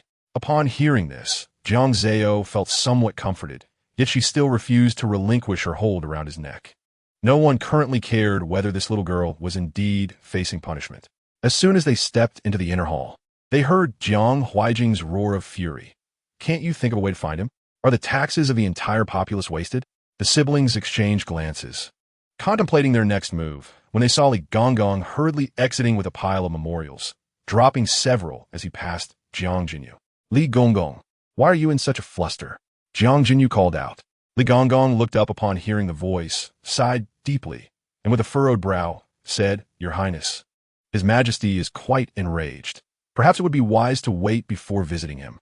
That was all he could say. Could it be that the villain from the previous dynasty is up to no good again? He certainly does not appear to be benign. I detest him the most. Capturing the second brother is not sufficient. Should he return, it might stir chaos throughout the city, causing Father Emperor such distress. Jiang Jinyu's heart sank, and he pressed for details. What has occurred? When Li Gonggong remained reticent, Jiang Jinyu insisted, "I assure you, I will not expose you. I shall merely regard this day as having never encountered you, having heard a rumor." After all, there was also the little eunuch from the imperial garden to take the blame. It seemed this matter was too convoluted, and Li Gonggong finally relented. "What you do not know, Your Highness, is that rumors about the Empress's ominous signs have resurfaced in the capital. Initially, it was just one or two storytellers, risking their lives for a spectacle by resurrecting old tales. However, after a witness emerged to corroborate the incident at the imperial city gates, the matter spread like wildfire. Coupled with the sudden disappearance of the second prince, it was as if someone leaked palace secrets. Jiang Jinyan's vanishing, intertwined with the ominous signs regarding Shui Xiangrong, truly aims to unseat our current empress from her throne. This is exceedingly treacherous. Yet, why would the villain from the previous dynasty resort to such means? Jiang Jinyu felt an unsettling suspicion regarding this affair. Before he could contemplate further, he heard Li Gonggong sigh. The emperor has dispatched men to investigate. Yet, even those initial storytellers were merely hired to spread the word for a fee in the bustling market. Ultimately, the only witnesses were a few citizens who saw the storyteller receiving coins from someone who did not appear to be a native of our dynasty. Given the strict border defenses, the only suspect remains the prince from the previous dynasty. Thus, Jiang Huaijing's fury is hardly unexpected. Jiang Jinyu, pondering this, realized that the prince from the previous dynasty was operating right under their noses, and if he could not apprehend them, it was a testament to the incompetence of his subordinates. Alas, it is entirely understandable for Father to be enraged. But could this matter not be resolved with the elder brother? How will Father recover from such distress? The delicate little one in Jiang Jinyu's arms sighed softly. Ever since that dream of Jiang Jinyan's disappearance, she had not experienced any prophetic dreams. The pressing task now was to soothe their father. Jiang Zao steeled her resolve, forming a small fist with her tiny hand, resembling a little bun, to motivate herself. Let the baby comfort Father. Hearing that soft, melodious voice, Jiang Jinyu could not help but smile. Li Gonggong, witnessing this, was nearly petrified. How could the crown prince still smile at such a critical juncture? Could he have found a solution? What are you staring at? Have you never seen such an adorable baby? Perhaps Li Gonggong's gaze was too conspicuous, for the little one turned in Jiang Jinyu's embrace, presenting her small bottom to him. "Enough, you may go and convey the decree," Jiang Jinyu said, clearing his throat as he carried Jiang Zao into the inner hall. Inside, Shui Xiangrong was frowning, anxiously trying to soothe Jiang Huaijing. Why must the emperor be angry? If he finds the current group unsatisfactory, he can simply replace them without needlessly harming his health. Shui Xiangrong remained deeply concerned for her husband. In times of past misunderstandings, she had still harbored faint hopes for Jiang Huaijing, let alone now that they had reconciled. Yet, this matter was ultimately about her, and she could not bear to see them trouble her. Jiang Huaijing grasped her hand, his eyes filled with tenderness. "Oh, Father and Mother are so affectionate." The baby feels embarrassed just watching. It seems that with Mother comforting Father, there is no need for the baby. Mother, do your best. Strive to give the baby a little brother or sister. The baby wants to be an older sister. The soft, sweet voice filled the air with excitement. And only then did Jiang Huaijing and Shui Xiangrong notice the presence of their two children. Upon hearing that her darling had grown weary, Shui Xiangrong grew worried. "Where is Shiyu? I distinctly instructed her to follow. Aunt Shiyu went to fetch soup for the baby. The baby said she was hungry. So Aunt Shiyu was sent away." The little one patted her tummy and pointed towards the small kitchen of the Fengqi Palace, smiling shyly. She did not expect her family to comprehend her intentions, and instead trotted over to Jiang Huaijing. Now, comforting Father was of utmost importance. Shui Xiangrong stood beside Jiang Huaijing, thinking Jiang Zao wished to seek her out. As she reached out to lift Jiang Zao, the little one dashed past her, running towards Jiang Huaijing. "Hit! Hit!" The little one pouted, extending her small hands to wave, resembling a little potato, which elicited laughter from all. Chapter 60. The eldest princess has disappeared without a trace. Even Jiang Jinyu could not suppress a laugh. Seeing their father smile, Jiang Zao felt reassured and grinned widely. Our little lucky star, with you by our side, we shall surely overcome this predicament. Jiang Huaijing could not resist lifting his daughter into the air, eliciting joyous laughter from her. This warmth was truly delightful. However, after a few moments, Jiang Zao's stomach audibly grumbled, betraying her. The little one felt quite embarrassed, covering her tiny belly as if to stifle the noise, exerting considerable effort to keep it quiet. Oh dear, my precious tummy, why must you embarrass me before father? But alas, a mere vegetable cannot satiate me. Yet, punishment is what I seek. Jiang Zao found herself in a quandary, her mouth opening wide as if to speak, only to cover it again. Determined to keep her promise and not to go back on her word, Jiang Huaijing chuckled heartily, pinching Jiang Zao's little face. Your older brother has already faced his punishment, so yours shall be waived. It is crucial to eat well during your growth. How can you grow tall without proper nourishment? Your Majesty, I shall take Xiaoyu down for a meal, Shui Xiangrong interjected, stifling a laugh. Yet, her heart ached at the thought of her precious daughter not having enough for breakfast. Thank you, father, Jiang Zao stammered, her face lighting up with a broad smile, revealing her pearly white teeth. Hooray, more meat to eat. Little potato, are you ready? Here's your chance to escape, or else I shall have to eat you. Her soft voice brought smiles to all three faces. But after the laughter faded, Jiang Huaijing turned serious, addressing Jiang Jinyan. Are you prepared? Yes, father, Jiang Jinyan replied with a solemn demeanor, reporting accurately 2,000 elite soldiers and 10 carts of provisions. General Su has appointed an additional deputy to accompany us. We will surely conquer Yinshan. Jiang Huaijing nodded but then sighed. The terrain of Yinshan is intricate. You must be extremely cautious, my son. He understood his son's resolve to risk everything for his brothers, hence the need for the general's company. Yes, father, Jiang Jinyan replied, bowing respectfully. When shall we depart? Jiang Huaijing inquired again. Unbeknownst to them, the little one on the other side of the screen was eavesdropping intently. Jiang Zao listened carefully to the provisions and elite soldiers Jiang Jinyan had prepared, realizing the impending battle would likely lead to dire consequences for her brother. If he went, it could mean a broken leg at best, or a lifetime confined to a wheelchair. Elder brother cannot go. He must not. The little one cried out in distress. But her pleas could not reach the two men behind the screen, as the distance was too great and Jiang Huaijing was engrossed in conversation with Jiang Jinyan. Shui Xiangrong personally went to the small kitchen to heat some soup for her, leaving only Nianxiu to keep an eye on her. Nianxiu watched as the little mistress nearly overturned the table, anxiously trying to soothe her. Oh, my little lady, is your bib too tight around your neck? I shall loosen it for you. No, it's not tight at all. It's elder brother who is too tight. Jiang Zao whimpered, feeling utterly helpless. Following her gaze, Nianxiu noticed the empty seat in the inner hall where Jiang Huaijing and Jiang Jinyan had been sitting. After her outburst, Jiang Zao was exhausted, allowing her mother to feed her the savory meat soup, chewing numbly. Why must my baby remain mute, unable to express herself fluently?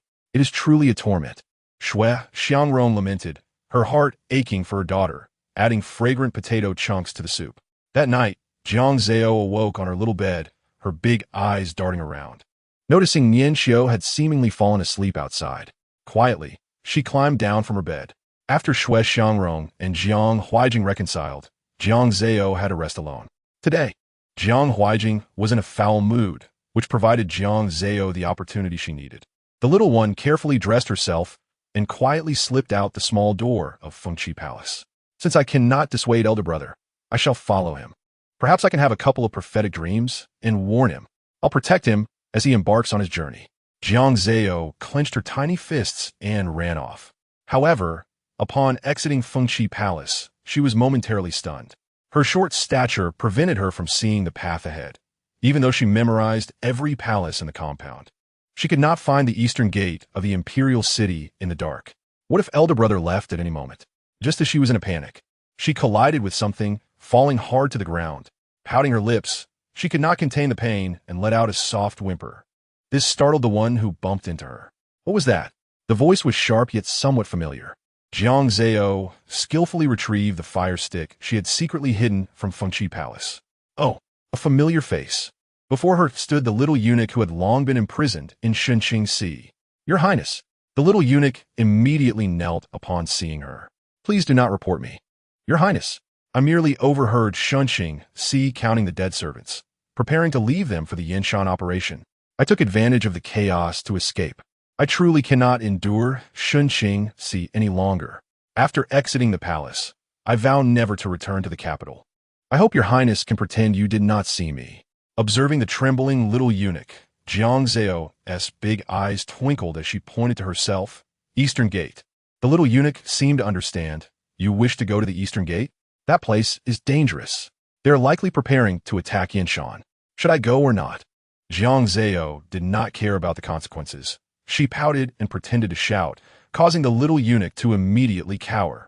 A full 15 minutes later, Nian Xiao, waking suddenly, instinctively pushed open the door to check if Jiang Zao was sleeping soundly. Upon seeing the empty bed, her face lost all color. Suddenly, the entire Fengqi Palace was ablaze with lights as the princess had vanished without a trace. Chapter 61. How could this happen? The news of Jiang Zao's disappearance in the middle of the night reached Yangxin Palace, while Jiang Huijing and Xue Xiangrong had not yet retired. The two spent the night conversing before the flickering red candlelight, eventually embracing each other as they fell asleep. What? Nian Xiao, are your eyes merely for show? Xue Xiangrong exclaimed, her eyes reddening with tears, her heart aching intensely. My précieux Yue. Guilt washed over her, nearly overwhelming her. Although Nian Xiao was crying, she did not evade responsibility. I failed to keep an eye on the princess. I hope the esteemed lady will punish me. Xue Xiangrong felt turmoil within, tears streaming down her face. While she might have punished her, excessive punishment was not her nature. She decided to address it later and gathered all the palace servants from Fengqi Palace, determined to find the princess. Yes, Nian Xiao complied and hurried away. Jiang Huijing was also busy, issuing a decree for the imperial guards to scour the entire palace. Do not panic. The mastermind is elusive, lurking somewhere within the palace. My Yuer is surely safe. Seeing Xue Xiangrong in a daze, Jiang Huijing felt a pang of sympathy and sought to comfort her. His beloved wife was so distressed that he could not focus on state affairs. Meanwhile, the little one had already climbed onto a randomly chosen carriage, hiding beneath the seat. The embroidered cushion adorned with golden threads and silver lines brought her satisfaction as she closed her eyes. Trading silence for a timely ascent into the carriage to follow her elder brother to Yinshan was worth it. Drowsiness overtook her, and her eyelids began to droop. Oh, I'm so sleepy. I need a rest. Until tomorrow. Jiang Zao had been forcing herself to wait for midnight to act, and now that half of her plan was complete, she relaxed. The journey to Yinshan still required a long night of marching, and with 2,000 elite soldiers, speed was limited to their legs. The soft sound of her snoring filled the carriage. Why did that voice, reminiscent of her little sister, echo within the carriage? Jiang Jinyu furrowed his brow, a sense of foreboding flickering through his mind. Just as he was about to retrieve a torch to examine the interior of the carriage, he was urged by General Su. Your Highness, we must hasten aboard the carriage. Should someone catch sight of you in your military attire, it would be difficult to deceive those bandits with our pretext of a leisurely excursion. Heeding this advice, Jiang Jinyu reluctantly ascended into the carriage. Together with General Su and the Deputy General, they had prepared 3 carriages for their journey. Suddenly, the decision to deploy 2,000 soldiers in uniform seemed quite conspicuous. To mask their true intentions, they could easily feign a recreational outing, especially with 2 noble youths accompanying them. Seated within the carriage, Jiang Jinyu intended to rest his eyes, but was abruptly jolted by a violent bump. He opened his eyes keenly, ready to act, only to hear the driver's calming voice from outside. Your Highness, all is well. We merely struck a stone. Please be cautious as we travel at night. Jiang Jinyu responded with a few affirmations. But just as he was about to close his eyes again, he felt something soft beneath his feet. It seemed inappropriate to light a torch inside the moving carriage, so he assumed it was merely a fallen cushion. He closed his eyes once more. With 2,000 elite soldiers in tow, the journey was inevitably prolonged. When the morning light filtered into the carriage, Jiang Jinyu had rested sufficiently. However, upon opening his eyes, he found himself gazing into an unexpected pair of large eyes. "Hi, big brother. Why are you awake so early?" Jiang Zao greeted with a cheerful wave, sitting adorably in the center of the carriage. She appeared still drowsy, evidently having just awakened. "You look quite surprised, big brother. It seems I am indeed a little lucky star, bringing you joy." Jiang Jinyu stifled the urge to scold the little imp and lifted her into his arms. "Do father and mother know you are here?" After several attempts to rephrase his question, he found himself at a loss as to where to begin. Ultimately, he blurted out a question he already knew the answer to. How Jiang Zao had left the palace and arrived in his carriage seemed of little consequence. Surely, their parents were unaware. The capital must be in chaos. Moreover, it was unlikely that the former crown prince had truly given up on his little sister. For Jiang Zao's safety, Jiang Jinyu had no choice but to keep her close. "Oh, so being sent to combat bad people comes with good food. I see I needn't worry about you starving, big brother," Jiang Zao exclaimed, holding a small bowl of meat soup, her cheeks adorably puffed out. Moments ago, she had been eating in front of the 2,000 soldiers, tempting a throng of burly men. Jiang Jinyu had no option but to bring his little sister inside to eat. Furthermore, the food she was consuming was clearly prepared by his own hand. Such fare was certainly unsuitable for her delicate constitution. Jiang Jinyu could only blame himself for not being more vigilant and allowing their mother to keep a closer watch on her. Having eaten her fill, Jiang Zao noticed her elder brother's helpless expression and hurriedly discarded her bowl, rushing to wrap her arms around Jiang Jinyu's. Though the cold armor made her shiver, she couldn't help but beam at him. "Big brother hug. Kiss big brother. Good big brother. Just this once. I couldn't warn you that this trip might leave me crippled, and I couldn't bear to see you so miserable. All right, darling, let's not dwell on it. Can we agree not to hold grudges? What was even happening here? What could a little child possibly hold against him?" Jiang Jinyu felt a wave of exhaustion wash over him. Yet seeing Jiang Zao on the verge of tears because he was ignoring her, he had no choice but to embrace his little sister and soothe her. However, as he comforted her, he couldn't shake off the unsettling notion conveyed through her soft voice that she might be crippled. After several exchanges, Jiang Jinyu had come to trust Jiang Zao implicitly. At that moment, chaos erupted outside the carriage as bandits attacked. In an instant, the clamor of clashing swords seized their senses. Inside the carriage, Jiang Jinyu had no time for hesitation. He tore off his cloak and fashioned it into a binding to secure Jiang Zao tightly against him. Above all else, he could not allow the thieves to harm his little sister. Little Yura nestled obediently against her brother, terrified at the approach of the bandits. Jiang Jinyu drew his sword, its blade glinting under the moonlight, casting a cold sheen upon his resolute eyes. "Oh, big brother, with such sharp eyes and a strong jaw. I wonder which fortunate lady will capture your heart in the future." Though Jiang Zao obeyed and allowed her brother to hold her, she couldn't help but peek up at him with her bright, sparkling eyes, captivated by her brave and fearless elder sibling. Yet before she could gaze any longer, Jiang Jinyu gently pressed her head down. "Don't look up. Be careful. The situation outside is perilous, and a moment's inattention could lead to disaster." Despite having claimed they were merely embarking on a leisurely outing, encountering bandits was not entirely unexpected.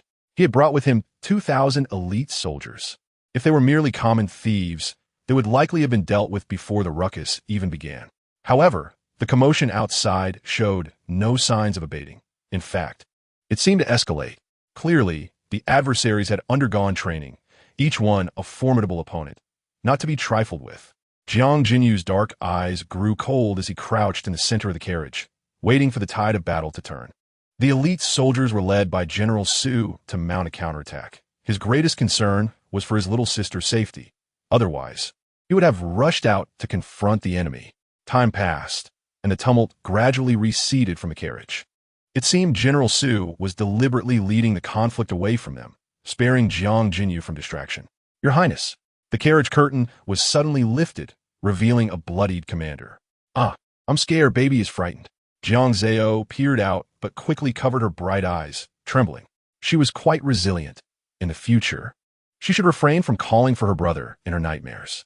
Jiang Jinyu lightly reprimanded the little one. "You shouldn't peek." "Whoa, I couldn't help it," the little one whimpered, burying her head deep in Jiang Jinyu's embrace, too frightened to look again. "Your Highness, there's no time for idle chatter. We must leave at once." The commander, panting heavily, reached for Jiang Jinyu, seemingly intent on pulling him out. Recognizing him as a subordinate of General Su's trusted deputy, presumably named Li Yayu, Jiang Jinyu felt a sense of trust, given Su's regard for him. However, unlike before, when Jiang Jinyu had assumed he was there to report on the battle, it now appeared he sought an escape. Li Yayu nodded gravely. We have already laid an ambush. I managed to tear off the mask of one of them and saw the brand on his face. They are remnants of the forbidden army from the previous dynasty. 2,000 elite soldiers, all perished? Jiang Jinyu's brow furrowed deeply as another grim realization struck him. In the face of the forbidden army, their elite soldiers were ultimately insufficiently fierce. After all, they had undergone relentless training under the previous crown prince, making them exceptionally ruthless. Only a few remained, barely holding on. Yet those scoundrels were not faring much better. They too had dwindled in number. Jiang Jinyu's expression tightened. He should have immediately prepared to leave with Li Yayu. Yet, inexplicably, something felt amiss. Where is General Su? Jiang Jinyu's icy gaze narrowed as he suddenly inquired, What of General Su Qingyu? I recall you were in the same carriage. Where is he now? Li Yayu's face drained of color, his downcast eyes flashing with despair and indignation. We fought desperately to protect General Su. We were merely a step away, just a step. He set out to rescue a soldier he had never met before. The general remarked that his youngest child had just turned a month old. Thus, he would die without regret. Jiang Jinyu trembled for a long time, uncertain of how to respond. He focused solely on hearing news of Su Qingyu, oblivious to the changes in the person before him. It was only when Jiang Zao, nestled in his arms, heard her elder brother call out the name Li Yu that she recalled a particular matter. Elder brother, run. This man killed General Su. He is one of the former dynasty's princes. Jiang Zao fidgeted nervously in Jiang Jinyu's embrace, even wanting to cry out. The commotion outside gradually subsided. It was likely not a case of both sides suffering losses, but rather that they had been surrounded. The night breeze was desolate, leaving only Jiang Zao's voice echoing in the surroundings. She urged him on, but Jiang Jinyu remained immobile, his sword still positioned before him, blocking Li Yu's path. He had known Su Qingyu for 20 years. In a moment of confusion, Li Yu had yet to react when he was suddenly startled and fell backward onto his horse. Jiang Jinyu merely tested the waters before abruptly retracting his offensive. With the only figure blocking the carriage now missing, he also realized the bandits encircling them, no fewer than 100.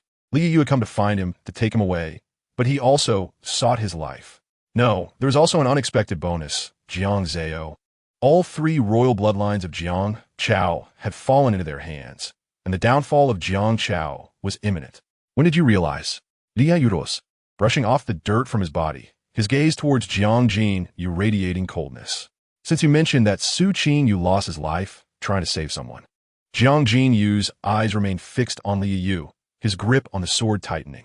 With a wife and daughter, he would never be so reckless as to risk his life to save someone when he knew the other party was doomed.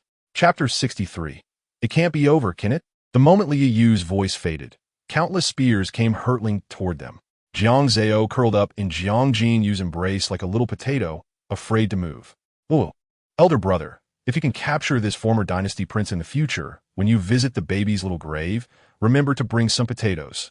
Jiang Jinyu listened to that soft, timid voice filled with both cowardice and loyalty, but he could not spare a moment to comfort her.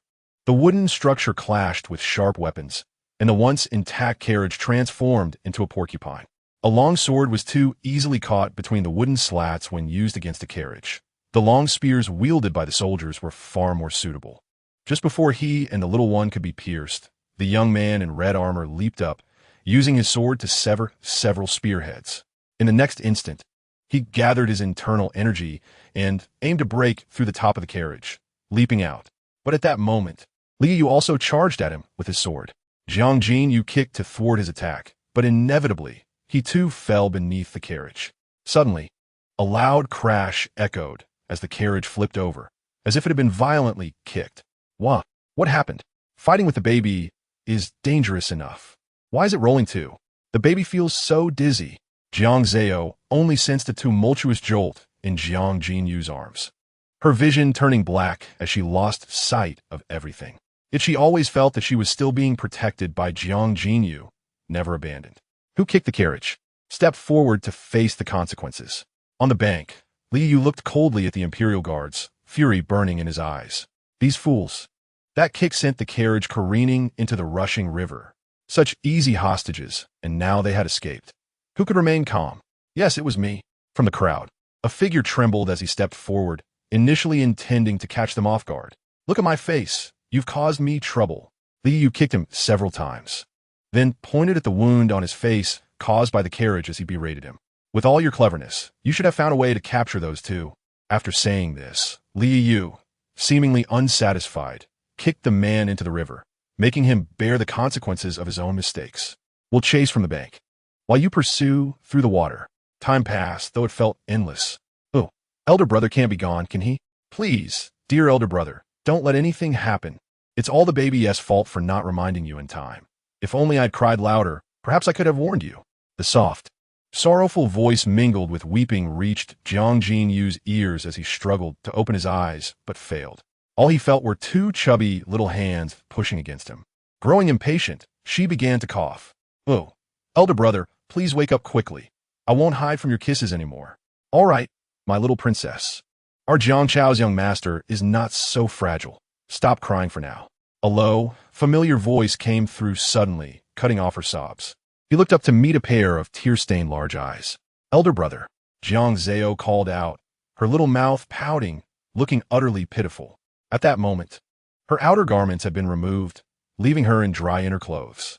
Not only Jiang Zao, but even Jiang Jinyu was dry, evidently thanks to the nearby campfire. Xiaoyu. Jiang Jinyu reached out to embrace his little sister, and the person holding Jiang Zao released her, allowing the siblings to embrace. Ooh, if elder brother doesn't wake up soon, I'll think he can't wake up.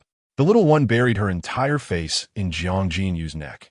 Shaking with sobs, the baby thought this journey would be perilous, but never imagined it would almost cost elder brother his life. It's all the baby's fault. Jiang Jinyu's heart shattered at her soft cries, prompting him to hold her tightly. It's all right, Xiaoyu, elder brother is fine. Stop crying. While comforting his little sister, he glanced at the campfire. Your fire is still quite unremarkable. Jiang Jinyu smiled lightly at the person before him. The man seemed tired and sat down beside Jiang Jinyu. Your life relies entirely on this fire. Stop being so glib. After Jiang Zao had cried enough, she lifted her little head to look at the man, realizing they appeared to know each other. Hearing this, her little mouth opened wide in surprise. She buried her face in Jiang Jinyu's embrace once more, only to raise it again moments later. No, it's all this person's fault. When he pulled us from the water, he pretended he would harm the baby. Oof. The baby was only frightened. Jiang Jinyu could not help but chuckle, gently patting his little sister's head. Su Qingyu, however, was indifferent to the siblings' chatter. He recounted the events to Jiang Jinyu. It turned out that Li Yu had deliberately caused trouble during the march, allowing their carriage to lag behind Jiang Jinyu's. Then he suddenly attacked. Aiming to eliminate Su Qingyu. If my wife hadn't woven this with silver thread, I might have met my end. Su Qingyu produced a protective charm from his bosom. It bore a blade mark but had not penetrated, likely due to the fine stitches and silver thread. Su Qingyu's gaze softened as he gently caressed the charm. As for that traitor, if he falls into my hands, I will ensure he suffers greatly. Hearing this, Jiang Jinyu was at a loss for how to comfort him and merely patted his shoulder. Jiang Zao listened with boredom, fully engrossed, but unexpectedly, in a moment of distraction, she looked toward the river and locked eyes with a pair of eyes. What? There are bandits approaching. Chapter 64. It was a mistake from the start. Startled, Jiang Zao's hair stood on end, and she momentarily forgot to scream. However, Jiang Jinyu's keen gaze quickly turned, spotting the figure. The sword was drawn once more, aimed at the man emerging from the water. Su Qingyu evidently noticed as well. He had already lost his sword and picked up several stones, hurling them fiercely at the man. Those skilled in martial arts, regardless of the weapons they wield, can effortlessly subdue their opponents. Suddenly, the thief let out a pained cry and fell into the water. He thrashed about, and amidst his splashing, he shouted, "They are here! Over here, leader!" Su Qingyu and Jiang Jinyu immediately began to gather their clothes by the fire. Why is this person so bothersome? Exposing our position. That detestable thief. Jiang Zao pouted, clutching tightly to Jiang Jinyu's collar. Kill him, before departing. A murderous intent flashed in Su Qingyu's eyes as he contemplated disposing of the thief. As if he had heard Su Qingyu's words, the man sank beneath the water. But not long after, he resurfaced. It seemed his swimming skills were lacking. Don't kill him. Boo-hoo, I can't bear to see that. It's too terrifying. I'm still so young. Jiang Zao hurriedly covered her eyes, resembling a child trying to block out a frightening scene. Even without seeing anything, the thought of the man being mistreated and screaming in agony would torment her. However, if they delayed too long, they might fall victim to the pursuing soldiers. Jiang Jinyu patted Su Qingyu's shoulder as if to signal they should leave. Yes, we should hurry. Li Yu could slay 2,000 elite soldiers. So his speed must be remarkable. What a pity I can't speak. But who knows? I should trust my brother. My dear brother is the best at martial arts. Jiang Zao gazed at Jiang Jinyu with admiration. Unbeknownst to her, her elder brother had deeper concerns. He could move quickly on his own, but what if something happened to Xiao Yu during their escape? Wait. Jiang Jinyu turned around again. Perhaps there was a better way. In less than 15 minutes, Li Yu arrived with the Imperial Guards by the fire. The flames crackled on the wood, creating a considerable noise. The swift river was filled with splashes, not far from where they had just slain those 2,000 elite soldiers, leaving a crimson aftermath that obscured what lay beneath. Who had just reported hearing Wang and calling out for their whereabouts? Li Yu's expression darkened as he coldly stared at the Imperial Guards behind him. One of them was pushed forward. This individual was closest to Wang and was the first to report hearing Wang and S cries for the 2S location. Li Yu remained silent, suddenly wrapping his arm around the man's neck. You are close to Wang, and do you not feel pity for him being forced into the water to search for others? The man trembled, responding with fear, yes. But it's not that Wang is close to me. I naturally worry. However, the punishment of Wang was your decision, and I dare not voice any dissent. Oh, dare not? Very well then. Li Yu caressed the back of his head, his gaze turning icy as he tightened the grip on his dagger and swiftly pierced the man's neck. The body gradually slumped, and with a cold expression, Li Yu pushed him away, pointing and declaring, if anyone else worries about their loved ones being punished and lies to make us waste our time, this shall be their fate. With that, he strode towards the river below. If one fell into the water, they certainly would not stop midway. As the cacophony of footsteps faded, for pairs of eyes suddenly emerged from the depths. No. Wang had finally been released by Su Qingyu and rushed frantically toward the lifeless figure. Being part of the Imperial Guards, having even one or two close companions was rare, let alone witnessing one of them fall before his eyes. Yet at that moment, Jiang Zao was also in Jiang Jinyu's embrace, feeling as if she were frozen in place. Boo-hoo, why are you staring at me? I didn't do anything. It was that bad person who killed your good brother. Jiang Zao pouted, frightened by Wang's gaze, instinctively raising her small hands. But that bad person said this man must be Wang, punished and thrown into the water. So pitiful. No, he is one of the Imperial Guards. He must know where the hidden villains are. If we could turn him to our side and have him lead us, wouldn't that be highly beneficial? The small child's big eyes sparkled with newfound courage, and she lowered her hands. If only I could speak, I would surely tell him everything. I could find the weaknesses, but I wouldn't regret it. This person clearly values loyalty. As long as we communicate well, he could surely be swayed. There is no need to look at us like that. Jiang Jinyu met Wang's gaze and boldly spoke, it was not us who slashed your throat. Why speak so much to him? Su Qingyu appeared even more agitated, clenching his fists, even wishing to kill the man outright. In his eyes, the Imperial Guards were mere tools in Li Yu's hands, as despicable as the traitors who deserved death. Even though all of Wang's weapons had been confiscated, Jiang Zao's existence was a mistake. Wang scowled fiercely, evidently brainwashed. Bah, I love my dear brother, my second brother, my mother, and my father. Jiang Zao has made my family better. The common people live in peace. What is wrong with that? If the previous dynasty was not at fault, how could it have fallen? Jiang Zao trembled with indignation in Jiang Jinyu's embrace, her body wet and stained with blood. Jiang Jinyu set her down near the straw. As far as the eye could see, lush green trees surrounded them. They had struggled to find a bit of dry straw for warmth, only to have Li Yu destroy it. However, lighting a fire was not difficult. Who is right and who is wrong?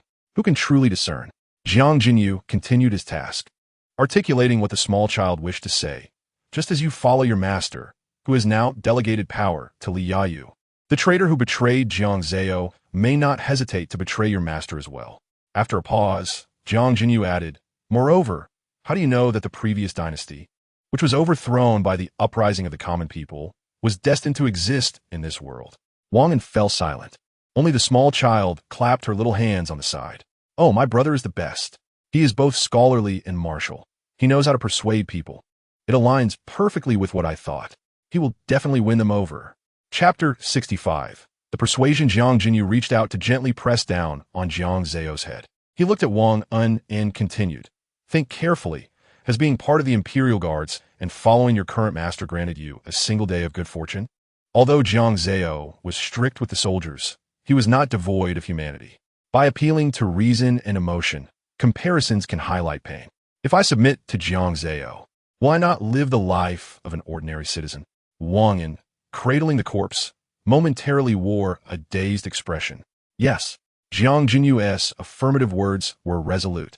If you assist Jiang Zao in eliminating the remnants of the previous dynasty, you will surely be hailed as a great hero.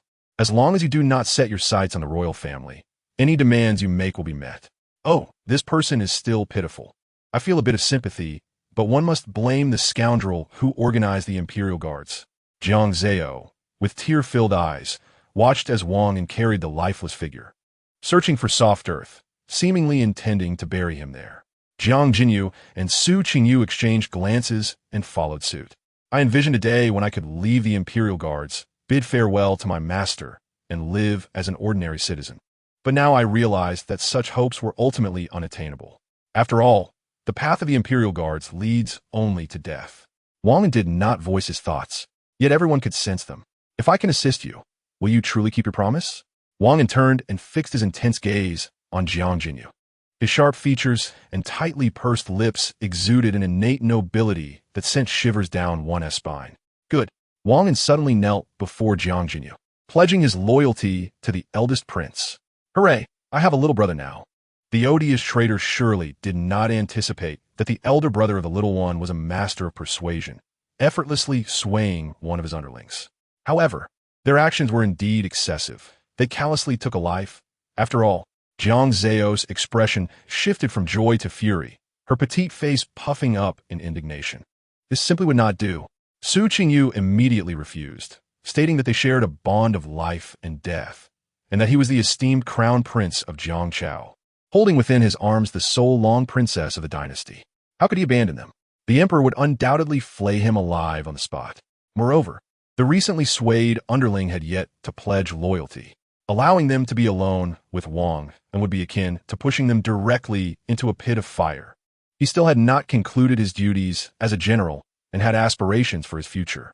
Wang An, sensing the distrust in Su Qingyu's gaze, remained silent, unwilling to counter his words. Presently, he was aligned with Jiang Jinyu and needed only to heed his directives. Should you refuse, it would be considered disobedience. Jiang Jinyu issued his final ultimatum. His stern demeanor starkly contrasted with his usual gentle disposition, exuding an air of authority. Even the little bundle in his arms shrank back, too timid to move. At this moment, the elder brother appeared quite fierce. Perhaps it was best for the little one to remain obedient. Upon further reflection, embarking on this reconnaissance mission was indeed fraught with peril. It would be wiser to advance, entering the territory of the former crown prince. Yes. Remaining by the elder brother's side seemed safer. He was attentive and would surely care for the little one. Additionally, the little one was a lucky star, destined to ensure the elder brother's safety. Elder brother, let us charge forth bravely. Listening to the soft, melodious voice rallying excitement, which only he could hear, Jiang Jinyu couldn't help but smile. He playfully teased the little bundle in his arms. Jiang Zao, still wrapped in his cloak, chuckled incessantly at his antics. Su Qingyu remained silent for a moment, unable to conjure a rebuttal. They were approaching. Wang An suddenly interjected. His abrupt statement left everyone bewildered. Su Qingyu furrowed his brow and inquired, "What is approaching? Is this how your regiment is trained to report? Speak clearly." There was no time for explanation. Wang An seized Su Qingyu and Jiang Jinyu, leading them into the forest. They selected 3 trees sufficient for the trio to take temporary refuge. Once atop the trees, Su Qingyu attempted to speak, but was silenced by the sounds below. Li Yayu's voice mingled with the rustling footsteps, imbued with a palpable malice.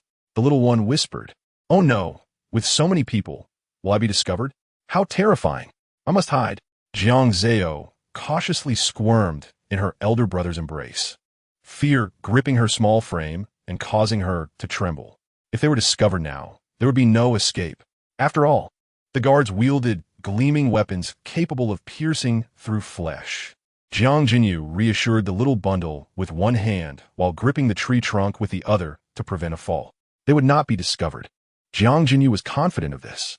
The three chosen trees, while easily visible from above, provided ample cover from below, making it difficult to discern anyone perched on the branches. Even Su Qingyu had to concede that Wang possessed a certain ingenuity, proving his loyalty. Yet, loyalty alone was insufficient. Capability must accompany it. Currently trapped, they had no means of escape, and only Wang had any insight into Li Yayu. Meeting Su Qingyu's gaze, Wang calmly produced a dagger from his person. Scanning the surroundings under the moonlight, he suddenly hurled the dagger with great force toward a nearby location. The dagger struck the tree trunk with a resounding thud. Though the sound was muffled by the cacophony of footsteps, it did not escape Li Yayu's keen ears. "Stop, Li Yayu Waluba." His malevolent gaze darting toward the source of the sound. "Is someone there? Let's see who is swift." He quickly summoned nearby guards to vacate the area. Wang let out a sigh of relief. The three descended from the treetops and fled in the opposite direction of Li Yayu. They sought refuge on a steep slope entwined with vines, resolving to rest briefly. Jiang Jinyu tended to the fire, casting an appreciative glance at Wang and for his clever strategy, utilizing Li Yayu's suspicious nature to create a noise akin to agile movement among the branches.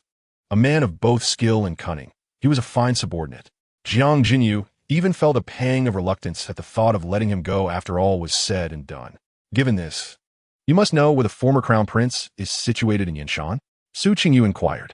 Wang nodded, his brow furrowing as he elaborated that he had his own considerations while stirring up trouble in Jiangchao. He shifted locations daily, never settling in one place. The implication was clear. Without reinforcements, it would be futile to attempt capturing him single-handedly. Jiang Zao, nestled in Jiang Jinyu's arms, extended her tiny paws in earnest prayer, as if attempting to mimic the supplicants at the temple. However, her small claws could not align perfectly, and in frustration, she dropped her paws. "Oof, I shall chop off this chubby paw one day and have dear mother turn it into meat soup." Jiang Jinyu felt the heavy atmosphere dissipate somewhat. Yet, pressing matters needed resolution. "Let us finalize this. You shall set off tomorrow. Be vigilant," he instructed Su Qingyu. The journey ahead was rife with ambushes. Yet with Su Qingyu's prowess, he should manage to evade capture. "Time is of the essence. I shall depart immediately." Suinju declared, rising to brush off the dirt from his clothes. He then requested Wang and to indicate a route less likely to encounter Li Yayu and set off alone. 3 days later, within the imperial city of Jiangchao, in the Yangxin Hall, Jiang Huijing and Shui Xiangrong anxiously awaited news. As soon as the alert Su Qingyu entered the hall, Shui Xiangrong, disregarding formalities, grasped his arm in a panic, inquiring if the emperor had encountered any issues. They had been unable to locate Yuer for the past 2 days, having searched the entire palace, even uprooting the flowers and plants in the imperial garden. Yet to no avail. "Your Majesty and the Empress need not worry," seeing the Queen Mother and the Emperor in such distress. Su Qingyu hurriedly recounted the events of the past 2 days. "Preposterous!" Jiang Huijing exclaimed, slamming the table before him. He issued a military decree, which Su Qingyu promptly accepted. "Wait." As Su Qingyu turned to leave, Jiang Huijing, seemingly struck by a thought, stopped him. Shui Xiangrong grew anxious again. "Your Majesty, if you have any commands, please speak. Do not delay." The earlier news had nearly overwhelmed her with distress. Their precious daughter had been found, but in the perilous Yanshan. That place was not for ordinary folk, and one would only venture there in dire circumstances.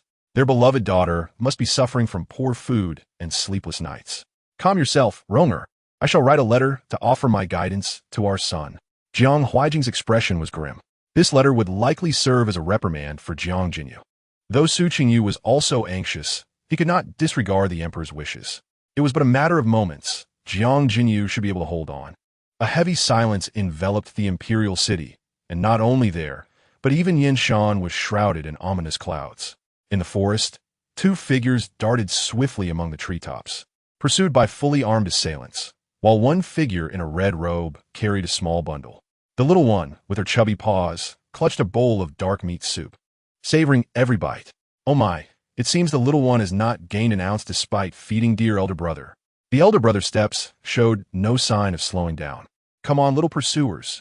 Here we are, the baby is right here, and big brother is here too. If you have the ability, come catch us. You won't be able to. Jiang Zao, nestled in her elder brother's embrace, even had the leisure to stick out her tongue at the pursuers behind them. At this moment, Jiang Jinyu had no time to concern himself with his younger sister. He and Wang Yin swiftly leaped through the woods and finally evaded their pursuers by hiding in a tree hollow. It was a trunk so massive that it would take 4 or 5 people to encircle it, likely having grown for 100 years. Taking advantage of their respite, Wang Yin carved out a hollow in the tree, even at the expense of his hands being scraped raw. He fought tirelessly for the dream of his people. Oh, a few days ago, I saw Wang Yin sneaking out, and I thought he was trying to run away. Now it seems I underestimated him. I apologize. Jiang Zao, with remnants of meat on her face, nodded repeatedly at Wang Yin. The child intended to bend down, but being confined in Jiang Jinyu's arms, she could hardly move. If reinforcements were to arrive today, we could organize ourselves and attack Yinshan tomorrow, eradicating this place. I swear to uphold my promise. Jiang Jinyu leaned against the thick trunk, not releasing his hold on Jiang Zao. Wang Yin nodded in agreement. He was about to quietly start a fire when, unexpectedly, several arrows suddenly rained down from the sky. They are stationed nearby. Shoot through those trees. I want to see how long they can hold out. Li Yeyu's ominous voice echoed from below the tree. It seemed their escape had been discovered, especially since among the 3 of them, one was still a child, and they couldn't have fled far. Now, if they dared to confront them, the 2 could still defend themselves with their swords, albeit briefly. Yet, they would ultimately still be captured. However, remaining here without making a move might not guarantee their survival either. Chapter 67. A small victory in light of this. Daydreaming was no longer an option. Wang Yin let out a bitter smile, his expression quite grim. He longed to be an ordinary citizen, free from the burdens of swords and the taking of lives. Yet here he was, facing possible demise at the hands of Li Yeyu. Patience is essential. We have not yet reached a dead end, and there may still be a way out. Jiang Jinyu's cold gaze was fixed on the outside, his back pressed against the sturdy tree trunk, unwilling to move. Wang Yin had previously stated that the arrows used by the Imperial Army were poisoned. Even a slight touch could extinguish a life in an instant. It's quite nice to meet my end here. Usually, one is buried in a small mound of earth, but I'm different. I'm up in a tree. How splendid, Jiang Zao remarked, slightly ashamed. Despite knowing the eventual outcome, she still felt helpless to save her elder brother. Her brother, skilled in martial arts, would have been better off if he had let her go sooner. Now, if he did not release her, should they be attacked, he would surely be left crippled. The little one sighed in melancholy, her worries evident even as she filled her belly in Jiang Jinyu's embrace. Seeing his sister succumb to despair, Jiang Jinyu could not bear to reprimand her. It was his inadequacy that he could not even protect his younger sister. Your Highness, I will lead them away from here. You and the princess still have a chance of survival, so hurry. Wang Yin declared, his thoughts unknown as he listened to the arrows continuously falling outside. Speaking of his rural hometown, a flicker of nostalgia and attachment crossed Wang Yin's eyes. Over the past few days, he had divulged much about his background. It was a tragic tale, devoid of parents, forced to sell himself to a commander seeking to sustain the Imperial Army. The army had grown strong, nurturing countless children with sorrowful pasts. No, Jiang Jinyu rejected without a moment's hesitation. We are all in the same boat. How can I stand idly by and watch you sacrifice yourself? Moreover, the Imperial Army outside is increasing in number. To search for us, it appears Li Yeyu has mobilized nearly all his troops. Stay calm, Jiang Jinyu reassured Wang Yin, who looked ready to charge out and confront Li Yeyu in a frantic battle. Additionally, Wang Yin was the only one who knew the whereabouts of the former crown prince. Should he fall, there would be no one left to guide them, making it much harder to contend with the former crown prince. Your Highness, there is no chance for a turnaround. Wang Yin's restraints seemed to be waning. That General Su claimed to seek reinforcements, but where are they now? I have been fleeing with you for 4 days. If we cannot hold out any longer today, you can see we will all become pincushions. After a pause, A flicker of desperation crossed Wang En's eyes. He was eager to secure a glimmer of hope for Jiang Jinyu and, without hesitation, leaned forward to charge out. Arrows grazed past their ears, sending a shiver down Jiang Jinyu's spine. "Have you lost your mind?" Before he could scold Wang En, he noticed his friend's complexion turn pale in an instant. Even in the face of death, he had never appeared so ashen. "Ah, big brother, save me. I'm falling. Wah, I'm going to splatter." The child's wailing echoed throughout the forest, a sound that filled Jiang Jinyu with a soft yet piercing terror. His heart clenched fiercely. Without a second thought, he leapt towards the tree hollow. "Where?" Jiang Jinyu gritted his teeth, exerting every ounce of strength to draw his sword at this critical moment. Such a turn of events could seal their fate.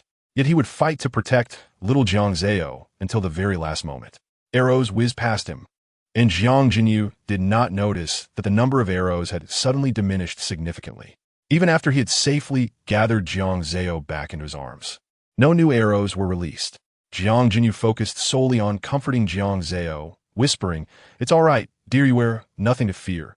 Big brother is here." In times of dire peril, the comfort of a loved one can be profoundly moving.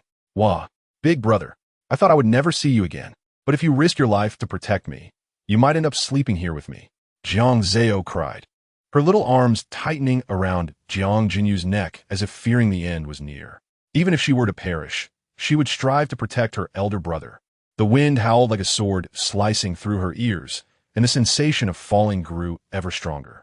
Yet, after what felt like an eternity, Jiang Zao still did not realize her small frame had made contact with the mud below. "Ah, why doesn't it hurt? Did I fall too fast? And it's already over?"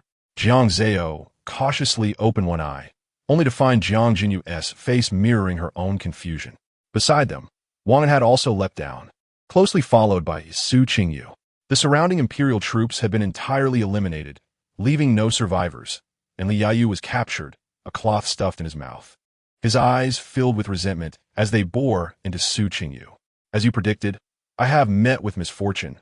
Su Qingyu and Li Yayu faced each other, neither willing to yield. "If not for my exceptional martial skills, I would likely have met a similar fate." "Why?" Li Yayu shukulat sinisterly. Jiang Zao was startled, nearly jumping out of Jiang Jinyu's embrace. The little one seemed to recall a nightmarish scene, her big eyes brimming with tears. Jiang Jinyu, feeling pity for his little sister, kicked Su Qingyu, demanding he take his interrogation elsewhere. "This will not take long. I also have a personal letter from the Emperor for you." As Su Qingyu began to retrieve the letter, a sudden uproar erupted behind him as Li Yayu burst into maniacal laughter. The imperial family. They care deeply for their bloodline, but regard their concubines as mere weeds. He drew the attention of everyone present, yet he had no time to tidy his disheveled appearance. Tears brimming in his eyes, filled with hatred, he glared at each person in front of him. "Li Huahua, do you remember? My sister. She died in the imperial city. Nameless and unacknowledged. You are all executioners. You all deserve to die. I will capture each of you myself and execute you slowly." Chapter 68. A Grim Fate. Li Huahua? Su Qingyu furrowed his brow, unfamiliar with the palace concubine. Who is she? Even he was caught off guard, which amused Jiang Jinyu to some extent. Li Huahua was previously the beloved of Gao Bin. After speaking, he recounted the events between Li Huahua and Gao Bin in detail. However, despite the calmness of his words, they still provoked Li Yayu. His eyes turned bloodshot, veins bursting with rage, and he forcefully spat out the cloth ball, cursing Jiang Jinyu in a hoarse voice. "How dare you tarnish my sister's reputation? My sister was summoned to the palace and could not marry into the Gao family. You vile scoundrels! You wretches!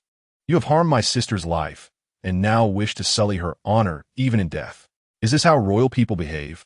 Su Qingyu looked at the panting figure before him with utmost indifference and coldly remarked, "I had thought you to be clever, which is why I fostered you to be a deputy general. Let us not mention the rest. Surely you are aware of Gao's repeated attempts to persuade your father to send Li Huahua to the palace?" Li Yayu's face momentarily registered shock. With that, he ordered Li Yayu to be taken away for processing. Oh, what a decisive general. I had thought he might show some mercy and have him escorted to the imperial city for judgment. While pondering, Jiang Zao could not shake the habits of childhood, often finding her fingers in her mouth. Jiang Jinyu pulled her little paw from her mouth while glancing at Su Qingyu. "You mentioned you brought a letter from my father. Where is it? Show it to me. Oh, this is of utmost importance. Su Qingyu slapped his forehead, nearly forgetting about it. He hurriedly had someone fetch his package and quickly located a letter within. The familiar signature and handwriting were apparent. The strokes were vigorous and forceful, though somewhat hasty. Yet it did not hinder Jiang Huaijing from reprimanding him. The little one still retained some literacy skills and chuckled upon reading the somewhat agitated words. It seems Father Emperor is truly anxious. Even Eldest Brother's residence has been completely dismantled. But fear not, I am generous. I shall let Eldest Brother reside in my chamber. Jiang Zao playfully patted her elder brother's face, her round, chubby face blooming with joy. It was not that he intended to eavesdrop, but the person stood so close that it was difficult not to see. Jiang Jinyu contemplated for a moment before tucking the letter away to discuss it later. Xiaoyu was still shaken, and I must certainly eradicate the faction of the former crown prince here. If Xiaoyu were to leave without trustworthy company, she would be frightened. Oh, how thoughtful of Eldest Brother. I love him dearly, and I have decided to find him a beautiful sister-in-law in the future. And then, a lovely little nephew. Jiang Zao's face was filled with mischievous delight, her small visage betraying a hint of cunning. Jiang Jinyu stumbled slightly as he turned to fetch water to wash her face, then raised his hand to gently press down on her little head. Su Qingyu was amused by the siblings' interactions. At that moment, however, a soldier approached, pale-faced, to report that Li Yue had been abducted. What? Su Qingyu's expression immediately turned grave. It was precisely because he did not want Li Yue to escape that he resolved the matter on the spot. Su Qingyu struck the tree trunk beside him forcefully, his eyes dark with concern, clearly indicating that there was a traitor within the army, and that traitor had been taken. What? The one who threatened us with our demise has been abducted? Jiang Zao felt a chill run down her spine and hurriedly shrank into Jiang Jinyu's embrace before he could press down on her head. He felt pained as he noticed the little bundle trembling in his arms, frowning at Su Qingyu. Thus, let's take a day to regroup, review the list of names, and investigate the backgrounds of the soldiers to identify the traitor. They ultimately summoned Wang En for a secret discussion, allowing Su Qingyu to accompany Wang and to scout the enemy's movements. Jiang Jinyu held her and began counting the number of reinforcements. Yet for some reason, Jiang Zao felt as though a pair of wolf-like eyes were fixated upon her. Before she could comprehend, a shadow loomed over her. The little bundle's legs stiffened as she looked up to see a panting Su Qingyu and Wang En. Have you found their hideout? Jiang Jinyu inquired with a frown. How could you be so exhausted from scouting? Su Qingyu waved his hand dismissively, collapsing onto the ground and gulping down 3 large mouthfuls of water.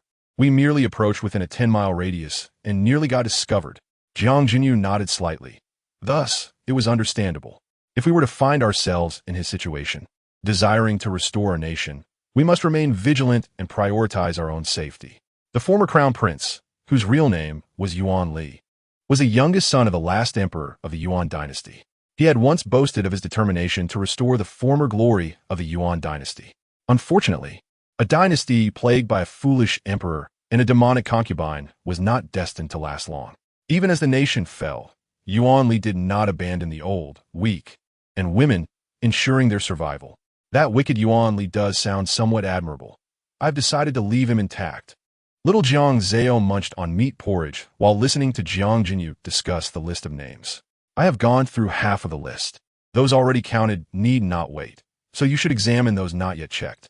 Jiang Jinyu carried Jiang Zao toward the tent, leaving Su Qingyu behind, exclaiming, "You leave me here to continue counting the army alone? I too wish to rest, and he must ensure his little sister gets a good rest." Observing that Jiang Zao's large eyes were nearly closing, Jiang Jinyu quickened his pace. Upon entering the tent, he deftly removed his cloak and placed Jiang Zao gently onto the makeshift bed. Furthermore, Jiang Jinyu took the time to fold his cloak and cover the little one's belly. Jiang Jinyu rarely witnessed Jiang Zao asleep, let alone held her while she slumbered. This feeling was quite novel. Who could have imagined that he would have his little sister by his side during such a time? Were it not for her, he would likely have perished in Yinshan long ago. Jiang Jinyu gazed tenderly at the little bundle, unable to resist poking her cheek gently. However, he did not anticipate that this gentle poke would nearly awaken Jiang Zao. The child slowly opened her large eyes, but quickly closed them again, leaving a small gap, appearing to be asleep, yet not entirely so. At that moment, her little mouth suddenly uttered two words, water, water. Shall you be good? Big brother will fetch you some water right away. Jiang Jinyu had no experience in lulling Jiang Zao to sleep, assuming she was merely awakened by the noise. He hurriedly comforted her before rising to leave the tent. In the military encampment, the tents were pitched closely together, especially Jiang Jinyu's tent, which was positioned at the center. The water was unclean. He needed to boil it in front of the tent before bringing it inside for Xiao Yu's peace of mind. However, completing these tasks took a full quarter of an hour. Jiang Jinyu cautiously brought the hard-won water into the tent, only to spill it in an instant. The tent was empty, and there was no trace of Jiang Zao. In an instant, chaos erupted among the troops as tents were torn away one after another. At that moment, Jiang Zao was being carried by someone, soaring through the woods. Whoa, I was sleeping halfway. Jiang Zao groggily opened her eyes, her drowsiness startled away. Only then did she realize she had been abducted again, and right in front of her elder brother, in the dark, damp cave, without a few torches. One would surely be unable to see one's hand in front of their face. It was not until a cloaked figure beside Jiang Zao reported inward that the little bundle noticed another person standing there. It is so dark in here. I could hardly see. The villain in black. Could he be the legendary former crown prince? The delicate little dumpling suddenly widened her eyes, fixated on the person before her, who slowly turned around. Let it go, she said. A chuckle escaped Jiang Zao, who couldn't help but laugh. Ha ha ha. Baby can't hold it in anymore. My stomach hurts from laughing, but I really can't help it. What is this thing? The cave fell silent, with only the laughter of the child ringing out clearly. The man in black, about to leave, paused his steps and quickly activated his lightness skill, leaping out directly. This little brat dared to be disrespectful in front of the master. He was surely doomed. He certainly didn't want to be implicated. Jiang Zao remained oblivious to the absence of one person in the cave, still giggling uncontrollably. It wasn't until Yuan Li approached with that laughable black-red mask, coldly staring at Jiang Zao, that she sensed danger. I'm sorry, baby won't laugh anymore. I know I was wrong. Please forgive me this once. And may you be blessed for a lifetime. The little dumpling obediently knelt on the muddy ground of Shandong, her eyes beginning to lose focus. It was over. She was far too dazed to have laughed at the crown prince of the previous dynasty right in front of him. You certainly have some nerve, Yuan Li remarked suddenly, his voice hoarse and unpleasant, sounding as if it had been smoked. This was to be expected. Many had heard Yuan Li's voice, and it was only natural for him to ruin his own throat to avoid being tracked. Ha ha, I'm sorry, I can't help it. It really sounds like a little duck quacking. Jiang Zao struggled to suppress her laughter, her round little face resembling one stuffed with dumplings. Yet, she was merely a 3-year-old child, lacking the composure to contain herself. When Yuan Li leaned in again with that mask, she burst into laughter, a few droplets of saliva splattering onto Yuan Li's mask. Chapter 69. Revenge fulfilled. Seeing this, Jiang Zao could only stifle her laughter, gently raising her hand to wipe away the droplets. I'm sorry, baby didn't mean it. I truly didn't intend to, but please don't kill me. However, that voice is truly dreadful. The little dumpling felt half frightened and half amused. But in the next moment, her gaze shifted, and she felt herself lifted. Yuan Li's mask slowly came into view. Through the two dark holes, she could even sense Yuan Li squinting his eyes, a look of displeasure across his face. Wow, baby's being picked up. Am I going to be slaughtered? Yet Yuan Li seemed to ignore her entirely, simply lifting one of her small feet and calling out towards the cave entrance. Suddenly, 2 wolfhounds rushed in, drooling over the fresh meat in Yuan Li's hand. Little lucky star of Jiang Zao, if you were gone, just imagine how your good father would react. The hoarse, unpleasant voice grated on Jiang Zao's nerves. Upon realizing he intended to toss her to the dogs, her cries grew louder. I was wrong. I won't dare again. I promise I won't laugh at you anymore. The 2 wolfhounds, ravenous, bared their teeth. Even before Yuan Li could drop Jiang Zao, one of them lunged forward, seemingly eager to taste such a delicacy. This was terrible. Jiang Zao's tears fell like rain, her face flushed for being upside down, looking quite pitiful. When had she ever endured such humiliation? No, I must learn from my brothers. Even if I'm to be slaughtered, I must not cry. Gradually, her sobs ceased. Yuan Li paused in surprise. He had only intended to tease the little brat before tossing her to the dogs. But to his astonishment, she had stopped crying? What fun was there in that? Since learning about everything that transpired in the palace, he had developed murderous intent towards Jiang Zhao's little lucky star. Although he was unaware of how Jiang Zhao had thwarted his plans, it was still correct to eliminate her. Not to mention that he had sent both Feng and Jing to their deaths. As this thought crossed his mind, Yuan Li's anger flared. He harbored malicious intentions, wanting to witness Jiang Zhao cry in fear to the utmost before being devoured by the wolfhounds. Thus, I can assure you, now that you have fallen into my hands, there is no escape. Not even a single bone shall remain. These two wolfhounds can even crush cow bones. As he spoke, a sinister light shone in Yuan Li's eyes. To further prove the truth of his words, he shook Jiang Zhao's small foot vigorously. Ugh, baby feels nauseous. I can't hold it in anymore. At that moment, all of Jiang Zhao's fear was replaced by her body's instinct. She let out a loud cry and vomited a pile of meat soup.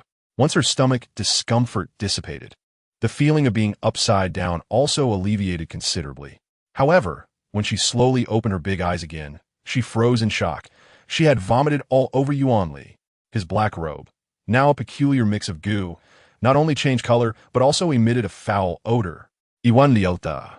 A surge of rage reminiscent of when Yuan Zhao's country fell, leaving him in a similar state of disgrace. You are cursed.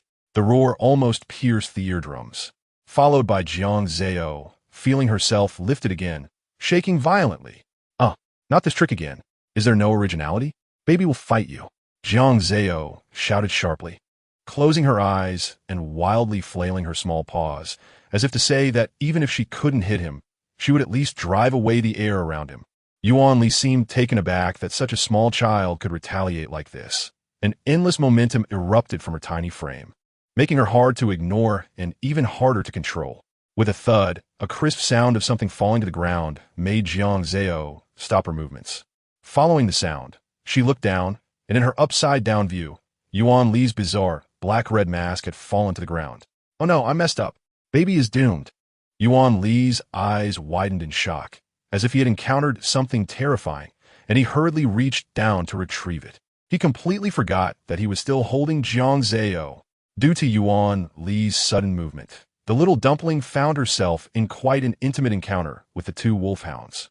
In the next moment, a scream erupted that nearly shook the cave apart.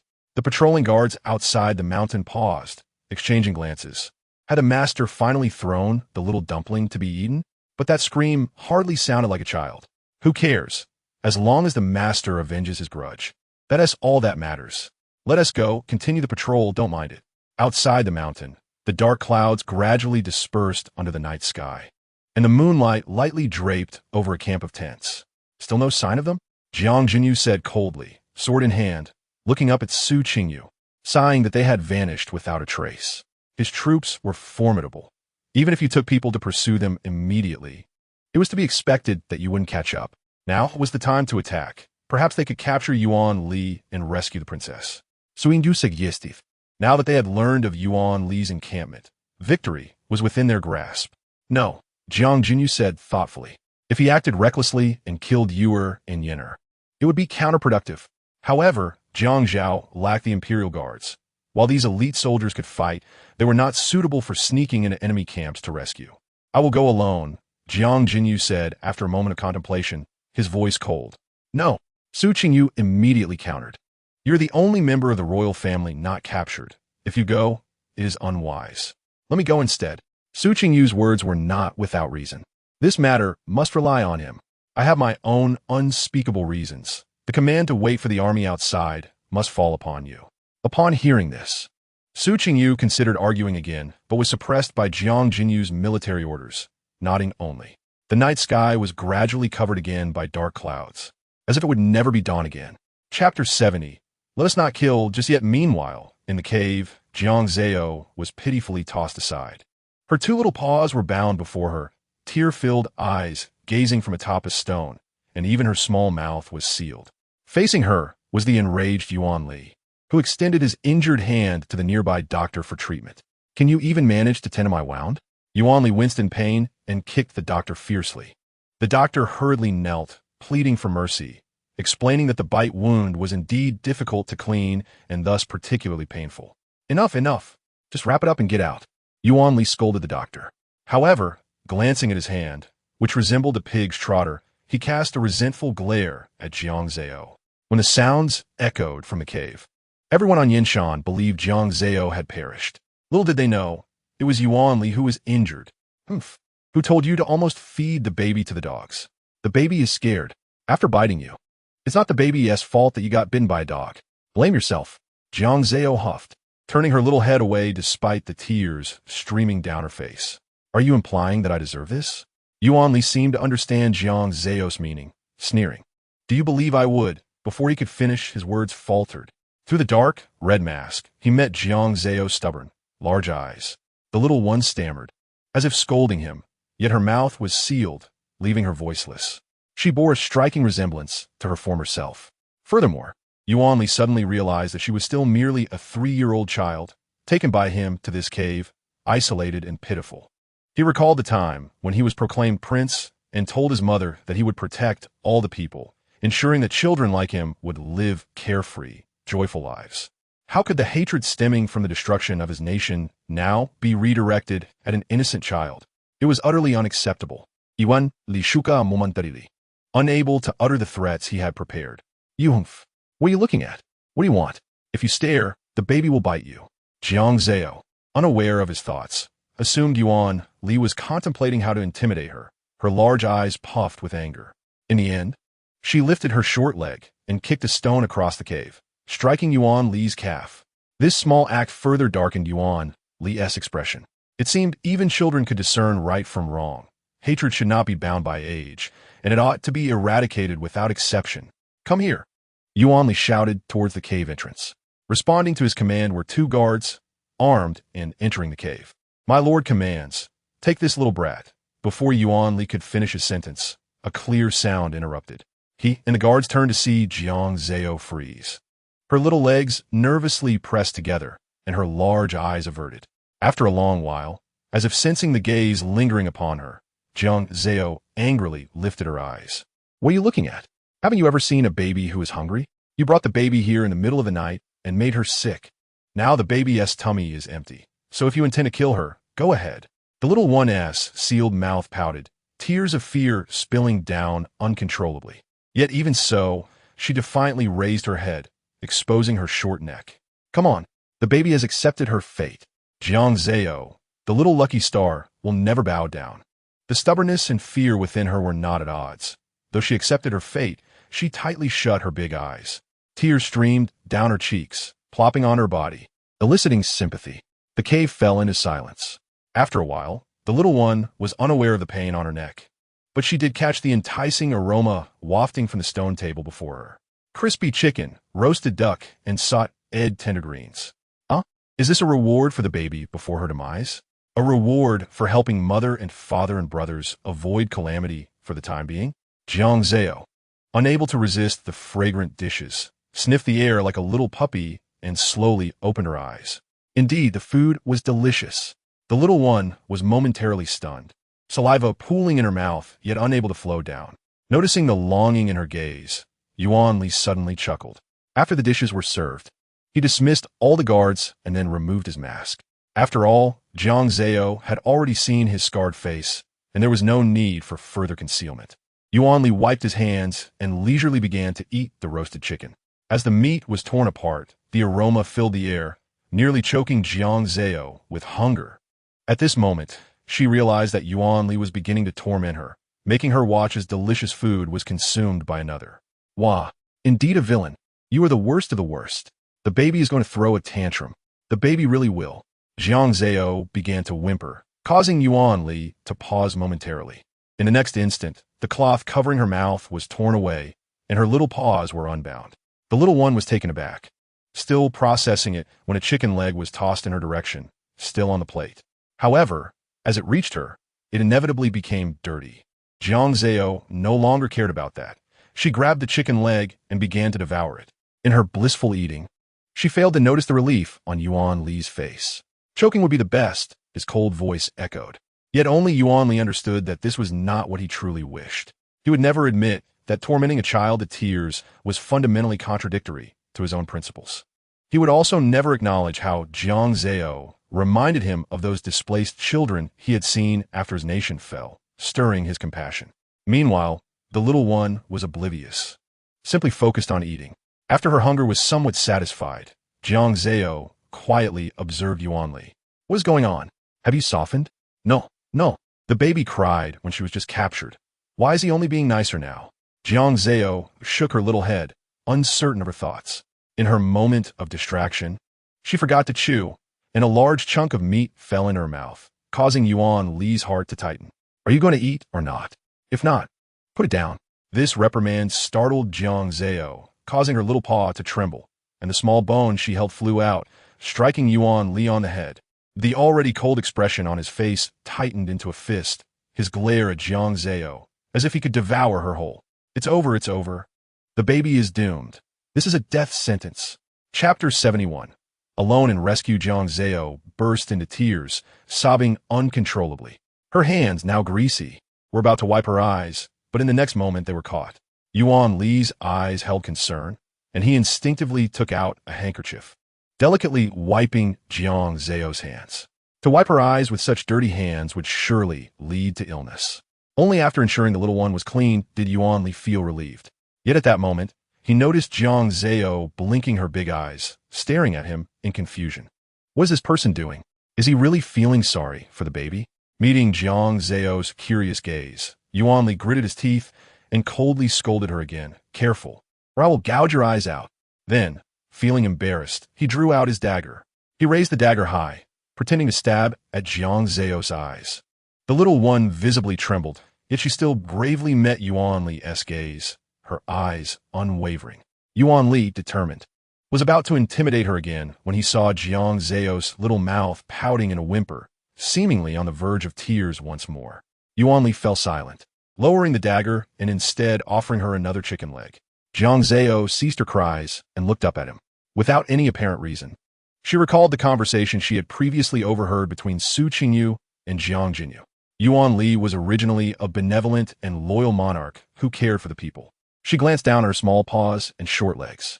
After all, she was still a child, no matter how much Yuan Li despised the Jiang Dynasty.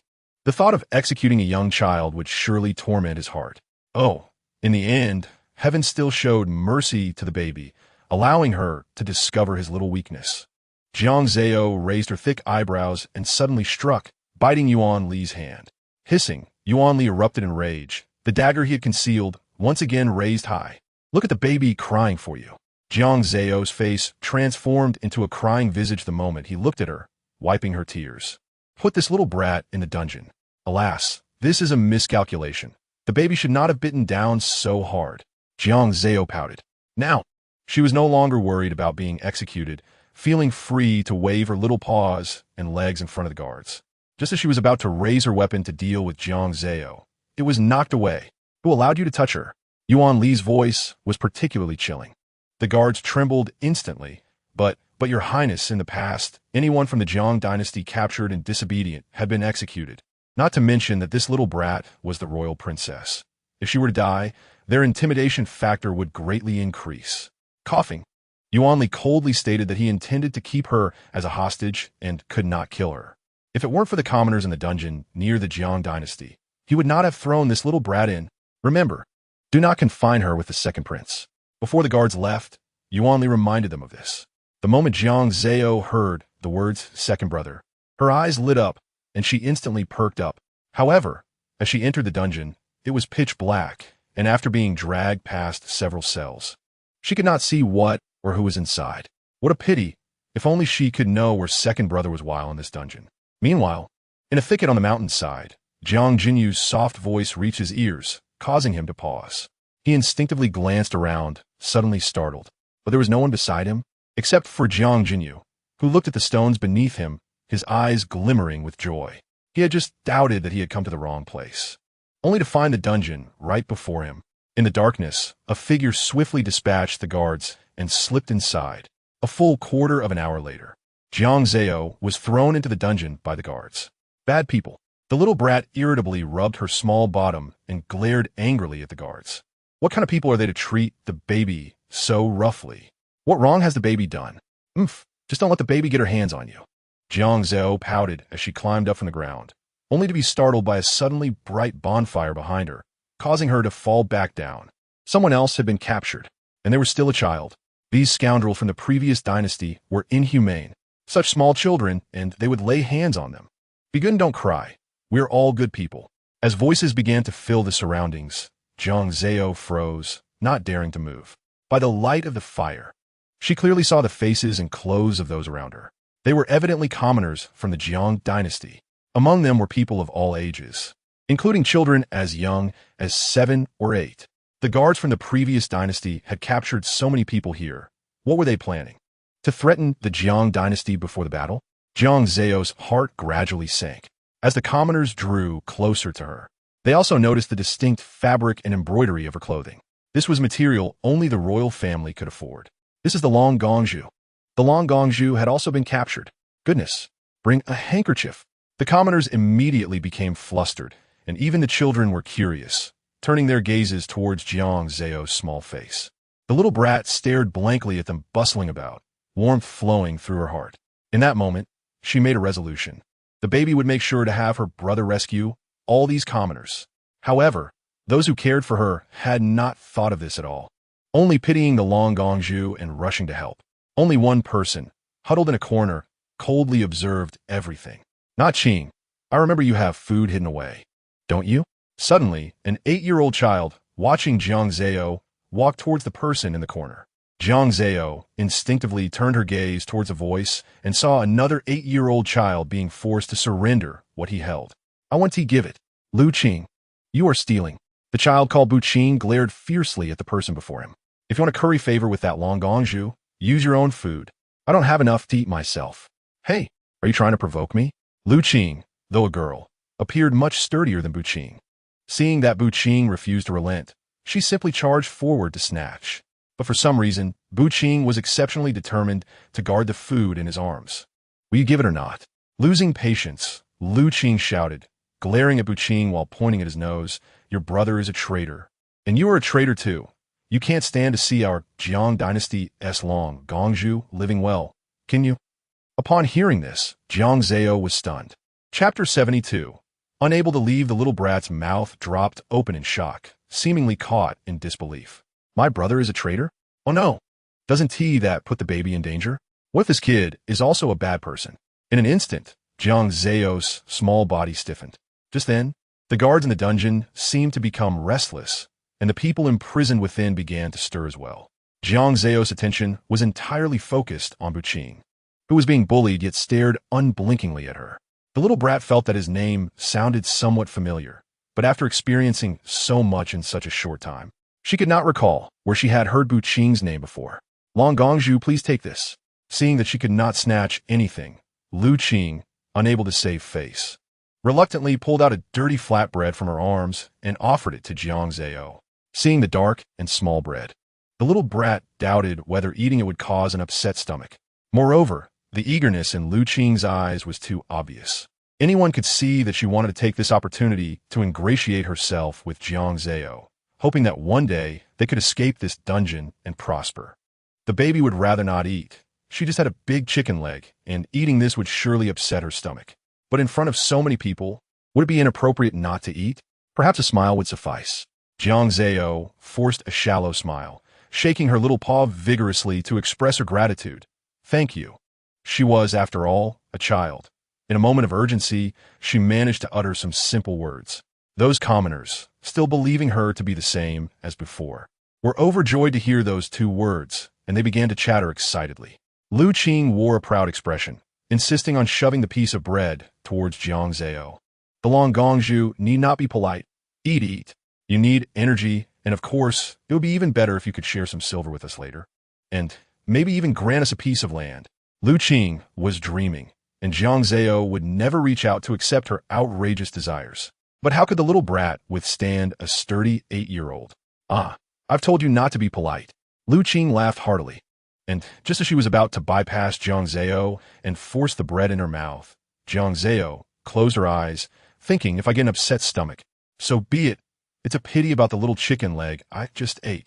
Jiang Zao heard a sneer interrupting Lu Qing's actions. With that broken bread, You had it pressed under your bottom yesterday, and one tea, even eat it yourself. Yet you want to give it to the Long Gongju? How much do you respect her? In the end, Bu Qing coolly remarked, I see you don't care about the Long Gongju. You care about your family's glory. How hypocritical. Bu Qing, you think you are so noble and great. Why don't you learn from the sages and eat nothing at all? Guarding that piece of broken cake is merely because it contains the meat that your brother instructed you to eat before his demise. Upon hearing this, the little round figure opened her eyes. However, the two individuals before her had already engaged in a scuffle, and the others in the dungeon showed no intention of intervening. Oh dear, please do not fight. What if someone gets hurt? This Lu Qing is truly self-righteous, considering herself a good person, yet she is worse than the villains. The baby does not like this. Jiang Zao furrowed her brow, attempting to intercede, unaware that the guards behind her had gradually been lured away by the commotion. In the next moment, the little round figure heard a familiar voice. Xiao Yue, elder brother. The little one turned in disbelief to see a young boy dressed in red at the dungeon door. Meanwhile, Jiang Dynasty was momentarily taken aback by the scene within the dungeon. The citizens of Jiang Zhao were indeed suffering greatly at the hands of Yuan Li. However, the immediate priority was to ensure Jiang Zao's safety. Come quickly. Jiang Dynasty beckoned the dazed little round figure, for his elder brother could not hold them off for long. Gome. Jiang Zao, upon realizing, instantly broke into a radiant smile. The surrounding citizens were still in a daze, except for Lu Qing, whose eyes sparkled with excitement as she charged forward like a pig, not even noticing when she collided with Jiang Zao. Your Highness the Crown Prince. As she drew near and beheld Jiang Dynasty's handsome visage, Lu Qing blushed deeply. Jiang Dynasty maintained a distant demeanor, nodding his head. Yet this did not dampen Lu Qing's enthusiasm. Your Highness, are you here to take the Long Princess away? Could you possibly take me with you? I promise to protect the Long Princess throughout the journey. Her voice was hardly quiet, awakening the surrounding citizens. The Crown Prince has arrived. Is he here to rescue us? Your Highness, we knew Jiang Zhao would not abandon us. Hearing the citizens' clamor, Jiang Dynasty felt a rush of urgency.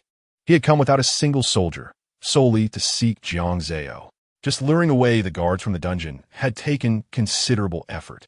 Now, Jiang Dynasty had to lay the truth bare. Rest assured, Jiang Zhao will certainly rescue you, but for now, you must endure. The army is stationed at the foot of the mountain and will soon advance. Jiang Zhao will never forsake you. The citizens were deeply moved. With the Crown Prince's word, we are content. To be born in Jiang Zhao is truly a blessing. Your Highness, please be careful. First, take the Long Princess away. The citizens all attempted to hand Jiang Zao over to Jiang Dynasty, but suddenly, the little round figure burst into tears. Why are you crying? Hurry and let His Highness save me. Lu Qing, however, had completely abandoned her earlier amiability towards Jiang Zao, now gripping her tightly and glaring at her fiercely. She even pinched the little round figure's arm, causing her to cry even louder. Cry. Cry louder. Otherwise, those damned guards won't hear you. If I can't escape, neither will you. I am a citizen of Jiang Zhao. You cannot abandon me. Lu Qing's eyes glinted with malice, frightening Jiang Zao into tears.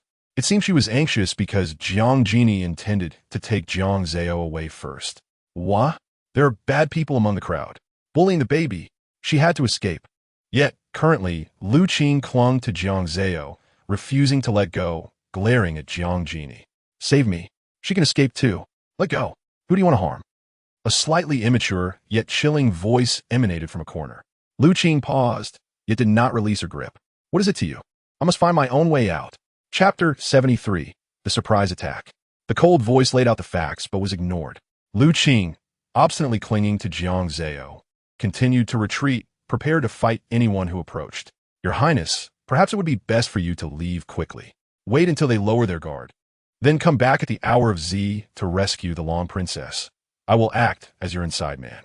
Bu Qing approached Jiang Dynasty and spoke coldly. Despite being merely an 8-year-old child, bearing wounds on his face, his words were resolute, devoid of any hint of timidity. Why should I trust you? A child so bold, capable of doing things that even ordinary adults could not.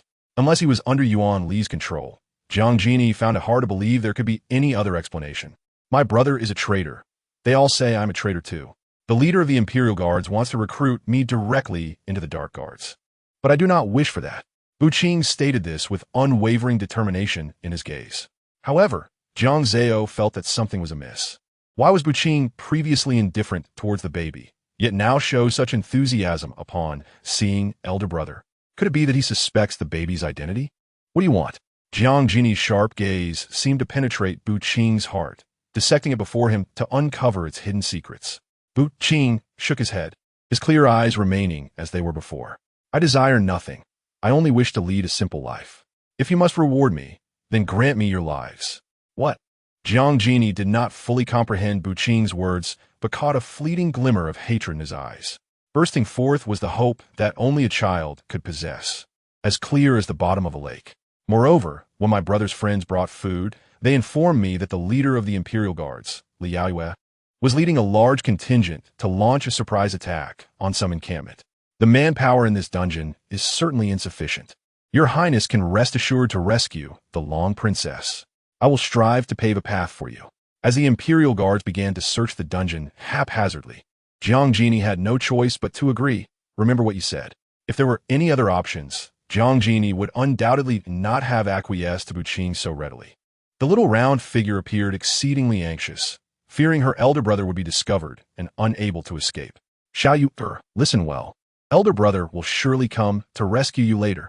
With that, he attempted to comfort Jiang Zao, but the little round figure pushed him away, insisting, Go. Seeing Jiang Zao on the verge of tears, Jiang Jin finally stepped back. Yet, before he could breathe a sigh of relief, Qing approached once more, sweetly ingratiating herself. Long Princess, I apologize for earlier. Could you perhaps let me go with you on account of my attempt to offer you cake? Despite being merely an 8-year-old child, her flattery surpassed that of even adults.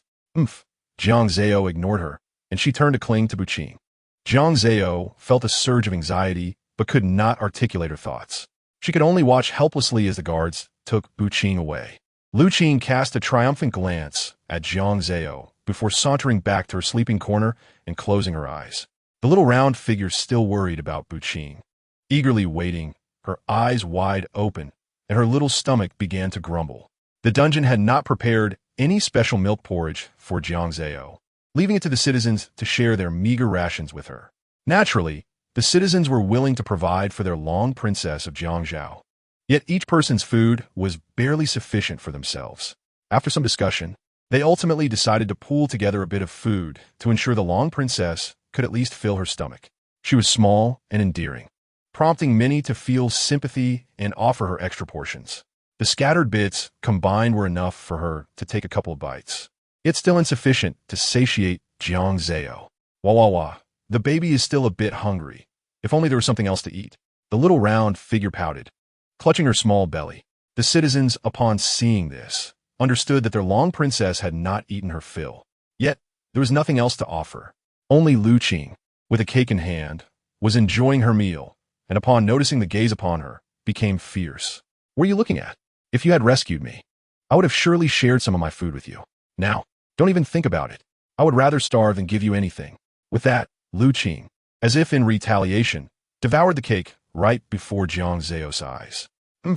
Wicked Qing, wait until my dear brother arrives to rescue me and the people. I will surely make you sit on the horse's rear and toss out your wicked heart. Although Jiang Zao was furious, she found herself powerless. The cave was cold, and thus she could only tuck her little paws and fall into a deep slumber. When the little dumpling looked up, she was astonished to see Qing completely unharmed. How can he be unscathed? I thought I would never see him again after being reported. Jiang Zao's mouth gaped open as if it could fit an egg. But at that moment, it was stuffed with meat pies. Rest assured, I managed to deceive them. Now we just wait for the Crown Prince to come and rescue you. Qing seemed to understand Jiang Zao's astonished gaze and began to explain. Deceive? Are those wicked people so easily fooled? However, I have figured out that Yuan Li is rather anxious when I cry. The little dumpling continued to eat her meat pie, nodding occasionally, but her thoughts wandered.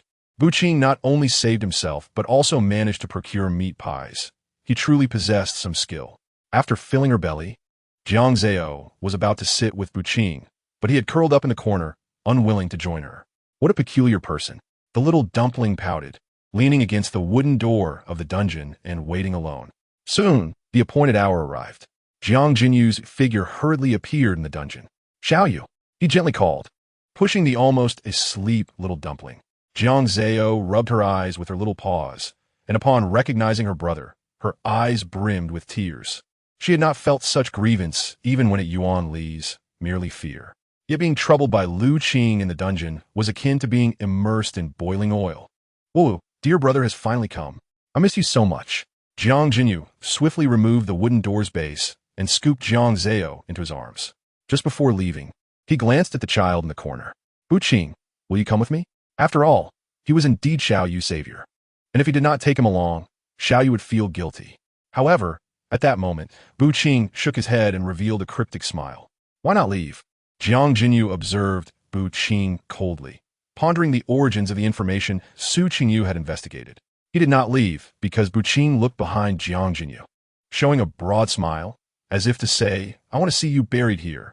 As his words fell, dozens of guards suddenly surged out of the prison. They brandished spears, all aimed directly at Jiang Jinyu. The little dumpling anxiously scanned the approaching guards, her expression frantic as she clutched Jiang Jinyu's neck. "What should we do? We are surrounded." "You are quite clever, Bu Qing." Jiang Jinyu tightened his embrace around the little dumpling, soothing her. Yet his tone was icy as he addressed Bu Qing. "You wish to avenge your brother Bu Feng, but you must consider who has brought you brothers to this predicament." Bu Feng was chosen for the guards and even favored by Yuan Li precisely because Yuan Li used you as leverage against Bu Feng. Now you harbor hatred for another victim. What do you hope to gain? Upon hearing this, even the slowest of dumplings realized that Bu Qing was indeed Bu Feng's brother. No wonder the name sounded so familiar. "I will have my revenge." Bu Qing seethed, "You royal family, always high and mighty, killing us at will. I will surely avenge my brother. And though my brother is a guard, he is still a prince. It is futile to speak further with you. You have destroyed my brother's bright future, and now you all must die." As he spoke, he seemed to envision the grim fate awaiting the two before him and could not help but break into a sinister grin. "Xiao Yu, hold on to your brother tightly," Jiang Jinyu urged, no longer paying attention to Bu Qing, gently coaxing the little dumpling. "With so many guards, brother surely cannot take me away." Jiang Zao could not help but look up at her brother. However, Jiang Jinyu only held her securely and then produced a concealed weapon from behind. He swiftly hurled it toward several guards ahead and kicked down two at the entrance, darting out quickly. Outside, his allies awaited, but as Bu Qing watched them leave, he leisurely rose from the corner. "Bu Qing, you have even entangled yourself with the former crown prince." Lu Qing, witnessing the scene, hurried to Bu Qing's side, ingratiatingly saying, "I was wrong before. I am willing to follow you and serve the former crown prince. Please take me with you, all right?" Bu Qing coldly scoffed and kicked Lu Qing's shoulder. "Have you forgotten how you have bullied me all this time?" Seeing him grin, Lu Qing trembled, covering her face, fearing another beating. But Bu Qing did not linger in front of her. After all, the pressing matter lay outside with the two.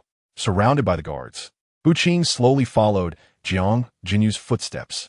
He was not foolish. Having been taught by his brother, how could he not anticipate that Jiang Jinyu had brought people for backup? Yet, upon stepping outside, he froze. The guards that were supposed to be ready had been delayed by the raging mountain fire. The elite soldiers Jiang Jinyu brought were igniting the mountains. Having prepared thoroughly, the flames were enough to block the guards and allow them to retreat. "Damn it! Go summon the master." Bu Qing, in a fit of impulsiveness, ordered someone to relay the message to Yuan Li.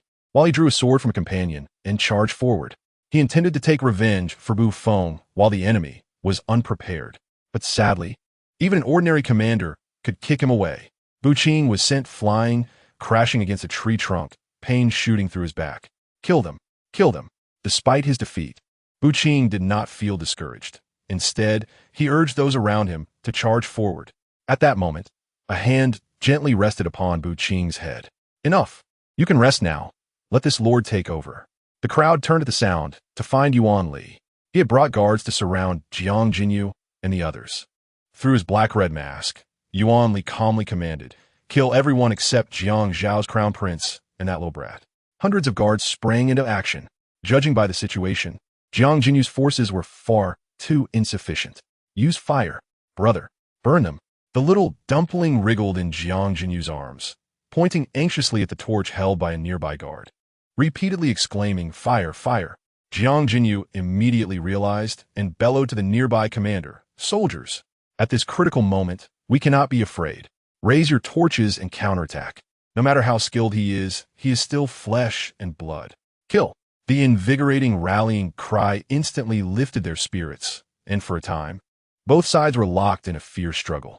Jiang Jinyu protected Jiang Zao, his sword already in hand, occasionally slashing down those who dared to charge forward. Jiang Zao was tightly wrapped in his cloak. The little dumpling, recognizing the situation, covered her eyes with her little hands. Yet, hearing her brother's heavy, fatigued breaths, she could not help but peek to check on him. To her surprise, this action inadvertently brought her face to face with Yuan Li's cruel gaze. He appeared utterly weary of this entanglement, drawing his sword and stepping through the flames toward them. "What a troublesome little mouse. Why must you impede me?" The menacing words, filled with intimidation, took on a different tone as they escaped his lips. With an unintentional chuckle, Jiang Zao initially covered her mouth with her little paws, but soon burst into laughter. This is already quite enough. She even made faces at Yuan Li, quacking like a duck. Chapter 75, Returning to Prison. Yuan Li's anger surged within him, and in the next moment, he charged towards Jiang Jinyu. "Ah, the terrifying villain is coming." The little one immediately covered her eyes. Jiang Jinyu felt helpless. He knew this little sister of his was both inexperienced and playful. The clash of blades echoed as Jiang Jinyu raised his sword to block Yuan Li's aggressive strikes. Yuan Li was ferocious. Each move of his sword aimed to kill. Yet Jiang Jinyu was not to be outdone. Even with a delicate bundle in his arms, he managed to hold his ground. However, those around him began to struggle under the pressure. Though they possessed the firepower to repel the attacking Imperial Guards, the sheer number of the guards was overwhelming. As he noticed the elite soldiers falling into disadvantage, the little one grew anxious, clinging tightly to Jiang Jinyu's neck, her mouth opening and closing as she babbled. "Brother, did you only bring this few elite soldiers? Do you not wish to alarm the enemy?" But now the baby is in danger.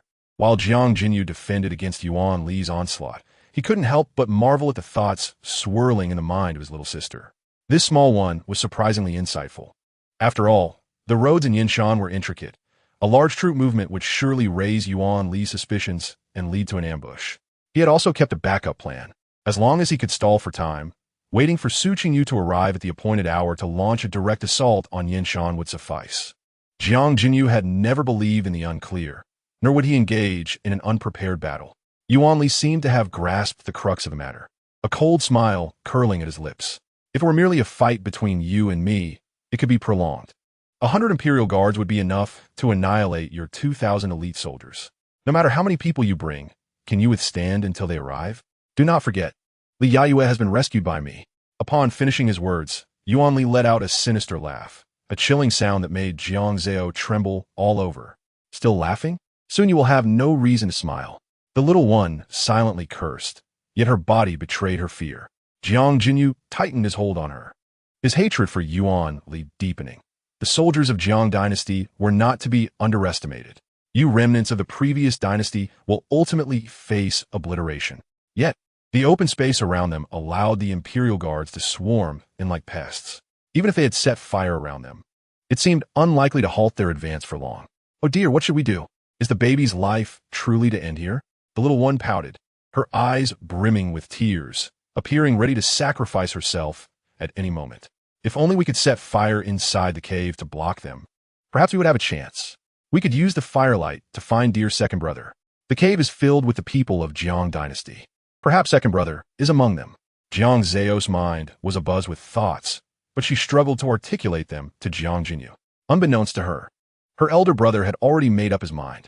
With a powerful strike, he pushed Yuan Li back and shouted to his soldiers, "Quickly follow me." He intended to turn defense into offense. Initially, he had been hesitant to lead such a small force, as Su Qingyu had refused. However, if both of them led a large army to attack, it would surely raise alarm. Yuan Li's temperament was unpredictable. If he allowed those Jiang Dynasty citizens to be slaughtered, what would happen? With Jiang Jinyu's command, the soldiers of Jiang Dynasty quickly readied themselves. Yuan Li's face darkened, his sword held horizontally in front of Jiang Jinyu, blocking his path. Want to escape? Not a chance. With that, he charged forward once more. Jiang Jinyu raised his sword to defend. catching a glimpse of the imperial guards in front of the prison. Their numbers were not as overwhelming as he had feared. A surge of joy filled him, and he urgently commanded his army to charge towards the prison. Set fire, block the prison doors. Once inside the prison, Jiang Jinyu cradled Jiang Zao, wiped the blood from his face, and coldly issued orders. The only entrance had been sealed. Even if a fearless imperial guard managed to breach it, they would meet their demise. No one could have anticipated that they would take the initiative to enter the prison. Oh, dear brother, you are amazing. Fighting while thinking of a solution. I admire you so much. I want to give you a kiss. Jiang Zao's sparkling eyes blinked, yet she hesitated. Jiang Jinyu's face was smeared with blood, a gruesome sight. First, let's find dear second brother. Once we locate him, we can celebrate later. I just wonder where he might be. Unable to resist, Jiang Jinyu pinched the little one's cheek, freeing his mind to focus on serious matters. The prison entrance was narrow, allowing only 2 people to enter or exit at once. He arranged for the remaining soldiers, assigning 4 to guard the entrance for half an hour, then immediately rotating them. By repeating this process, the imperial guards would be unable to enter, allowing him time to search for Jiang Jinyan. Dear brother, you are truly a military genius. This layout, this foresight, truly remarkable. The little one increasingly admired her elder brother, wrapping her tiny arms around him and refusing to let go. Jiang Jinyu indulged her. However, after thoroughly searching the prison, they found no trace of Jiang Jinyan. What should we do now? The little one frowned, and Jiang Jinyu's brows knitted in concern. Could there be another place of confinement? The Yinshan region, though complex in its mountain paths, did not have many usable caves. Yuanli would change his location periodically. If the prison were made too complicated, it would waste manpower and become inconvenient. Yet they had searched every corner of this place. Jiang Zao pondered for a moment, and suddenly a figure flashed through her mind. That's right, that sycophant Lu Qing might know something. She is not as obedient as I am and cannot control her eyes. Lulu, the little one, now calm, began to articulate each word carefully. Her eyes sparkled as she tugged at Jiang Jinyu's arm, eager to find Lu Qing. Jiang Jinyu, holding her, concealed the secret he already knew, pretending to inquire. Seeing the little one's filthy face light up with a smile, Jiang Jinyu quickly led her to the original dungeon where they had been held. Your Highness, the Crown Prince. The common people were agitated, with Lu Qing being the most obsequious among them. Your Highness is truly a dragon among men. I knew we would not be abandoned. The princess is also our Jiang Dynasty's blessing, truly miraculous. Go away, go away. You were just scolding the baby. Jiang Zao huffed, turning her little face away. This cunning person, if not for needing something from her at this moment, I would surely scare her into submission. Jiang Jinyu contemplated thoughtfully, then slowly spoke under Lu Qing's eager gaze. The external chaos has not yet settled. My second brother has not been found, and we must wait for the army at the foot of the mountain to attack.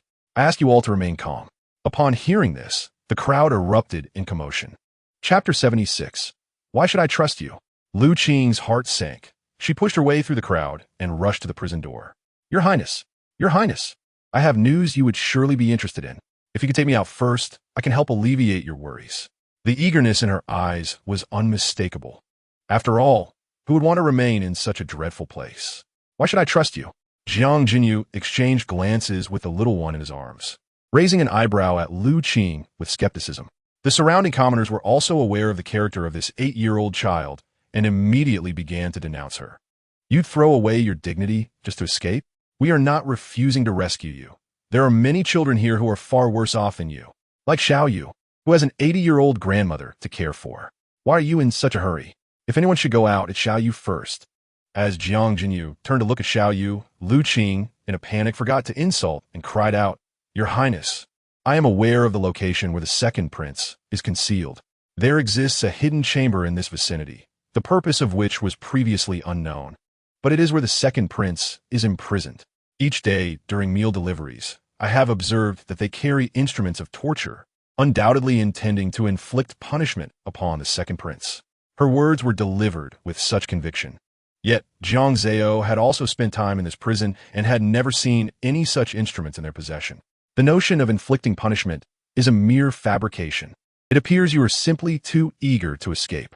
However, you may have indeed glimpsed them entering the hidden chamber, considering how long we have all been here. Perhaps what you have not seen, you might occasionally catch a glimpse of. Although the small figure held disdain for Lu Qing's deceit, it was necessary to follow her lead. As Jiang Zao turned her gaze towards her, Lu Qing exhaled a sigh of relief, attempting to curry favor by saying, "Your Highness, the eldest princess. I acknowledge my prior indiscretion in offending you. Jiang Zhao's little fortunate star is indeed our good fortune as well. I am willing to serve Jiang Zhao, and I hope your Highness will allow me to exit first." In conclusion, she lavished praise upon Jiang Zao, calling her cute and attributing their survival to her innate luck. Jiang Genie couldn't help but chuckle at her words. Despite her less-than-pleasant temperament, the girl was undeniably clever, understanding that flattering Jiang Zao was the key to being the first to leave. Once Lu Qing had finished her flattery, the small figure nodded earnestly, and Jiang Genie, maintaining a stern demeanor, replied, "Then you may exit first. Speak of what you know, and I shall facilitate your departure."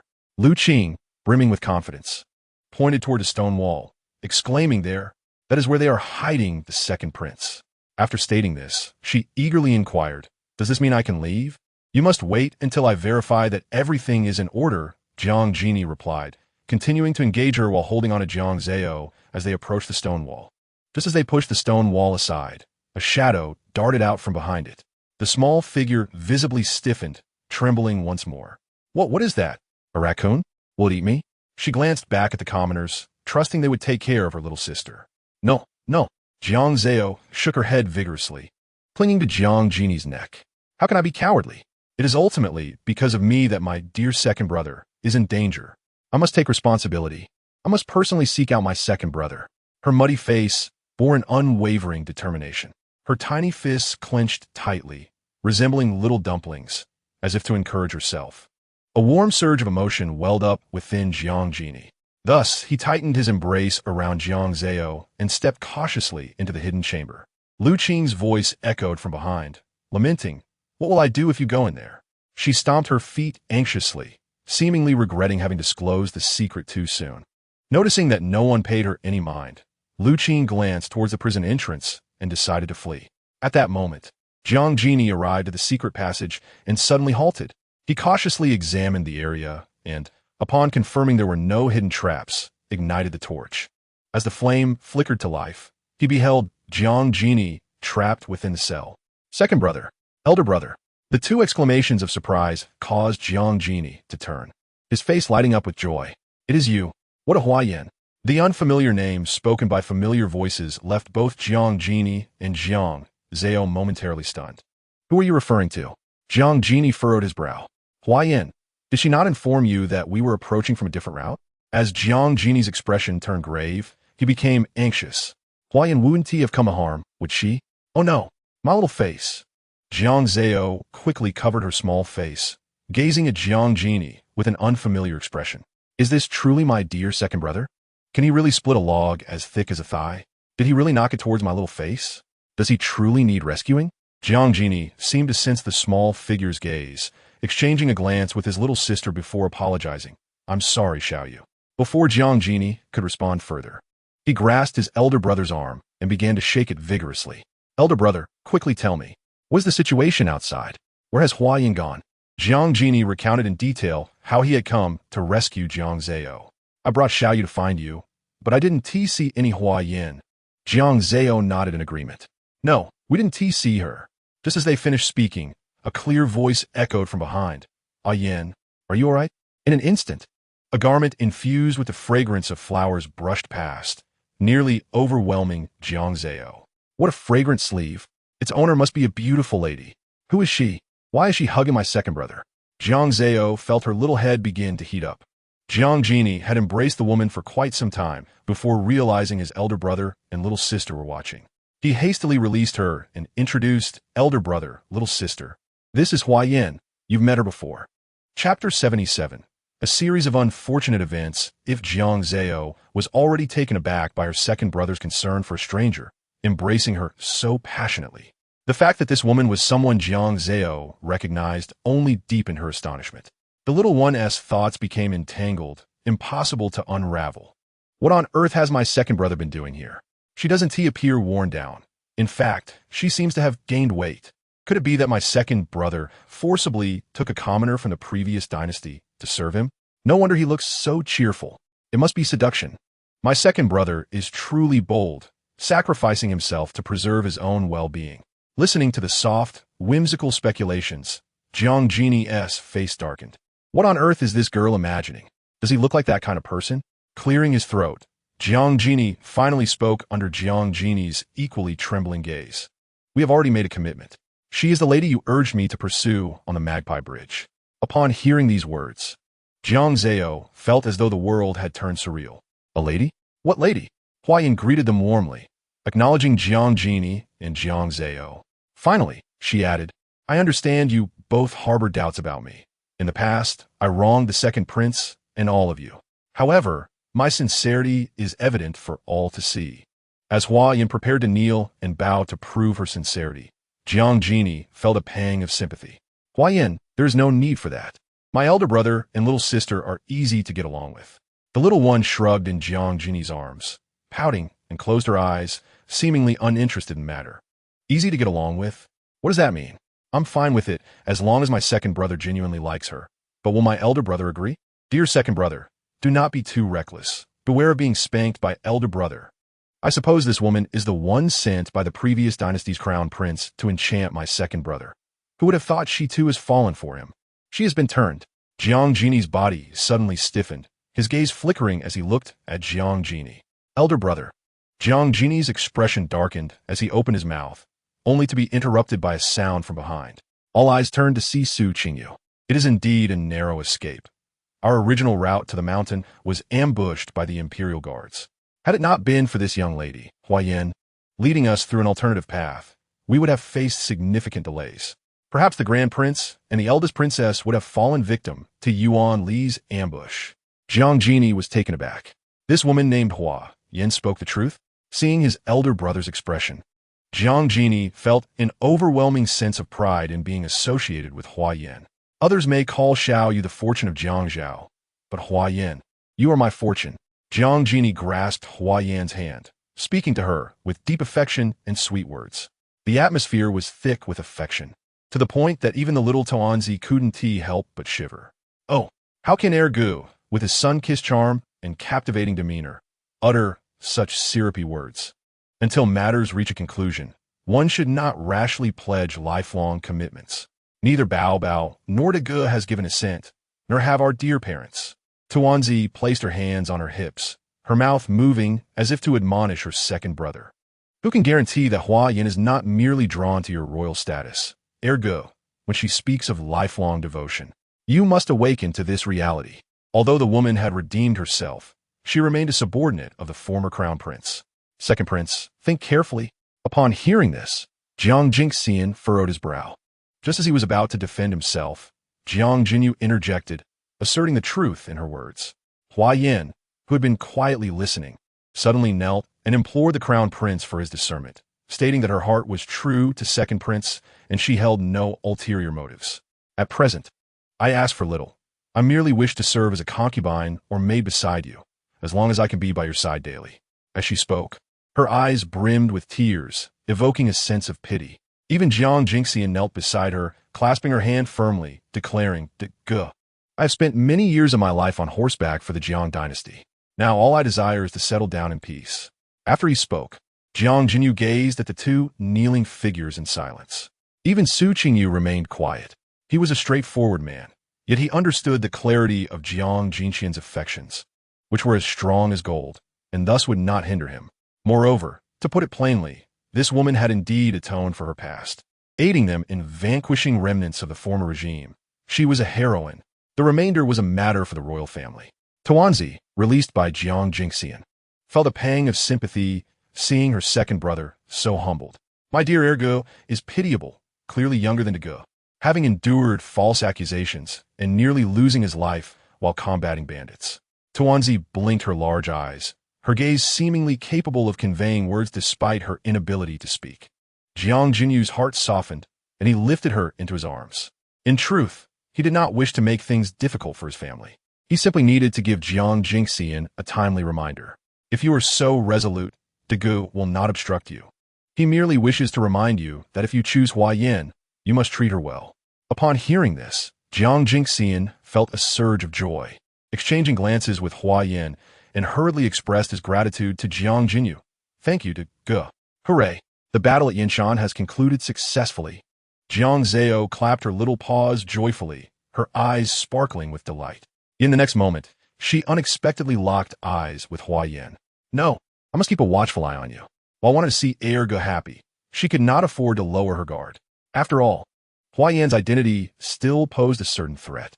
The journey had been rushed, and the army returned victorious without any respite. Jiang Zao bounced in the carriage, nearly retching from the jostling, leaving Jiang Jinyu and Jiang Jingxian at a loss for how to remedy the situation. At that moment, Hua Yin stepped forward, stating, "My ancestors ran a medical clinic. I have a remedy that can alleviate the discomfort of the long princess." With that, she retrieved a porcelain vial from her bosom. Jiang Jingxian, quick to act, opened the vial and brought it to Jiang Zao's lips. However, Tuanzi turned her head away, seemingly unwilling to take it. "Little Yuer, if you take this, you shall feel better," Jiang Jingxian coaxed, yet he could not persuade Jiang Zao to open her mouth. "Ge, do you not have any wariness?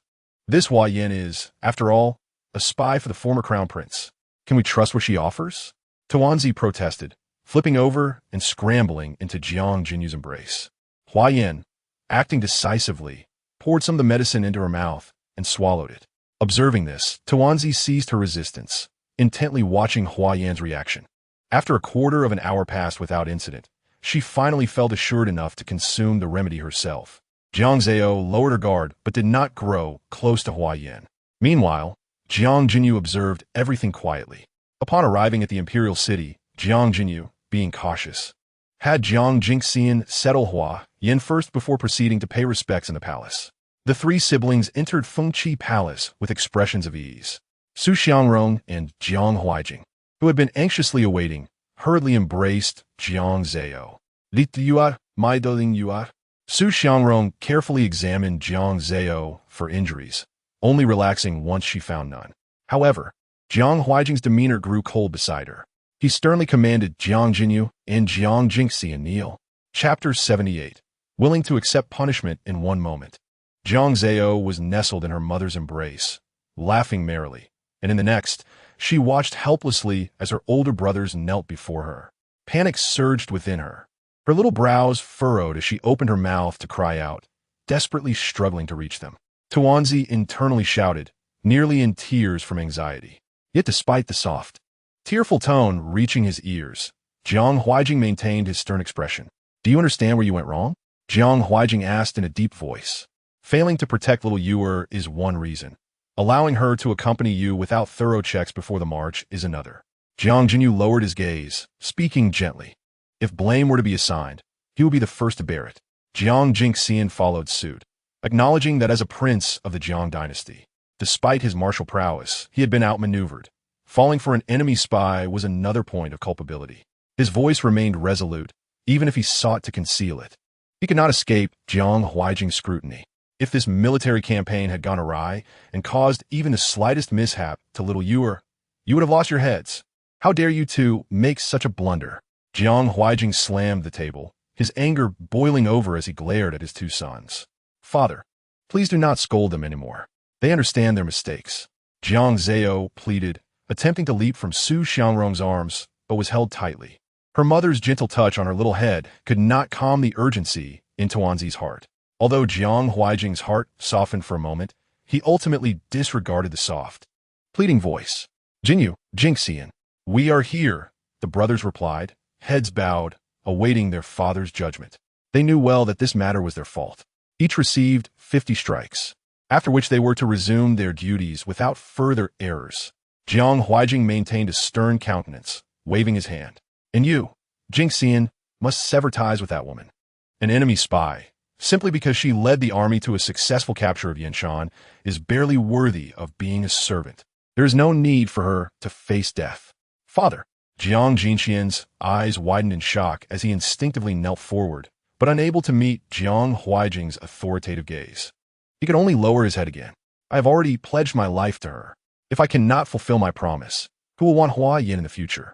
I beseech you to reconsider. I do not wish to be regarded as a man of broken promises." The atmosphere thickened for a moment, followed by Jiang Huaijing's furious voice. How dare you bring this up? Who allowed you to engage in a lifelong commitment with a former crown prince's spy, just because of her appearance? There are countless beautiful women in this world. You could certainly find one more beautiful. After a pause, Jiang Huaijing, filled with disappointment, added, Yet you chose an enemy spy.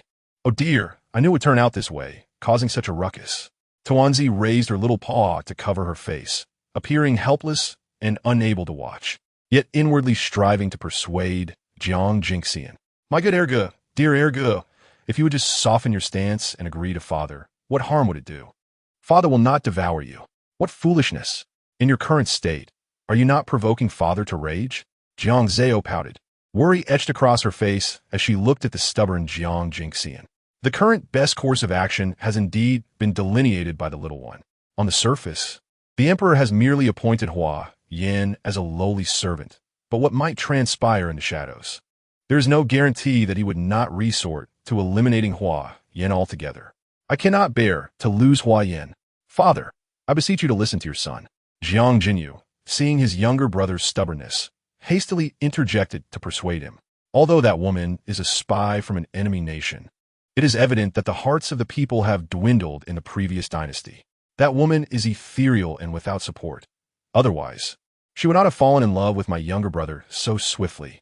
I understand that you are concerned, father, that the woman may feign submission to my brother, and my brother is surely aware of your apprehensions. However, she has already transformed her offenses into merits. Now that the remnants of the previous dynasty have been quelled, we cannot overlook her assistance. Oh, how impressive is the elder brother, so eloquent. This flattering discourse has soothed the anxious heart of their father, comforting the tender heart of a loving parent.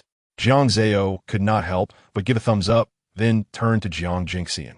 Dear second brother, you should observe and learn well. It is still necessary to rely on elder brother's support to persuade father. With your obstinate demeanor, even if you were to receive 100 lashes, it would not suffice. Although Hua Yan has aided the baby in the army, it is only natural for Emperor Father to harbor suspicions about her. She must endure trials as well. Jiang Jinxian felt a surge of emotion, contemplating what precious gifts he could present to his elder brother as thanks. Moreover, there is another layer to consider. Jiang Jinyu, with no respite in his speech, further elucidated to Jiang Huaijing that this woman is indeed his younger brother's beloved.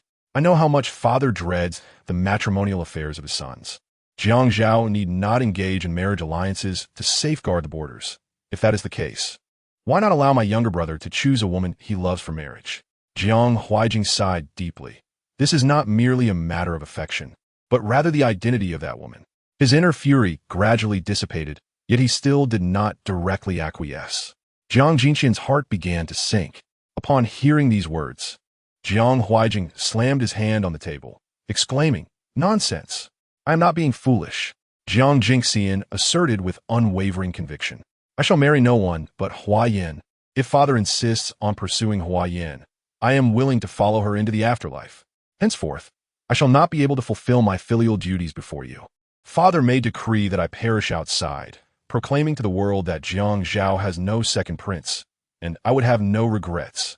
Others may waver, but their father is a sovereign of decisive actions. Have you made your decision? Jiang Huaijing scrutinized his son with steady eyes, as if meeting him for the first time. Chapter 79. Determination. My mind is made up. Jiang Jinxian resolutely bowed his head. After several loud strikes, his forehead was already bruised. Shui Xiangrong, unable to bear it, quickly grasped Jiang Huaijing's sleeve. Your Majesty, Yinner is merely confused at this moment. You must not take it to heart. He is our cherished son. How can he be exiled to the borders and falsely declared dead? After her heartfelt plea, tears streamed down her face. Jiang Huaijing sighed deeply, yet there was a resolute glint in his eyes. However, he has forsaken Jiang Zhao, forsaken both you and me. Thus, I have no choice but no. The soft yet firm voice from beside interrupted Jiang Huaijing's words. The little one finally managed to break free from her mother's embrace, her short legs moving swiftly. In an instant, she turned and knelt beside Jiang Jinxian. Her movements were fluid, a sight to behold. What do you mean by this? Jiang Huaijing responded first, but did not pick up the little child. Instead, he asked in a deep voice, do not act recklessly. Come here. Shui Xiangrong beckoned to her daughter, filled with anxiety. The matter of the prince remains unresolved, and we cannot let our precious daughter bear the brunt of anger. No. The little one shook her head, refusing to budge, and began to imitate her second brother, banging her little head against the ground. Father must not send my brother to the borders. It was I who urged him to pursue the sister-in-law. If my brother is stubborn now, it is because I set the precedent. If blame is to be assigned, let it be directed at me. I shall also declare that I shall perish alongside my brother. Jiang Zao thought to herself with fervor, her expression serious as she bravely pounded her chest. Together, you shall also suffer punishment alongside your second brother? Jiang Huaijing leaned slightly forward, an imposing air enveloping the room. Facing the sovereign's stern visage, the little one trembled. Yet even in her fear, she did not retreat. Resolutely standing by Jiang Jingxian's side. Father, you must not. They are merely being foolish. Jiang Jinyu attempted to interject, but it seemed his words did not reach Jiang Huaijing's ears. He appeared oblivious, focusing intently on Jiang Zao's large eyes. Oh, how fearsome the emperor appears. Yet, I must not be afraid. I will not allow father to drive away my dear brother. The little one blinked her big eyes. Although tears fell, she stood her ground. She was already an object of affection, and in this state, she softened the hardest of hearts, making it impossible for Jiang Huaijing to mete out punishment. In light of this, Jiang Huaijing pondered for a moment, his gaze sharp as a hawk sweeping over Jiang Jingxian, and declared, Then you shall take the punishment for that woman, receiving 10 additional lashes. After the punishment, she shall no longer be an enemy spy.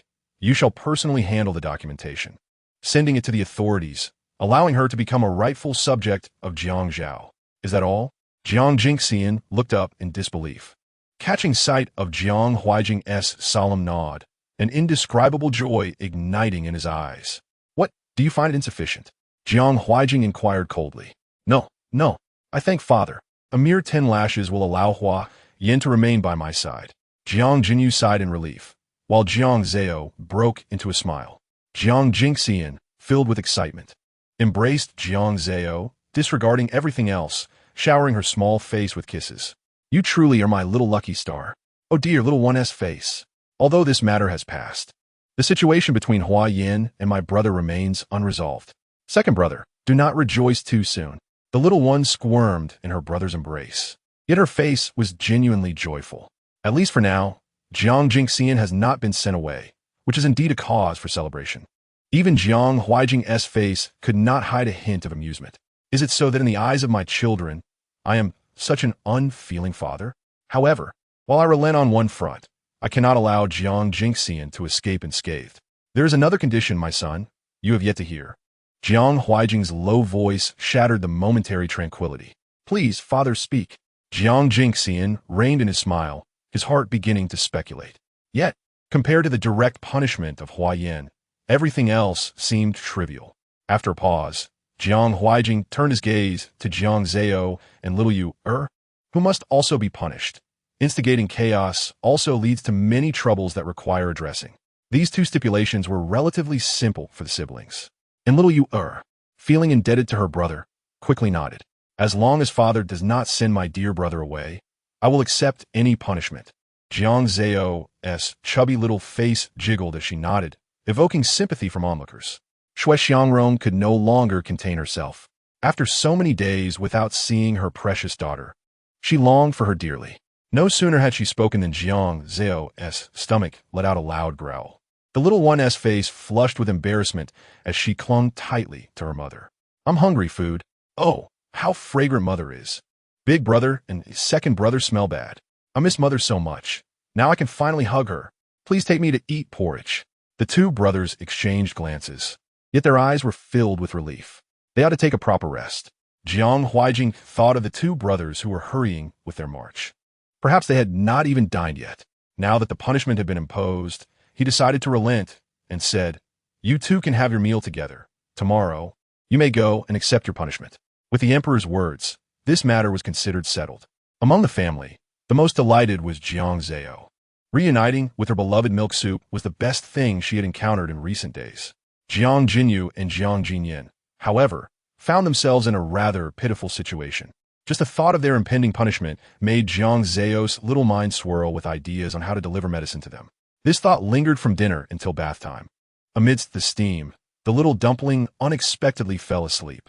Shui Xiangrong found it amusing and urged the maid to quickly carry Jiang Zao, change her into clean clothes, and place her on the bed. The little girl, while asleep, frowned. She must have been frightened these past few days. Lying down beside her daughter, Shui Xiangrong felt a pang of sympathy for the little dumpling and reached out to smooth her brow. Unbeknownst to her, Jiang Zao was dreaming of terrifying images once more. In the pitch black, she wandered aimlessly, unable to find an exit.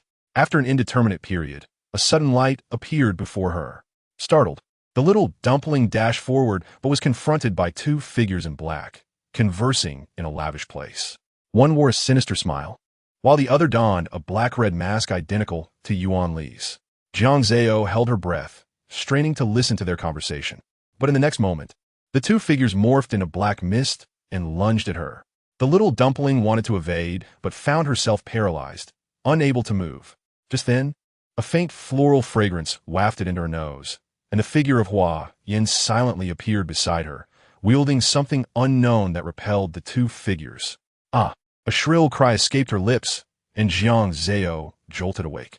The morning sunlight spilled over the edge of the bed, casting a warm glow on her little face, prompting her to instinctively raise her tiny paw to shield herself. Drive her out. Chapter 8. Relenting. The emperor may have permitted her to remain by the side of the crown prince, but that does not imply that this palace will acquiesce to her presence. At this moment, Shui Xiangrong wore a stern expression, rarely losing her temper with the maidservants. Just yesterday, seeing Jiang Jinyan so obstinate had sent her heart racing.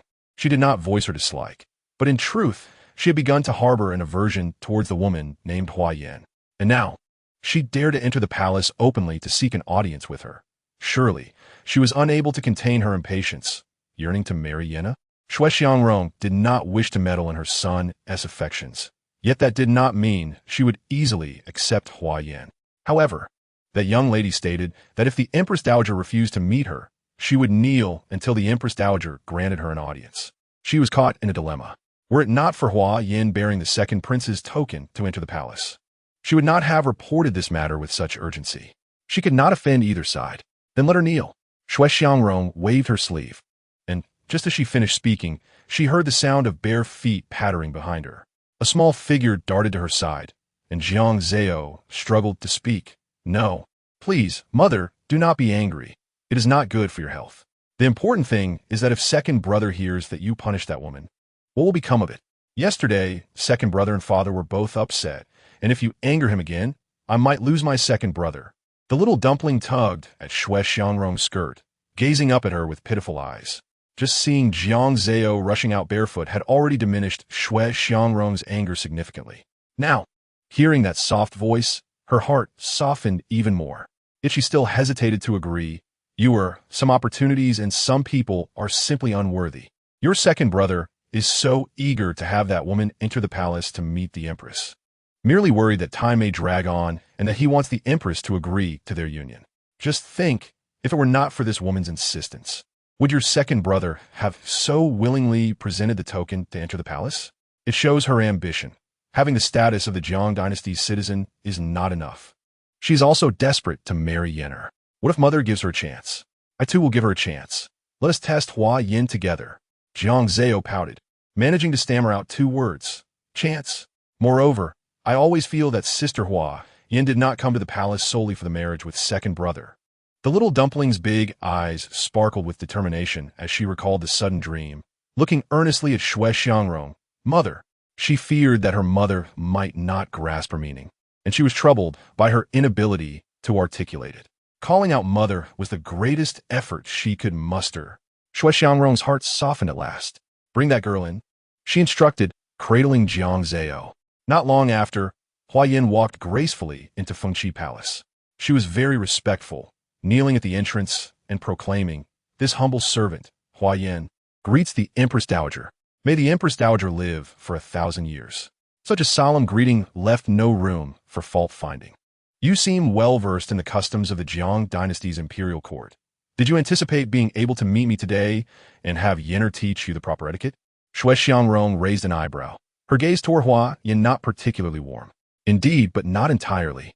Hua Yin remained kneeling, not daring to rise without Shui Xiangrong's permission.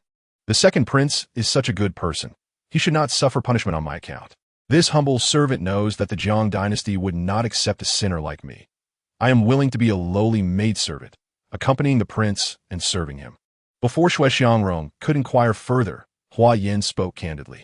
Her eyes were cast down, yet her expression was filled with sincerity, even carrying a hint of supplication. To be honest, your majesty, I entered the palace boldly with the second prince's token.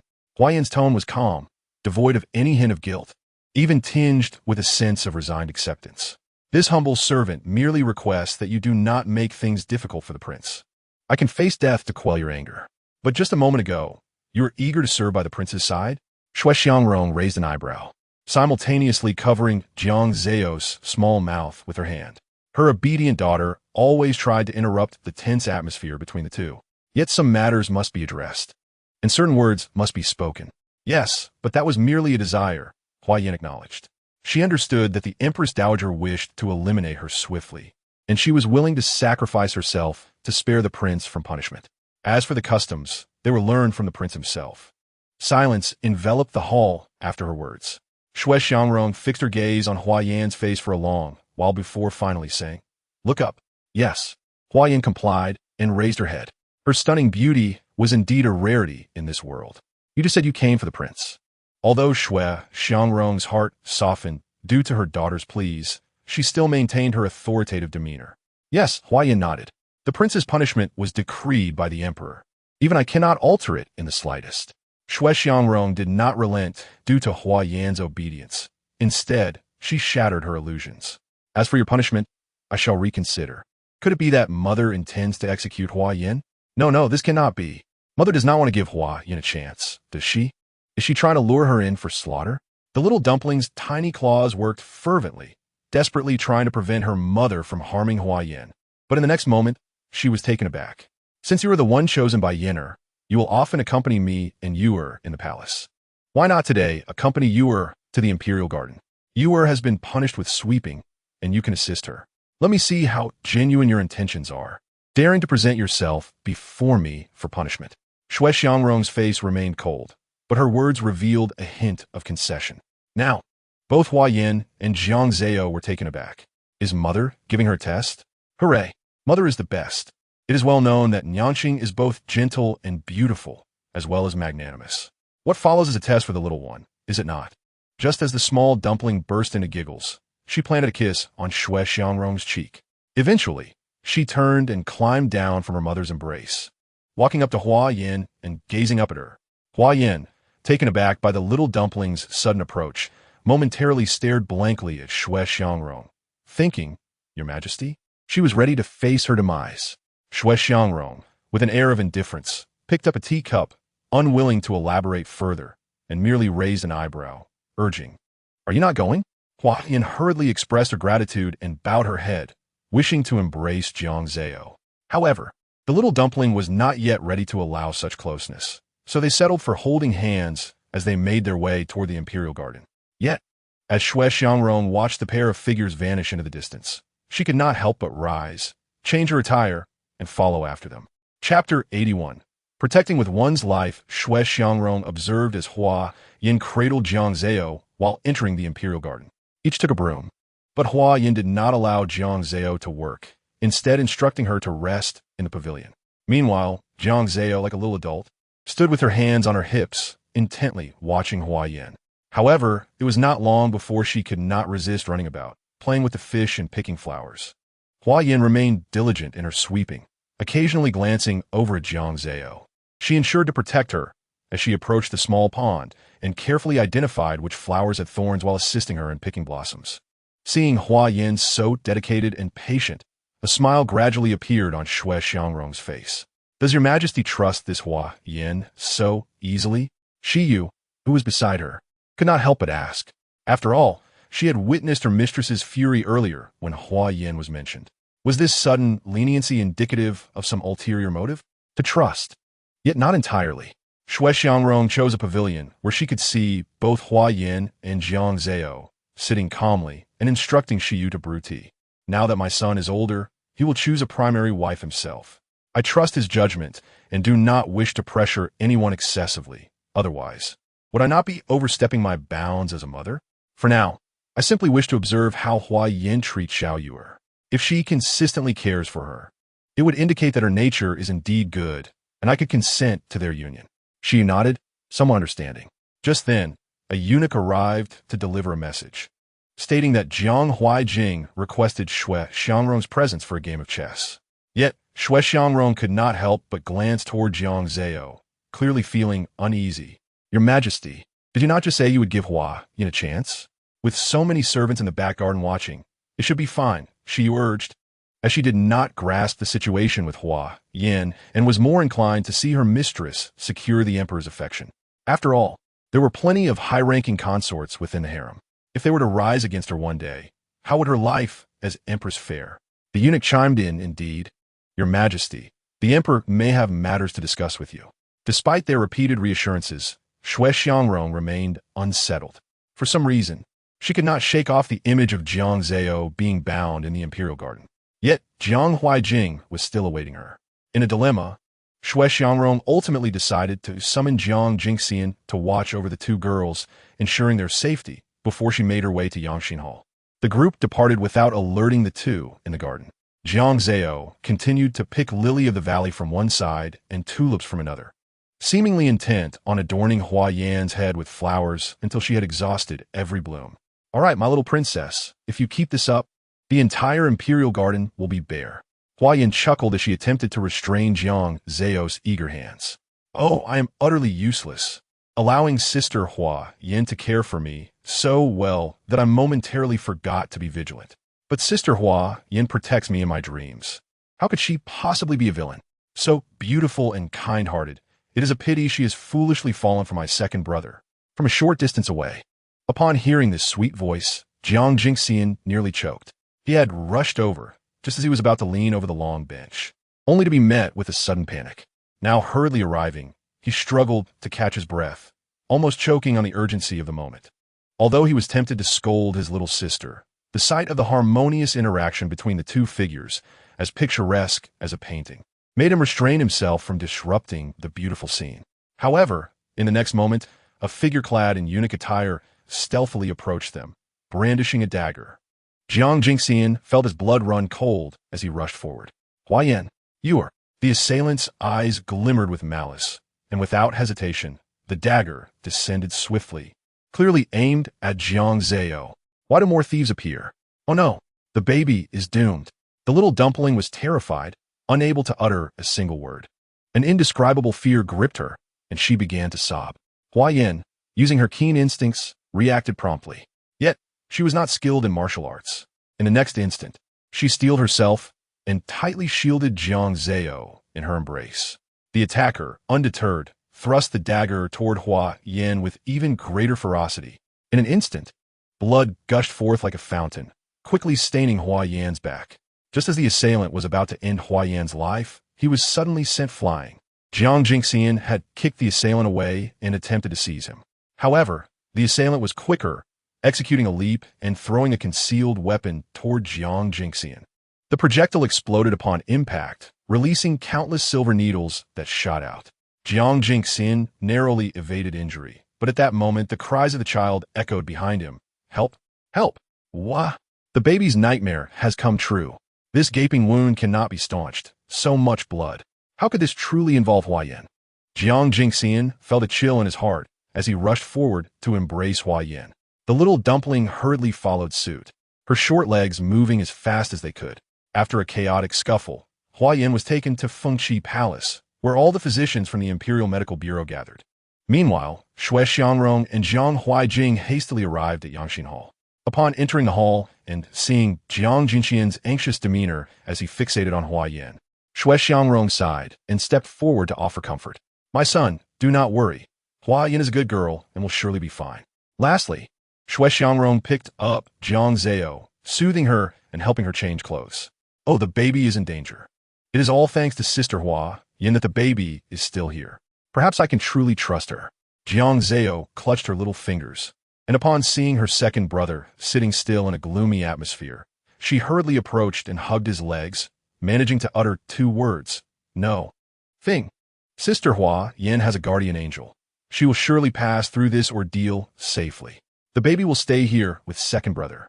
Unbeknownst to them, an assailant had been dispatched, intending to harm Jiang Zao while she and Hua Yin were in the back garden. Had it not been for Hua Yan's protection, Jiang Zao might have been injured.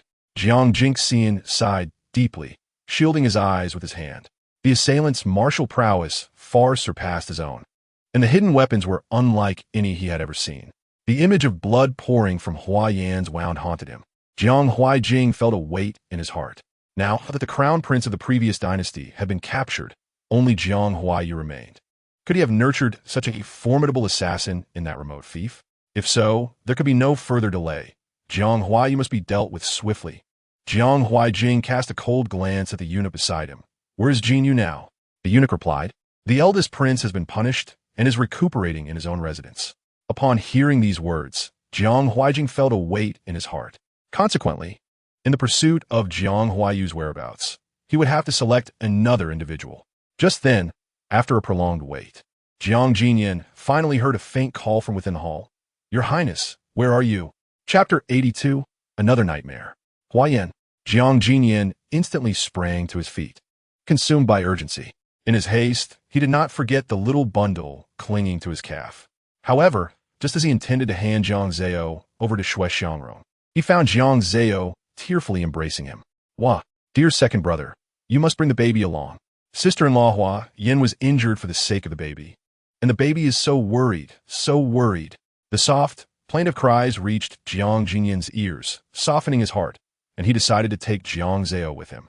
The two bypassed the screen and finally beheld the conscious Hua Yin.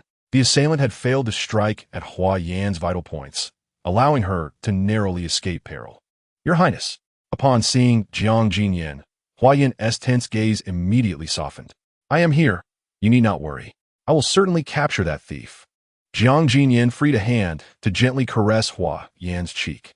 Meanwhile, the little bundle seized the opportunity to descend from his arms, snuggling beside Hua Yin and extending its tiny paws to embrace her neck. I'm sorry. Whoa, sister-in-law was injured while saving me, and the baby is so distressed. It's all those wicked people's fault, conspiring against the baby in dreams and not sparing the baby in reality. How can we ever catch the mastermind behind this? After a brief pause, the little one's cheeks flushed as it earnestly declared, Sister, sister, you have passed the baby's test. The baby is willing to be close with you. This was tantamount to her unilateral acknowledgement of Hua Yin's identity. Hua Yin felt a surge of joy within. Yet upon seeing the little one's tear-streaked face, she gently reached out to stroke its small head. I am fine. The princess need not blame herself. After offering a few soothing words, Hua Yin turned her gaze back to Jiang Jinyan.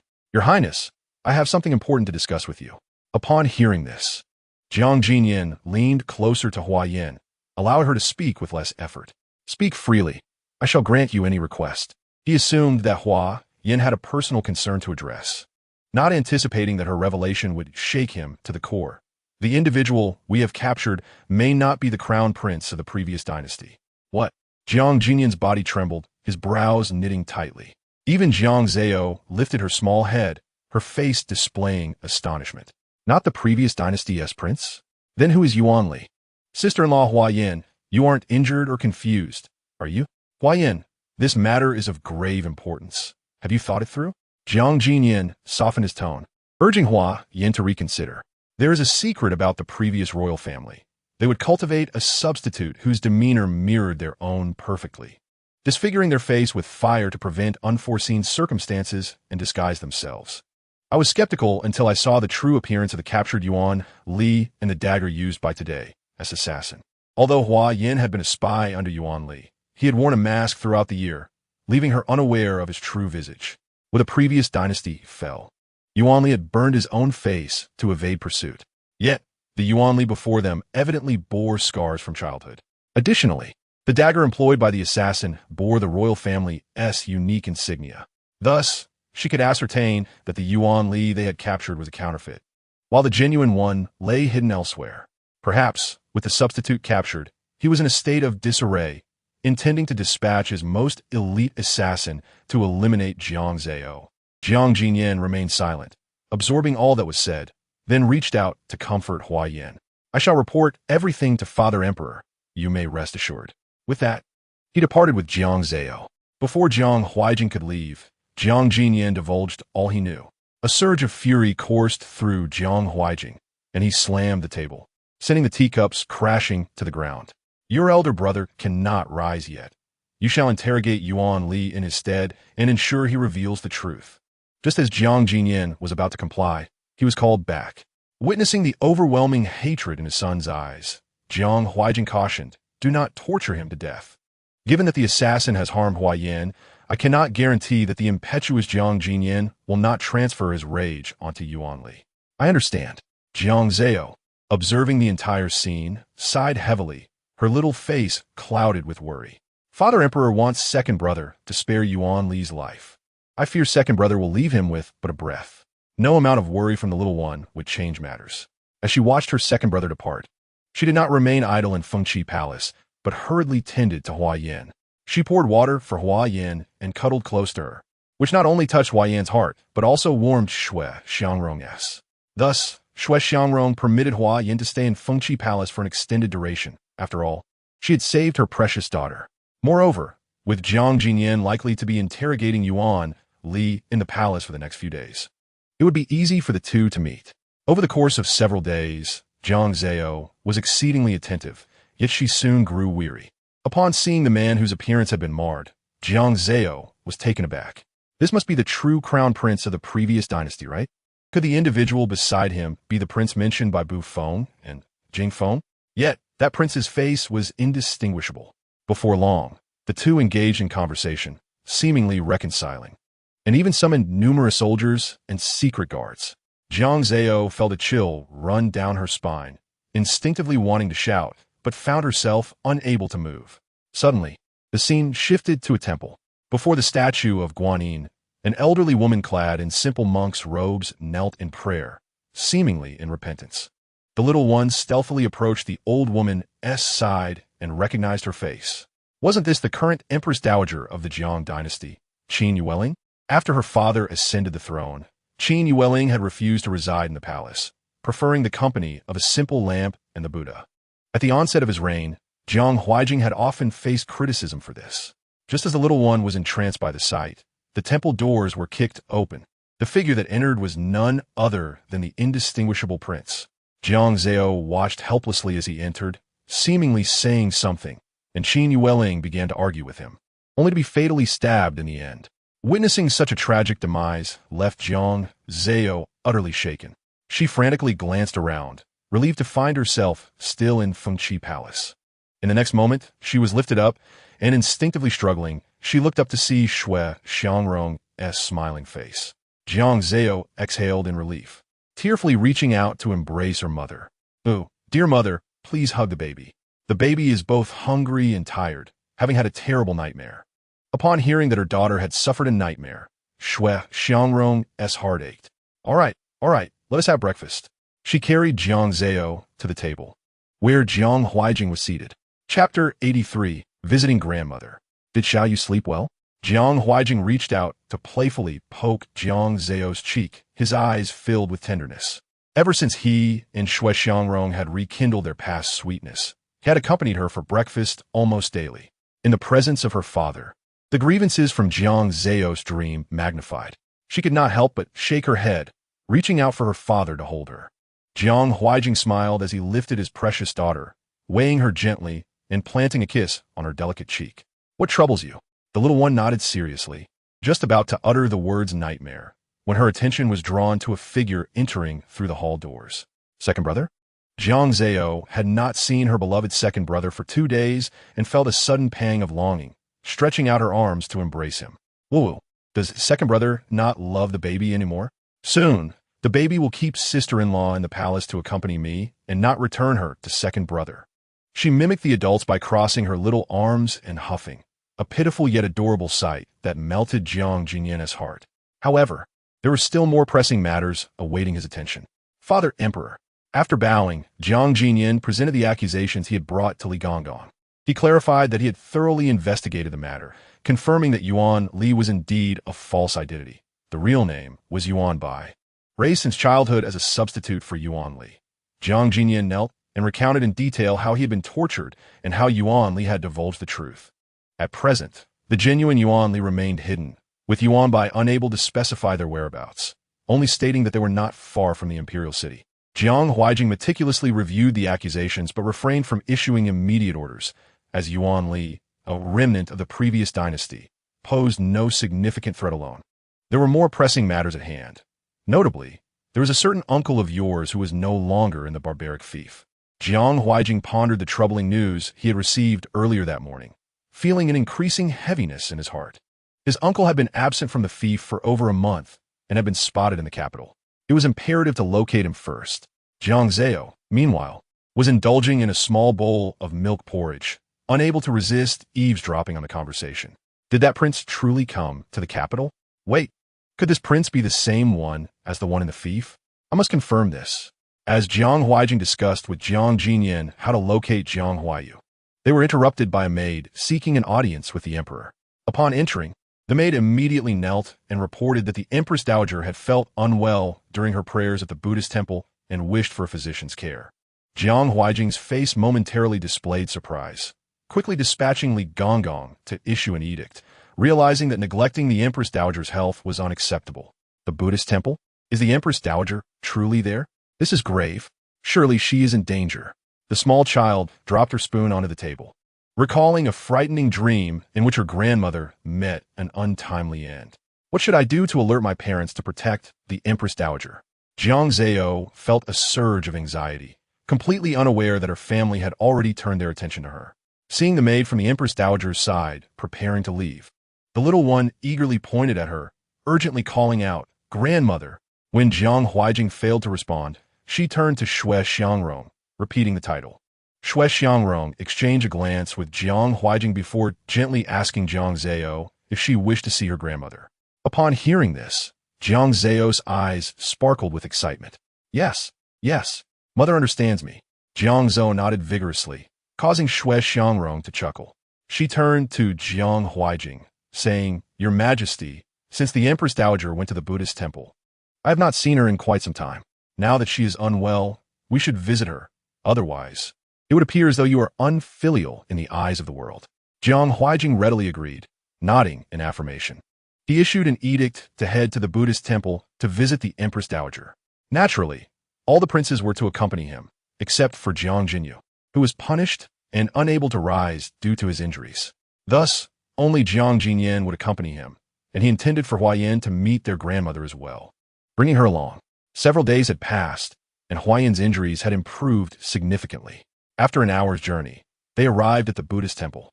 Greetings to the Emperor, Empress, Second Prince, and the eldest princess. Lingyue, one of the Empress Dowager's personal attendants, emerged from the meditation chamber to greet Jiang Huaijing and his party. Lingyue, where is the Empress Dowager? Xue Xiangrong inquired. Following the sound, they saw a woman dressed in simple monk's robes approaching. Contrary to the typical frail appearance of an elderly woman, she exuded an air of sharpness. Mother, Jiang Huaijing stepped forward but halted upon meeting Qin Yuling's gaze. Oh, come to see me? Curious to see when my health declines, are you? Do you wish to act against your brother? Qin Yuling flicked her sleeve, her expression darkening further. At this, even the little one was taken aback. Jiang Zao, who had been standing beside Xue Xiangrong, shivered as she unexpectedly locked eyes with Qin Yuling. However, Qin Yuling was not specifically looking at her, but rather scanning the group following Jiang Huaijing. She scoffed, accompanying a crowd like this. It seems you are not concerned for my health, but are instead waiting for my demise to mourn me. With that, Qin Yuling turned and entered the Buddhist hall to chant sutras. Jiang Huaijing remained silent for a moment before following her inside. After a pause, he too entered the hall. Xue Xiangrong sighed. Jiang Huaijing was the son of heaven, yet he was also a son to his mother. Regardless of their strained relationship, he felt compelled to accompany Qin Yuling. Given the circumstances, she could only take Jiang Zao to search for the abbot. Jiang Zao, feeling drowsy, suddenly spotted a butterfly. Her eyes sparkled with joy as she quietly scampered off after it. Chapter 84. A personal test, little butterfly. Don't run away. I won't eat you. Jiang Zao chased the butterfly with glee, unknowingly straying from Xue Xiangrong's line of sight. She looked around, seeing only a thicket of flowers blocking her view and no other sights. Panic rose in her heart, but the more frantic she became, the less steady her steps were. The small child only focused on looking forward and failed to notice the pile of stones directly ahead. A startled cry escaped her lips, mixed with sobs. At that moment, Xue Xiangrong realized that Jiang Zao had vanished without a trace. Xiao Yue. A wave of panic washed over Xue Xiangrong as she stumbled and fell. The sharp pain in her ankle made her cry out, and she found herself unable to move. It seemed she had twisted her ankle. Mother! Jiang Jinyan reacted first, helping Huayan to support Xue Xiangrong. Quickly, help Mother rest. He called out to the maids and eunuchs behind him, but was stopped by Xue Xiangrong, who insisted. Finding Yuer is more urgent. In the palace, Jiang Zao could scarcely escape the clutches of those vile individuals, let alone in the Buddhist temple. If that was indeed Yuer's cry, it could indicate that she was in danger. There was no need for Mother to go herself. Jiang Jinyan would seek out Yuer instead. He firmly insisted that Xue Xiangrong remain still. He instructed Huayan to take good care of Xue Xiangrong while he leaped nimbly up into the trees, heading towards the source of sound. Just then, the little one fell to the ground, her tender skin scraped and crying from the pain. Woo-woo. Beautiful things lead one astray. I too, upon seeing that pretty butterfly, chased it. Jiang Zao lay on the ground, attempting to rise, but her head was spinning, and she could not get up. In the next moment, a hand reached out to her. Jiang Zao, disregarding everything, grasped the hand and slowly stood up. Upon looking up, she was taken aback. The person before her appeared to be in their 30s or 40s, with a grim expression and a bushy beard. He bore a serious demeanor, but forced a smile that was more unsettling than a frown. The sight filled the little one with dread. Isn't that Jiang Huayu? Father's brother. My uncle.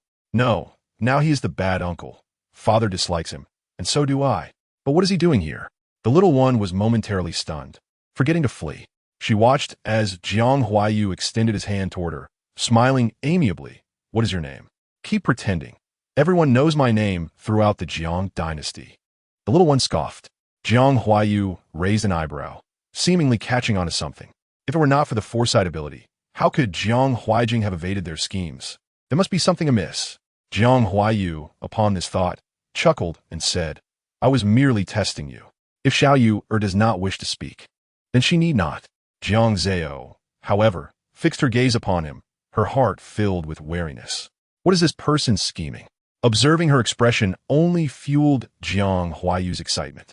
He scrutinized her closely, easily discerning her thoughts. This child is anything but foolish. She is clearly quite clever. Yet, these two questions alone could not substantiate anything. Jiang Huayu's expression darkened as he suddenly ceased smiling. In the next moment, he raised his hand as if to strike Jiang Zao's face. Jiang Zao, sensing ill intentions, instinctively closed her eyes, unable to evade. Jiang Huayu hesitated. His hand landed gently on Jiang Zao's head, ruffling her hair. As the little one opened her eyes, he feigned a kick towards her. The small child, taken by surprise, stood frozen, tears streaming from her large eyes. Wah, bad person. Bad uncle. You're a nuisance. No wonder father dislikes you. Is this how you scare me when I'm alone? Jiang Zao wiped her tears, sobbing uncontrollably. Regardless of what Jiang Huayu said or did thereafter, she continued to weep, even dropping to the ground in a fit of despair. Clearly feeling deeply wronged and unwilling to concern herself with anything else. Jiang Huayu's expression darkened further. This child seemed to lack any foresight. Resolute, he reached out towards the weeping girl, but was interrupted by a sound from behind.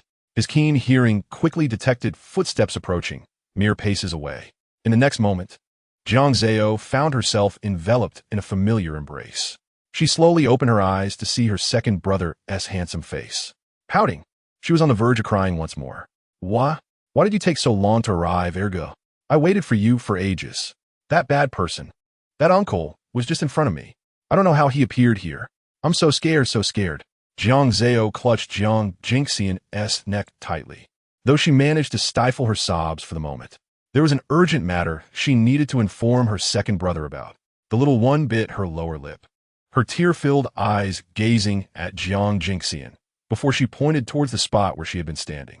"Uncle." Her soft voice left Jiang Jingxian momentarily speechless. Had the uncle been here just now?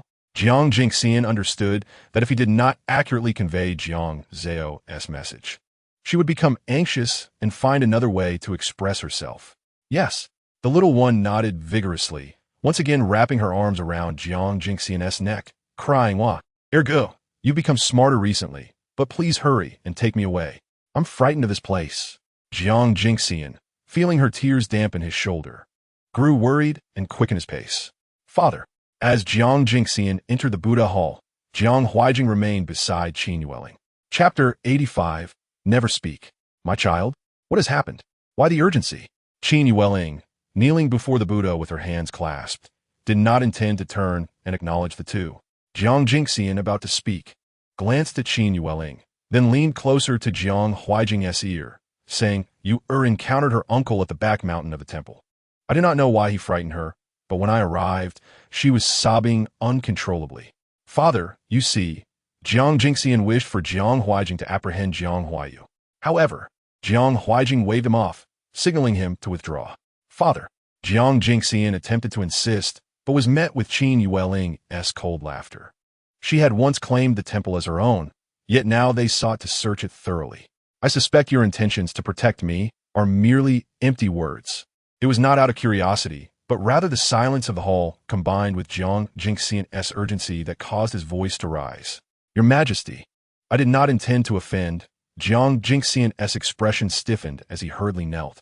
Qin Yueling scoffed, unwilling to entertain Jiang Jingxian's words. "Aren't you to leave?" It was Jiang Huaijing who offered him an escape, subtly gesturing for Jiang Jingxian to depart, shielding his own son. Yet, Qin Yueling was not inclined to let it go. "You have grown increasingly formidable, raising your son to this state. Jiang Huaijing, the world is already yours. What more could you desire? If you wish for my demise, simply say so, and I shall not resist. What could be more tormenting than the pain of separation from one's flesh and blood?" Only then did a glimmer of pain appear in Jiang Huaijing's eyes. "Your Majesty, Huayu is your son, but I am also your son. In the past, he murdered my biological mother for the throne, and now he conspires with the former crown prince to plunge the Jiang Dynasty into chaos. Will you protect him?" Qin Yueling's fingers trembled around the prayer beads as she slowly closed her eyes, concealing the fleeting panic within. "And so what?" Jiang Huaijing was momentarily taken aback, then allowed a soft laugh. "Regardless of his faults, you always seem to favor him. Your Majesty, consider revealing his hidden whereabouts as a means of ensuring the safety of the Jiang Dynasty's subjects. Would that be acceptable?" He had ceased to hope for Qin Yueling's concern for himself, but rather for the safety of the people.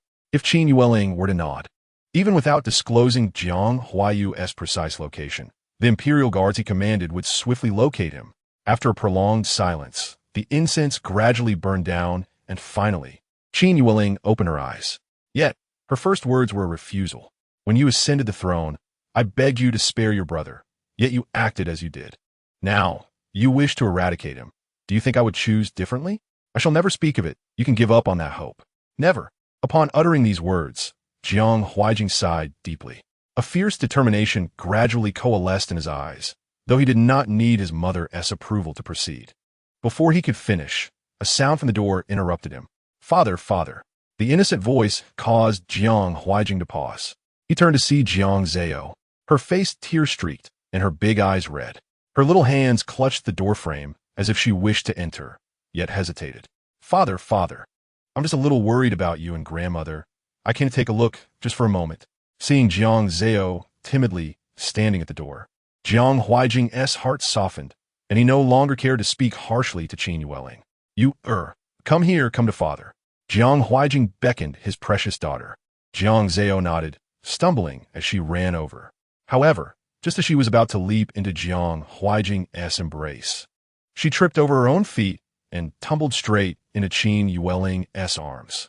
In that moment, even Jiang Huaijing was taken aback. The little one looked up at Qin Yueling, her big eyes blinking, and suddenly broke into a smile. "Grandmother, why aren't you smiling? Don't I care about your safety? Am I not deserving of a smile? Why? I can't seem to smile anymore. I want to cry." Listening to that soft and tender voice, Jiang Huaijing felt a surge of anxiety within him. However, he could not directly demand the return of Jiang Zao from Qin Yueling, for if she were to become enraged, it would spell trouble for Jiang Zao. Just as his heart raced with concern, he noticed Qin Yueling raising her hand to gently stroke Jiang Zao's head twice. In the end, she even pinched Jiang Zao's cheek. "You are not at all pleasing to the eye, just like your father when he was a child, quite unattractive." The small child pinched, pouted her lips, and could not help but whimper on the verge of tears. "Oh, why is grandmother so harsh? Baby is in pain, daddy help." Jiang Huaijing's heart ached for his precious daughter, and he could not resist gathering Jiang Zao into his arms. "Empress Mother, her delicate face cannot withstand such treatment from you." Qin Yueling's gaze shifted to Jiang Zao, and upon seeing Jiang Huaijing's face, her expression darkened once more. "To send such a small child to please me, you have truly progressed, Jiang Huaijing. Wow, who in the world can call their father by name? But just now, I heard grandmother call Uncle Cheng Huayu. Why this disparity in treatment? That wicked uncle even desires my father's throne. He should be seized and punished. I do not like him, nor do I like grandmother."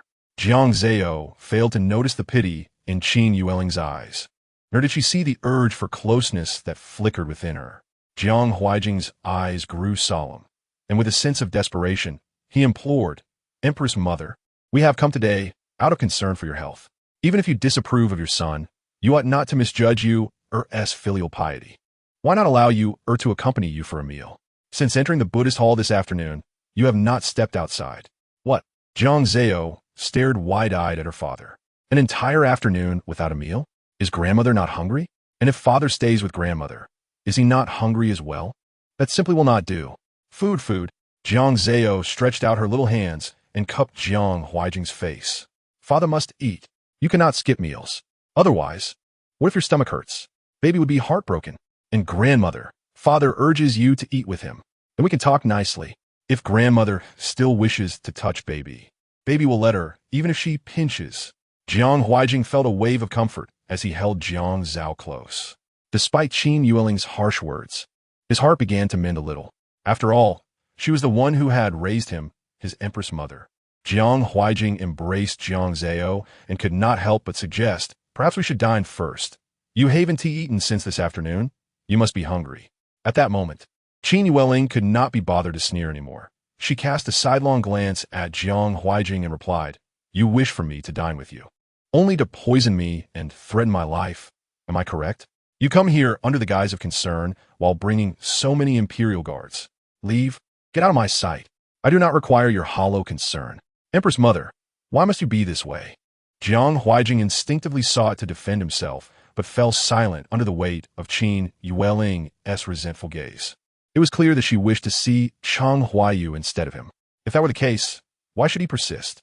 With a cold expression, Jiang Huaijing picked up Jiang Zao and turned to leave the Buddhist hall without a word. Qin Yueling, alone before the statue, could not suppress a look of compassion. In truth, she did not wish to treat Jiang Huaijing this way. Yet perhaps only through such means could she safeguard the Jiang Dynasty and protect Cheng Huayu. Once outside the Buddhist hall, Jiang Huaijing instructed Jiang Jingxian to lead men in pursuit of Cheng Huayu's whereabouts. However, too much time had passed, and ultimately, Jiang Jingxian returned empty-handed. In a show of sincerity, the sedan chair had not followed them up the mountain. Not to mention, Shui Xiangrong, the mother of the nation, had sprained her ankle and could not traverse even a single step of the mountain path. Seeing this, Hua Yin felt anxious and offered to share a carriage with Shui Xiangrong to help look after the little one. Shui Xiangrong, already having a change of heart due to Jiang Zao's earlier incident, would not refuse. The little girl was delighted, playing with Hua Yin for a while before leaning against the open window of the sedan chair, gazing at the night scenery. She could not quite understand why her father was so anxious. "Oh well," Jiang Zao sighed softly, shrugging her little shoulders like a miniature adult. "Since nothing is happening now, it should be fine." Yet just before Jiang Huaijing boarded the carriage, he could not help but glance back at the Buddhist hall one last time. Even though arrangements had been made for the Zen room and the sky had darkened, he still needed to depart. Jiang Zao blinked her large eyes, etching this scene into her memory. Why does grandmother dislike father so? Clearly, he has brought our family to see her. Could it be that, in her eyes, even a wicked uncle would lead her to forsake the Jiang Dynasty? And dear mother, seeing her precious daughter so concerned for her, Shui Xiangrong felt warmth blossom in her heart. Do not worry, her mother is not in pain. Before she could finish speaking, a sudden commotion erupted around the sedan chair. Hua Yin's previously cheerful demeanor turned serious. She lifted the curtain of the open window to peer outside. The surrounding trees began to stir violently, leaves falling like rain. In the next moment, a fierce wind swept through, and two figures suddenly emerged from the treetops, wielding weapons that gleamed ominously in the moonlight. Inside the carriage, Hua Yin reacted first. Assassins. Shui Xiangrong froze, a hint of panic in her eyes as she tightened her hold on the little one.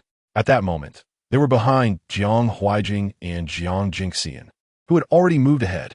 The two assassins were exceptionally skilled, and before anyone could react, their blades began to swing mercilessly. In an instant, the surrounding guards, maidservants, and bearers fell to the ground. These assassins were top-tier experts, their movements swift and deadly, with only one objective: to take lives. Without bearers, the sedan chair collapsed to the ground. Shui Xiangrong was astonished, clutching Jiang Zao tightly as she attempted to escape the carriage, but in the next moment, a sword pierced through the carriage, poised at her neck. It's over. More assassins. Baby and mother are in grave danger. Father, save me. Second brother, help. Baby is doomed. Jiang Zao cried out, her voice louder than ever. Jiang Huijing and Jiang Jingxian sensed something was amiss. Just as they turned to rescue, more assassins leaped from the trees beside the carriage. Protect the carriage. Quickly, protect the carriage. Jiang Jingxian anxiously called out to his mother and sister, but with danger looming. He had to first deal with the assassins before him. In that moment, swords clashed, blood spilled everywhere. Prince, seeing Jiang Jingxian besieged, Jiang Huijing, in a moment of desperation, drew a guard sword and joined forces with him. He had noticed that the assassins' weapons were coated with poison. Even if they did not die from a single strike, they would perish from the poison. Though the assassins were fierce, the father and son did not yield easily. After a fierce struggle, a scream suddenly echoed from above. Jiang Jingxian momentarily lost focus, and the only shelter, their carriage, had been shattered to pieces, leaving them vulnerable to the relentless assault of the assassins. Beside Jiang Zao, only Shi Yu remained. Oh, why is baby always targeted? That wicked uncle today also wanted to take baby away. Could it be that he actually wishes to harm baby? It is so distressing for mother. Jiang Zao's little lips trembled as she wished to cry, but seeing Shui Xiangrong's forehead glisten with cold sweat, she could not find the tears to shed. Just at that moment, the assassins charged forward once again. Mother dear, as the glimmering sword descended toward Shui Xiangrong and herself, Jiang Zao steeled her resolve and threw her small frame onto Shui Xiangrong, shielding her neck and chest. If I must perish, so be it. As long as I can protect my beloved mother, I shall accept any fate. The little one resignedly closed her eyes, yet the anticipated pain failed to arrive. She cautiously opened her eyes to find her mother equally stunned, frozen in place. Following Shui Xiangrong's gaze, she was astonished to see Shi Yu. Shi Yu had bravely positioned herself in front of Shui Xiangrong and Jiang Zao, but had been pierced in the chest in the process. In the next moment, a soft sword entwined around the assailant's weapon, barely managing to hold off the attack. It was Hua Yin. She had drawn her soft sword the instant the assassin struck and fought valiantly to defend them. Alas, her strength was insufficient against the simultaneous attacks of two foes. Otherwise, she would not have had to sacrifice herself for Shui Xiangrong. And Shi Yu, sister-in-law, why are those dear to me getting hurt again? Woo-woo. It's all my fault that Aunt Shi Yu was harmed, and sister-in-law hasn't fully recovered from her previous injuries. These scoundrels are truly wicked. Shi Yu could no longer hold on, slowly collapsing, while Hua Yin continued to struggle against the attackers. Her wounds appeared to worsen, crimson blood gradually staining her body. Jiang Zao trembled with sobs, her heart aching for Hua Yin, yet she found herself unable to utter a single word. Child, you. Shui Xiangrong held Jiang Zao tightly, gazing at Hua Yan's condition, feeling a lump rise in her throat, a metallic tang of iron lingering. Hua Yin managed a faint smile, reassuring, Your Majesty, rest assured, the commoner will. Before she could finish, the assassins drew their swords once more. As the onslaught approached, Jiang Jinyan's pupils dilated in horror at the sight of Hua Yin about to be injured. Hua Yin, Chapter 87. feinting the blades were merciless. And Hua Yin struggled to maintain her stance, having no time to heed Jiang Jinyan's warning. The assassins, seeing Jiang Jinyan gradually gaining the upper hand, exchanged glances and produced hidden weapons from their garments. They shouted, hurling the sharp hexagonal daggers. As they soared through the air, they aimed directly at Jiang Zao. Realizing the imminent danger, Jiang Jinyan's heart raced. Little Yuer, this is it. These assassins are on an entirely different level from those that previously attempted to kidnap me. I cannot implicate Mother. The little one felt a flash of cold light before her mind going blank. Instinctively, her small body shielded Shui Xiangrong's neck, but she could do nothing else. In the next moment, the scent of blood filled her nostrils, yet she felt no pain. Am I already on my way to the ultimate paradise? Jiang Zao slowly opened one eye. Before her stood Jiang Jinyan, wielding a long blade. He had summoned an incredible strength, swiftly dispatching the assassin before rushing to Hua Yan's side to assist her. He not only intercepted the weapon that threatened Jiang Zao, but also eliminated the attacker with a single blow. Little Yuer, Mother. After dispelling the danger, Jiang Jinyan hurriedly helped Shui Xiangrong to her feet. He examined his mother's injuries with urgency. Is Mother all right? Finally, he turned his gaze toward Jiang Zao. The eldest princess is unharmed, right? Are you well? Iem Mifine. Thanks to sister-in-law and second brother, I want to reward each with a kiss. Jiang Zao reached out toward Hua Yin, but before she could make contact, Hua Yin collapsed. The little one was taken aback, her brow drenched in cold sweat as she shook Hua Yin anxiously, looking desperately at Jiang Jinyan. Second brother, don't just stand there. Quickly help. Hua Yin. Jiang Jinyan quickly supported his beloved. Thankfully, Hua Yin had not been poisoned, but her wounds had reopened, leading to excessive blood loss, causing her to faint. Mother, what shall we do? Jiang Jinyan's heart raced, his eyes fixated on Hua Yan's pale face. Beside him stood Shui Xiangrong, unharmed except for a sprained ankle, and the equally worried Jiang Zao. Quickly send word. Any monk skilled in medicine shall be handsomely rewarded, Jiang Huaijing ordered with a serious expression. Hua Yin was the savior of Shui Xiangrong and Jiang Zao. She must not come to harm. The little one felt guilty for causing Hua Yan's predicament. Sister-in-law is my savior. I must help care for her. The small child insisted on staying by Hua Yin's side, laboriously wringing a cloth to wipe her forehead. Though she could have summoned a maid, she was determined to do it herself. The three family members exchanged glances, each seeing compassion reflected in the other's eyes. Hua Yin, writhing in pain upon the bed, let out a soft whimper.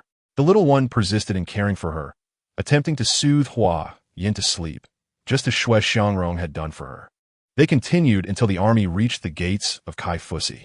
The imperial guard escorted the palanquin, and as the little one watched Hua Yin being placed onto the carriage, she finally relaxed, drifting into a deep slumber. The journey was uneventful, free from further attacks. After 5 or 6 hours, they arrived at the imperial city. Upon awakening, she immediately tidied herself, eager to see Hua Yin. Shui Xiangrong did not acquiesce immediately. After all, they had just experienced a fright, and Hua Yin had yet to awaken. Jiang Zao reluctantly agreed to Shui Xiangrong's request to rest and recuperate before visiting Hua Yin. However, by the afternoon of the next day, her impatience grew, and she insisted on accompanying Shui Xiangrong to see Hua Yin. With no other choice, Shui Xiangrong took her hand and led her to the side palace. Just then, a commotion arose outside Fengqi Palace. Your Majesty the Empress, and the Empress Dowager have heard of the assassination attempt and have sent me to inquire about your well-being. Are the Emperor and Empress safe? Is the eldest princess and the second prince unharmed? The voice belonged to a maidservant from Qin Yuling's side, seated on her small chair. The little one was ordered to finish her breakfast before being allowed to see Hua Yin. Curiosity piqued, she glanced toward the door. Isn't grandmother indifferent to father? Why is she so eager now? Shui Xiangrong frowned, eventually waving her hand for the maid to enter. It was the same maidservant they had seen just days prior. This servant rode in a carriage to bring snacks for the princess. As she spoke, the maid produced 2 pieces of pastry from her bosom. Qin Yuling showed no concern for Jiang Huaijing or Jiang Zao, yet she was adamant about inquiring about little Yuer's safety following the attack. It was as if she had foreseen the assassin's intentions to specifically target little Yuer. If you truly care for the child, you should inform father of that wicked uncle's hiding place. The little one crossed her arms, pouting, and turned her head away, unwilling to engage with the maidservant. Xue Xiangrong gently stroked her little face, offering little kindness to the maid. I apologize, but my darling just experienced a fright. These assassins are too rampant. Please inform the Empress Dowager that we are all unharmed. The maid, sensing her fault, left in disappointment. When I saw her early in the morning, I must hurry to see sister-in-law. The little one puffed her cheeks and, crossing the dining table, headed toward the side palace of Fengqi Palace where Hua Yin was being cared for. Before her was an enlarged, worried little face. Upon seeing her open her eyes, the little one beamed with joy. You're awake. Sister-in-law is awake. If you don't wake up soon, second brother might turn into a monkey right here and devour the offerings meant for the Buddha. The little one clapped her hands in delight, unable to resist leaping into Hua Yan's embrace. Jiang Jingyan stood nearby, lifting the little one by the scruff of her neck so they could meet each other's gaze. Don't disturb your sister-in-law. Mother is kind, allowing her to recuperate in Fengqi Palace, but you are being a nuisance. Jiang Zao huffed, turning her face away with her small paws crossed. Second brother is talking nonsense. I'm not being a nuisance. It's clearly you who keeps coming here too often. You visited Fengqi Palace 8 times today alone. Recalling this, Jiang Zao wore a proud expression on her face. She gazed at Jiang Jingyan, her little nostrils flaring. Unable to resist, Jiang Jingyan playfully smacked her bottom. The siblings were in a playful tussle when Hua Yin's voice interrupted them, asking how she could be recuperating in Fengqi Palace. Chapter 88. The Wedding Banquet. Your Highness, the Empress is kind-hearted, but I must adhere to the rules. Hua Yin struggled to rise. She was sensible and never wished to trouble Xue Xiangrong. Rest assured, you are permitted to stay here by the Empress's grace. She is currently occupied with our wedding preparations and cannot spare time to see you. Jiang Jingyan quickly pressed her back onto the bed. A wedding banquet? Hua Yin was taken aback, her eyes gradually filling with joy, though it was short-lived. Having lived with the constant threat of death, her trust in others was minimal. Yet she was making an exception for Jiang Jingyan. Your Highness, do not tease me. I speak the truth. Jiang Jingyan held her hand and recounted many of Xue Xiangrong's recent undertakings. For instance, Fengqi Palace was adorned with bright red silks, and all the seamstresses had halted their work on spring garments to create wedding attire for her. Your Highness, am I dreaming? Hua Yin still found it hard to believe. Inevitably, if she interrupted Jiang Jingyan, a playful smack would follow. Naughty second brother, when the wedding banquet arrives, you shall see your error. The little one wishes to cause mischief during the wedding night. The little bundle made clawing gestures towards her brother's face, and the siblings began their playful antics anew. Days passed, and Hua Yin's injuries healed considerably. Initially, Xue Xiangrong intended to wait until Hua Yin was fully recovered to hold the banquet, but Jiang Jingyan could not wait any longer. On this day, the spring breeze was gentle, a propitious day calculated by Ji Yunjin. The palace was filled with the sounds of drums and firecrackers, and the red silks formed celebratory flowers, seemingly rejoicing in this joyous occasion. Jiang Huijing and Xue Xiangrong sat in a high position. Jiang Zao donned a charming crimson dress. Her cheeks flushed. She was held in Jiang Jinyu's embrace, witnessing the banquet together, bowed to heaven and earth, clad in golden-threaded wedding garments. The couple held a large red silk and bowed gracefully. Finally, the second brother and sister-in-law have become a couple, but the little one still wishes to create mischief during the wedding night. Who told the second brother to spank me?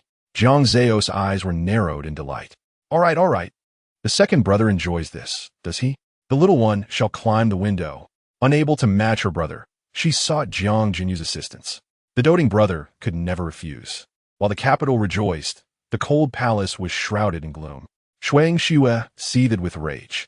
During today's banquet, everyone in the palace was joyfully seeking sweet treats. Leaving her alone in the cold palace without even a morsel, she smashed the only lamp on the table. Yet, in the next moment, the creaking wooden door swung open, revealing a figure clad in a black robe, constantly thanking the newly appointed steward. Was it the new official's fiery spirit or the steward Li's capabilities? Your Highness has praised me. Today you may rest assured here, for the wedding is underway, and they won't be able to attend to this cold palace for a while. The other voice, sharp and thin, unmistakably belonged to a eunuch. Thank you, Steward Li. The figure in black seemed to offer the eunuch some silver before entering with a food box. Upon seeing the food box, Shuang Xue could no longer contain herself. leaping forward like a ravenous dog, tearing into the food inside. How pitiful it was, the once noble and dignified imperial concubine reduced to such a state. The remark was like a dagger, piercing deep into Shui Yingshua's heart. "De Fei, if you do not speak, you shall become mute. I wish for you to be silent forever." Shui Yingxue glared fiercely at her. Upon hearing this, the figure in black finally removed the face-covering cloth, revealing a visage strikingly similar to Chun Fei's. "I am not here to bicker with you, nor to engage in idle chatter," De Fei Su Yingwei said coldly. "The master has sent word. Trouble has arisen again. That little brat has not perished, and even the crown prince's substitute has fallen." Hearing this, Shui Yingxue smashed her bowl in fury. "I knew it from the start. That brat is causing chaos. While in my palace, I overheard the emperor and the national master uttering a few words, and they thought to deceive me. Even without deception, you still lack the ability to maintain your position and ended up in the cold palace, didn't you?" Su Yingwei rolled her eyes secretly. "What did you say?" Shui Yingshue's expression darkened further. It was then that she realized she had revealed her innermost thoughts.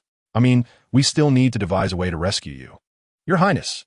Su Yingwei hastily corrected herself. Though they were not on amicable terms privately, they ultimately served the same master. "There is no rush regarding my rescue." Shui Yingshue's gaze softened as she picked up a piece of food and ate. She no longer bore the aristocratic demeanor of an imperial concubine, acting entirely on instinct. What was crucial now was how to seize that brat's capabilities. "What does the imperial concubine suggest we do?" Shui Yingxue beckoned her closer, and when she was near, whispered in her ear, "You should do this." Though Su Yingwei found the lingering odor of unwashed bodies around her repulsive, she nonetheless followed her advice without fail. Just 2 days after the wedding banquet, Jiang Zao, accompanied by Hua Yan, arrived at the imperial garden for some leisure. "Little fishy, my little fishy." The little one rushed towards the pond, but before she could reach it, a loud splash echoed as something heavy fell into the water. Jiang Zao curiously approached to see a palace maid. Just as she was about to call Hua Yan to send someone to rescue her, she was taken aback as the maid, upon seeing Jiang Zao, turned and willingly sank to the bottom. Jiang Zao was puzzled, and upon turning around, noticed that the eunuchs and palace maids who had been working nearby were all avoiding her, wearing expressions of fear. "Why are they all avoiding me? Am I that terrifying?"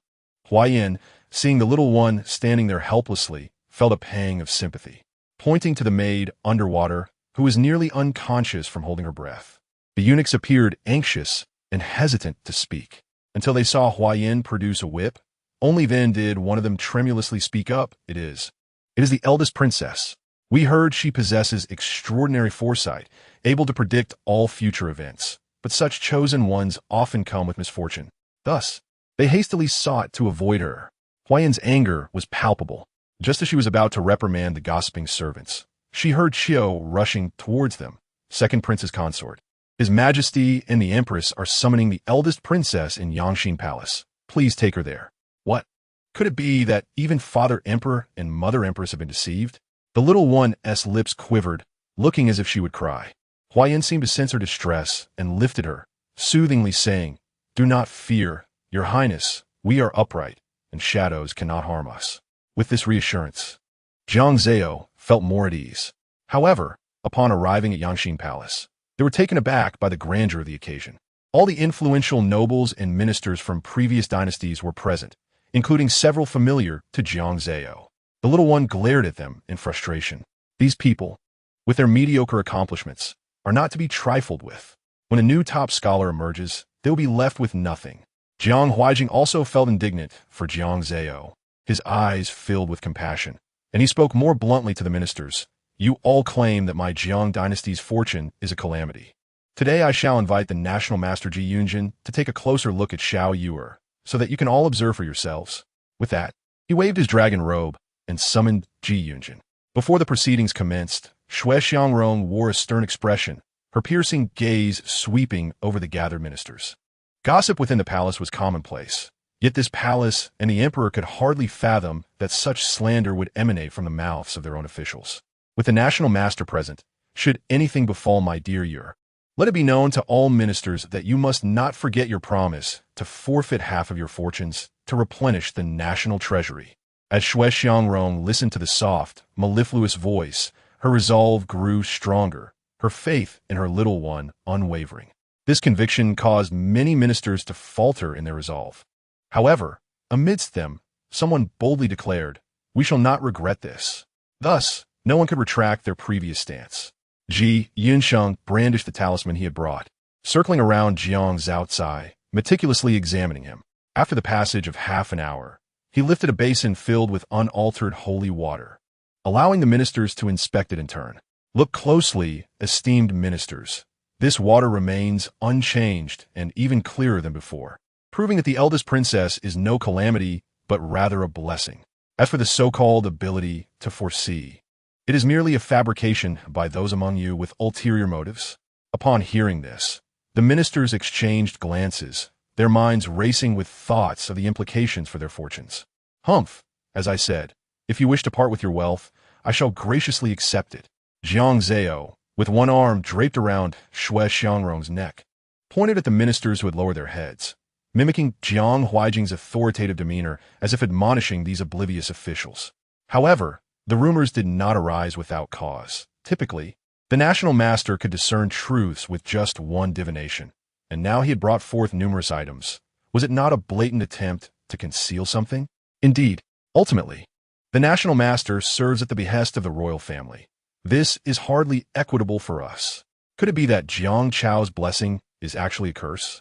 Who remembers the grand sacrificial ceremony? Is there an intention to obscure the truth? With one person initiating, the ministers began to chatter amongst themselves in front of Jiang Huaijing. Silence. Jiang Huaijing's face darkened, prepared to impose punishment, when a frantic voice from outside the Yangxin Palace interrupted. "Oh dear, Defei, the princes and ministers are inside. You cannot enter." Responding to him was a petulant voice. "Just the other day, you claimed the emperor was inside with the empress. Yesterday, you said he was resting after a banquet. Do you take me for a fool? Li Gongong, how dare you? You seem to have taken root in the Yangxin Palace. Does it belong solely to you? Ah, how could a lowly servant presume such a thing? But you truly cannot enter." Following a haughty snort, there was a moment of silence outside. Yet, the next instant, the doors of the Yangxin Palace were flung open. "Defei, you truly cannot enter." Li Gongong's desperate voice had barely faded when a graceful figure slipped into the palace. Defei Su Ingwe, with a bright smile and a playful tongue, donned a vibrant pink dress that lacked the dignity or grace expected of a palace consort. On the day she entered the palace, her audacity to disregard royal decorum left a profound impression on Jiang Huaijing's mind. Over the years, she had consistently embodied a fearless demeanor, unafraid to intrude upon a Yangxin Palace, and would likely even dine with Jiang Huaijing and Shui Xiangrong without hesitation. Jiang Zao regarded the woman, feigning surprise, and momentarily froze before expressing disdain. "Is this Defei? She bears no resemblance to her title. At her age, she still prances about like a young girl. I'm far more composed. How hypocritical! What could the emperor see in such a consort? Did he mistake a mere trinket for a treasure?" The little one pouted, turning to her mother and planting a sticky kiss on her cheek, eliciting a smile from the corners of Shui Xiangrong's lips. Meanwhile, Su Ingwe showed no restraint, calling out to Jiang Huaijing seated upon the dragon throne, "Your Majesty, what brings you here?" Jiang Huaijing's countenance was as frigid as frost, and at the reminder from the little one, he felt as though he had been under some spell to have kept such a woman by his side.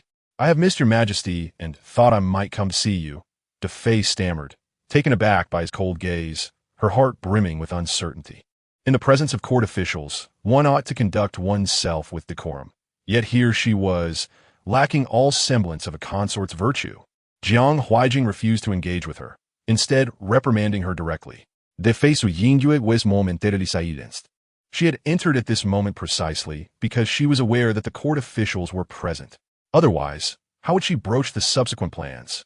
Jiang Zao, sensing the calculating glint in her eyes, huffed and nestled into Shui Xiangrong's embrace. This Defei was a white lotus, her petulant exterior serving as a guise for her self-serving deeds. No, she was even more nefarious. As a sister to Chun Pin Su Yingzhu, she avoided direct involvement in wrongdoing by manipulating others to commit her misdeeds. What a wicked woman. I wonder what her true intentions are. Could it be that she seeks to spread more rumors about me? Jiang Huaijing's expression darkened. "Why do you roam about instead of remaining within your palace? Speak." Chapter 90. A visit to the Taoist, Su Yingyue forced herself to regain her composure and slowly replied, I have heard the rumors surrounding the eldest princess and have come to propose a solution. Relying solely on the national master may not win the hearts of the court, which would be detrimental to his majesty's stability. Oh, Shui Xiangrong raised an eyebrow, incredulous that a mere consort would involve herself in matters of state. De Fei, have you grown weary of life, or has your Su family grown weary of it? At her words, Su Yingyue momentarily faltered, a flicker of resentment crossing her eyes.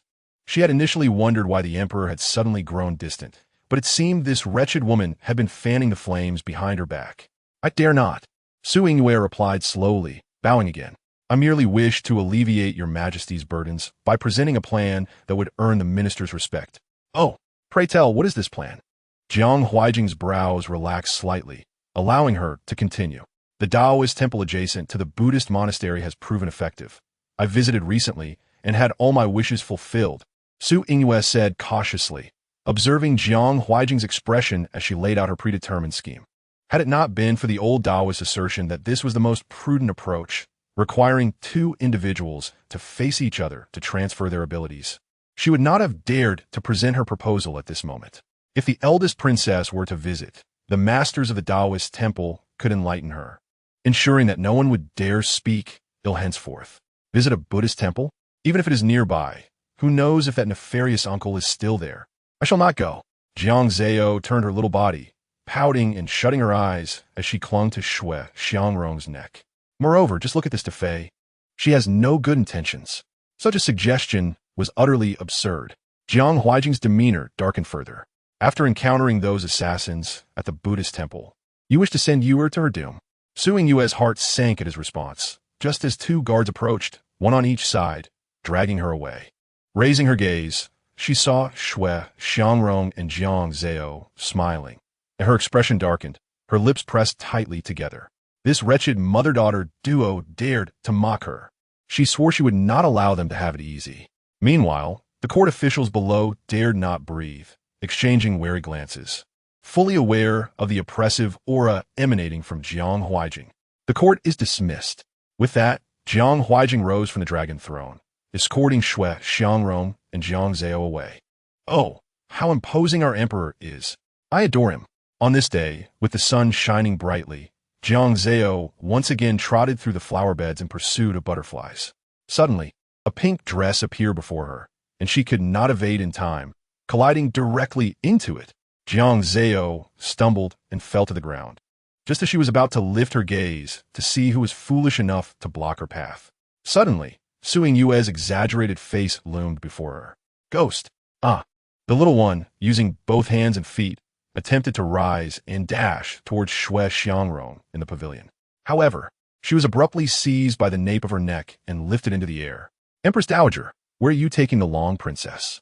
The sharp reprimand of the maid, Nianxiu, rang in her ears. She stepped forward quickly, her expression grave. The Empress is resting in the pavilion ahead. If the Empress Dowager wishes to enjoy the flowers with the long princess, she must first seek the Empress's permission. Saying this, Nianxiu approached to embrace Jiang Zao. Oof. The wicked woman's dreams are shattered. Yet in the next moment, Jiang Zao was forcefully pulled into the arms of a stranger. The fragrance on Su Yingyue was no match for the natural floral scent of Shui Xiangrong, causing Jiang Zao to frown. With just you, do you think you can stop me? Su Yingyue narrowed her eyes, shedding her pretended innocence and arrogance. Nianxiu, unyielding, spoke bluntly. Do not blame me if I accuse you of abducting the princess. Are you all deaf? Our mistress is being bullied, and yet you stand idly by. What are you waiting for? Su Yingyue snorted coldly, kicking the maid beside her. She then instinctively tightened her hold on Jiang Zao, her eyes filled with determination. After explaining the situation, the sorcerer had given them a talisman claiming it could directly steal the child's abilities, but it had to be kept close to Jiang Zao. Otherwise, she would not consent to assist them.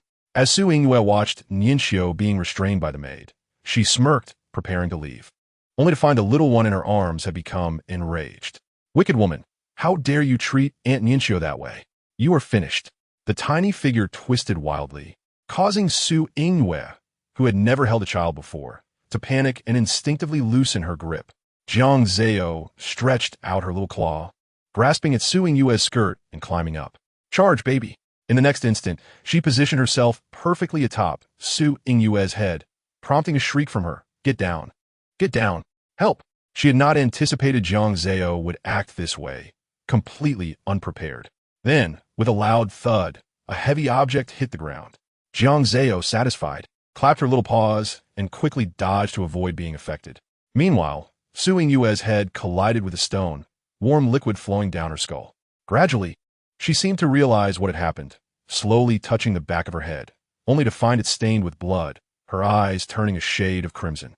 But then, her heart skipped a beat, her gaze darting frantically around. The sound was clearly one only a child could make. Su Yingyu instinctively looked at Jiang Zao. Yet the little mouth remained tightly shut.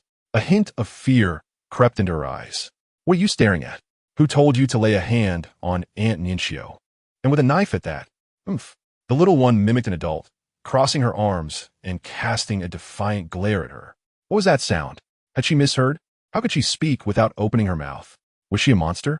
Su Yingyue's eyes widened in terror. Instinctively, she screamed and recoiled until her wrist brushed against the stone, causing a cut, which finally halted her retreat.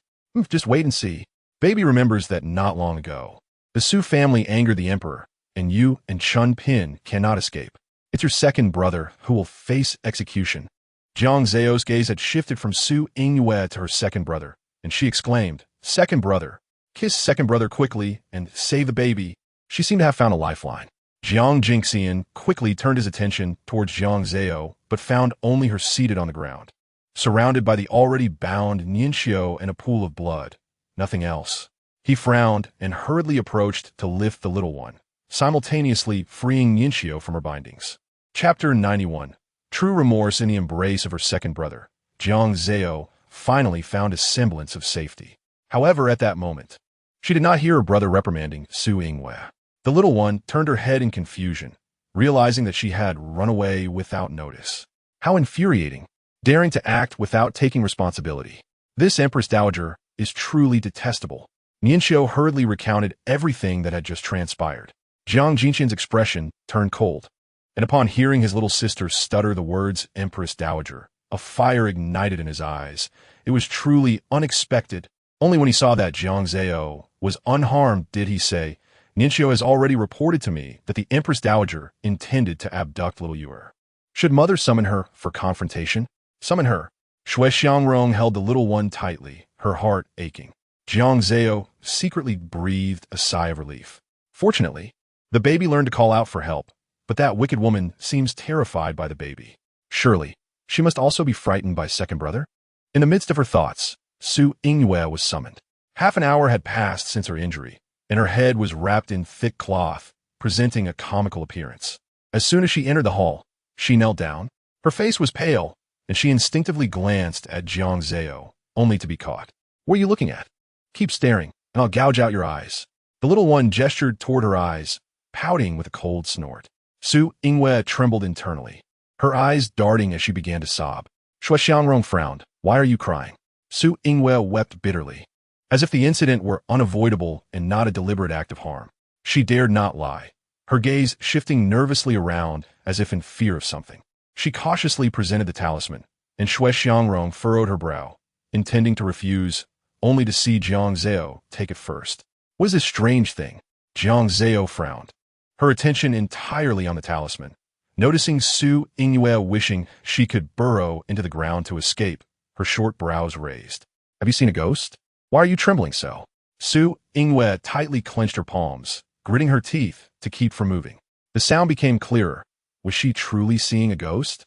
Recalling the ominous words predicting her death, Su Yingyue nearly burst into tears. Was it truly just this? Shui Xiangrong embraced Jiang Zao, tossing the talisman aside, and coldly questioned Su Yingyue. "Surely you harbor resentment towards Chun Pin for offending this palace before?" "Exactly. Chun Pin has lost her status, and there are many she cannot offend. You must be seeking revenge on my dear mother, attempting to take it out on the baby." Shui Xiangrong slammed the table in anger, sternly reprimanding. "Now confess your intentions regarding little Yuer." Su Yingyue froze. "If you do not speak, be wary of your end." Shui Xiangrong's reprimands, mixed with that soft and sticky voice, slithered into Su Yingyue's ears like a venomous snake. What on earth was this thing? Was it truly this little brat? Yet she had never spoken. Why could she hear her? Su Yingyue's eyes were already filled with tears, her whole body trembling. Her teeth chattering uncontrollably, and even her voice quivered. Upon hearing this, laughter erupted in the hall. Su Yingyue looked up to see Jiang Jingxian. Empress Dowager, you can deceive yourself, but even outside the palace, it is widely known that you have been tyrannical, relying on your arrogance, and have even dared to invade the Yangxin Palace. Su Yingyue raised her gaze, instinctively wanting to refute, but upon meeting Jiang Zao's eyes, she trembled again. Offend anyone, but not this little brat. This servant was merely anxious and overly concerned for the little princess, which led to such actions. I truly wish to repent. I implore the Empress and the Long Princess to grant me a chance. She seemed resolutely convinced that Shui Xiangrong would nod in agreement, crawling awkwardly on the ground to tug at Shui Xiangrong's ankle. Su Yingyue looked up with a pitiful expression, her most confident plea directed at Shui Xiangrong, imploring, Your Majesty, your decision is of utmost importance. Jiang Zao pouted, mimicking Su Yingyue's tone with a hint of sarcasm. I see it clearly. You simply wish to evade responsibility. You do not want to be punished. I can see through your facade. Shui Xiangrong's expression remained unyielding, and she coldly summoned Yinxiu to issue a decree, declaring that even if the Defei sincerely wished to repent, the wrongs committed must be accounted for one by one. The punishment was set at 10 strikes with a rod and confinement for half a month. Were there any objections? As her words fell, the gazes of those present disdainfully pierced Su Yingyue. After all, such punishment was unprecedented for her. In the past, she had always pushed the Chun Pin forward to take the blame, allowing the Chun Pin to suffer the consequences. She would undoubtedly soon reveal her true nature. I acknowledge my wrongs and willingly accept my punishment. Please, Your Majesty, do not be angry. Once my confinement is lifted, I wish to continue accompanying you and the Long Gongzhu. Su Yingyue's vision blurred with fear, and she could no longer see clearly. At this moment, all she desired was to leave as quickly as possible. The voice seemed inescapable, and she did not wish to set foot in Fengqi Palace again. Her words fell into a long silence within the hall. Even Jiang Zao could not help but stare, mouth agape, frozen in place. Could it be that the Defei has been possessed to utter such words? I refuse to believe it. Is she merely pretending? Why would she say such a thing? The little one blinked in disbelief at the Defei, suddenly letting out a deep sigh. However, for several consecutive days, she could neither eat nor sleep well. Her mind consumed with the fate mentioned by that innocent voice. Could it be that the Su family truly? At that moment, the maid Xiaochun continued to press. Your Majesty, it has been days, yet you have not told me. Does that talisman work? Has its power reached you? Su Yingyue's heart sank, her bloodshot eyes fixed intently on Xiaochun. She was now in a precarious position, possibly facing death at any moment. Yet Xiaochun, who usually conveyed messages between her and the Gui Fei, seemed utterly heartless. Be silent. Su Yingyue gritted her teeth. You belong to my palace. And now that Jin Gang disrespects me, what use are you to me? In her fury, disregarding Xiaochun's pleas for mercy, she ordered her to be dragged away for 50 strikes and thrown into a side chamber to await death. Once she was left alone in the room, she realized that her hands were slick with sweat. Her maternal family had concealed many matters from her. They were likely planning to act. If the Su family truly faced disaster, she needed to ascertain how to protect herself. The child's words were, in fact, true. Since she could foresee, there must be a way to resolve it. No, she could not simply accept death. She must secure her own safety. At present, it seemed that the only solution lay in pleasing that little one, coaxing her to reveal a means of resolution. Having made her decision, Su Yingyue stood and made her way towards the storeroom. After Su Yingyue was confined, rumors in the palace gradually subsided, and Jiang Zao returned to her carefree days. Unfortunately, such tranquility was not meant to last. After Su Yingyue's confinement was lifted, she frequently visited Fengqi Palace. Each time she came, aside from bringing some treasures from her storeroom, she also brought a great deal of food for the little one. Chapter 92. Voluntarily requesting to go to the cold palace. After several visits, Shui Xiangrong could no longer restrain herself and called for a halt. The items in her storeroom paled in comparison to the rarities in Fengqi Palace. Moreover, they had all been bestowed by Jiang Huaijing, It was merely a transfer from one pocket to another. Your Majesty, these are local pastries. They should be quite suitable for the princess. Today, should we still have Nuncio bring someone to test for poison? A flattering smile adorned Su Yingyue's face as she entered Fengqi Palace, personally placing the food box on the table. Her gaze frequently flickered towards Jiang Zao, filled with yearning. Days had passed, and not a single word of a solution had been uttered. Let it go for today. Yuer has just had some snacks, and there is no need for such attentiveness. Fengqi Palace lacks for nothing. Shui Xiangrong frowned, watching Su Yingyue bring offerings once more, feeling increasingly irritated. It was evident to even the blind that Su Yingyue wished to spend time alone with Jiang Zao. She either proposed to take Jiang Zao to the Imperial Flower Garden or mentioned that the crabapple she had transplanted in her palace had bloomed. Su Yingyue's facade faltered, her hands clenched tightly beneath her sleeves, yet she shamelessly approached Jiang Zao. Little Yuer, would you like to play with the Danyang? The little one disdainfully averted her gaze, pushing aside the gold paper before her. I do not wish to play with you. I absolutely refuse your kindness. Su Yingyue's face turned pale, her smile nearly faltering. Despite having reassured herself countless times, hearing that voice still made her tremble. Little Yuer, do not be unkind. The Danyang bears no ill will. After a moment of contemplation, Su Yingyue smiled brightly. The Danyang simply adores you, wishing to treat you kindly. Who knows, perhaps in 100 years, you might even be reborn in bliss. Reborn in bliss? The little one expressed her distaste. Forget it. In the future, when the Su family sends messages, you will help persuade the Empress and Emperor to release the Gui Fei, without hesitation. After that, the Su family will provoke the Emperor's wrath and face execution, and you will be demoted to a commoner, ultimately falling victim to your enemies. Even if you remain in the palace and say nothing, you will still be implicated by the Su family. In the end, you will meet your doom. The Su family will meet their doom? Su Yingyue broke into a cold sweat, feeling a dampness spreading across her back, her inner garment clinging to her skin. Yet she remained oblivious, her limbs shaking uncontrollably. The Su family had once been close allies with the Shui family, which had allowed her and Su Yingzhu the opportunity to serve in the palace. It seemed that the Su family intended to repay the Shui family's kindness by rescuing Shui Yingxue from danger, yet had brought her harm. Could the Su family truly be so foolish as to wager their future for Shui Yingxue? Su Yingyue was consumed with anxiety, gripping her brush, determined to continue writing. You must send this out of the palace first thing tomorrow morning. There could be no delay. In the dead of night, filled with dread, Su Yingyue found herself unable to sleep. She believed she was swift, yet the imperial decree arrived even more swiftly. Before dawn the next day, Gongli came to announce the decree. By the decree of heaven, the emperor proclaims that the Su family, in their attempt to exonerate the guilty, has shown contempt for the grace of heaven, and thus they are to be demoted to a fourth-rank idle position, while the De Fei is demoted to a Deing. Thus decreed, Gong Li's expression was cold as he closed the decree and beckoned the palace attendants behind him. Hurry and move the items of the former noble consort. Finally, he cast a mocking glance at the pale-faced Su Yingyue. Su Daing, you can no longer reside in this main hall. You must move to the side hall. Su Yingyue nodded, rising in a daze, slowly stepping out of the main hall, as if she had lost her soul.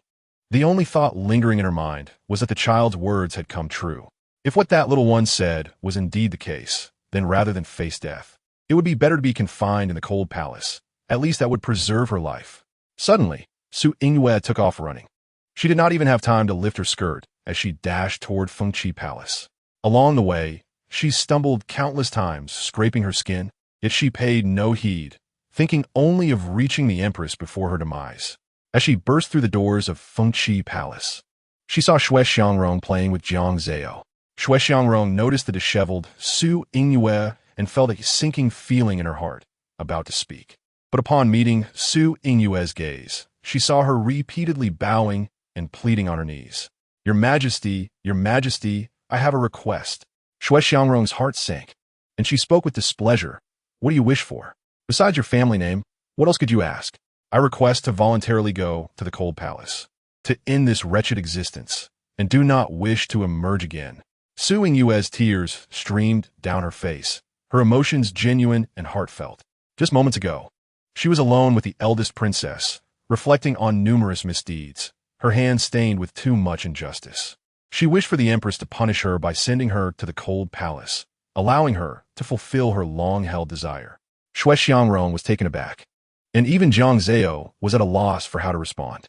Was the Defei truly out of her mind, voluntarily seeking to enter the cold palace? Abandoning favor, status, and familial connections? Truly a rarity. Defei, if you recognize your mistakes, you need only to request punishment. Why must you go to the cold palace? Shui Xiangrong felt a headache coming on from her lamentations. Yet, Su Yingyue was resolute, insisting on her desire to enter the cold palace for peace of mind. She exhausted every possible means to plead her case.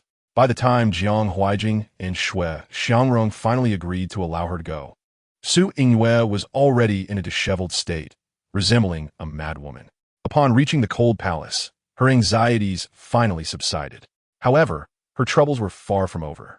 With a loud crash, the door to the cold palace was flung open, startling Su Yingyue, who was happily dining.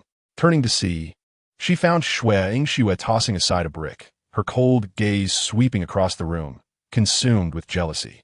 The Empress, feeling pity for you, ordered that your meals be as sumptuous as before, fearing outsiders might think you were coerced into this situation.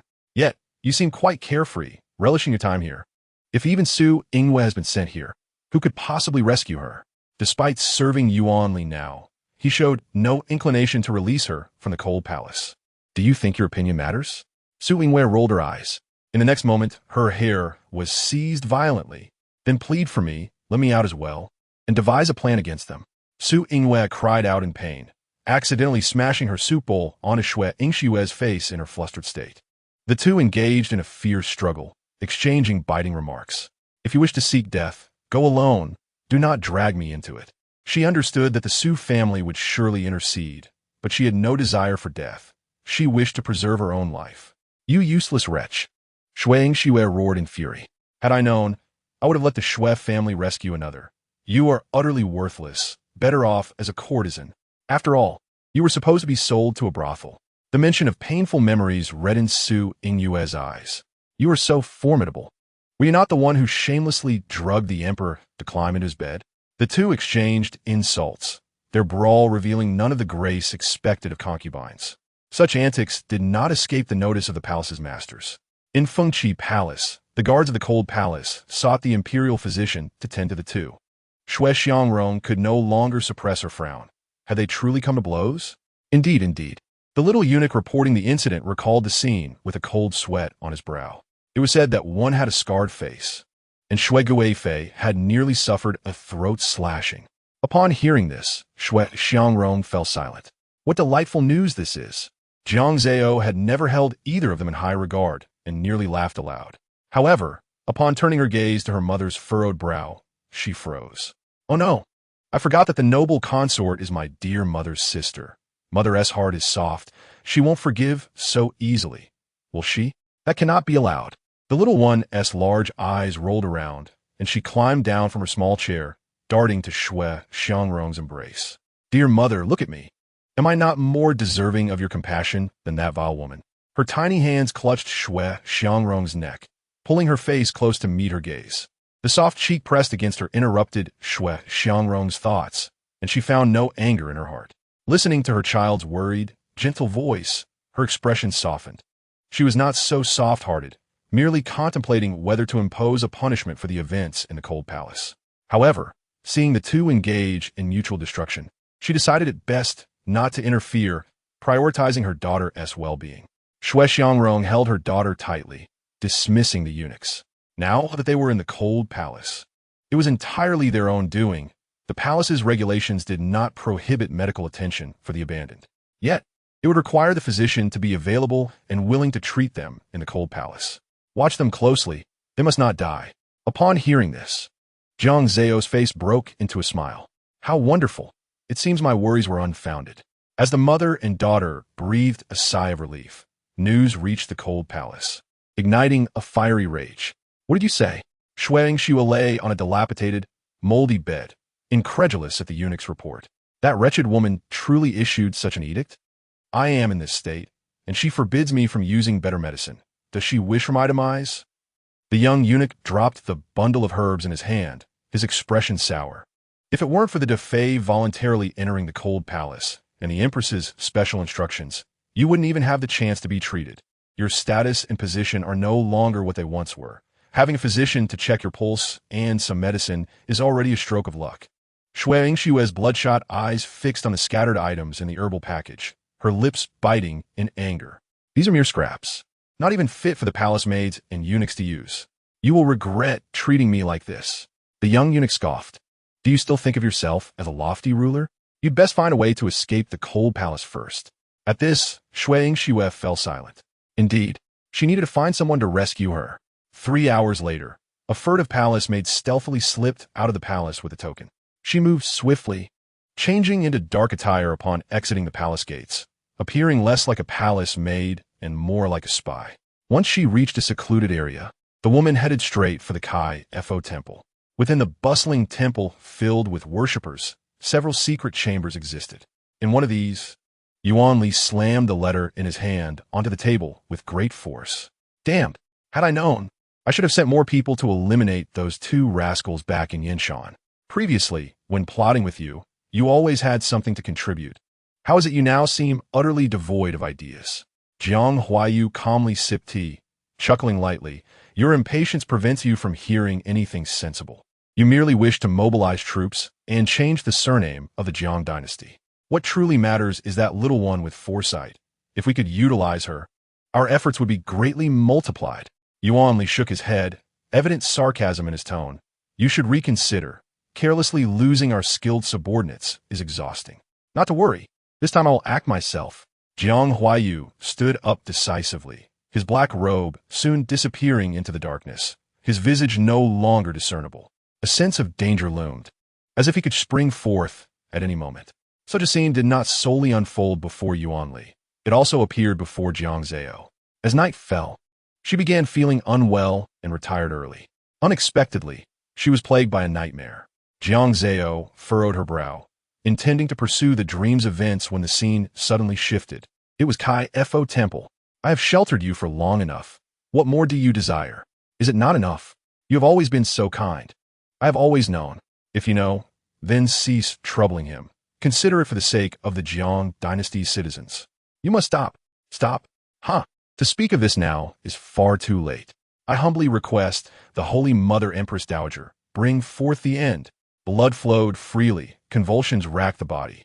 The figure remained unmoved, standing with arms folded, coldly observing Qin Yueling's struggles. Jiang Zao wished to step forward to discern the figure's features, but unexpectedly, the figure turned swiftly and lunged at her. The little one awoke, instinctively scanning her surroundings. Seeing herself still in her chambers, she sighed in relief. Jiang Zao blinked her large eyes, glancing around the room.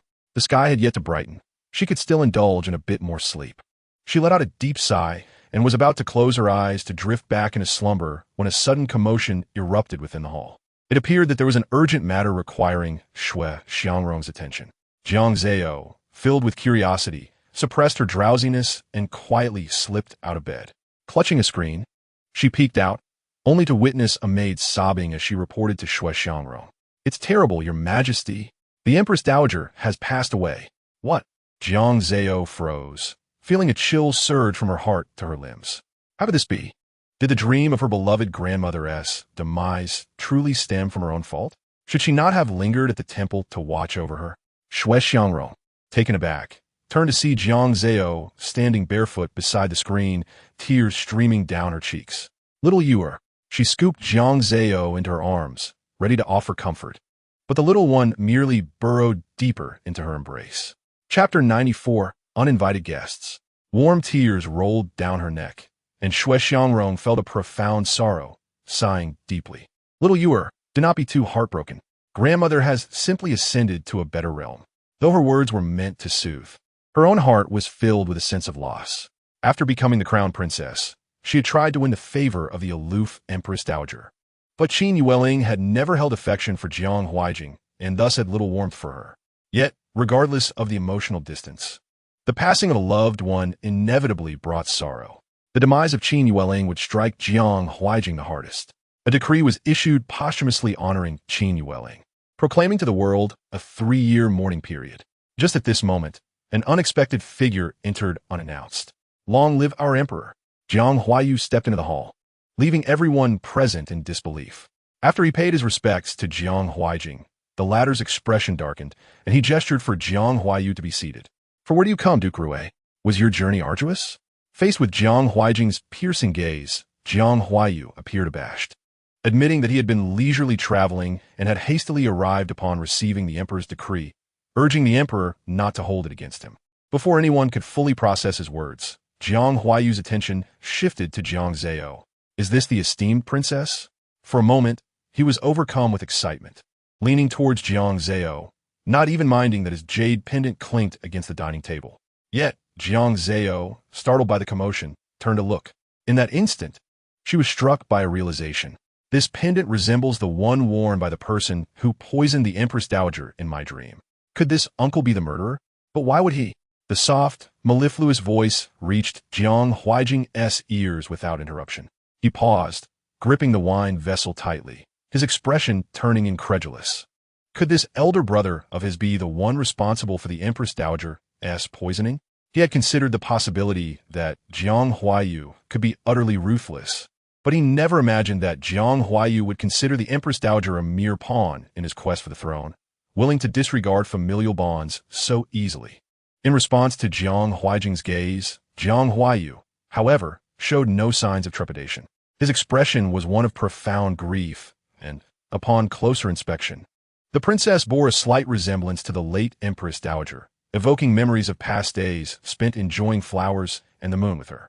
"I humbly request your majesty to allow the princess to stay with me at the Duke's residence in the capital for a few days, so I may alleviate my longings."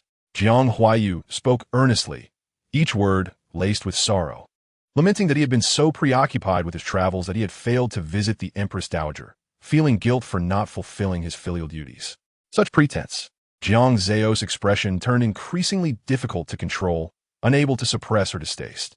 Shui Xiangrong, holding Jiang Zao, gently pressed down on her little head, trying to prevent her from making eye contact with Jiang Huaiyu. Now aware of this man's ulterior motives, she remained unaware of what schemes he might be plotting. Jiang Huaijing's anger simmered as he coldly regarded Jiang Huaiyu, refusing his request. "You is still young and cannot be separated from the Empress. Duke Rui should remain in the capital for an extended stay, as the Empress Dowager often spoke of you. You must observe mourning rites.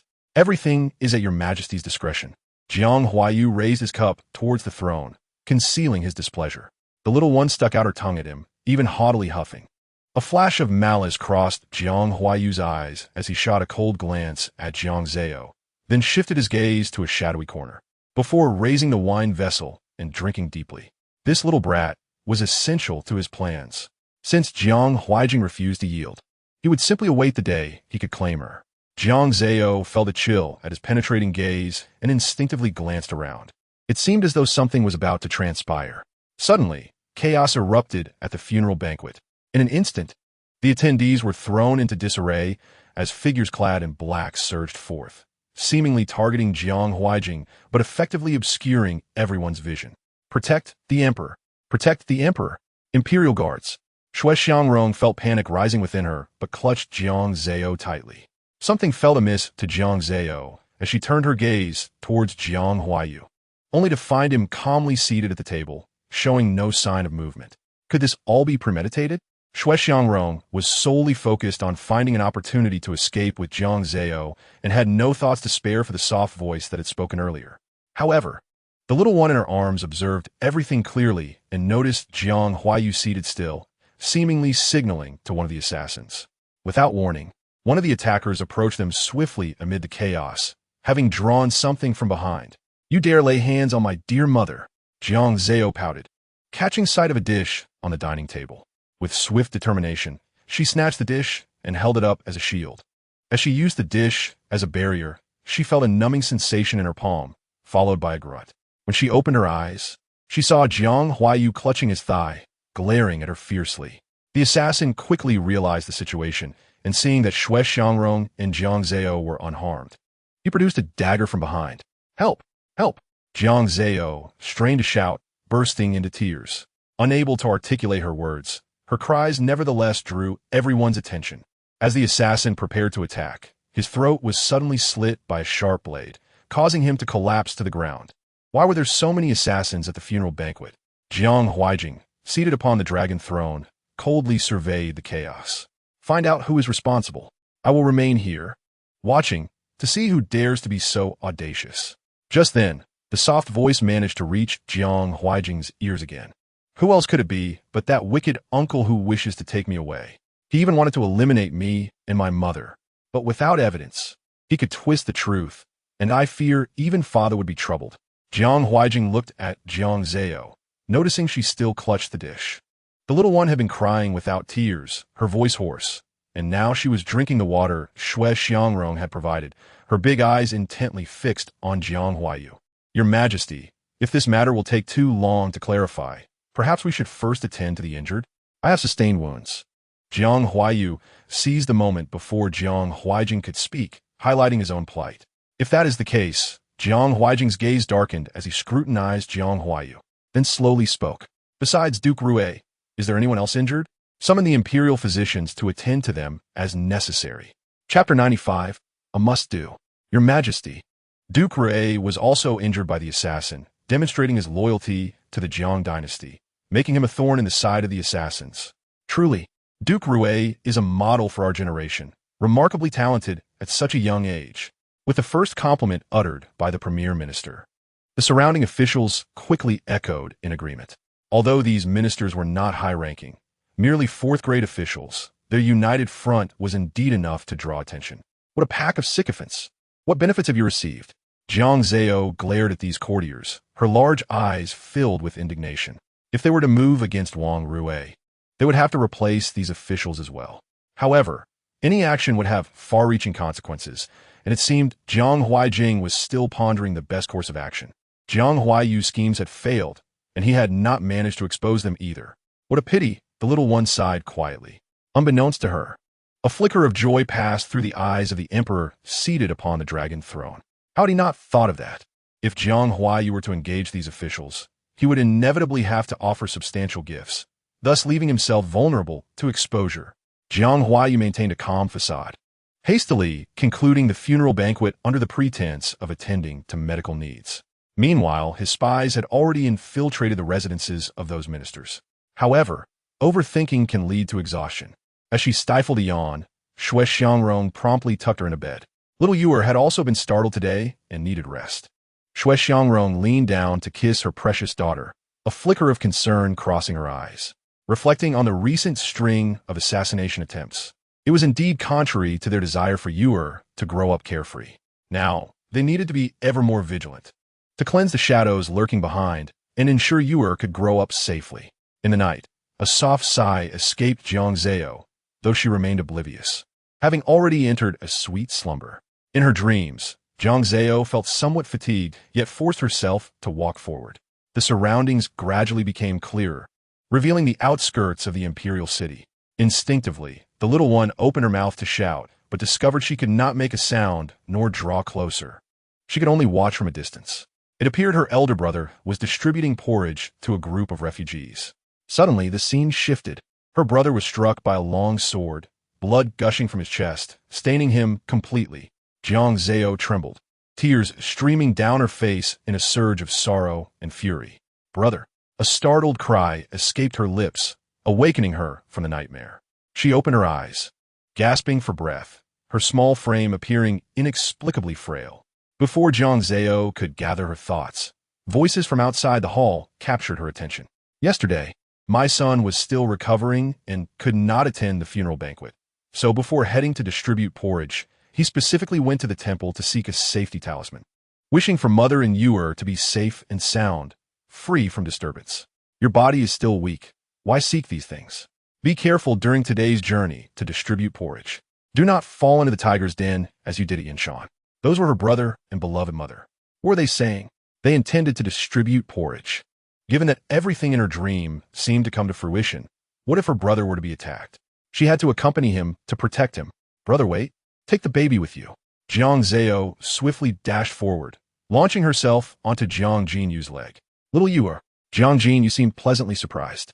Did you come specifically to send off your brother? He has been recovering for so long. He truly missed you.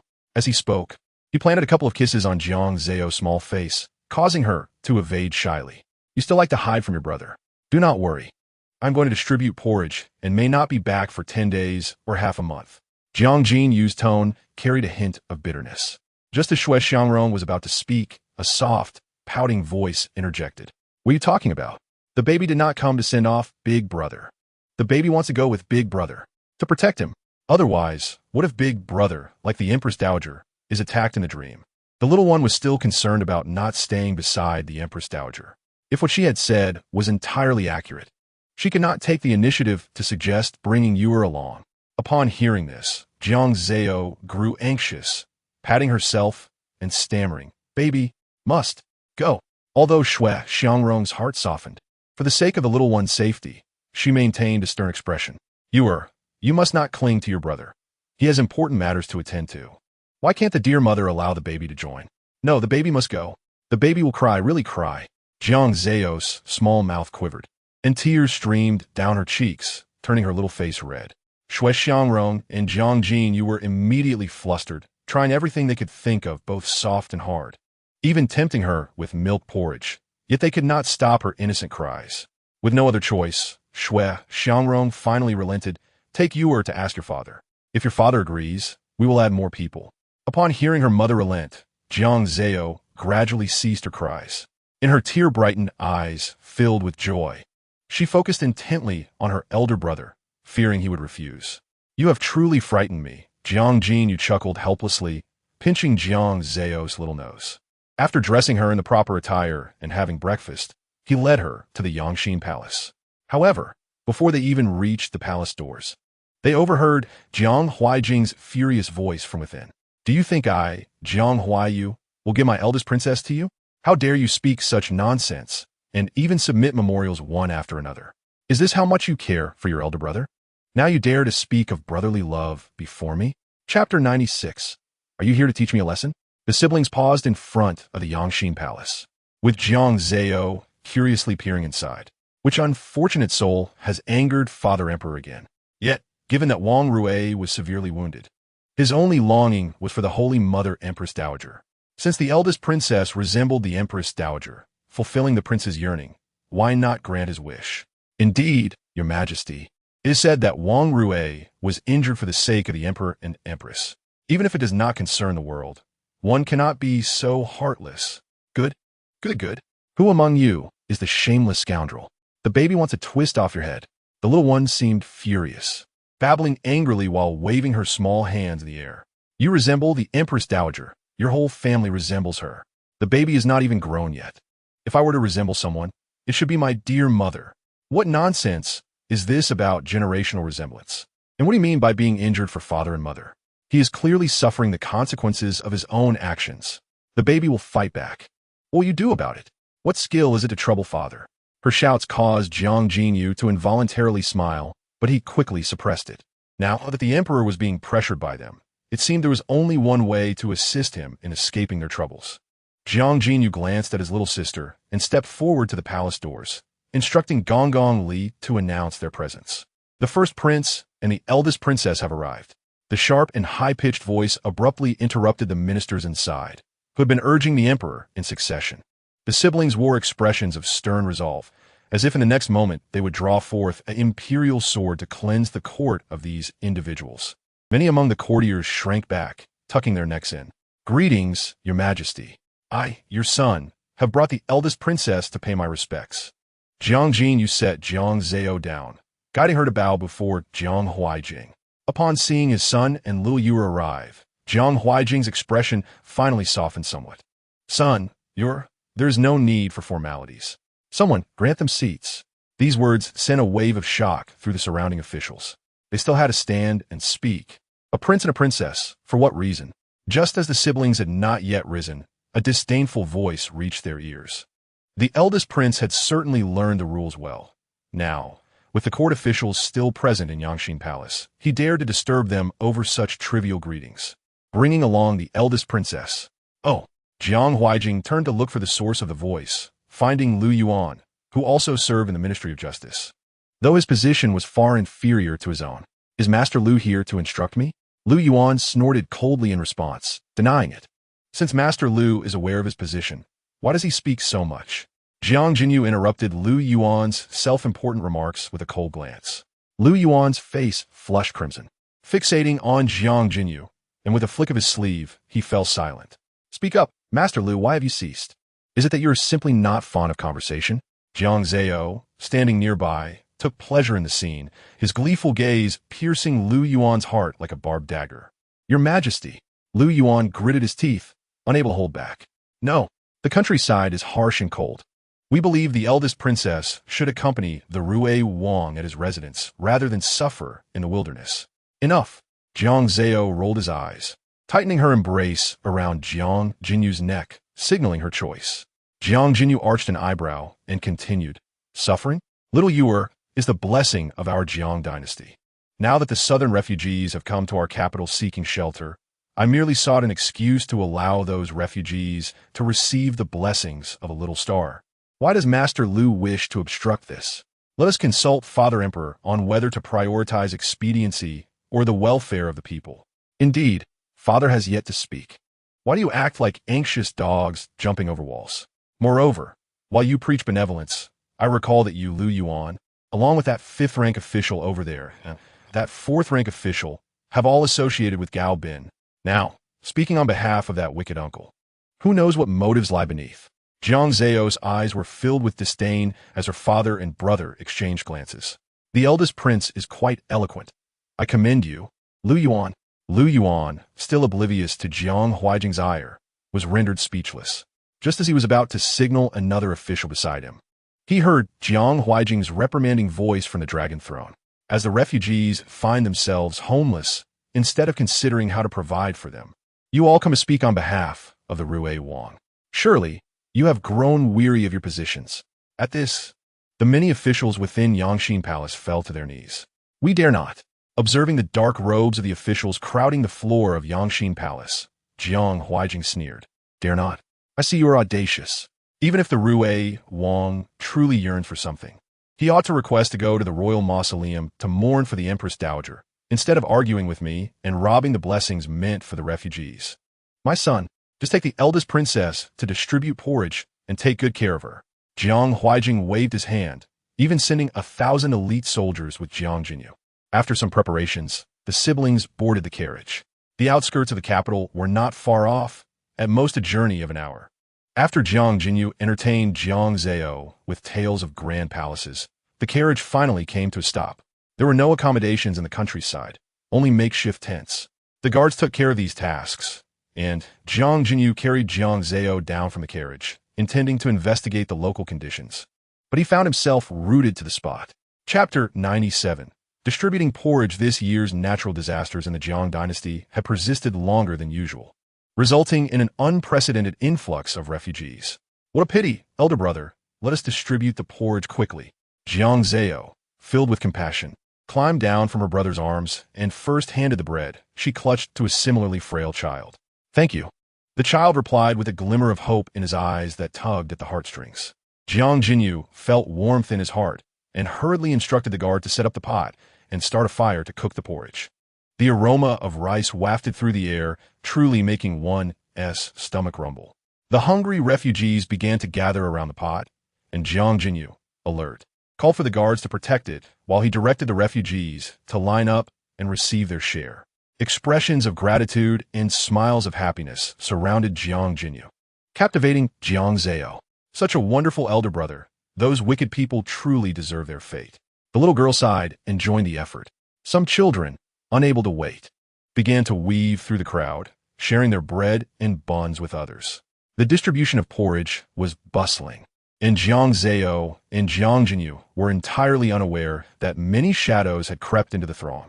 They assumed the crowd was merely large and did not investigate further. It was not until a masked refugee approached that Jiang Jinyu sensed something amiss. How could a refugee be so thoroughly wrapped? Just as he frowned and was about to inquire, the figure suddenly drew a long sword. Jiang Jinyu had no time to unsheath his sword and instinctively raised the porridge ladle to defend himself. The crowd of refugees erupted into chaos as Jiang Zao, having just handed a bun to a child, was knocked to the ground. Brother, be careful. The little girl struggled to get up and saw several figures within the crowd brandishing long swords, lunging at Jiang Jinyu. In an instant, the ladle in Jiang Jinyu's hand shattered into pieces. The attackers wasted no time, their assault growing fiercer. Despite the guards' swift reactions, they were no match for the ambush, and many suffered fatal wounds. "This is it. My nightmare has come true again. You shall not bully my elder brother." Jiang Zao resolved to protect her brother, scanning the area until she crouched down to pick up a stone. With all her strength, she hurled the stone. Though its lethality was minimal, it was enough to draw attention. Seeing the apparent leader among the assailants signal to several attackers, they promptly divided into two groups, seemingly intent on capturing the siblings. Jiang Zao's heart raced. Seeing Jiang Jinyu finally manage to draw his sword in desperate defense, she turned to flee. Just as she had run halfway, a hidden dart thrown by one of the attackers intercepted her path. In an instant, a glint of cold steel flashed before her. The little girl felt a chill in her heart, but before the blade could strike, it was abruptly intercepted midway.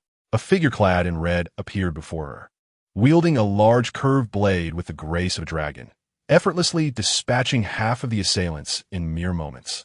Her movements resembled a dance rather than a battle, a sight to behold.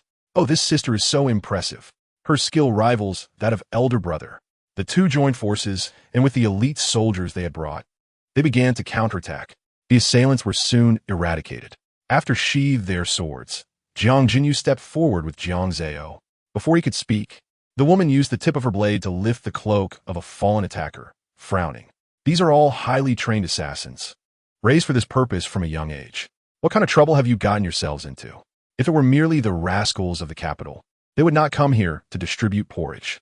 The woman, dressed elegantly, stood tall and poised, her slightly heroic face strikingly beautiful.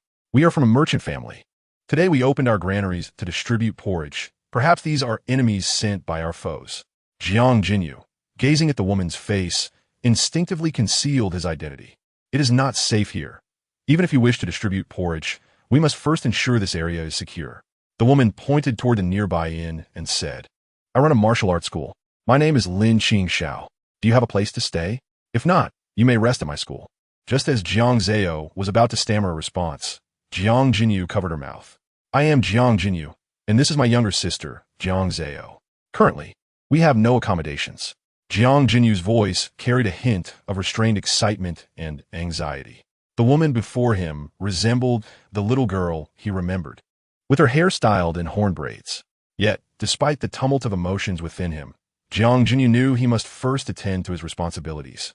The day's rations had not yet been fully distributed. "You may proceed first, and once I have resolved matters here, I will seek out your martial arts school."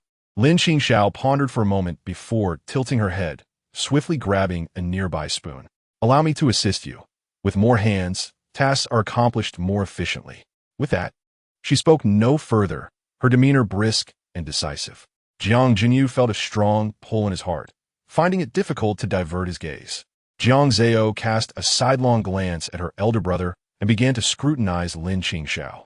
"This sister saved both me and my brother. She should not be doubted. But my brother lies. Can she truly not discern the truth? Even if we are disguised as a wealthy family, our names have already crossed the royal surname. Does she genuinely remain unaware?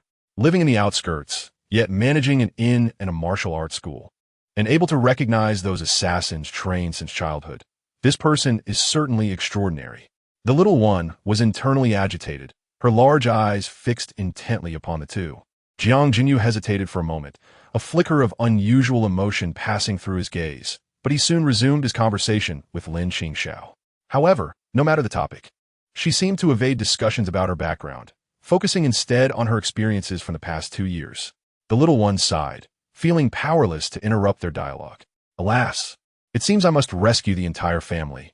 The burden is heavy indeed." In the following days of distributing porridge, thanks to Lin Qingxiao's assistance, everything proceeded remarkably smoothly. Even a fly attempting to land on the food would be swiftly dispatched by Lin Qingxiao's blade. She possessed skill, strategy, and a compassionate understanding of others. Such perfection is rather unsettling. Jiang Zao muttered to herself as she continued distributing rations to the children. Yet, prior to this, she had an important matter to address. "Qingxiao, I must confess something to you." Jiang Jinyu led Jiang Zao to find Lin Qingxiao, who seemed to have anticipated their arrival. Waiting at the door of the martial arts school, Jiang Zao remained vigilant, not yet lowering her guard against Lin Qingxiao. Unfazed, Lin Qingxiao smiled. I know what you are about to say. You are, in fact, His Highness the Crown Prince of Jiangqiao, correct? It was a perfectly crafted statement. Yet, its perfection made it hard to believe. Jiang Jinyu frowned, a look of suspicion settling in his eyes. His jade pendant was always with him. He only removed it when bathing, placing it in his room. How then had Lin Qingxiao come to possess it? Chapter 98. Testing the waters. The smile on Lin Qingxiao's face gradually faded. Your Highness, allow me to speak candidly. If my sole intention were to earn silver, why would I not simply open tavern? Her every expression and gesture, even the dimples on her cheeks, echoed the girl Jiang Jinyu had stumbled upon in his youth. He had been merely 7 years old, accompanying his father to distribute porridge at the city gates. That lively girl had taken root in his heart like a ray of sunshine. Now, over a decade later, she had not withered, but had instead grown into a towering tree. Jiang Jinyu remained silent for a moment, deliberately overlooking her slight misstep in addressing him, and replied, It is my fault for miswording and causing offense to you. However, perhaps within the capital, you could aid even more people. His gaze was intense, causing Lin Qingxiao's cheeks to flush slightly. Regardless, Your Highness should grant me some time to properly settle the martial arts school. Upon seeing Jiang Jinyu nod earnestly, she chuckled softly and turned to walk back to her school. Jiang Jinyu's eyes remained fixed on Lin Qingxiao, never straying. He clenched his fists inwardly, as if harboring deeper considerations. Alas, it seems I must take matters into my own hands. Jiang Zao tightened her small fists, resolutely determining that this mysterious woman, with unclear motives, was quite dangerous. She must uncover her true intentions. Your Highness, would it be inappropriate for us to proceed in this manner? A palace maid cautiously trailed behind Jiang Zao, feeling somewhat apprehensive. The little one called out playfully, tugging the maid along as they entered. Lin Qingxiao was the only one present, engrossed in her ledger, her gaze unperturbed. Jiang Zao approached her side and suddenly tilted her head up, revealing a cheerful smile. Your Highness. Lin Qingxiao set down her work and shifted her gaze to Jiang Zao, smiling in return. What troubles you? Jiang Zao shook her head, then unexpectedly reached out to grasp Lin Qingxiao's skirt. She blinked her large eyes, scrutinizing Lin Qingxiao intently. Any hint of a flaw would not escape her notice. I refuse to believe that without my brother present, you can still treat me kindly. Yet Lin Qingxiao only smiled faintly, effortlessly lifting her up. The sensation of being airborne startled Jiang Zao, but in an instant, she found herself enveloped in an embrace that bore an unusual fragrance. This strange scent was unlike any she had encountered before. The little one inadvertently furrowed her brow, prompting Lin Qingxiao's smile to deepen. What is she smiling about? Wait, what is this at my fingertips? Jiang Zao's small body tensed as she reached out her tiny hand to touch it, her face paling instantly. That solid object felt unmistakably like a hilt. Meeting Lin Qingxiao's smiling eyes sent a chill down her spine. Was she about to make a move? Under Jiang Zao's watchful gaze, Lin Qingxiao slowly extended a hand towards the curved blade. No matter. Once she raises the knife, I will bite her neck. Let us see who is stronger. Though Jiang Zao had meticulously planned her every action, she could not suppress her nervousness. She swallowed hard, her focus unwavering on Lin Qingxiao's movements. However, just as Lin Qingxiao was about to grasp the hilt, Jiang Jinyu's voice rang out from outside. Miss Lin, have you seen Xiaoyu anywhere? Upon seeing Jiang Jinyu arrive, Jiang Zao hastily descended from Lin Qingxiao's hold. Brother. The little one leaped into her brother's embrace, eyeing Lin Qingxiao warily. She has ulterior motives. Observing his sister's rigid demeanor, Jiang Jinyu furrowed his brow, questioning what had transpired. Perhaps she was startled by my blade. Lin Qingxiao explained with a smile, raising an eyebrow at Jiang Zao. Jiang Jinyu absorbed the scene, his expression momentarily darkening. After settling the accounts, the little one sulked in her brother's arms, her large eyes still fixed on Lin Qingxiao until they boarded the carriage. On their journey back, the three shared a carriage, with Jiang Zao and Lin Qingxiao positioned on either side. Yet, Lin Qingxiao undoubtedly harbored secrets. Could it be that Lin Qingxiao truly means no harm? The road from the outskirts to the imperial city took no more than an hour. Upon entering the palace, for reasons unknown, Jiang Zao sensed a hint of tension from Lin Qingxiao. She attributed it to Lin Qingxiao's unfamiliarity with such lavish surroundings. As soon as they entered the Yangxin Palace, they found Jiang Huaijing already waiting for them.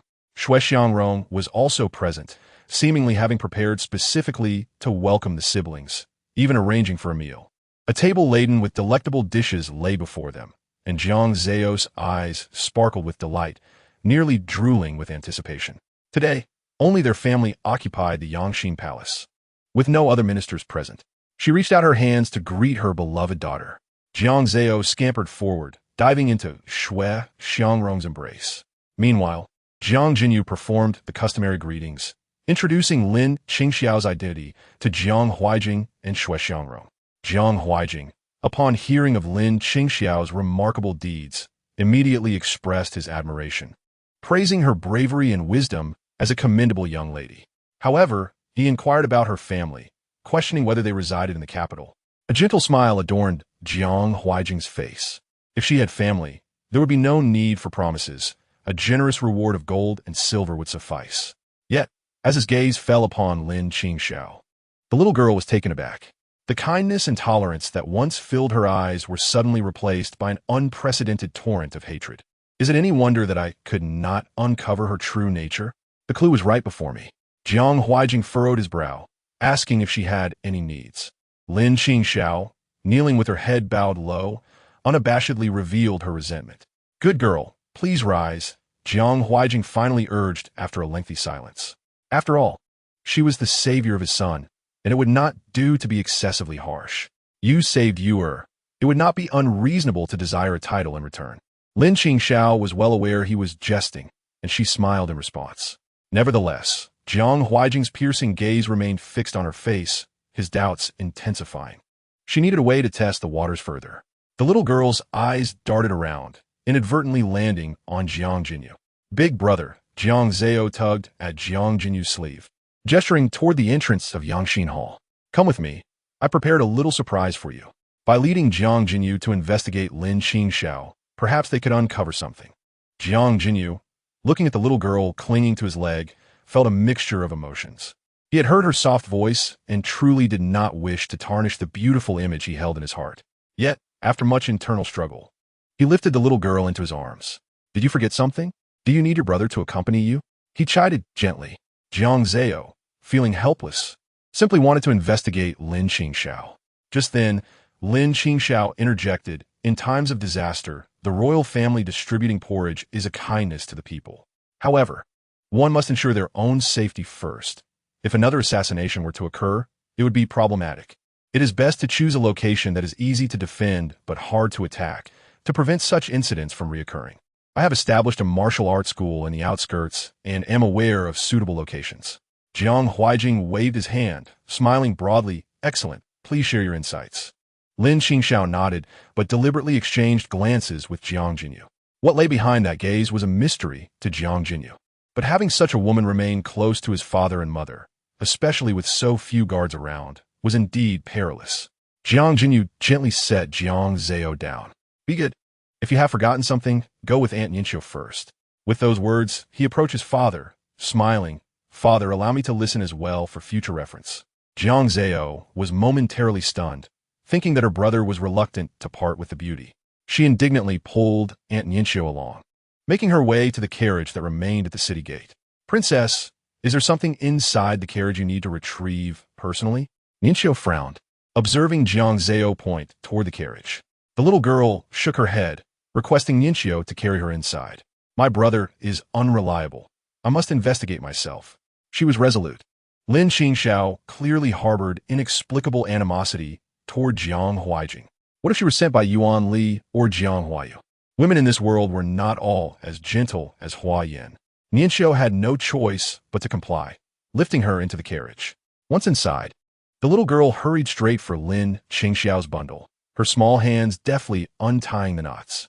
Jiang Zao was oblivious to how smoothly her search was going, focused solely on rummaging through the contents.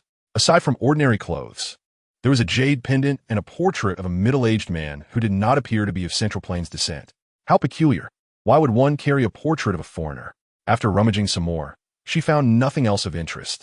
As she exited the carriage, she looked up to see Jiang Jinyu. Big Brother is here too. Perhaps he can uncover what I couldn't. The urgency in her eyes sparked excitement as she urged him to investigate. Jiang Jinyu's expression changed dramatically. Investigate what? Little you do not speak carelessly. What are you thinking? Investigate. The single word was filled with her earnestness. Big Brother has never doubted me before.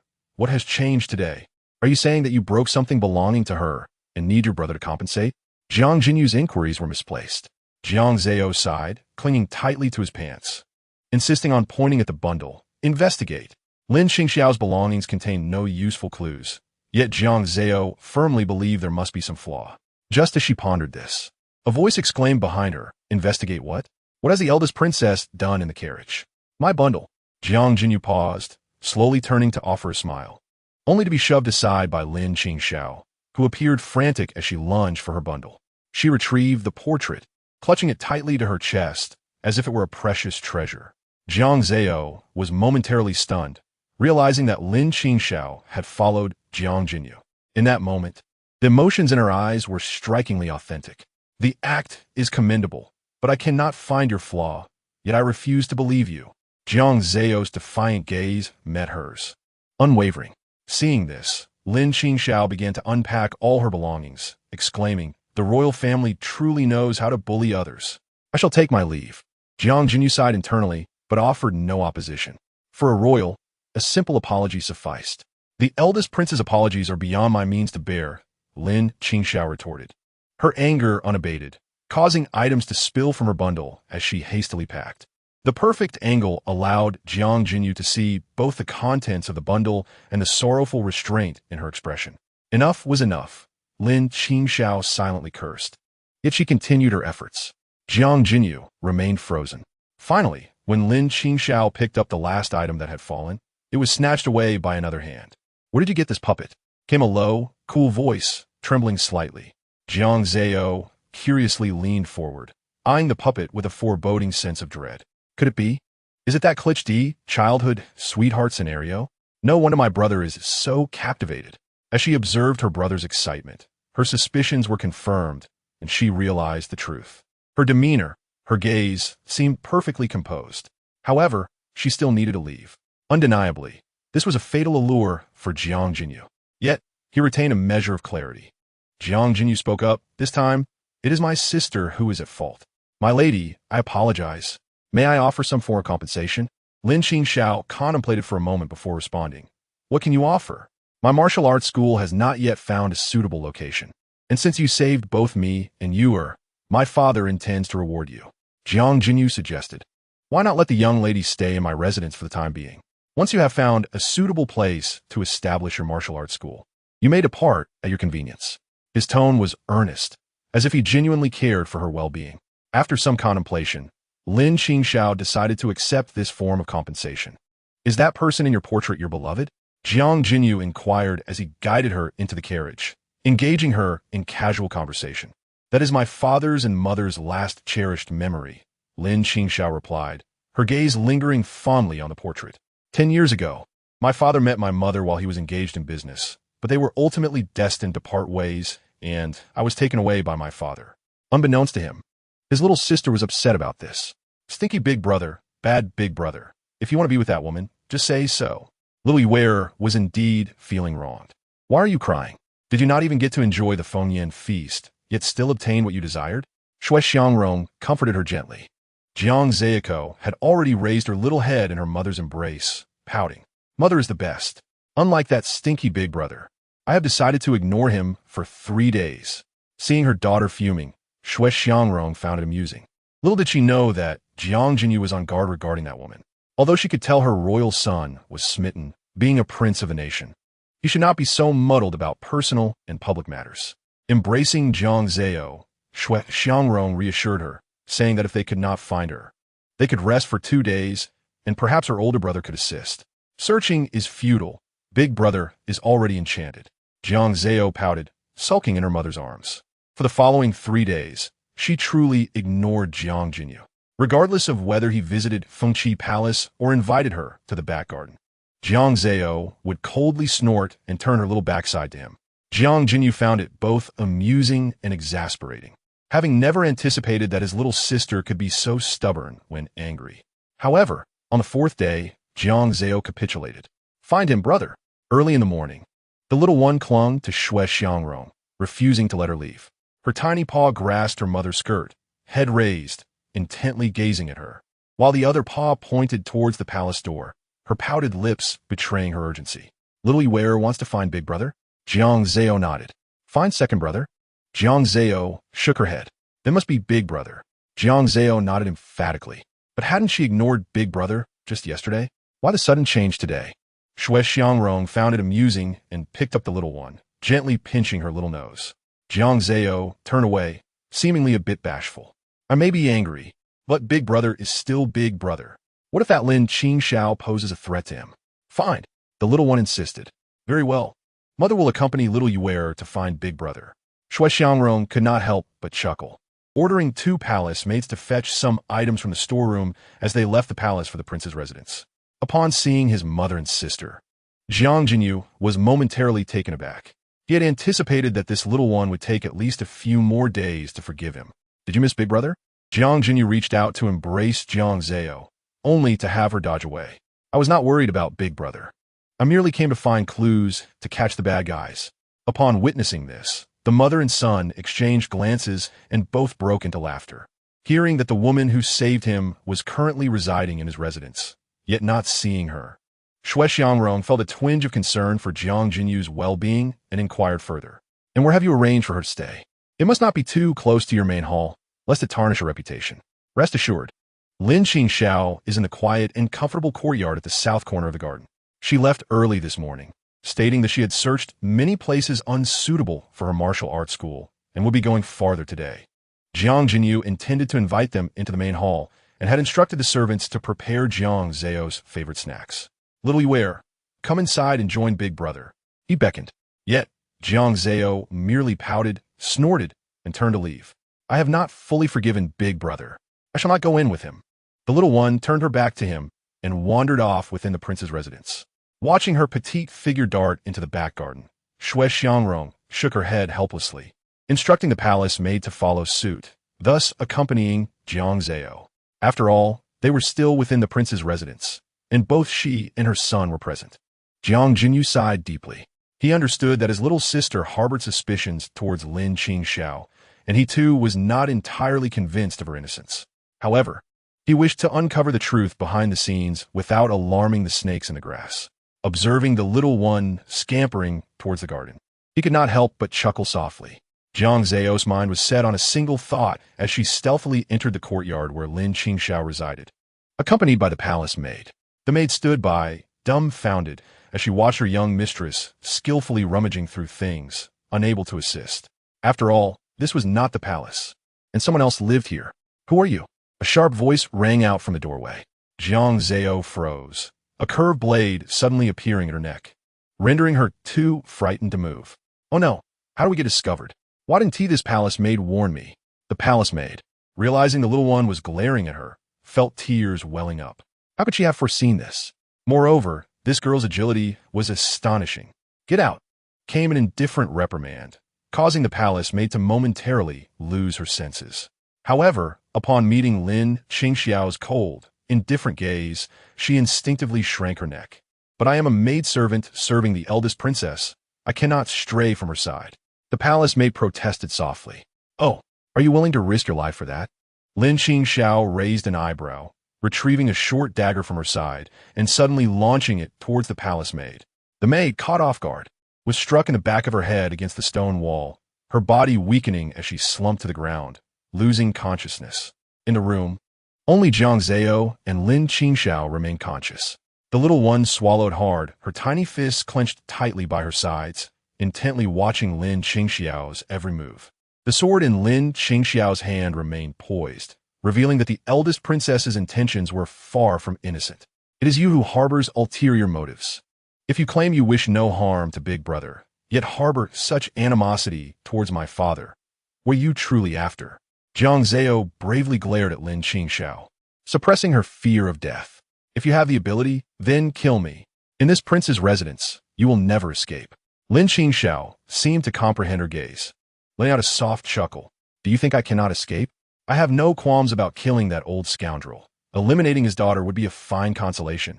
As she spoke, she was about to plunge the sword into the little one when she suddenly groaned, feeling a sharp pain as a dagger struck her arm. Chapter 101. Never Let Go Clang. The sound of the curved blade clattering against the ground echoed just as the window shattered, and several figures clad in black leaped into the room. Are we only taking this little brat? One of the black-clad figures asked the leader. Lin Qingxiao's expression turned icy. She realized they were contemplating whether to eliminate her. Glancing at Jiang Zao beside her, she tightened her grip around the little one, using her injured hand to grasp the curved blade. At this moment, the only thing that could save her was this little brat. Let go of that child. The leader of the black-clad assassins spat through clenched teeth. Otherwise, we'll make you wish you were dead. Wish I were dead.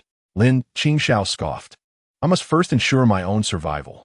If you want me to release her, I refuse to comply. No sooner had she spoken than the black-clad figures raised their weapons and charged at her. However, Lin Qingxiao had just been ambushed, and with Jiang Zao in her arms, she could barely wield the curved blade. The group of dark-clad assassins indeed held the upper hand, yet their blades came perilously close to injuring Jiang Zao, and they dared not advance further. Just as those words left his lips, someone hesitated to retort, questioning whether their poisoned darts, once unleashed, would not result in death or injury. Could this child withstand such an onslaught? The leader bellowed, seemingly irritated by the man's incessant chatter, and with a swift motion, severed the man's throat with his sword. Immediately, he drew out a concealed weapon from his bosom. Lin Qingxiao felt a pang of anxiety in her heart, glancing at the equally tense Jiang Zao, and pushed him away. Get out of the way, don't be a hindrance. Despite the curse in her words, she shoved Jiang Zao into a corner. Then, she kicked over a table, effectively sealing Jiang Zao within. Their line of sight was abruptly obscured, and the little one in the corner was jumping up and down in distress. So this is how it is, allowing me to owe you my life. Hoping to make me feel guilty? I want to fall for it. The little one heard the chilling sounds of clashing blades outside. At this rate, Lin Qingxiao would surely perish. She took 2 steps back, intending to charge forward and overturn the table, but unexpectedly collided with something behind her. Bang! A candlestick fell, landing precisely before Jiang Zao. The candle within was still burning, evidently forgotten by someone. Jiang Zao's eyes brightened as he grasped the candlestick with his small paws, turning around and repeatedly apologizing in his heart. I'm only trying to repay your kindness. Although Lin Qingxiao is no saint, she hasn't abandoned me. Even in the face of assassins, she never lets go. I don't want to owe her anything. Soon, a blazing fire ignited in the corner of the room. The few who were fighting within froze and simultaneously turned to look at the source of the flames. This child, Lin Qingxiao gasped, casting aside her concerns as she struck down the assassin before her and rushed toward the corner. Just as she reached out to grasp Jiang Zao by the scruff of his neck, she sensed danger approaching from behind. The little one spotted the ambushing assassin and hurled the candlestick at him. The flames leapt onto the assassin's dark garb, forcing him to retreat. Lin Qingxiao was momentarily taken aback, suddenly struck by a realization as she glanced at Jiang Zao. However, there was no time to ponder. The fire was spreading.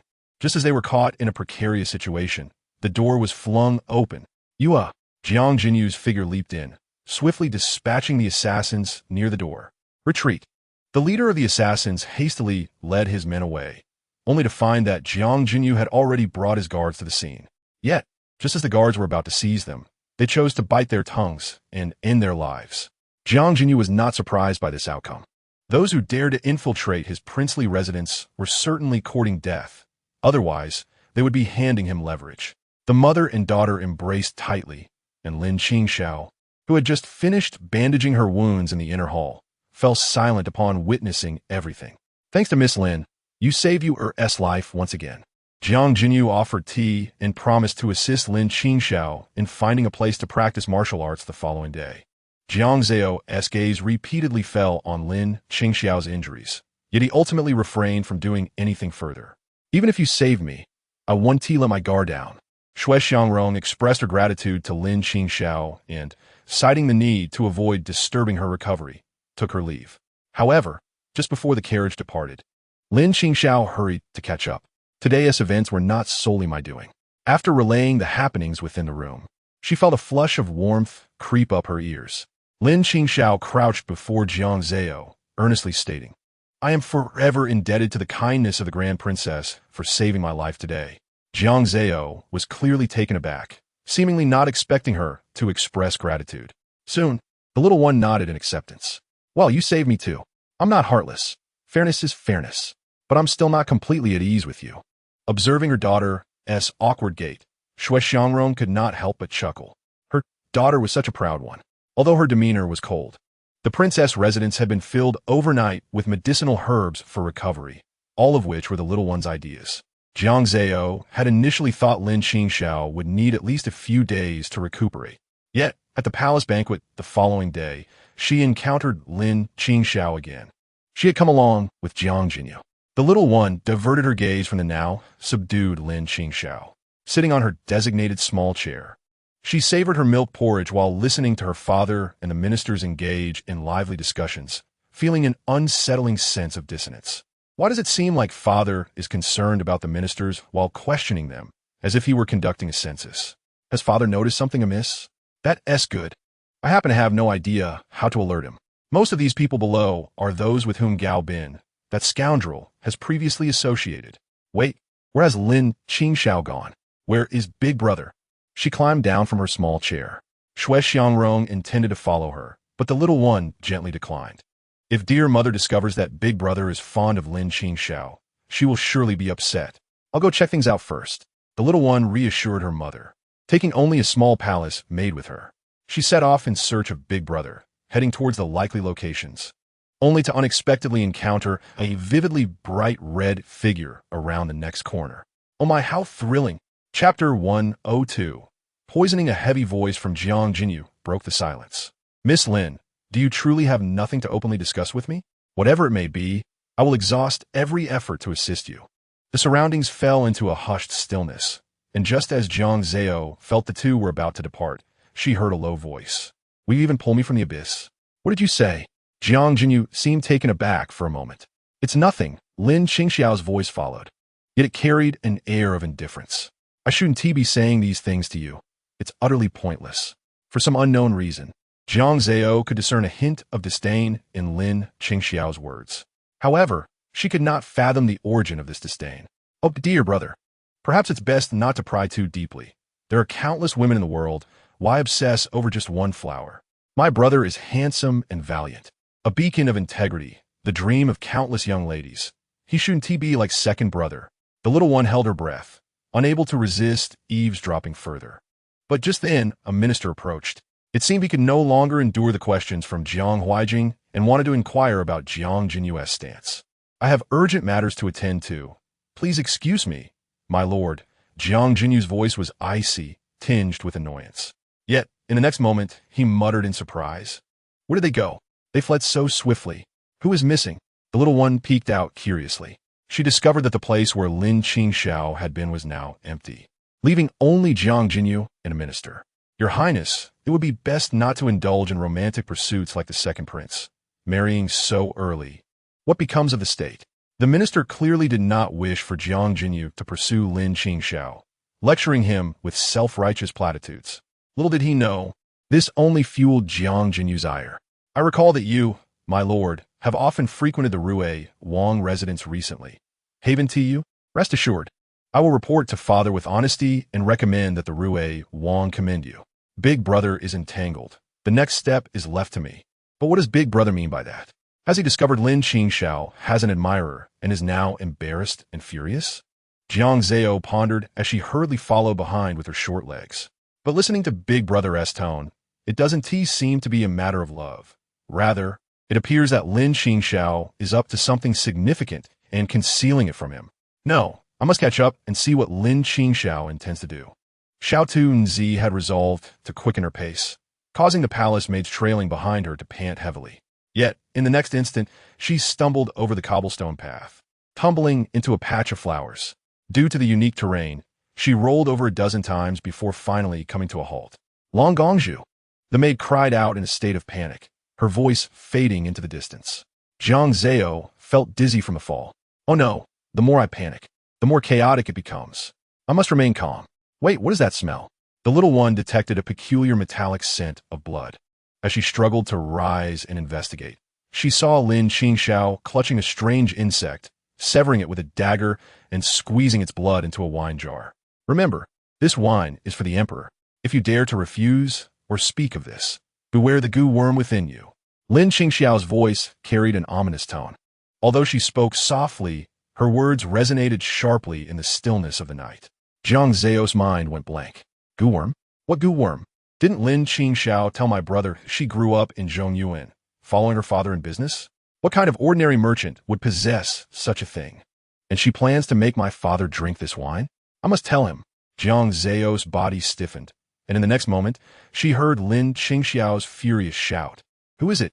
The sound of Lin Qingxiao's footsteps approached suddenly, and just as Xiao Tunzi prepared to flee without a second thought, a piercing cat's wail echoed, followed by a dark figure darting away.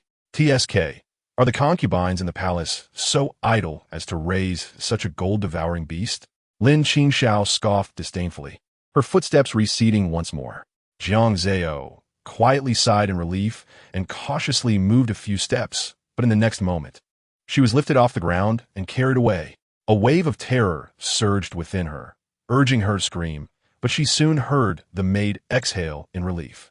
Long Gongzhu, Your Highness, there you are. I was worried. The maid wept as she cradled Jiang Zao. Let's go to the Thai hospital. Oh dear, this is such a relief. The maid, grateful to have survived the scare, made Jiang Zao breathe easier too. The maid, misunderstanding her discomfort, thought she was reluctant to see a doctor and continued coaxing her. Come now, Your Highness, we must let the doctor examine you to determine the severity of your injuries. Jiang Zao struggled incessantly, but was no match for the maid's strength. Fortunately, her fall had not caused serious harm. Her calf was still functional. I saw someone poison Father's wine. Did he drink it? Father, please do not drink. Xiao Tunzi maneuvered around Shui Xiangrong, wriggling free from the maid's embrace, and rushed straight to Jiang Huaijing's side. Before Jiang Huaijing could speak, she knocked over the wine jar before him. Do not act foolishly. Jiang Huaijing swiftly steadied the wine jar, but Jiang Zao anxiously toppled it again. Father, do not drink. It's poisoned. I saw someone poison it. What? Jiang Huaijing and Shui Xiangrong both stood up in shock, and the banquet fell silent. All eyes turned to the high table, curious about what had occurred to alarm both the Empress and the Emperor. So, Jiang Zao, still in a state of panic, clutched Jiang Huaijing's leg and stammered. Did Father drink that wine? Please tell me. Chapter 103. The Great Divide. Jiang Huaijing felt a chill spread through his limbs. He had indeed drank, and not just a sip. Meanwhile, amidst the family's turmoil, Lin Qingxiao continued to consume cup after cup of wine at the table. She felt a sense of satisfaction that she could not stop pouring. In a little while, the Jiang Dynasty would be in mourning. Lin Qingxiao raised her glass towards Jiang Zao, noting her furious glare, which only made her smile wryly. At that moment, Jiang Jinyu sighed heavily beside her, pondering the endless cycle of vengeance. His gaze carried a weight of sorrow. Others had witnessed Lin Qingxiao's act of poisoning, not just Jiang Zao alone. Lin Qingxiao's numbed thoughts had yet to process the reality when gasps erupted from the right side of the banquet. What happened to Lord Liu? Is he drunk? No. Blood is flowing from his mouth and nose. It's poison. There is poison at the palace banquet. While some expressed concern, others reveled in the misfortune. See, evil begets evil. Let him suffer for his past tyranny and oppression of the people. He even took bribes and was once in cahoots with that Gaobin. He deserves it. Previously, at the Yangxin Palace, he had dared to reprimand the crown prince. Upon witnessing the chaos, Eunuch Li hastily shouted, "Imperial guards, protect his majesty. Quickly protect him." As she observed the palace banquet descend into turmoil, Lin Qingxiao slowly drained her glass, an icy dread unfurling from her core. She had clearly instructed that little maid to use the goo worm. That cup of wine should have been for Jiang Huaijing. Lin Qingxiao fixed her gaze on Jiang Huaijing, subtly urging the goo worm. Yet no matter how hard she tried, the mother goo remained unmoving, and she had not heard the maid's cries. The maid was unharmed, and the wine had been delivered. How could there have been a switch? Someone else had perished. Lin Qingxiao was bewildered, unable to comprehend the situation. In her confusion, she failed to notice Jiang Jinyu's heavy sigh beside her. The emergence of poison at the banquet infuriated Jiang Huaijing, who ordered the palace gates sealed. How dare anyone poison in my presence so brazenly? If the perpetrator is found, they shall be executed at once. With the decree issued, even Lin Qingxiao could not escape. However, as Jiang Jinyu had brought her in, she naturally remained with him in the chiffon hall. Upon entering her quarters for the night, Lin Qingxiao spotted a pair of puppets on the table. One was intentionally dropped from her bundle for Jiang Jinyu to see, while the other was its matching counterpart. She was momentarily stunned, still processing, when she heard movement behind her. Turning around, she found Jiang Zao. The maid accompanying her held a food container and took out a jar of peach blossom wine before exiting the room. The implications were clear. Chasing me all the way here, it seems you have indeed discovered something tonight. Lin Qingxiao, unafraid of the two palace maids stationed at the door, directly confronted her. Why? Jiang Zao furrowed her brow, realizing Lin Qingxiao had openly admitted to her actions, and climbed onto the chair opposite her. Currently, only I witnessed you poisoning, and although I wish to tell father and mother, I have no evidence. If at your age, you had to endure the destruction of your country, witnessing your parents and kin slaughtered, would you harbor resentment? Jiang Zao frowned, contemplating for a long while before nodding. Do you see this puppet? Lin Qingxiao picked up the other puppet, one Jiang Zao had never seen before. I carved this puppet. It is somewhat ugly and far inferior to the one in my bundle. When I was 5, I made a bet with a 7-year-old boy. He said whoever carved faster would win, and if he won, I would have to marry him. Lin Qingxiao's eyes softened for a brief moment. I lost, crying uncontrollably, and he carved a small curved dagger to appease me. I recognized him from the very beginning, and now I realized that upon seeing this, he recognized me as well. When Jiang Huaijing was still the crown prince, he and Jiang Huaiyu spent 3 years at the border. The late emperor intended for the two to compete, knowing full well who would prevail. It was during that year that a small nation with the surname Wanyan at the border was entirely annihilated, leaving only women and children, who were sent to Zhongyuan. Jiang Zao was astonished and scrutinized Lin Qingxiao's face closely. Perhaps she should be called Wanyan Qingxiao? Lin Qingxiao noted the expression of pity on the little one's face, and amidst her sorrow, a wicked idea blossomed. She reached out to pinch Jiang Zao's cheek. I am now surnamed Lin. Do not make wild guesses, you little brat. Jiang Zao winced from the pinch and could not help but cry out. In the next moment, she was lifted into a familiar embrace. The little one looked up and saw Jiang Jinyu's face darken with anger. What have you done to her? Lin Qingxiao shrugged and chuckled. What do you think I would do? Jiang Jinyu then turned his gaze to the little one in his arms. Where? How did you end up here? Jiang Zao was momentarily taken aback, glancing at the wine on the table, stuttering as he uttered 2 words, send, wine. The little one thought, did the baby come to find a flaw? Who knew it would just be a story? She shrugged and struggled to escape his embrace. Big brother, how about a little something? She has already confessed. Just tell father. The events of tonight have attracted the attention of the emperor towards uncle. You need not worry.